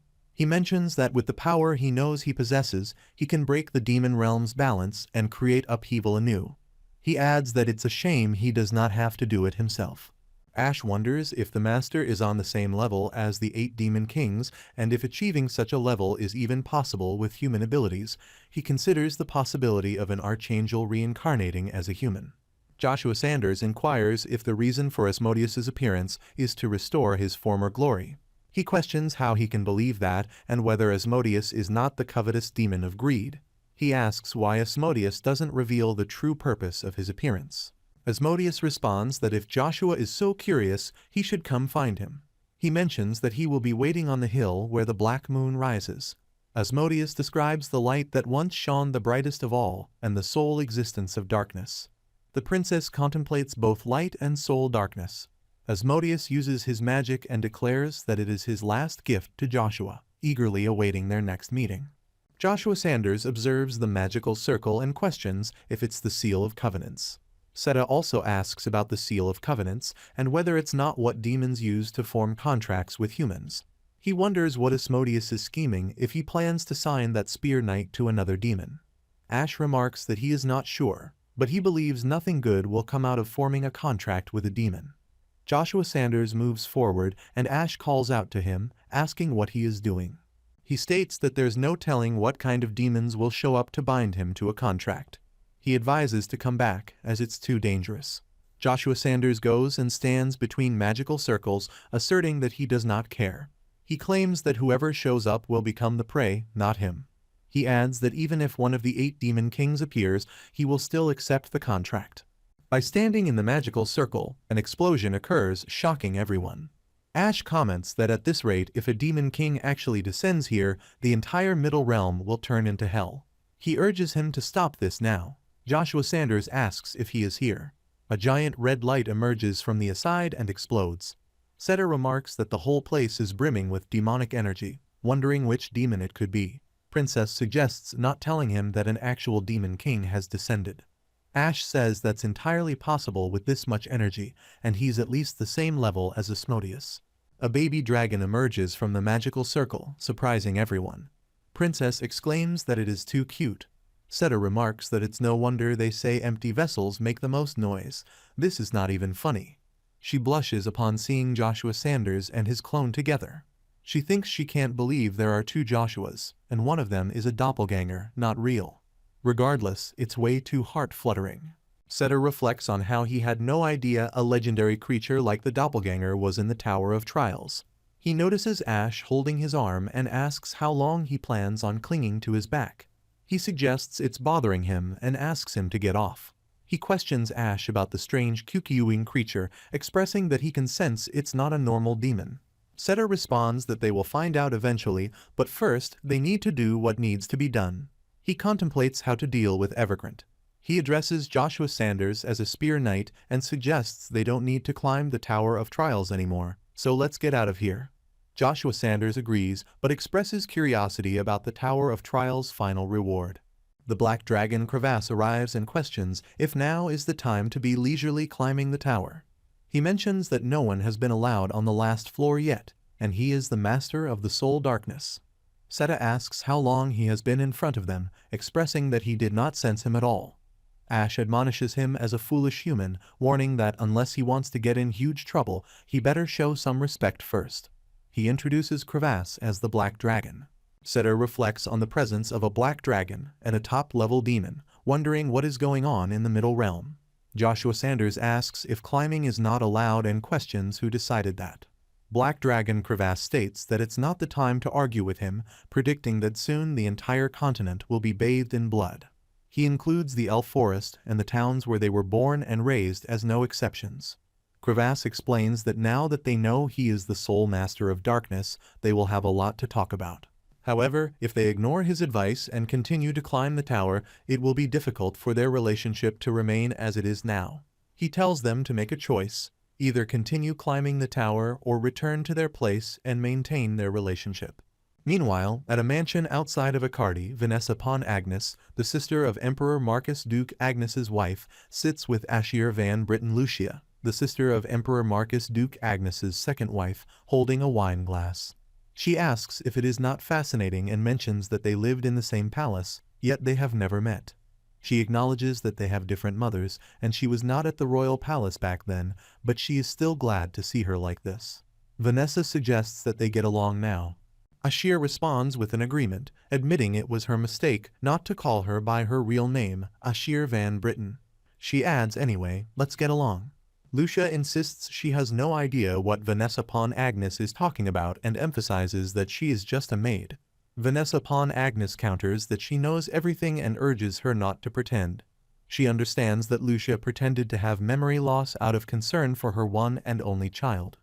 Vanessa expresses her intention to help Lucia and suggests that all she needs to do is convince Duke Agnes to announce Babel as the official heir.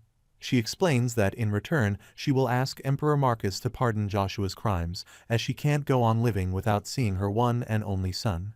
At that moment, Chiffon knocks at the door and informs Vanessa Pawn Agnes that there's big trouble. He asks if he may come in for a moment, and she grants permission, asking what's wrong. Chiffon enters, keeping his head down in respect in front of her, and reports that Emperor Marcus has just declared that the current 5 great ducal families will be reduced to 3. Vanessa expresses surprise and asks for clarification. Chiffon adds that, worse yet, Duke Agnes is among the dukes who will be cut out. Vanessa incredulously questions what he is talking about and inquires about Duke Agnes. She asks if Arden did not take any action while Emperor Marcus was making these decisions. He explains that he heard this information from the royal palace, suggesting that perhaps Duke Agnes was too heartbroken about young Master Joshua being banished from the Avalon Empire, and they say he has gone underground. Consequently, no one knows the Duke's current whereabouts. Suddenly, some knights enter the room through the window by breaking it, startling everyone. Chiffon asks what is happening. The intelligence organization directly under the Avalon Emperor, Black Wind, states that he is not interested in a lowly knight like him. He is here for Princess Ashir Van Britten. He instructs her to come with them. Meanwhile, someone releases Duke Agnes from his handcuffs and presents him in front of the king. The king expresses that he is truly heartbroken, commenting on a father suffering the consequences of raising his child improperly. He remarks on the blemish upon the honorable reputation of Avalon's pride, the Black God.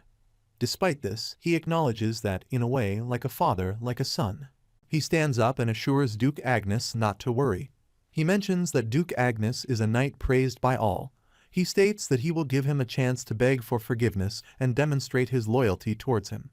As a bonus, he hints at the possibility of forgiving Duke Agnes for what he did to his sister Ashir. He recalls the act of kidnapping a royal and making her give birth to his son, acknowledging the severe punishment for those who harm the royal family. He emphasizes that Duke Agnes shouldn't claim ignorance, as he went through so much to protect his dukedom. He urges him to put an end to the rebellion, prove his loyalty, and ensure the safety of the house of Duke Agnes.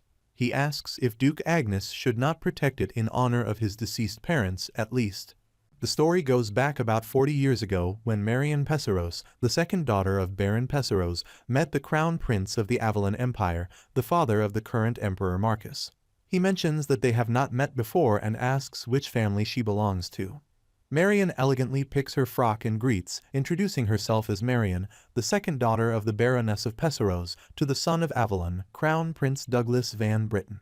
Crown Prince Douglas inquires if that is not a family at the edge of the West, expressing surprise that there would be such beauty in such an insignificant place. He holds her face and asks what she thinks. He suggests that if she becomes his wife, she will get the opportunity to live in a palace like the one they are in. Above all, he promises to grant her whatever she wishes. Marion looks at his face in surprise. A girl remarks that Marion must be loving the crown prince's attention. Another girl asks how many wives he has already and questions if this is not the fourth one. The other girl inquires about a powerless baron and questions who would turn down such a rare opportunity. Marion Pesseros thinks that whether she accepts or declines, she has no future. Even if she marries him, once the crown prince loses his affection for her, the rest of his wives won't leave him alone. She contemplates that, on the other hand, he will surely harm her family if she refuses. She wonders what she should do and how she can respond. The eldest son of the Duke of Agnes, Tobin von Agnes, arrives and apologizes to the crown prince. However, he states that Marion is already betrothed to him. The crown prince questions if she's betrothed to Tobin. Tobin von Agnes confirms it, explaining that Marion grew up with him and understands him better than anyone else. He reveals that not wanting to miss out, he proposed to her first, and they are now engaged. He kindly requests the crown prince to rescind his request. After that, he reflects that time passes, buds sprout, leaves fall, and the warmth of spring arrives again. Eventually, Marion Pesseros gives birth to a boy. Tobin von Agnes stands nearby, holding the child, and commends her, expressing his gratitude. He remarks on their healthy son. She mentions that he looks just like Tobin and predicts he will be quite the ladies' man when he grows up. Tobin asks if she has a name in mind for their child. She replies that she does. Describing a person who is not swayed by their surroundings and upholds their convictions, she expresses her hope that, like a god, his heart transcends that of a human. She suggests that a name suited for someone like that would be the ancient word for God, Arden. She wants to name their child Arden. The scene shifts to 13 years later at the Avalon Royal Academy, where Arden von Agnes fights with Marius van Britten, the eldest son of Emperor Douglas van Britten. Marius van Britten remarks that he never thought he'd cross swords with him here. Arden von Agnes expresses that it is a great honor to compete against Marius van Britten, and he shall learn a lesson from this. He recalls a memory when his father advised him to fight moderately and then lose. Arden reflects that it's unprecedented, and there's no point in winning if his opponent is the prince himself, so it won't matter. During the fight, Marius van Britten attacks Arden and questions how he dares to be distracted. Arden retaliates with a sword.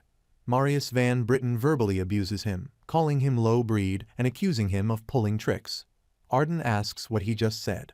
Marius van Britten clarifies that he called him low-bred and questions if his mother is not a filthy slave who offered her body to the head of the great family in the name of her family. He moves to attack again, mentioning that without knowing her lowly place, she refuses his majesty, the emperor's offer, and his mother is ungrateful and dirty. Arden von Agnes attacks Marius's arm and questions how he dares to disrespect his mother. He declares that he won't let him get away with it. Douglas van Britten screams and asks Arden if he is in his right mind, telling him to stop right now, but Arden moves to attack again. Marcus von Britten, Prince of the Avalon Empire, intervenes and stops the attack. He remarks that Arden is amusing and questions if he can handle it, emphasizing that anyone who harms royalty won't end well. He advises Arden to kneel and beg for forgiveness now and not be arrogant. After a while, Tobin von Agnes stands in front of Majesty and expresses shame. He offers to take the punishment instead of his ill-raised child. Arden von Aegon stands beside his mother, restrained with ropes. Tobin von Agnes kneels down and pleads for mercy. Douglas von Britain questions if he is not overestimating himself. He points out that even if Prince Marius spoke inappropriately, Tobin has crippled him, making him unable to use his arm again. Douglas mentions that a prince is also part of him, and the crime of intentionally harming the dignity of royalty could be punished as treason. He suggests that Marius's life is enough compensation. He asks if the Agnes Duchy is not a pillar of the Avalon Empire and, considering Tobin's past devotion to the Empire, proposes letting the parent take the blame for the child's wrongdoing. However, he decides that it will be Marion von Agnes, Arden's mother, who will serve as a maid in the palace instead. After a while, Arden von Aegon expresses his apologies to his father, stating that even if he objects, he can't accept his mother taking punishment in his place. He resolves to bring his mother back himself and asks what he can do. He acknowledges their lack of power in the current situation. Arden thinks that Tobin's words deeply pierced Aiden's heart, prompting him to harbor a grand plan to grow stronger and enter the palace where his mother was held. He reflects that later, as an adult, Aiden became a master desired by many knights. He became the youngest master of the empire, and indeed of the entire continent. However, his mother passed away before finally leaving the royal household and returning to Aiden. After a while, Armstrong, a knight of the Agnes ducal house, approaches Prince Aiden. He mentions that with the deterioration of Emperor Douglas's health, a bloody civil war among the princes for the throne seems imminent. Armstrong sees this turbulent atmosphere as a golden opportunity for revenge. Aiden agrees, stating that now is the time for revenge, and he will personally destroy the treacherous Briton royalty. Aiden reflects on his vow of revenge at his mother Miriam's grave, with his first target being Princess Asheru von Britain, who was the Lucia they knew. Lucia sits down, covering her face, and everything around her starts to destroy. She lifts her face and sees Arden coming towards her. After a while, an A-class knight of the Avalon Empire and a B-class knight of the Avalon Empire observe the destruction and burning in the forest.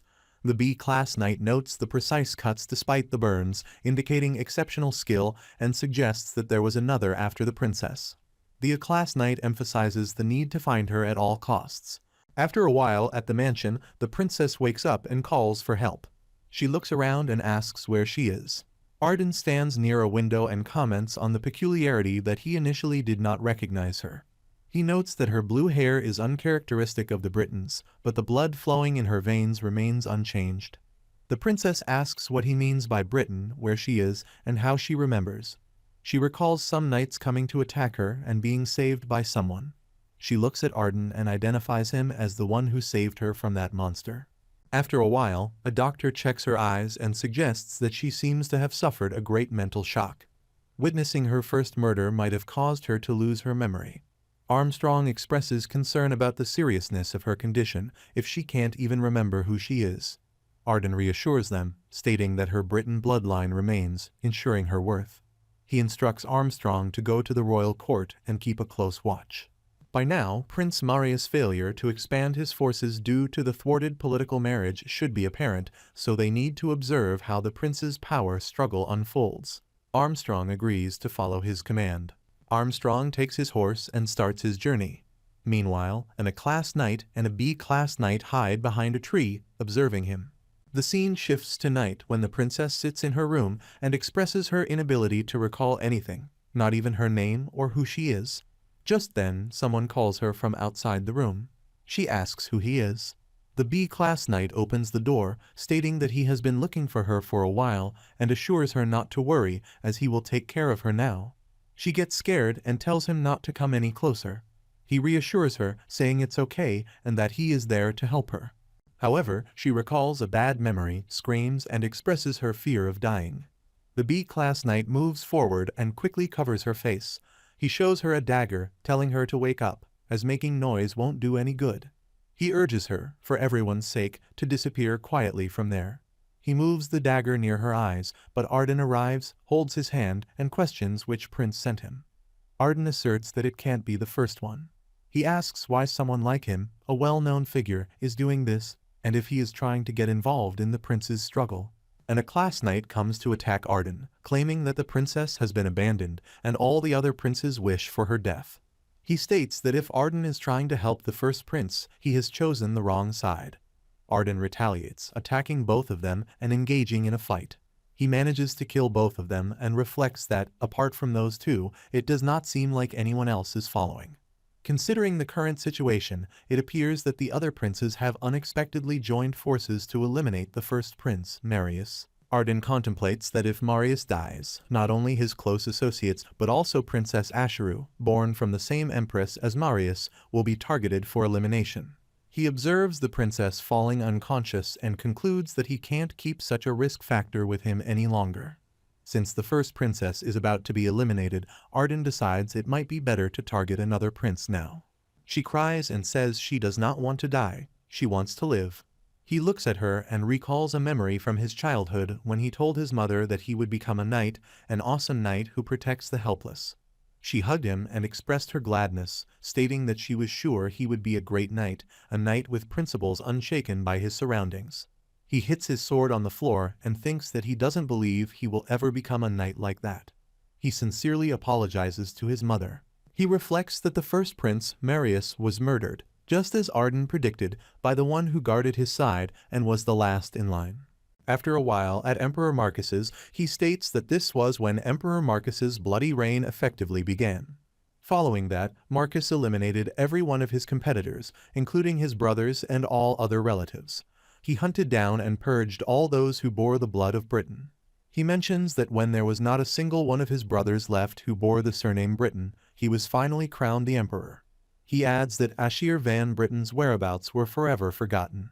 The scene shifts to Lucia standing wearing a servant dress, and Arden comes there. She congratulates young Master Arden for earning the title of the youngest superhuman. He sees his father and asks if he has been well. His father coughs and acknowledges his return, expressing gratitude. He mentions that thanks to Arden, the reputation of the house of Duke Agnes shines brighter every day, and then falls down from the chair. After a while, Tobin von Agnes lies on the bed and Arden sits nearby. A doctor stands there and mentions that he was only waiting for the day Arden would return. Tobin von Agnes hung in there with great difficulty, and it must be a shock to Arden, but he must brace himself.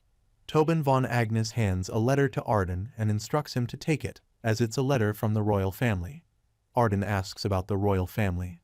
Tobin von Agnes explains that indeed, they are holding a coronation ceremony for the new emperor soon, and they also want to plan an arranged marriage with them. He acknowledges that he knows what Arden is thinking, but emphasizes that the path of his life lies in the family's survival. Even if the royal family's bloody war with each other has weakened them, they still don't have the strength to defeat them. He says Tobin was well aware that Arden was plotting revenge against the royal family. However, even if the battles between the princes had weakened the emperor's power, Duke Agnes was nowhere near powerful enough to defy royal authority. He adds that Arden was well aware of this and relentlessly worked toward gaining power. With martial abilities strong enough to earn him the nickname of the unofficial superhuman, Marcus's strength was beyond Arden's imagination.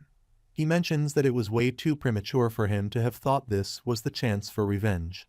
He asserts that now is the time to bend and grow the family's power and influence, gather people who will help him, and achieve even greater feats than he has so far. He encourages Arden to make the people honor him as a hero, like Avalon's once great former king of the kingdom of Asgard. Arden cries and mentions that Emperor Marcus was well aware of the fact that Duke Agnes was always looking for the chance to revolt against him. He could have had the entire house of Duke Agnes annihilated, but as the days passed, Arden's feats made him a paragon for all knights. He came to be revered as a hero by the people. With royal authority on a rocky road at the time, eliminating the empire's hero would surely earn him the hatred of the people. He says Marcus decided to play it safe and proposed an arranged marriage so he could take over the house of Duke Agnes. Arden, too, had no other way to stop Emperor Marcus, and thus had to accept the arranged marriage until the day he completely crushed the royal Britain family. He mentions that time passed, and a child was born to Arden and Vanessa van Britten, who was married to him in an arranged marriage, and the child clearly was not Arden's.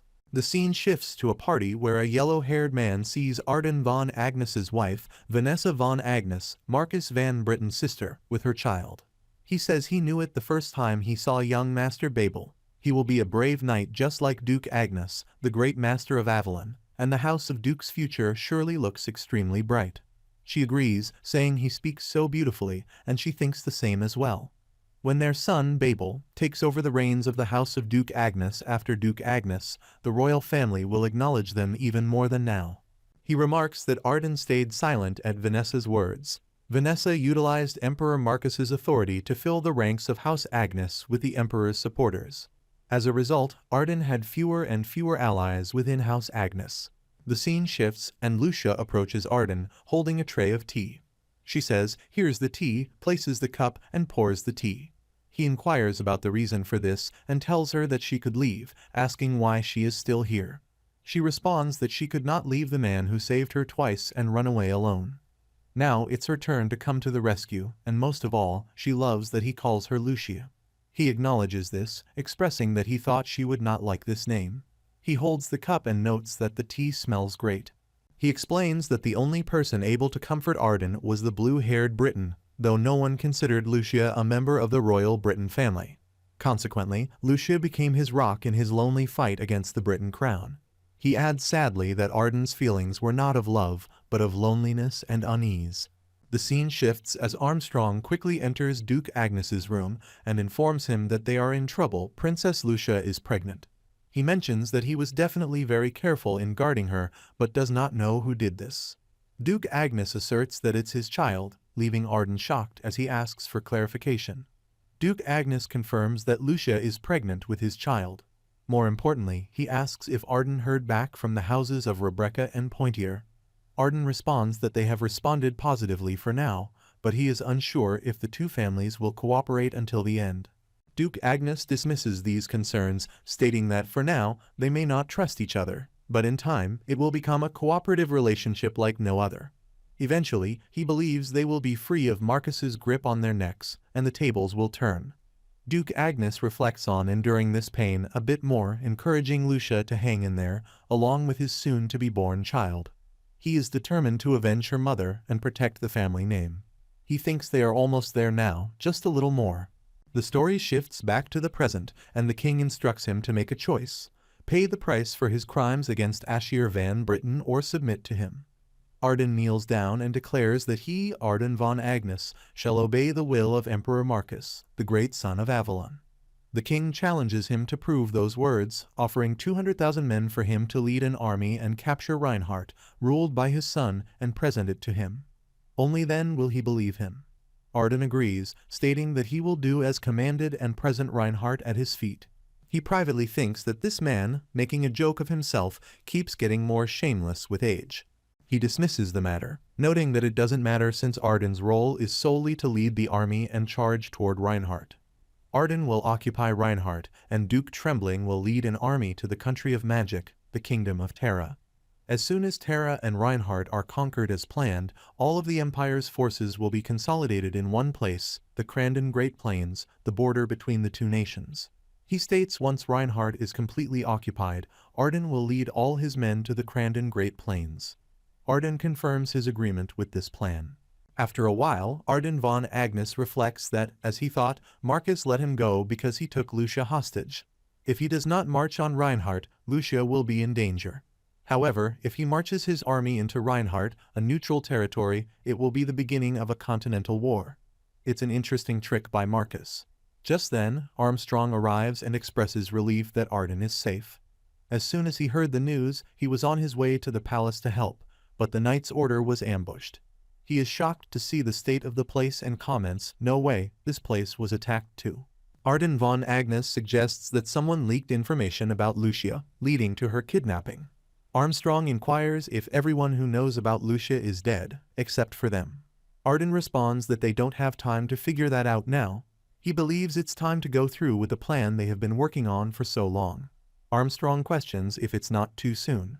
Arden insists that's exactly why he thinks now is the perfect time. He informs all their allies that the location is the Crandon Great Plains. Just then, Cercerin van Britten, Avalon Empire's princess, arrives and suggests he should leave it at that, as his revolt will fail. Arden inquires about how far her mind sees. She responds that she cannot answer that question, But one thing is certain. In the future she saw that if he goes to the Crandon Great Plains, he will die. She requests that he be Joshua's protector for a little while longer until her memory is fully restored. For that reason, it would be better if he stopped the revolt. Arden remarks that she really does not know Emperor Marcus. He asserts that there's no turning back now, not for him and not for the Emperor. This is the only way for him, no, for them to live. Meanwhile, the king instructs Duke Tremblin to strike Terra before going to the magic tower and beheading the traitor Evergrant. He emphasizes that he allowed Evergrant to experiment with the undead, yet he betrayed the Empire and killed Jacqueline. He wants Duke Tremblin to set a clear example of the fate that awaits a traitor. Duke Tremblin asks for forgiveness, stating that, to his knowledge, Evergrant has already become the continent's first 8th-class mage. At this point, it would be more of a burden, both in terms of time and strategy, to capture the magic tower than the kingdom of Terra. He adds that it could delay their meeting with Duke Agnes at the Great Crandon Plains. He reassures him, stating that the Great Crandon Plains are merely bait to lure Arden in. He has given Arden the chance to stop hesitating. The king asserts that the moment Arden concentrates all his forces on the Great Crandon Plains, he will be in for a big surprise. Duke Tremblin admits with all due respect that his lacking mind does not understand what the king means. He remarks on the ridiculousness of politics, stating that even in politics, there are too many old foxes who don't do as they are supposed to. He assumes Arden is trying to mimic Rigvida's retreat right now. He explains that before the founding of the current Avalon Empire, the kingdom that enjoyed the height of power in history was the Asgard Kingdom. He mentions Asgard's last king, Kunir, who had a long-time friend known as the kingdom's mightiest swordsman of that era, Rigvida. Similar to Arden today, Rigvida was the most feared being amongst his enemies and was hailed as a hero by his allies. However, Rigvida suddenly retreated from his path to write the history of his conquests. He destroyed the Avalon Kingdom with his own hands, killed King Kunir, and built the Avalon Empire of today. Rigvida's retreat successfully ended in a coup d'état. He reflects on Arden being a terrifying individual, driven solely by vengeance for his mother, and keeping a dark truth inside himself for decades. He predicts that if Arden gets his revenge in the form of a historical revolution, he will be hailed as a hero and may even become an emperor, just as Rigvida had done in the past. However, he emphasizes that history won't repeat itself. That time has already passed. He declares that he will prove in the morning that the name of Agnes can never surpass Britain. After a while at the Magic Tower, the Magic Tower Master announces that the door to a new world, where the Magic Tower will rule the entire continent, is now wide open. In the approaching continental war, victory shall be theirs. Scorpino arrives and requests them to wait. He inquires about the situation, and Scorpino explains that they failed to eliminate Seta because of the sudden appearance of that spear knight from Avalon. He is asked if Joshua has arrived, and Scorpino replies that if given one more chance, he will lead the mages again. Moving away, he dismisses the idea, stating that Joshua, who defeated one of the 7 magicians at the age of 10, is no match for him. He employs his magic and states that they have someone reliable in the Tower of Trials, so they will probably take care of it. They have other things to do now. He opens a portal gate and announces that he has found the Forest of Elves. The 3,000 mages currently assembled here will go there with him. He declares that they will retrieve the primordial stone, Stormwind, which sustains the world tree Yggdrasil. He will stay here on standby in case something happens and will heal the injured mages. Scorpino agrees and reflects that the thing the elves call Tempest is the primordial stone. He moves toward the gate, waves to the people, and declares that the gates have opened. He urges everyone to take over the legendary world tree Yggdrasil and receive the blessing of mana to begin a new era of magic. He enters the portal. After a while, at the Forest of Elves world tree Yggdrasil, a stone starts cracking. Miss Freya asks why Tempest is jolting so unstably and what it is reacting to. Ash arrives and informs them that they are in trouble. An unknown gate has opened in the sky. She asks if it is an invasion and instructs to arm all elves who can fight, just in case. The portal gate opens and huge light rays emerge, starting to destroy the tree. A man states that the forest's protective barrier has been destroyed and instructs everyone to move to protect their people in the village. They begin running from there. The Magic Tower Master arrives with his team and declares that he commands the mages of the Magic Tower to wipe out the forest in front of him, leaving not a blade of grass behind. Meanwhile, Joshua Sanders and his team ride on a dragon, and Kane remarks that this is not a dream. He can't believe he is riding a black dragon, feeling like he has become part of a legendary Dragon Knight Order. Princess Ashiru Ben Britton comments that a Dragon Knight Order wouldn't be the first and asks if something like a Dragon Mage doesn't have a better feel to it. Joshua responds, asking who cares about being the first as long as it's meaningful. Ash observes that he looks a little disappointed for someone saying that. He replies that she is right about that. Their lord is not exactly someone who can be defined as a knight. He uses black magic like it's nothing, and they wonder what they should even call him. Joshua Sanders examines the letter, and his clone mentions that it is from that princess with the mind's eye. He asks if that is why she knows so much about his birth, finding it amusing.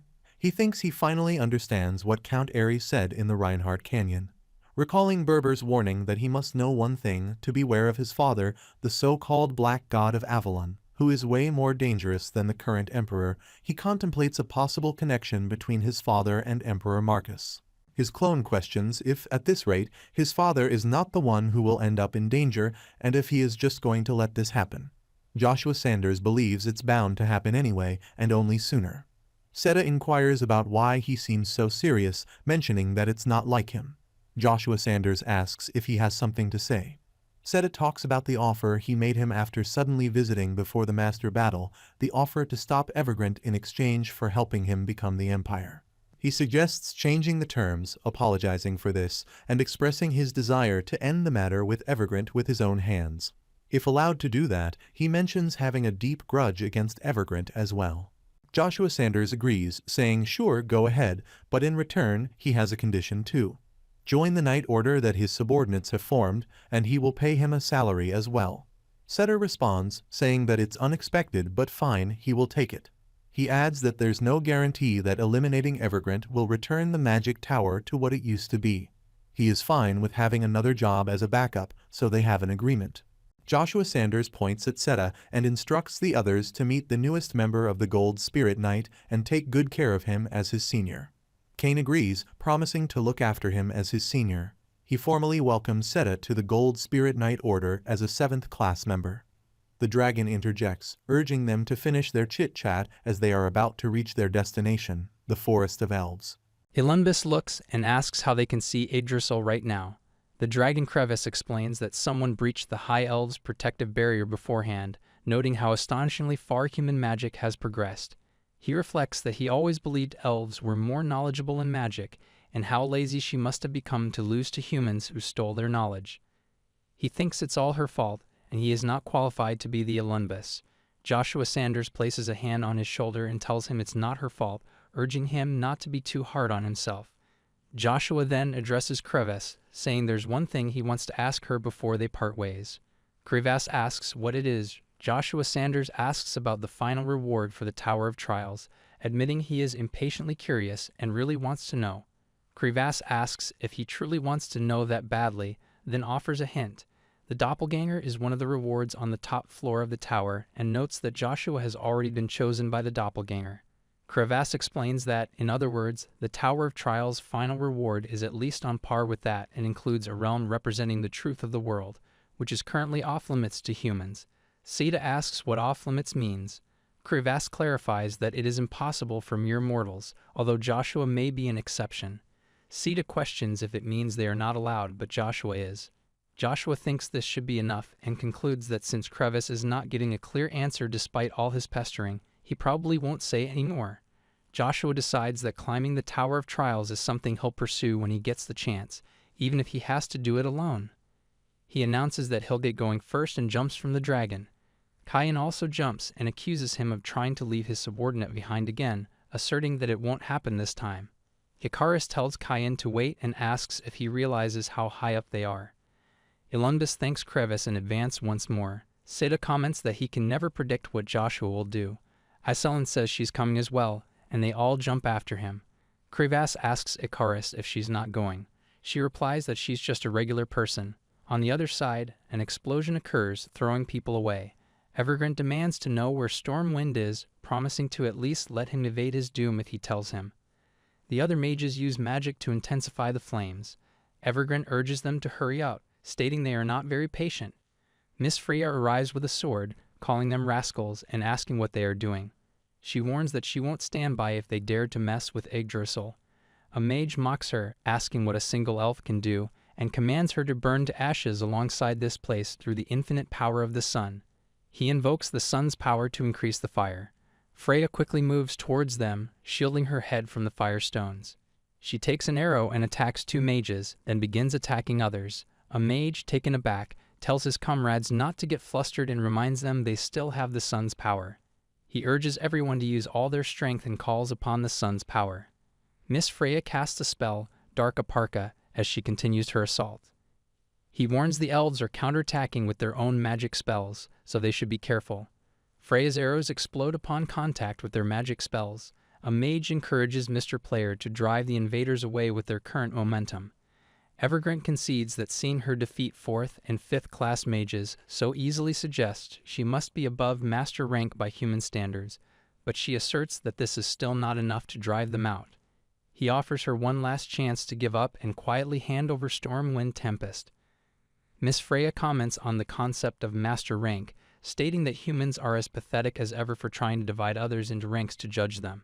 She continues, saying that if ranks accurately indicate the hierarchy of competence, then they must be effective in demoralizing enemies. She then asserts that, by his standards, her abilities are at a superhuman level. She warns them to leave, all of them unless they want to be annihilated. He remarks that he thought all elves were nice and knave, but apparently not. He asks who she thinks breached the High Elf's blessing while capturing the elves with a magical spell, but Miss Freya quickly moves away. He compliments her movements but claims that his body-strengthening spell is far superior. He attempts to cast another spell on her, but she kicks his hand and uses a Carteran spell to attack him from behind.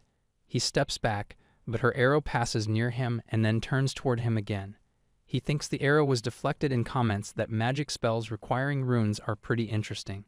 He then blocks her arrow with a protection shield. The arrow passes by and breaks his shield. Surprised, he acknowledges that though it was just a simple shield spell, it seems she was not bluffing about being superhuman ranked. She declares that his carefree attitude ends now and attacks him from different angles with arrows. He pinches the air to stop the arrows, then takes control of them and redirects them toward her.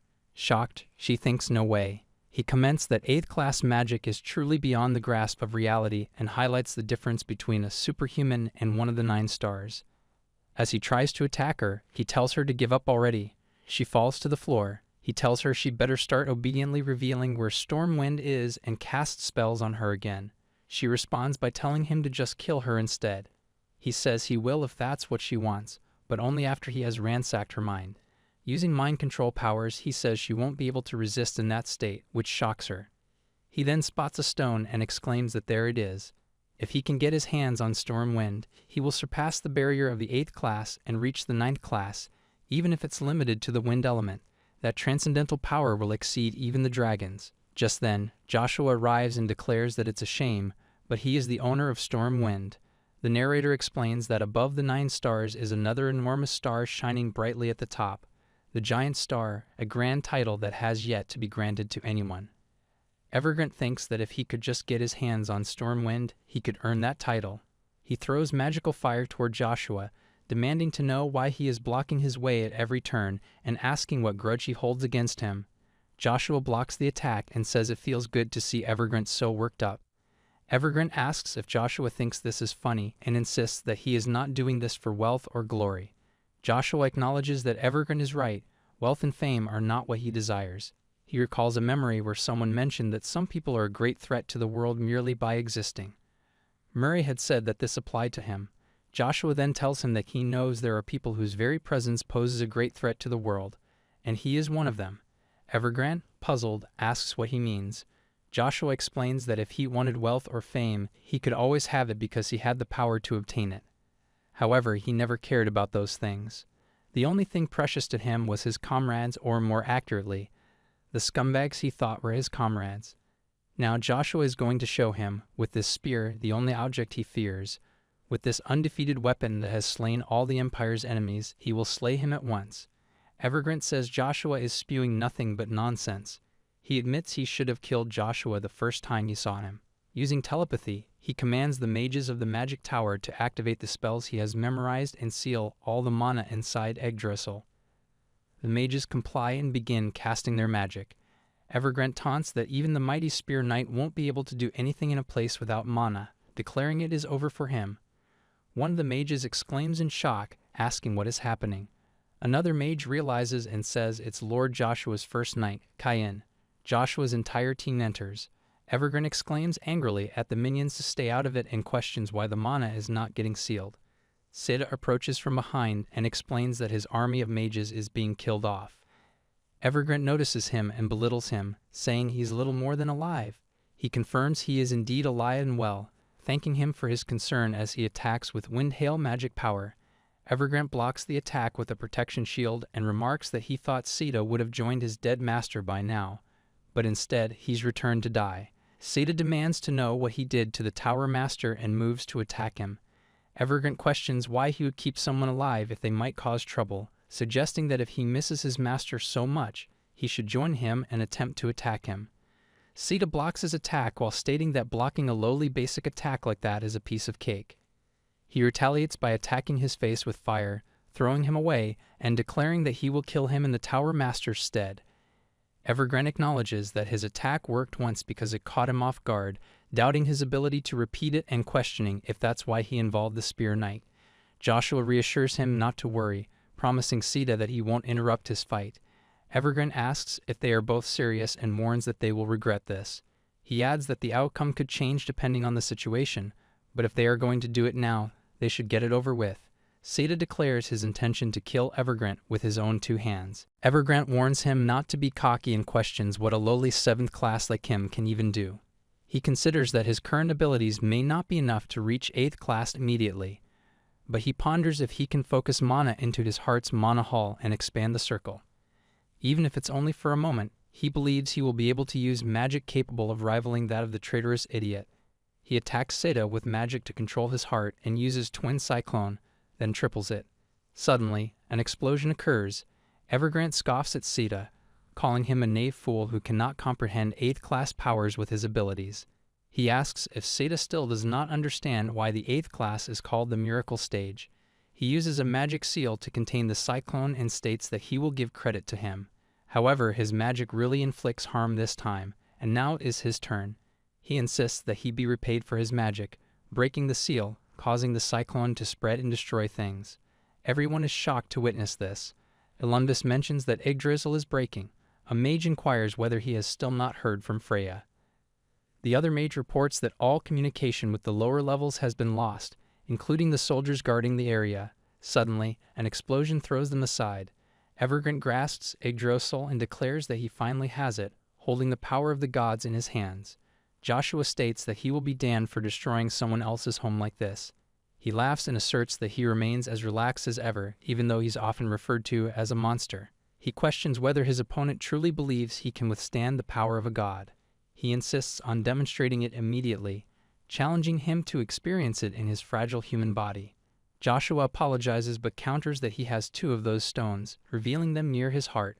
He explains that controlling his daemon bluffs requires only 1 primordial stone to swiftly drain away a human's life.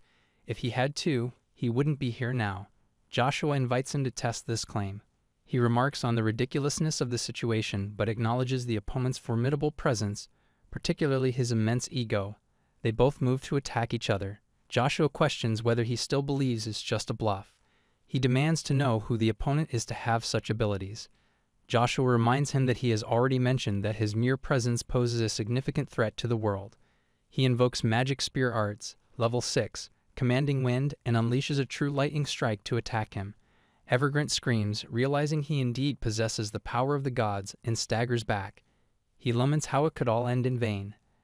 Evergrant is captured in chains and complains of excruciating pain that won't cease. He demands to know what has been done to him, questioning how he remains alive with his body torn in half. Joshua explains that the primordial stone possesses powers that exceed its specific attributes. Ronto's power involves growth, Magma's power involves annihilation, and for Stormwind, it's symbiosis. It is because of this symbiotic trait that both he and Yggdrasil can utilize Stormwind without limitations. Evergrant dismisses Joshua's explanation as nonsense and demands answers to his questions. He asks what he has done.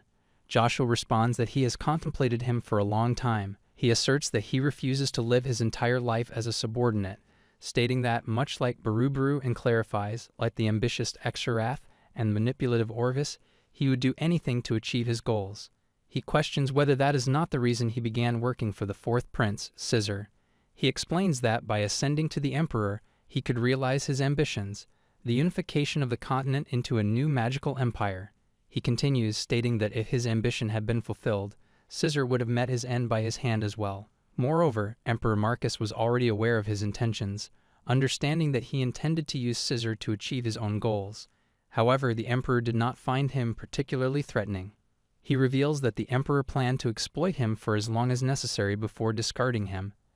And he also took advantage of the emperor. He explains that both of them believed he had sufficient control over his opponent, but Emperor Marcus was mistaken. Consequently, Emperor Marcus would soon meet his end, with Scissor taking his place. He adds that this entire sequence of events was orchestrated by a third party that neither he nor the emperor fully comprehended. He admits he did not know the identity of the long-standing influence within the imperial family, which has been using 8th class mages like him as pawns. He interrupts himself, correcting that it's not just a power but a single man named Heimdall. He warns that even Heimdall's identity will gradually be unveiled, leading to the unraveling of all his plans. Evergrant questions this slowly and laughs. He remarks that all he has gained is a name, expressing deep disappointment. He emphasizes that, ultimately, he is a human being just like him. He acknowledges that while he may possess the ability to fly and run, he doesn't even qualify as a mere cog in the wheel of this world's destiny. Additionally, he feels he is an unplanned spear. Joshua questions whether he is suggesting that his imperial lineage is the cause of this situation. Evergrant responds that it sounds like Joshua is familiar with the matter. He reflects that without Cercerin, he wouldn't have known either. He continues, stating that the relationships within the imperial family are far more intricate than Joshua realizes. Even with a significant variable like himself entering the picture, the destiny of the Avalon imperial family won't change, and he will never attain Scissor's stature. He declares that if Evergrant is finished, he should end it because he won't divulge any information, regardless of what he tries. He challenges Joshua to go ahead and kill him to resolve it. Joshua responds incredulously, questioning why Evergrant would give up his life so easily and suggesting he try praying to Asmodeus as Exarath did. Evergrant clarifies that while he respects Joshua's theories and passion for magic, their values differ, and he will never become an undead like Exarath did. Joshua finds it intriguing that they both served under Asmodeus yet differ in this respect. He changes the subject, informing him that he has something special in store for him. He has always wondered if he knows what kind of death would be fitting for him. He expresses regret over not recruiting Exarath into his ranks. Lucia believes he had no choice, as Exarath strongly exhibited traits associated with Asmodeus, which would inevitably lead to trouble. Evergrant, surprised, asks if the spear just spoke. He marvels at hearing its voice, remarking that it seems he was right about his keen sense for people, and that with his soul, anything is possible. Confused, Evergrant demands to know what Joshua is talking about and urges him to end it quickly if he is not after his life. Just then, the Death Knight arrives. Seeing them together, Evergrant questions what trick the Death Knight is attempting now. The Death Knight seizes Evergrant's arm as he protests to be released. Joshua states that although his body may disappear, his spirit will endure undying. He explains that this subspace was created for the sacrifice of souls, a concept Evergrant must be familiar with, as well as Asmodeus' power, forced contracts, and soul recalls. Using this power, he created Death Knights and Liches at will without seeking their consent. He acknowledges that he can wield similar abilities. He interrupts, pleading to stop and just kill him. Ignoring him, Joshua bids him farewell and stabs him with his spear. Evergrant curses as his body begins to burn. Lucia laughs, confirming her suspicions. Joshua asks if this is the soul of an 8th class mage, and remarks that the sacrifice was on a different level, indicating the summoning is no ordinary affair. Joshua congratulates himself, declaring that the Lich King is now under his control. Meanwhile, the floor starts to break into 2 parts. Aselin picks up a magical ball from the floor and asks about it. Scissor says this is the World Tree and bows down, exclaiming, "Damn it, it's all over." Miss Freya sees him and remarks that he has really returned. They have all been waiting for him to come back, and she has always been grateful for the sacrifices he has made for them, enduring decades of disgrace. The mage who was present explains everything to them. She mentions that he has even brought in reinforcements to halt the invaders. Now that Elunbis is back as well, let's all work together to rebuild this place in the name of all that they have accomplished so far. He is about to say something, but Creves arrives flying and expresses sadness at witnessing his longtime friends suffer, suggesting that it might be for the best. He asserts that it is time for him to emerge from the shadow of the World Tree and step into the daylight to make the right choice. Elunbis considers the concept of the right choice, questioning if such a thing even exists. They cannot protect their entire race without their home, the World Tree. Just then, Creves uses magic to polymorph into human form. The elves kneel down and greet him as the possessor of great mana, Black Dragon Crevasse. He acknowledges that it will indeed be impossible to protect all of them without Yggdrasil, the World Tree. However, if they do not act now, the elves will never escape this place, and they must be tired of living without freedom for decades. He says that although he will continue to suffer pain, he should be free to leave this place and fulfill his dream of uniting the elf race. He says not to miss out on the opportunity given to him by the human who prevented the destruction of his race. Joshua arrives and agrees with Mr. Creves, stating that the chains that restrained him have been broken. He asks if they should be his first members and asserts that anyone who threatens the elf race will have to deal with him, acknowledging his efforts up until now. He states that he can now go wherever he wants. He is free. Elunbis looks at him and addresses him as master. Miss Freya acknowledges that he is the one who saved them from the hurricane spell. Another elf mentions that he must have dealt with the invading wizards as well. He is seen as a hero. Kayan remarks that it's expected of his lord, speculating that even the world's strongest mage could not defeat him. Now they will reclaim the magic tower and restore order. He asks Iselin what's wrong, noticing his troubled expression. She explains that things have gotten out of hand. 725 years ago today, the Continental War broke out. The narrator explains that this is what everyone expected.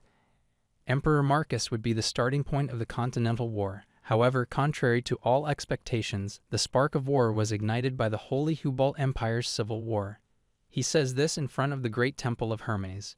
Silver-eyed sword demon Lili's Aphrodite, master of the Moon Door, and the pro-pope faction of the Hubal Empire arrive at the palace. The cardinal reassures everyone, saying that everything will be fine, and Lilies agrees with him. God's knight, Chrysler Jan Sebastian, tells his troops to hold back, addressing Jactor, and warns that if he takes a single step forward, they will only see each other's blood. He adds that His Holiness, the Pope, also desires peace. Jactor questions what peace means and accuses him of hiding under a rock.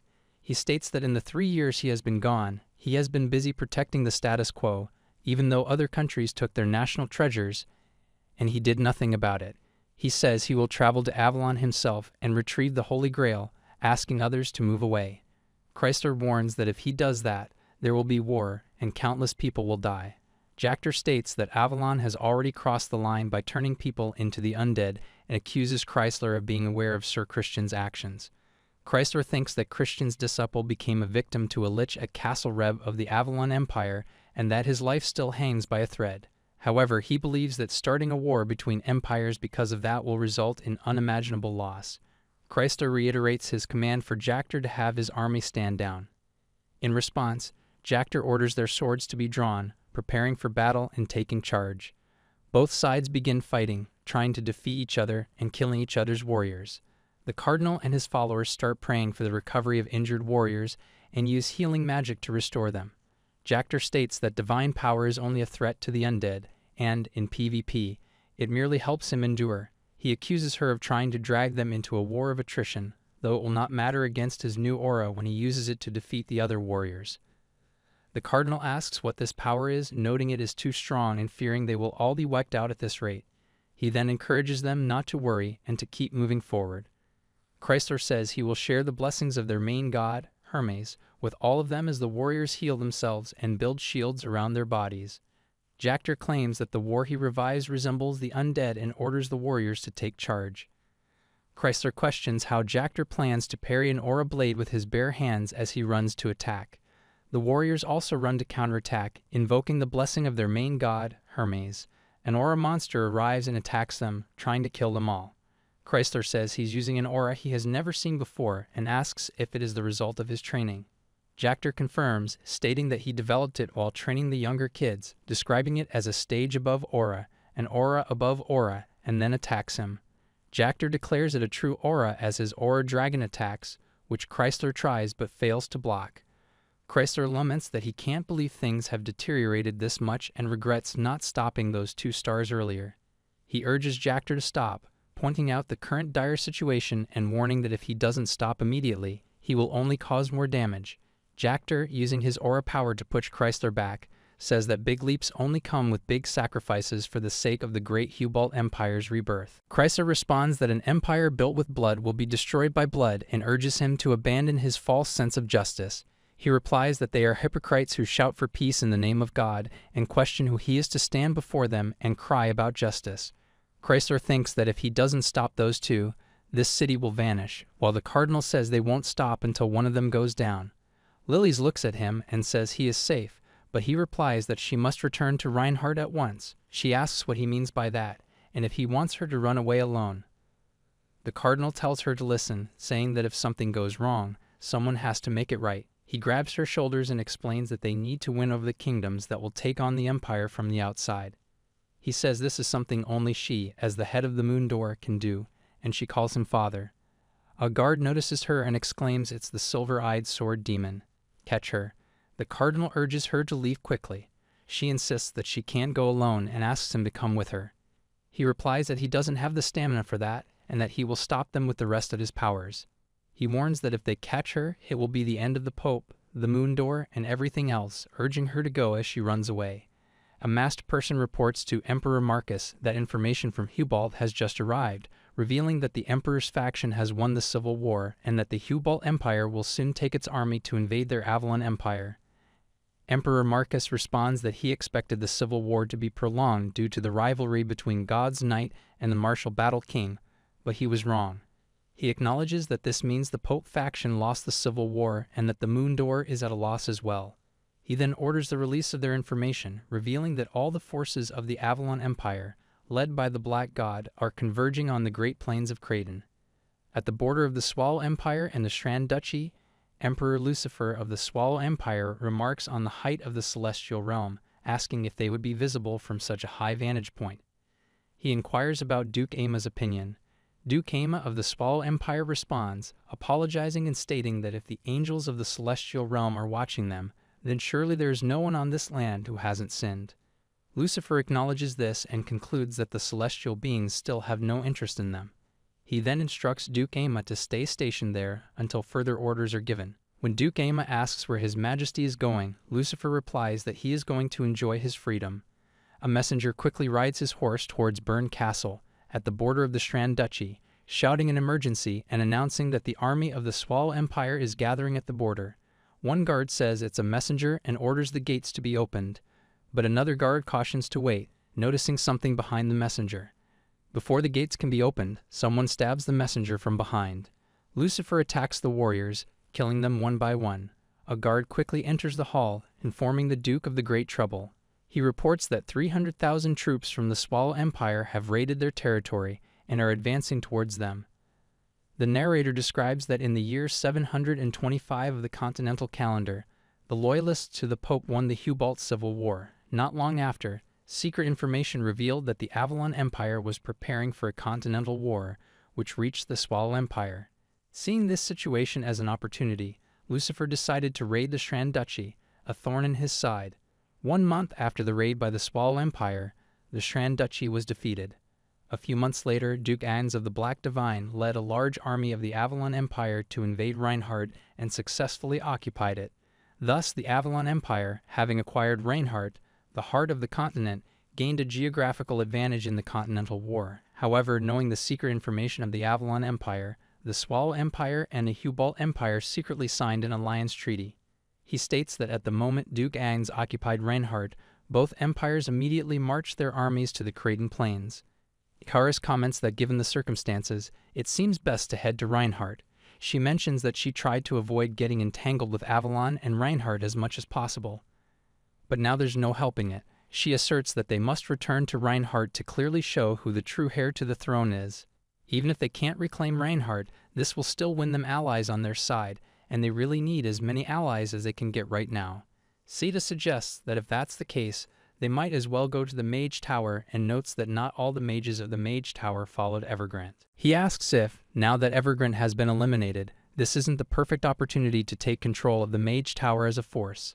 He states that, above all, getting involved between the three empires is too risky, especially with just 9 stars who are outnumbered by more than 5, potentially facing opponents at master level or superhuman capabilities. He questions how many people here, excluding himself, would survive such a scenario. Joshua responds, suggesting that even if Duke Agnes turns out to be their ally through some stroke of luck, he asks if it's strange for a father to intervene in his child's affairs. He then hands over a dun ring, stating that it should rightfully go to the successor, and inquires if there is still resentment towards Emperor Marcus. Joshua announces his intention to go to Reinhardt, clarifying that he won't force anyone to follow him since it's a matter of life and death. Sita expresses dismay at such a disheartening statement and insists that regardless of his decision, he will follow Joshua. Asellen declares that she will follow Joshua if he decides to go. Lord Black Dragon remarks that it seems the decision has been made and wishes them luck. Sita asks if Lord Black Dragon isn't coming with them. Black Dragon explains that he cannot interfere in the affairs of the Middle Realm, but invites Joshua to seek his advice at the Tower of Trials if needed. Joshua agrees, saying of course. The narrator states that finally the continental war desired by Emperor Marcus has erupted.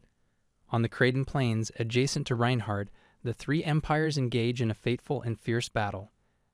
The narrator describes the number of casualties reaching into the hundreds of thousands, making it a battle that will be remembered in history.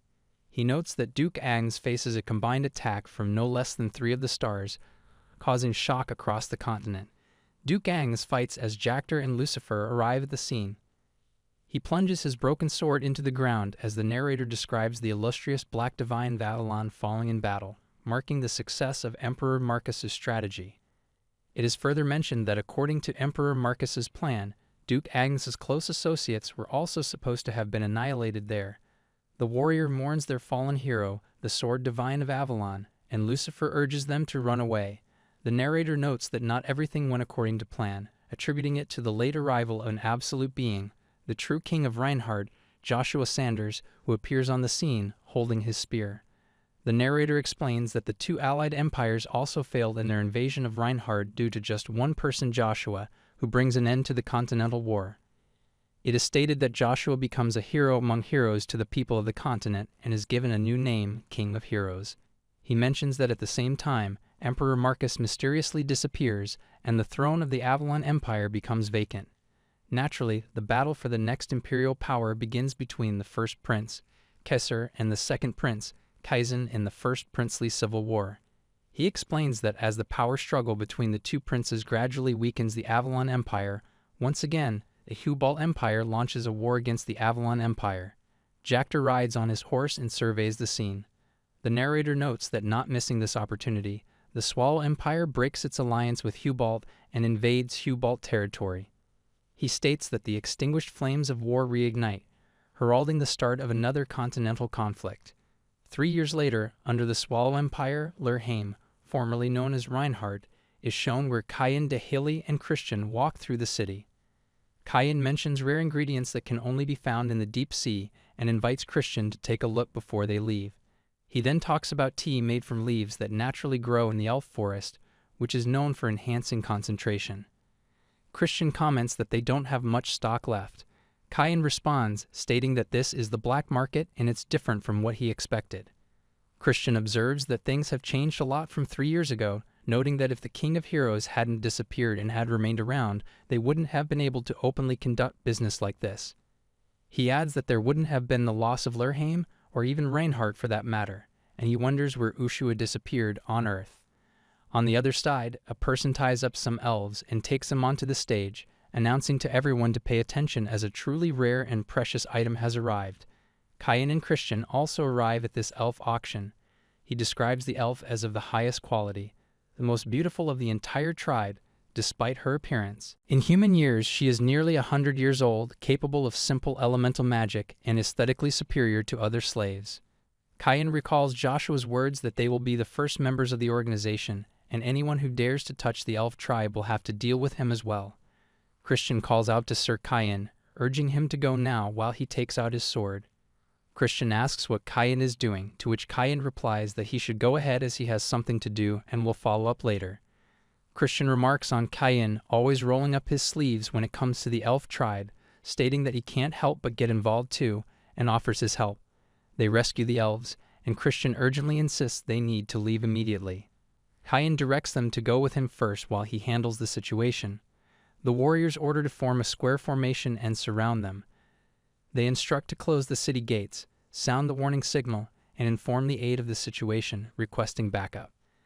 They identify themselves as Solemn Knight Kayan and the Blessed Knight Christian, stating that fighters from the Free Knights Alliance have arrived. The warriors attack Kayan, who prepares to counterattack. The elves become frightened by the overwhelming number of warriors. One warrior informs them that fighters from the Free Knights Alliance have arrived, and they proceed to close the city gates. Liedgrans, the aide to the king of Urheim, reports to his king that they have locked all the gates to prevent anyone from leaving the fortress. Lucifer agrees that he can leave now, but as he walks away, his feet become entangled in chains with heavy balls.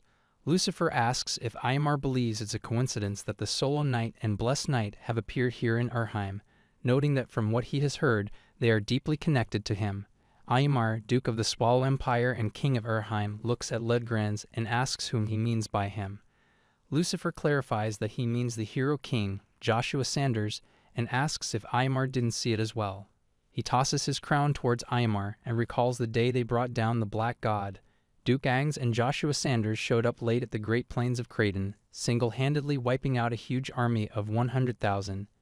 He grabs his throne and asks how Aymar could forget that historical scene, which he witnessed firsthand. Lucifer continues, stating that in that case, Aymar must be well aware that after the Battle of the Great Plains of Kraden, the Swallow and Hubalt kingdoms, who hold supreme power, are still wary of Joshua. He states that since Joshua went missing 3 years ago to the present date, even if the hero king were to appear now, he wouldn't pose any danger to him. Lucifer asserts they will determine that when they face him directly and asks if they won't see who is superior. He orders them to go capture those 2 free knights who are causing trouble and find out where Joshua is. Aymar asks if Lucifer means right now, to which Lucifer replies that he should not let his pride as the king of Urheim prevent him from taking action himself. He asks if Aymar wants him to do it. Aymar responds, saying of course not, and pledges to follow Lucifer's orders with the utmost loyalty. Meanwhile, an auctioneer taps his hammer on the table and announces, "Sold for 30,000 gold." Congratulations, he continues, stating that without further delay, he will introduce the next item up for auction. Describing it as the last weapon crafted by the artisan Hertonia, renowned enough that even the god's knight once wielded her weapon, he unveils the ancient spear known as Number 99, a paragon of memories. The crowd becomes surprised at this revelation, noting that it's not a sword but a spear. Someone expresses disbelief that the artisan created this before dying and wonders if she was inspired by the hero king. The auctioneer explains that, as they all know well, in their era, spears are no longer considered weapons for lowly soldiers, and thanks to the hero king, whose feats have changed everything. He mentions that this spear is the last weapon influenced by her, and now they will begin the bidding, starting at 3,000 gold and increasing by 500 gold each time. Someone bids 4,000, to which he responds 4,000, and asks if anyone for 4,500. Another bid of 5,000 was followed by another bid of 5,500. Zero remarks that he didn't expect such a large crowd and didn't think it would be so crowded.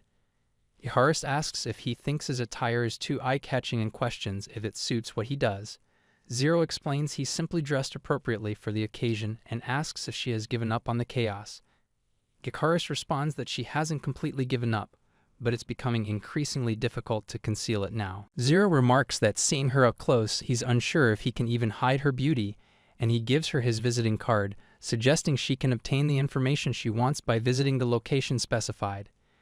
Iharis asks if he's not accompanying her there himself while she takes the card from him. He explains that he has other commitments afterwards. She observes that if it's not an enemy camp, his bar seems to be running as smoothly as ever and remarks that the saying "it's darkest under the candlestick" fits perfectly. He responds that with his current job, if there's a customer, he must serve them drinks. However, he warns Iharis that if she continues to roam around freely like she is today, thinking it's always dark under the candlestick, she could be in danger. She acknowledges the danger but states that she learned from him that their lord never hid and was always confident, no matter how strong the enemy was. She mentions that he was never one to hide, yet as the auctioneer announces a bid of 20,000 gold and asks if anyone else would like to join in, number 127 remarks that missing him will not change anything now and suggests they forget everything today and celebrate. Icarus then bids 100,000 gold, stunning everyone present. They ask what she means by bidding 100,000 gold, as she suddenly bids 5 times the previous amount. One of them asked who would even follow up after such a high price. She explains that she really wanted to acquire Hyrtania's last work. The auctioneer declares that 100,000 gold is needed for the Paragon of Memories, Hyrtania's last work, which was sold for 100,000 gold, tapping his hammer on the table. Everyone congratulates her on winning the bid. She mentions that her lord's birthday is approaching, and as a member of the family's military, she must be thoroughly prepared. On the other side, Kayan runs across the rooftops of houses while a warrior shouts to keep their distance and block the path until they receive reinforcements of master rank. He orders them to ensure Kayan does not escape, and they all converge to attack him. Kayan thinks to himself that the elves must have left by now, and prolonging this would only be a waste of time. He uses his aura to fend off their attacks. One of the warriors shouts that Kayan is pushing through the crowd and warns him not to lose him. Meanwhile, in the market, a little girl arrives with her father who invites her to look around, explaining that it's a big event during the monthly festival. He points out the various sights, but she asks him to slow down. Suddenly, warriors arrive and start pushing the common people aside, ordering them to make their way. The father asks what's happening and demands that they stop. One of the warriors grabs Kayan's coat and tells him to halt. Kayan asks who the person is and why they are doing this. He replies that dealing with those persistent scoundrels will only cause more trouble if they try to reach Miss Icarus. She acknowledges the situation and expresses frustration about the accumulating problems as she stands in front of Kayan. He becomes nervous and tells her to wait, insisting that now is not the right time. She grabs his shirt and tells him to hug her. He protests, asking her to stop blocking the way and questioning why things are becoming so complicated. Jactor asks where he ran off to and notes that the place is full of couples. Someone tells him not to just stand there and point in a direction. He acknowledges and says they are going. Despite this, she continues to hug Kayan, who blushes and looks around, suggesting that he thinks they have left and she can let go. She asks if he isn't glad to see her and mentions that they have met again after so many years, noting that he has changed a lot. She asks how he has been doing. He replies that he's glad to see her as well and remarks that she has grown quite tall too. Right then, an aura attacks a building behind them, causing it to collapse. People start running to save their lives, and someone shouts to run because the building is collapsing. She is hit by the aura and falls down. Aymar arrives in front of them and mentions that he heard the Bless of Night was here, but asks who the person behind him is. He further describes her as small-built with sky-colored hair, asking if she's Icarus, the soldier of the House of Sanders known as the Heavenly Brain. He remarks that it seems all the people related to the Hero King have gathered here as if it was planned. He attacks them with his aura and questions if it is one of the Hero King's schemes. He asks where the Hero King is right now. Kayan thinks that if he dodges, Icarus will get hit, so he decides to block the attack. He uses his sword to block Aymar's aura attack, but he can't completely block it, as he gets hurt in the process. 3 years ago, the Continental War created countless heroes and established the Swallow Empire and the Hubalt Empire as the strongest nations on the continent. The narrator mentions Lucifer, the Blood Monarch, and Jactor, the martial combat king, who united all the kingdoms conquered by the Empire, forming the allied powers under the mysterious leader, the King. He states that Joshua Sanders, the Hero King and the epitome of countless heroes, carved a path filled with glory and victories, even though they all ended in a somewhat lackluster manner. He further explains that numerous people died, and several heroes became renowned throughout the world. Meanwhile, Aymar asks where the Hero King is as he attacks them. Kayan realizes that if he dodges, Icarus will get hit, so he uses his aura protection to save her, but he gets hurt in the process. Aymar, recognizing the voice, thinks he should have known that the paladin was nearby. He muses that if they don't subdue both of them simultaneously, it will be a hassle. Kayan, noticing Aymar's distraction, believes he is in no position to be unfocused. They engage in a fierce battle, each trying to defeat the other. Aymar thinks he won't be able to win against Kayan with strength alone, realizing that true power isn't just about physical might. As he attacks again, Kayan starts freezing due to Aymar's powerful aura. Kayan asks if Aymar has application type mana and if he changed the aura's property to vice. Aymar responds that it's called a true aura. He explains that in the Swallow Kingdom, they call it aura materialization, but despite the different names, the essence is the same. He explains that it's a miraculous technique that doesn't just transform aura, but materializes it in any manner he desires. Christian retorts, telling Aymar not to act high and mighty because of that, pointing out that he's not the only one who can use it. Christian then attacks Aymar with immunity. Aymar, taken aback, thinks it can't be divine power as the material is transforming, wondering if it's true aura. He marvels at how Christian completely rid himself of his aura and can use true aura in such a surprising way. Aymar realizes that fighting against two superhumans is too much for him. Kayan remarks that Christian is later than expected, while Christian mentions that the old man followed them all the way to Erheim, delaying him with nagging. Kayan asks if he is really here, realizing that the voice he heard was indeed his master's. Aymar asks if there is someone else as well and remarks that this is such a headache, wishing he had left this to someone else after all. He laments that he should have asked for help from Emperor Lucifer, who just happens to be here, admitting he was thoughtless. Kayan is shocked and asks if he means that the Blood Monarch is in Erheim right now. Karis questions why Lucifer isn't in the Swallow Empire and demands to know why he's here, pointing her sword at Aymar. Aymar tells her to step back, causing her to fall. Kayan immediately checks if she is okay. Christian comments that they wouldn't have come if they had known the Blood Monarch was here, and now they can't even run away. Aymar finds their expressions amusing and says that the enemy states will have the same look on their faces. He finds this delightful. He says he's more curious about how his lord will react and thinks this isn't His Majesty the Emperor. He asks who on earth is giving off such murderous energy. Ryan Geiger, the Lion King, arrives and attacks Aymar, pushing him away. He places his sword on his shoulder and says to leave, promising to handle Duke Aymar. He urges them to hurry and do what they came for since time is not on their side. Kayan suggests they should get rid of Duke Aymar together and have Ryan come with them. Christian agrees, saying taking down every single energy general will benefit them. Ryan counters, explaining that people who've reached the levels of the 9 stars aren't easy opponents. He reminds them that if the Blood Monarch comes here, they won't even be able to run away. He tells them to find the answer thereafter before things get worse. Kayan hesitates, saying they can't leave him alone, Master. Ryan says none of them will escape this place as he calls forth his lion aura monster. Christian exclaims in disbelief, wondering if Ryan has materialized his aura as a dragon. Aymar declares that today will mark the anniversary of Ryan's death and vows not to let any of them escape alive. He counterattacks, but Ryan blocks it with his manticore. Aymar comments on the irony of the Lion King, the epitome of justice, materializing the manticore, a beast symbolizing atrocity and ruthlessness. Christian calls out to Kayan, telling him to listen carefully. He explains they are not in Erheim just to gather intel.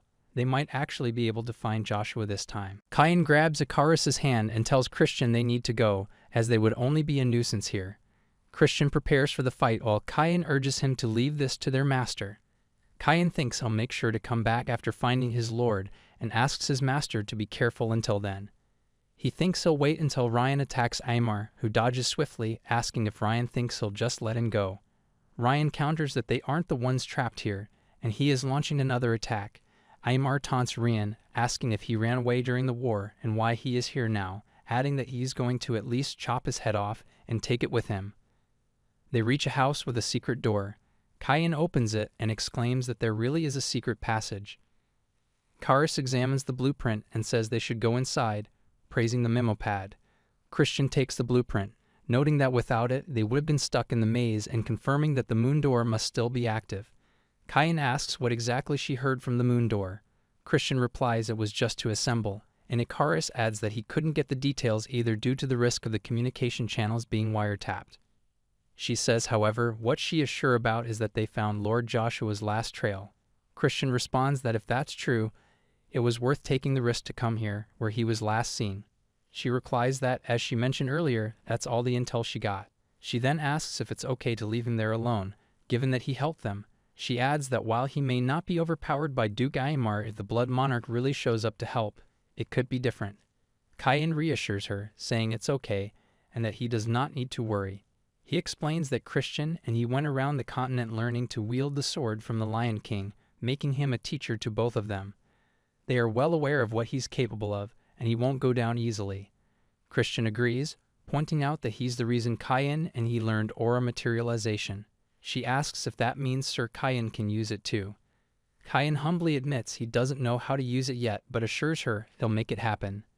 He thinks to himself that he will master true aura, which can crush even aura materializations. He vows to transcend his limits with his own strength and gain absolute power to protect his lord. Icarus asks if that is a trap.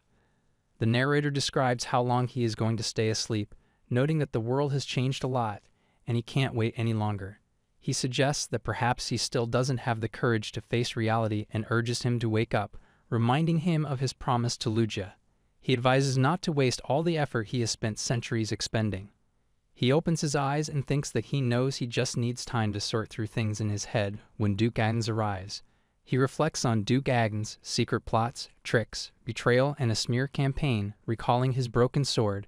He resolves that the moment he leaves this place, he will destroy everything. The scene shifts to where they are still standing near the underground secret passage. Christian examines the blueprint when an aura attack appears in front of them. Icarus asks what it is and if it is a trap as they quickly draw their swords. Christian insists it can't be a trap since they followed the map exactly. Lilies arrive and reassure them that they are in the right place. She greets them, saying it has been a long time and expressing relief that they are all better now. Christian asks why she is there, and she replies that they don't have much time, so she'll relay the important information quickly. She explains they found traces of Joshua in the Tower of Trials and that, in the past, they once placed a warp marker within the tower. She informs them that if they use the rune she just set up, they will be teleported immediately. Christian says if this were true, she could have just asked them to come to the Tower of Trials. She replies that she can't leave this place, and if the information had leaked, he wouldn't have been able to get near the Tower of Trials. She explains that's why she called him here to search for Joshua. Soon, the two empires, Hubalt and Swallow, are going to make a move on Urheim again. Icarus says she must keep an eye on what the two empires are scheming, so that's why Lucifer, the Blood Monarch, was in Urheim to prepare for another invasion from the Hubalt Empire.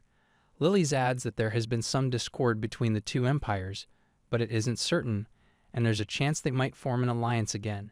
She says that whether they fight or form an alliance, the continent will be in danger. That is why they must find Joshua as soon as possible before blood reigns over the continent again. She mentions that the Avalon Empire is also using this opportunity to end the civil war between the princes. She adds that there was an unforeseen event in Avalon as well.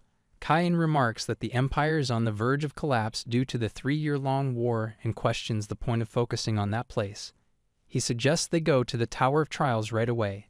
Lilies adds that she needs to tell him something important. The missing 4th prince has reappeared in the Avalon Empire. She explains that he had a formidable supporter backing him. Icarus interrupts, saying they understand the situation for now and should focus on the present task. She asks Christian if he will also help them, mentioning that they share the goal of finding their lord and might meet him soon.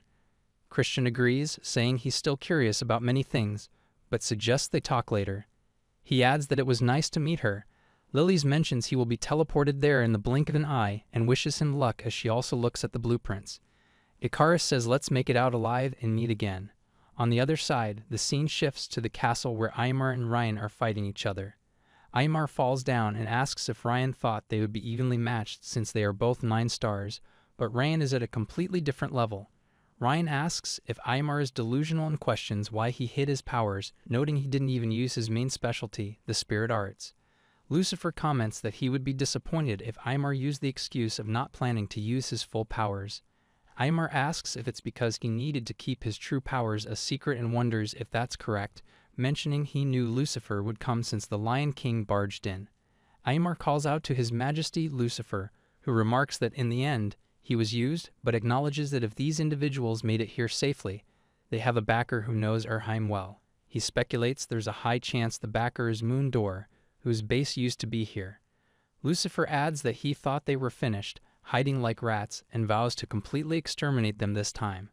The scene shifts to the Tower of Trials, where Christian comments that it's completely different from what he had heard, noting he expected it to be swarming with monsters. He remarks on the humidity and heat, questioning how there can be ivy everywhere they turn and suggesting it might be testing their patience. Kayan points out that he's found Joshua leading the way while Ikaris and Christian follow him to the opposite side. She thinks to herself that Master was right. They might actually find their Lord this time, feeling sure that he's here. Kayan expresses disbelief that Joshua is really here and asks what happened in the last 3 years. Christian wonders aloud if he is the hero king, going by what he remembers. However, Ikaris disagrees, saying that's not their Lord. The Lord she knew never had that dead, emotionless look in his eyes. Kayan asks what she means, insisting that it's clearly their Lord and speculating that he looks different to her because they haven't seen him in so long. He explains that he knew they were coming and came to meet them, asking if that's correct, and if he came here specifically to meet them, urging his Lord to say something. They hear Lugia's voice explaining that it's a monster called a doppelganger, simpler than they thought, which startles them. Christian asks who Lugia is, to which Lugia replies that he was his first subordinate and had hoped for something. Drawing their swords, they see a demonic spear, and Christian warns about its demonic energy, noting it's not normal and must be from a high-ranking demon. Ikaris wonders if it's one of the tower's trials, but Kayan interrupts, identifying it as Lord Spear. Kayan addresses Lugia by name and mentions that the Lord left them a message.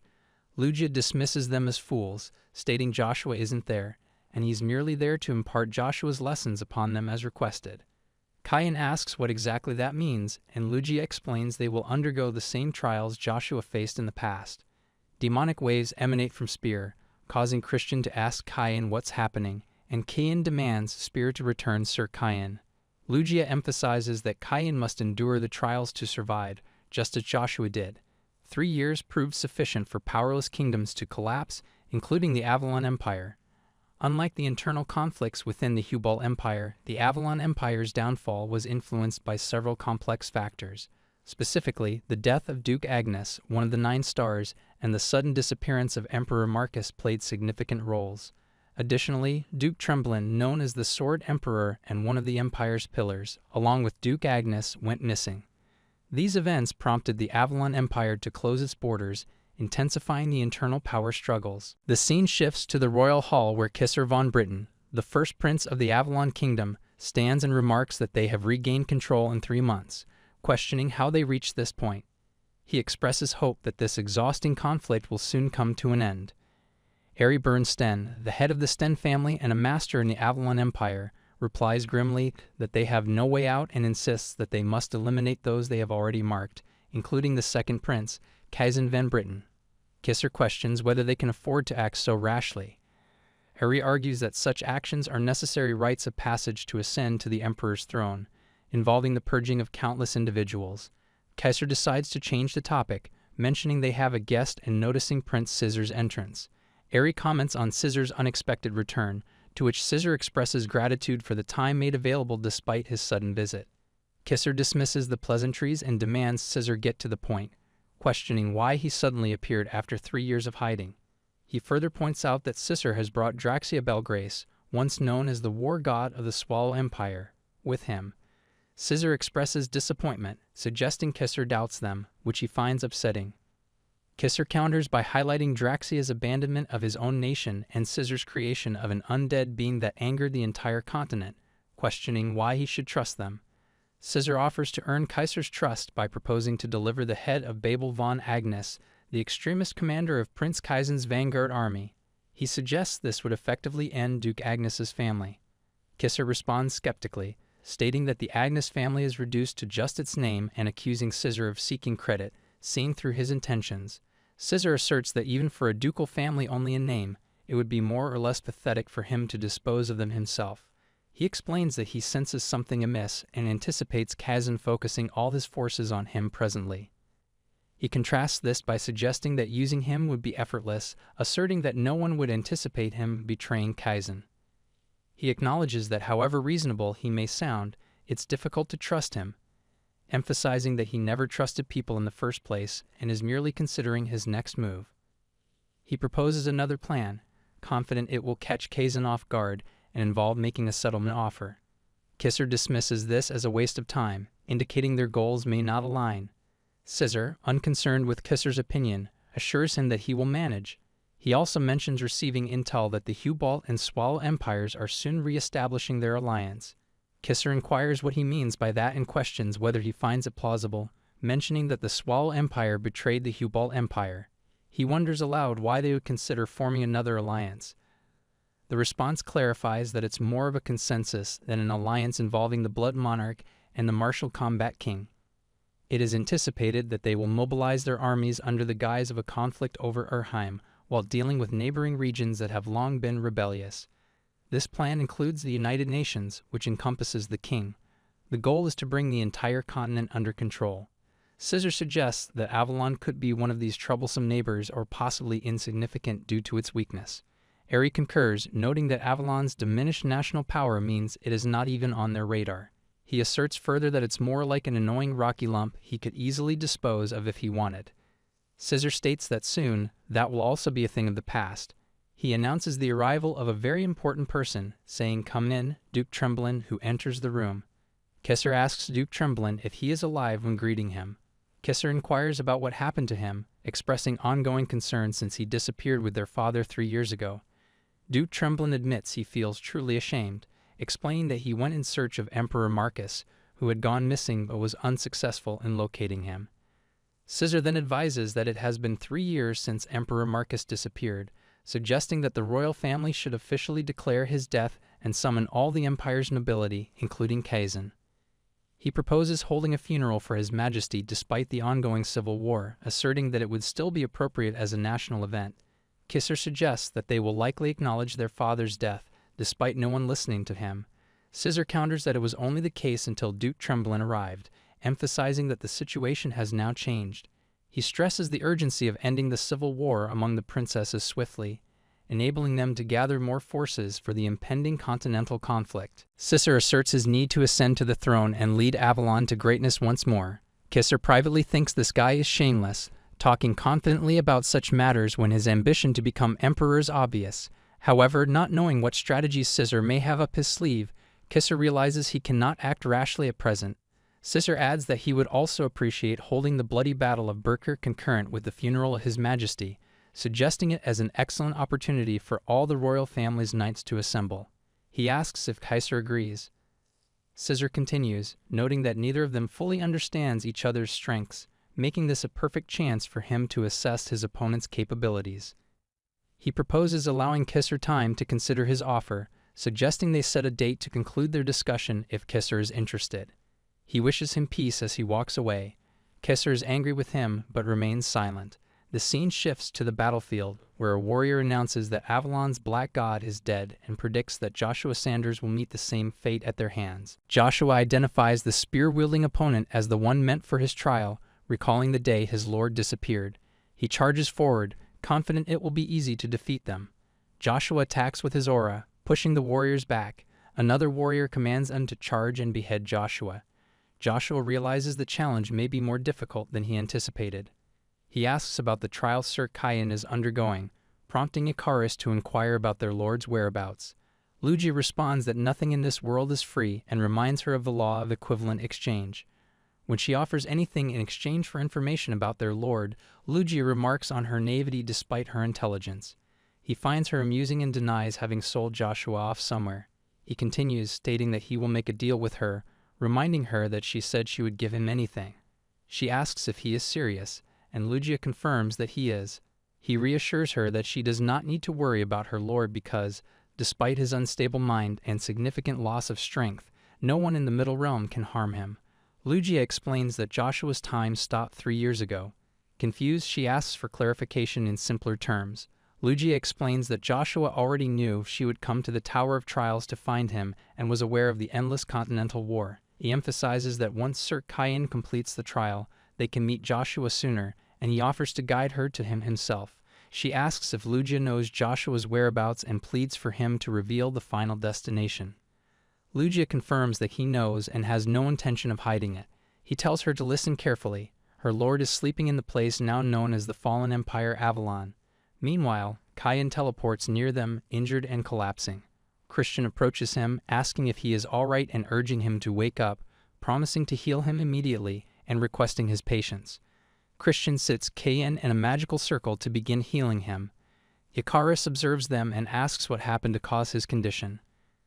Kyan turns to Lugia, asking if what Christian said is true, and whether his lord actually experienced this. Lugia responds evasively, questioning what Cayenne thinks and whether he believes Lugia is joking. Cayenne presses for an answer. Lugia expresses regret, remarking that if he still had all his powers, he could make Cayenne experience everything that happened that day. Nonetheless, Lugia notes that Cayenne should be grateful he returned in one piece. Icarus says, "Sir Cayenne, it must be hard for him, but please tell him what on earth happened to the Lord." He replies if she does remember how it was 3 years ago before they got to Reinhardt, and his lord suddenly left that day. He says he said he was going to stop the future he had foreseen, while she confirms and says she remembers that he acted as if he knew everything that had happened until then. She says she didn't stop him even though it seemed reckless. Cayenne says, however, that he couldn't stop anything, not even the death of the monstrous Duke Agnes. She says that was because it was all a plot by Emperor Marcus of the Avalon Empire to eliminate Duke Agnes, wasn't it? She says their lord may have known about the events overall, but he wouldn't have known about the hidden details, and also it would have been impossible for him to stop it all alone. He confirms that everyone would have thought so, but what he experienced was completely different. Cayenne explains that Duke Agnes was not the one who thwarted the alliance between the Hubal and Swallow empires, along with the Martial Combat King, the Blood Monarch, and even the Dark Monarch they had hired. Christian expresses disbelief.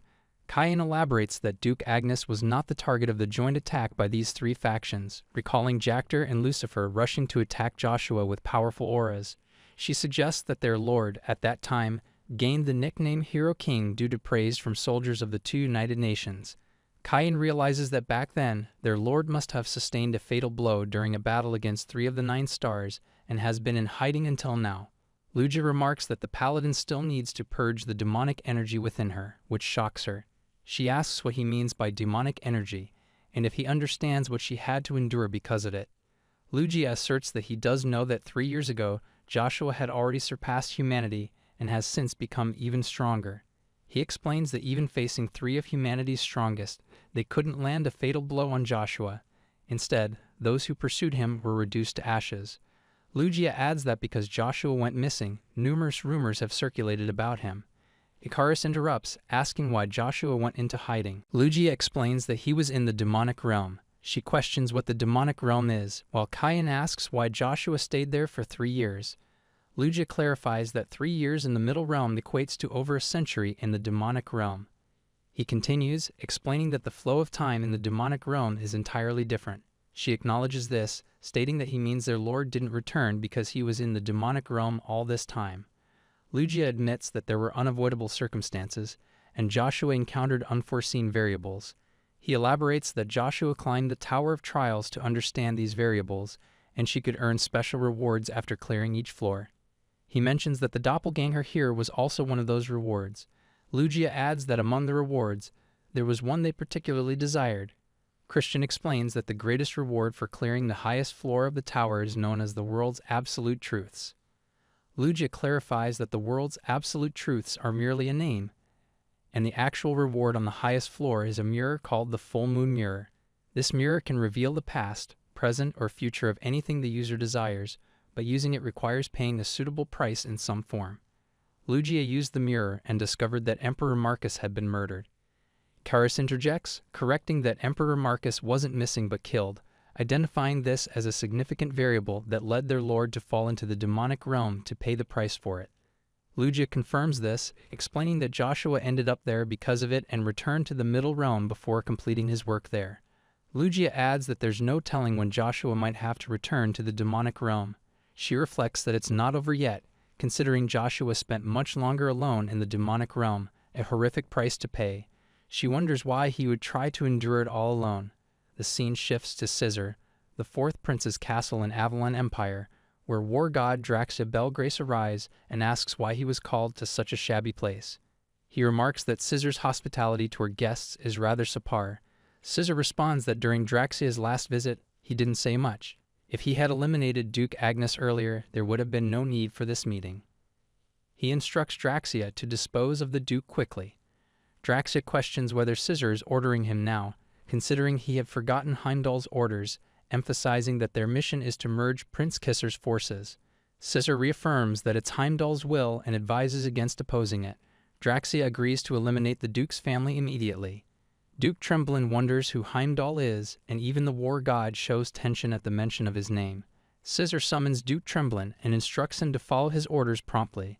Scissor asks if he will participate in the bloody Battle of Bircher at Emperor Marcus's funeral. He responds that if he participates, people might. Scissor quickly clarifies that he's not asking him to participate by his side. He understands, acknowledging that just as much as he doesn't trust him, he can't trust him either. He believes that since all threats to the imperial family haven't been eliminated yet, it's right for his forces to be removed from the imperial palace. Duke Tremblin apologizes, questioning how he could eliminate His Majesty's knights. He asserts that once he gains power, those knights will truly belong to him. He also mentions that news of their captain Joshua's death is already spreading across the continent. Scissor asks if he's thinking this way because of Joshua. He replies that he doesn't know what's on his mind, but senses he's hiding something when he picks up a little red box. He insists on telling him one thing: neither Kisser nor Kaizen are the rightful heirs of the Avalon Empire. Taking the box towards Draxia, he acknowledges that His Majesty had already decided on the heir before disappearing, and it was none other than the fourth prince, Scissor Van Britten. He opens the box and shows him the ring, stating that, as proof, His Majesty awarded him with the Avalon Empire's token. He adds that he is the only one in the world who knows His Majesty's whereabouts and that he has planned everything carefully, requesting simply that he follow his orders. Duke Tremblin thinks to himself that there's no doubt that that's the imperial token Emperor Marcus always wore. However, the emperor he knew would never just hand it over so easily, even to his own child. Then, if it is truly as Joshua said, the scene shifts to Tremblin's house, where Joshua arrives. Tremblin asks who he is and questions whether he thought he wouldn't notice him using stealth. He demands that Joshua show himself right away or else. Joshua apologizes for the clandestine visit and confirms that he is indeed Joshua Sanders. Tremblin apologizes for the discourtesy and listens as Joshua explains that he has something to share that would benefit them both. While pretending to assist Scissor, he intends to uncover something specific. Joshua offers to provide Tremblin with the information he desires. Tremblin interrupts, commanding Joshua to be silent, stating that he has nothing to say to a traitor of the Avalon Empire and insisting that Joshua surrender immediately. Joshua apologizes again, claiming he doesn't have time for this. Tremblin draws his sword, pondering the strange sensation. Despite standing in the same space, it feels like Joshua, and he is experiencing different flows of time, as if Joshua's presence is somehow intangible. He contemplates that this state of nothingness, this domain of the supreme God, poses an insurmountable barrier for him in the present. He states that he has sworn loyalty to the imperial family and has nothing to offer Joshua, urging him to leave.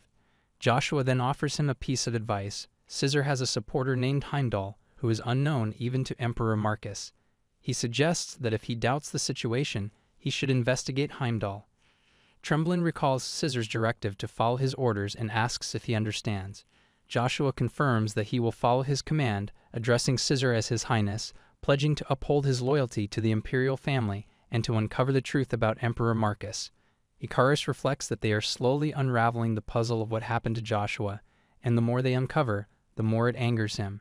She wonders how he could not rely on them even in the slightest when Ikaris, Cayenne, and Christian teleport to the Avalon Empire's capital, Akardi Warp Gate. A person asks who they are and how they activated the Warp Gate without being Magic Tower mages. Lugus explains that the commotion is due to a minor magic spell breaking and insists he brought them here, reminding them of their agreement. She acknowledges she understands and promises to repay him later, suggesting they proceed with their purpose. They both agree and declare their readiness to take action. The scene shifts to the house of Duke Agnes in Avalon Empire, where Chiffin commands his warriors to maintain formation and not scatter. He observes the high-ranking wind spirit Cillian rushing to attack him and his warriors. Cillian swiftly strikes down his warriors with a single blow. Chiffin prepares to counterattack and tells Cillian that's enough, but Cillian evades his attack and pushes him away, causing Chiffin to get injured and fall down. He calls Cillian a monster. Anna Belgrace arrives and remarks that it's been a long time since she heard that nickname, mentioning she heard it frequently when she was young.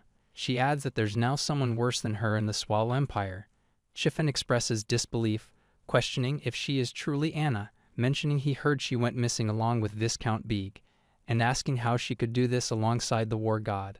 She explains that at that time, she had to conceal her identity.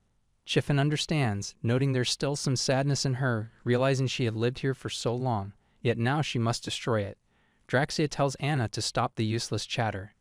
Anna apologizes again, addressing Draxia as a father.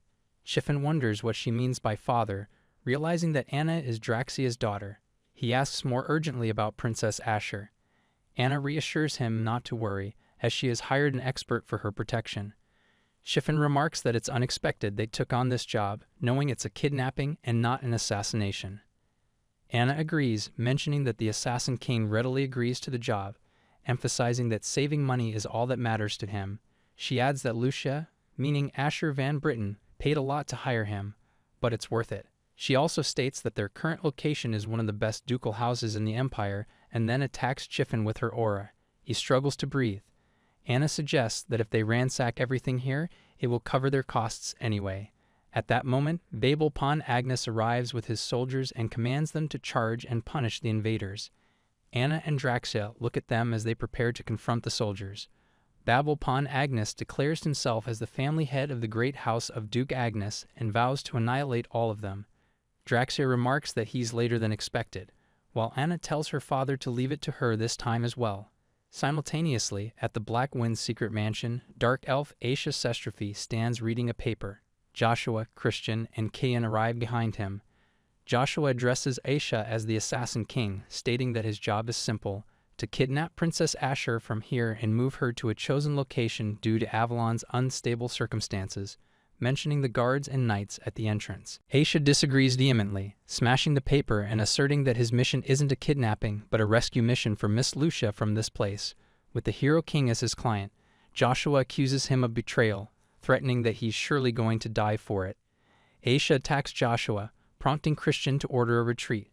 He insists that they must inform the Dark Monarch that the Assassin King has betrayed them. They open teleportation portals and swiftly depart. Aisha rushes to attack them, questioning if they think they can escape from him and attempting to destroy their teleportation portals. Meanwhile, Princess Asher Van Britten Lucia sits in her room contemplating how many years it has been since assassins entered through the windows. She asks who they are. The intelligence organization under the direct command of the Avalon Emperor, known as Black Wind, dismisses them as low-ranking knights and declares that they are there for Princess Asher Van Britten. They command her to come with them, identifying the presence of an assassin and ordering her to find them immediately. They instruct all escort knights to take their positions and remain on alert. At the same time, both Christian and Kayan emerge from the teleportation portal to another place, but they are injured.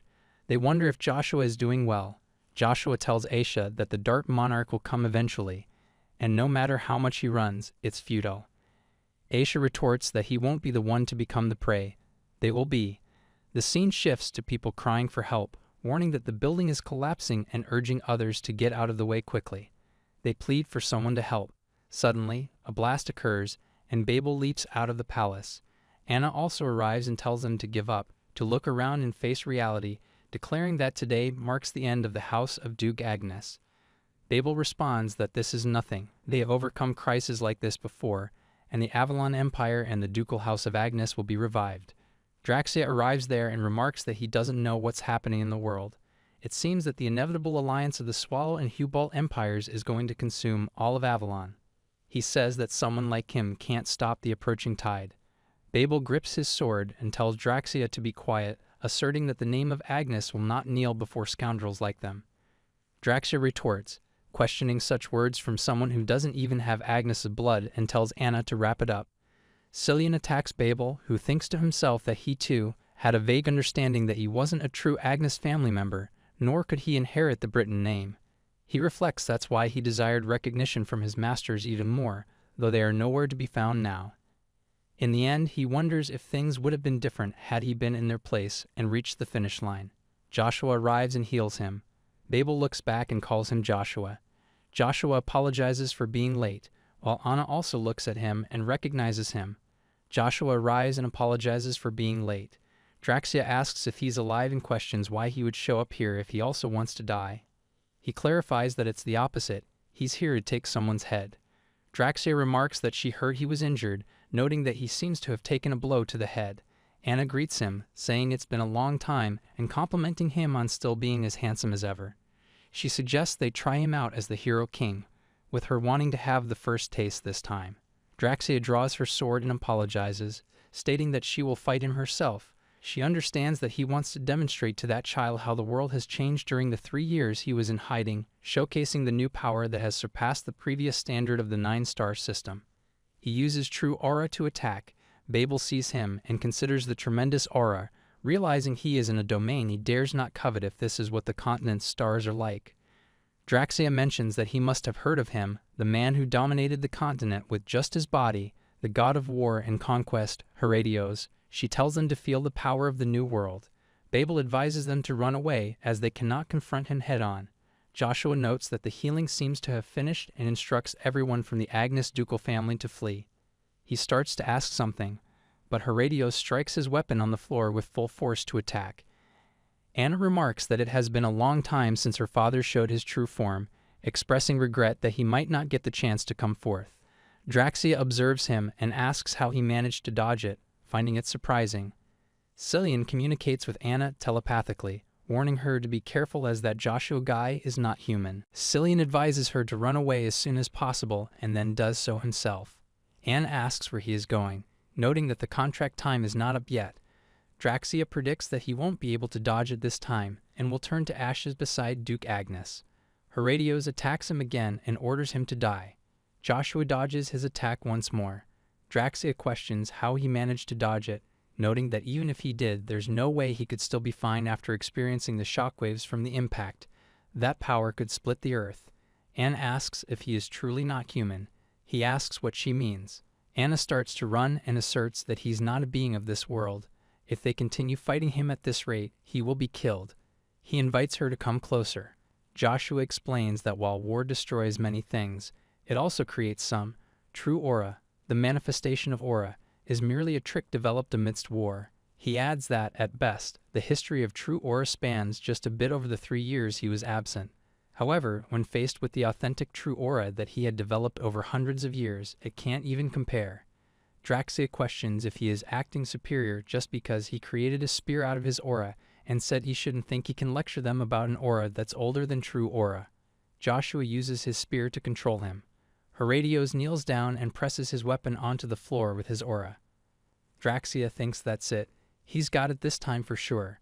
Joshua explains that the spear is not just a weapon with some length to it. Depending on which part of the spear he empowers, it changes the force that the opponent faces. He adds that even a little strength can be enough to fend off a huge force. Draxia retorts, calling him a damn monster. Joshua continues, saying that if his opponent tries to close the distance between them with a mere shift of their hand movements, he can counterattack faster than them. He then stabs his spear into his chest and asks if he understands now. He says that regardless of the aura, the force of its power varies depending on who wields it, just like this spear he once considered insignificant. Draxia thinks to himself that this rascal deliberately scattered his mana whole. His aura is becoming unstable. Is this how he will meet his end?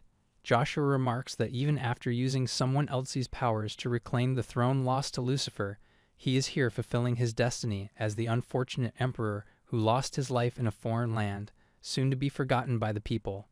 Draxia responds, saying he believes they will forget him so easily. He asserts that he is the war god who leads every battle to victory, operating on a different level than Joshua. He dismisses the rumors that have circulated about him over the past 3 years. Joshua states that even if they fall, the hero's countless feats are forever recorded in history. However, how are people like him, who borrow evil powers to gain a throne, remembered? He adds that even now, rather than the true royals of Swallow, aren't the people of the Swallow Empire warmer to Lucifer? Draxia grips his sword and says it's ridiculous to see him brag after winning against him only once. He retorts that he speaks of evil power, but bets he has no idea who that evil is. In the end, he will be begging for that evil power just like him. Joshua asks if he is referring to Heimdall, questioning why he thinks he still doesn't know about him. Draxia acknowledges that he has a rough idea, but is still getting in their way despite that. He warns that Joshua will find out one day. He says that Joshua will realize how much he should have regretted getting in their way today, as Heimdall is the only one who can stop Lucifer, and he moves to attack. Joshua thinks farewell, Draxia, remembering the traitors who drove him to his death in his past life, and strikes. He recalls some memories and beheads Draxia, killing him and leaving the place. He thinks that finally he can see the end of his revenge. Even Galahad, the Royal Knight Order captain in his past life, died by his hand, and his lover, Evangeline, went mad from the shock. He recalls that Evergrant, the mage who was part of the imperial family and became undead, will forever live on as his henchman. The dark mage Barubaru was annihilated to the point of no entry into hell. He thinks that now there is only one person left, and he is coming for him soon, Scissor. Meanwhile, Scissor sits with others, and many people stand in front of him. He thanks them all for gathering and declares that today they will put an end to the long-drawn-out issue over the inner conflict between the Avalon imperial princes and decide the next emperor of the Avalon Empire. Scissor says to stop the pretense and suggests hearing Duke Tremblin's opinion first, as his support will decide who becomes the emperor. Kaizen laughs and comments that he wondered why Scissor returned, assuming he bought off Duke Tremblin. He notes that one duke's backing is not enough to convince his people and all the nobles present, as everyone has their own unique loyalties. He argues that he cannot create a common goal for everyone, which is why the cliques are balanced, stable, and strong. Scissor laughs. Kisser asks what is so funny. Kaizen responds that the balance has already been lost, stating that by now the house of Duke Agnes must have disappeared completely without a trace.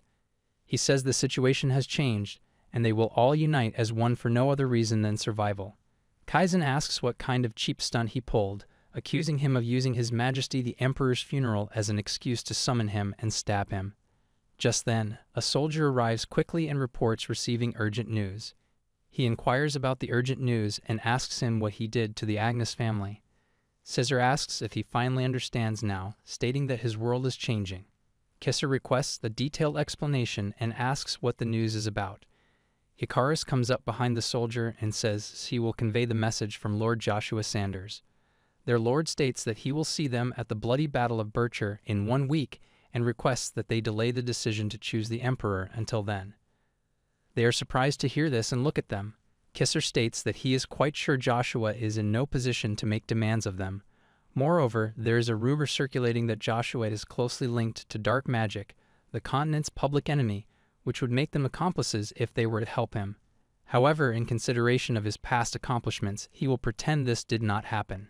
He instructs them to convey to Joshua not to meddle in Avalon's affairs anymore. Christian whispers that after all they went through to get here, they are too rigid and don't seem prepared to talk to them at all.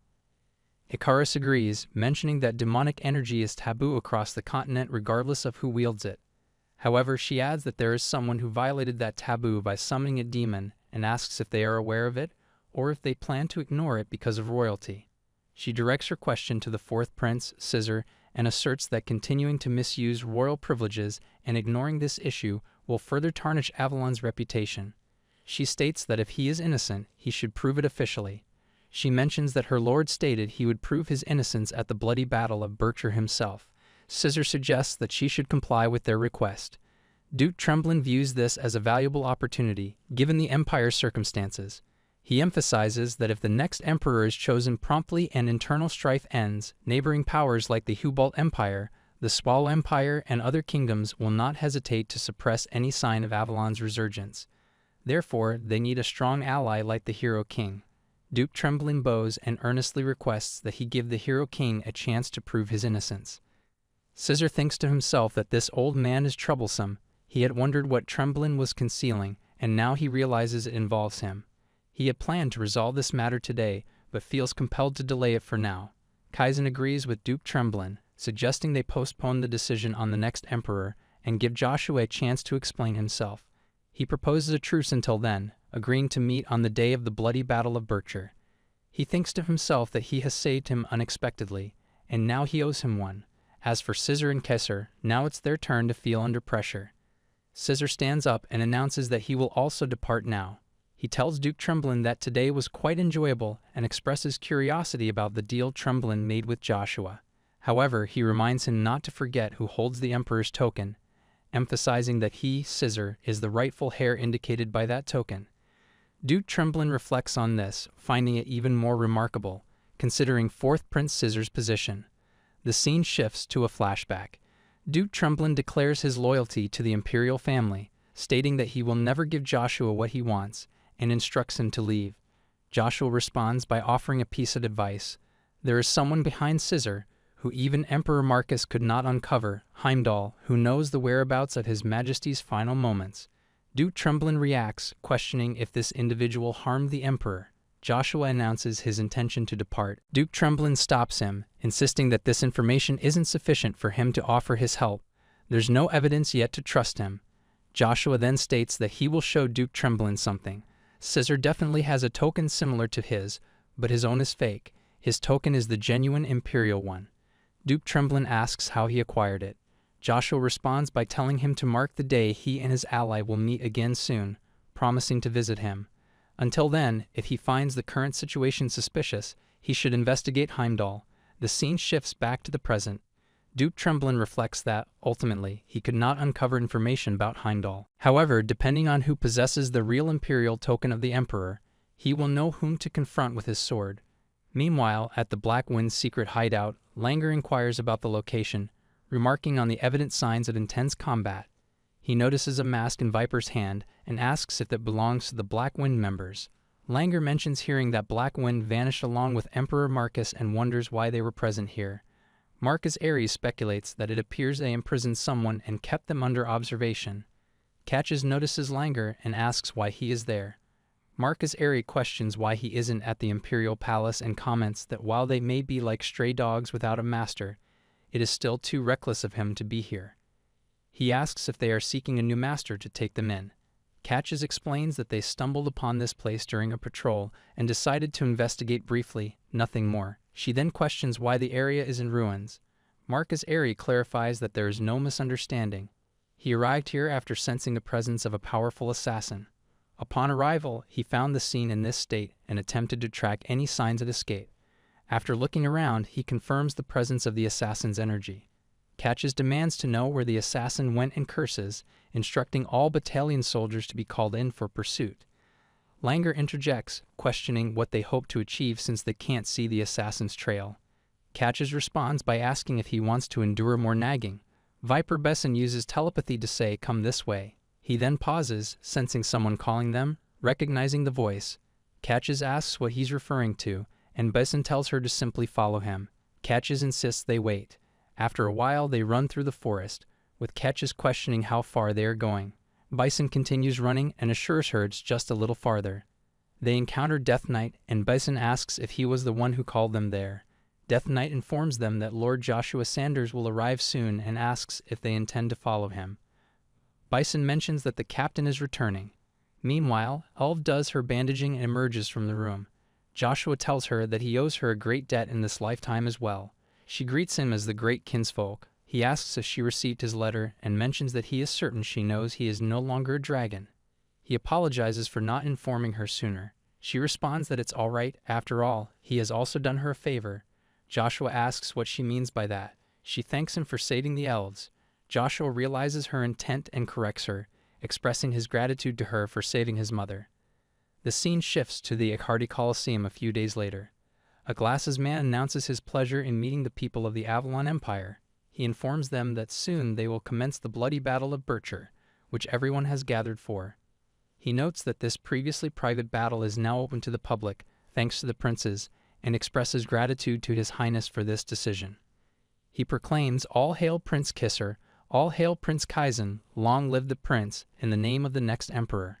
Zigar questions how Emperor Marcus's funeral service turned into a celebration. Kisser suggests it may be due to the populace's eagerness for an end to the internal conflict. He adds that they made the battle public precisely to honor the people's sentiments. He inquires about who is participating in the first match. Zigar explains that they have granted that opportunity to the accused individuals. He asks if, by the perpetrator, he means Caesar and Joshua. Zigar confirms this, noting that since the bloody Battle of Bircher is now open to the public for the first time, public interest and attention are at their peak. He judged it best to give the audience what they most desired. He expresses confidence that both Joshua and Prince Caesar are eager to prove their innocence, ensuring they will perform diligently in the match to satisfy the entire audience. Kisser reflects that despite holding the titles of hero and king for some time, Joshua has yet to demonstrate his true abilities in front of witnesses. He wonders if allowing Joshua one match might be one chance too many. Zigar acknowledges that Joshua may take center stage as the protagonist, but emphasizes that he must prove himself to everyone without relying on demonic energy to dispel misunderstandings. He warns that failure to do so could turn this place into Joshua's public execution grounds. He states that this is their expectation. Moving on, he asks who Joshua's opponent will be, considering there aren't many who would challenge someone called the Hero King. Zigar explains that the matches will be held tournament style, with the first opponent being Captain Rod of the present Knight Order and Market Airy Brunsten. Duke Tremblin arrives and declares that if they lose as well, he plans to step up personally. He asks if he will fight personally. The Glasses Man announces, "Now let the bloody battle begin." On the other hand, Christians question whether the Hero King is truly coming and if it's certain that the demon god armament or whatever was mentioned is arriving today. He remarks that things could take a turn for the worse at this rate. Ikaris admits she is currently flustered, mentioning that the demon god armament Lukia has suddenly disappeared. Lukia states that he has completed his task here and now expects others to perform their duties properly. He emphasizes not to leave everything convenient to him, as it burdens him. Ikaris adds that he even discarded the gift they acquired for their lord at the auction. Christian asks in disbelief if it really disappeared. Kayan questions what they should do next. Ikaris responds by asking what other options they have, insisting that they must flee. He announces that for the first match, it is the continent's greatest hero everyone has been eagerly anticipating. Urgently, he instructs her to hand him the spear. She protests, telling him not to suggest that he will participate. He explains that for now, someone needs to stall until their lord arrives and hands her the uncovered spear. He clarifies that someone else should take on the task, not him. Christian questions why he is giving it to her. He replies that she is the only one with a physique similar to their lord's. She admits she doesn't know how to use a spear and questions how she can impersonate the Hero King. He asks if this spear was crafted by the artisan Hertonia. She grips the spear and observes how it reacts to the wielder's touch. The Glasses Man announces the youngest master of the Empire, no, of the continent, a man hailed as the pinnacle among countless heroes of the era. Kayan interrupts, urging them not to dwell on such matters and to prepare quickly. The announcer declares the arrival of the Hero King.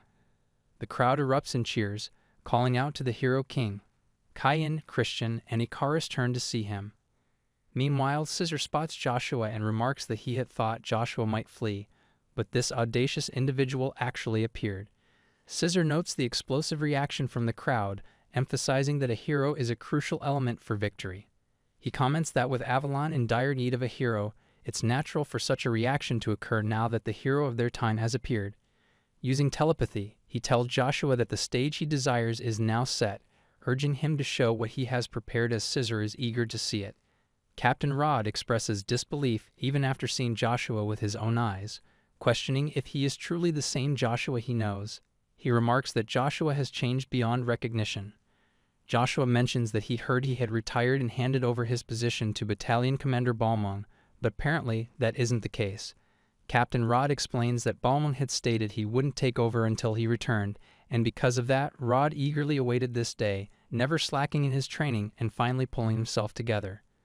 Recalling Balmung's words once more, he pauses. Marcus Airy arrives and interrupts the pleasantries, expressing that he has much to settle with Joshua and reminding him that he hasn't forgotten their past encounters. Referring to his indebtedness for an arm, Marcus Airy confesses his excitement at meeting Joshua again, acknowledging he may not be a match but is eager to face him once more. He leaps forward to attack him with his sword, but Captain Rod intervenes, blocking the attack and telling Marcus Airy to wait for his turn. He becomes angry and warns Captain Rod not to interfere unless he wants to hold his retirement ceremony that day. Marcus Airy charges forward to attack again. Captain Rod insists that he keep his actions in check and declares he won't tolerate any further misconduct. Marcus Airy taunts Captain Rod, calling him a mere guard dog who will be punished if he barks. He uses True Aura to block his attack, surprising him. Marcus Airy is annoyed that Joshua also knows how to use True Aura. Captain Rod counterattacks, throwing Marcus Airy aside. He tells Joshua to take notice, claiming this is the new power he has mastered. He emphasizes the vast difference between their first duel and the present day. Captain Rod moves in for another attack, determined to defeat Joshua this time. Just then, Kayan and the others arrive and address Joshua as their lord. Kayan throws his spear and presents it to Joshua. Joshua takes the spear and remarks that he threw it a bit too hard, implying he doesn't have the same affection for him. Kayan retorts that he should have treated him better if that's the case, adding that he missed him a lot. Joshua expresses his own feelings of missing Kayan and Icarus and thanks them for waiting. Marcus Aery interjects, stating that he has waited for Joshua more than anyone else, and challenges him to taste his new moves. Joshua looks at him seriously and clarifies that this isn't why he's here. Marcus Aery asks what he means by that. Joshua explains that he is here to accomplish the goal he pledged to his comrades, emphasizing that there's one reason he has come, to become the Emperor of Avalon. The first person asks about Joshua's intention to become the Emperor. The second person questions if Joshua came to declare a coup d'etat instead of addressing the issue of demonic energy. Marcus Aery remarks that Joshua is still the same as ever, interesting and amusing, and admits that Joshua's presence sends shivers through his entire body. He acknowledges that initially there was no one in Avalon who could have opposed Joshua, and he bids farewell, saying it was nice meeting him. Captain Rod interjects, asking what Marcus Aery means by that statement, pointing out that Joshua's declaration just now amounted to treason.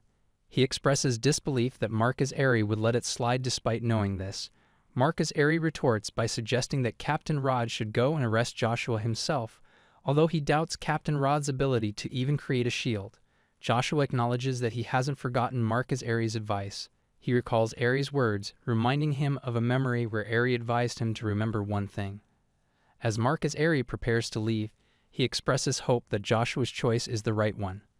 Kayan remarks that their lord has indeed returned. Icarus agrees, noting that from starting things off to employing various innovative methods that send chills down the spine, Joshua is exactly the lord they remember. Prince Kaizen questions what the royal knights are doing, criticizing their inaction as they allow a traitor to declare treason in front of thousands of imperial citizens. He demands Joshua's immediate arrest. Joshua counters, stating that this is the place where Emperor Marcus Van Brittan's death will be acknowledged. He emphasizes that this is where the next emperor of the Avalon Empire will be decided for the stability of Avalon. Prince Kaizen questions what this has to do with him, asserting that Joshua is merely a criminal, not a member of the royal family, and as a user of dark magic, stands as a public enemy of the continent. He demands to know how Joshua dares to commit imperial treason instead of pleading for forgiveness. Joshua asserts his right to ascend to the throne, revealing that his mother's real name was Asher Van Brittan, indicating he also carries the blood of the Brittan royal family. He accuses Prince Kisser, stating that when Emperor Marcus disappeared, his mother was kidnapped and imprisoned with the assistance of the Black Wind. He challenges Prince Kisser, asking if he plans to pretend he knows nothing about these events. Prince Kaizen dismisses Joshua's statement as a joke, suggesting that Joshua is skilled at fabricating lies that will soon be exposed. He demands action to remove Joshua from the premises immediately. Duke Tremblin intervenes, instructing the guards to halt, and asks Prince Kisser if Joshua's claims are true. Prince Kaizen deflects the question, stating that the truth isn't important at the moment. His duty is to protect the royal family, who will ultimately judge the validity of Joshua's claims. Prince Kisser addresses Joshua, acknowledging that he was unaware of his mother's situation, even referring to her as auntie. He admits that he only learned about her circumstances after his father's disappearance and expresses regret as a member of the royal family. Scissor questions the significance and states that even if he claims the right to ascend to the throne, it changes nothing.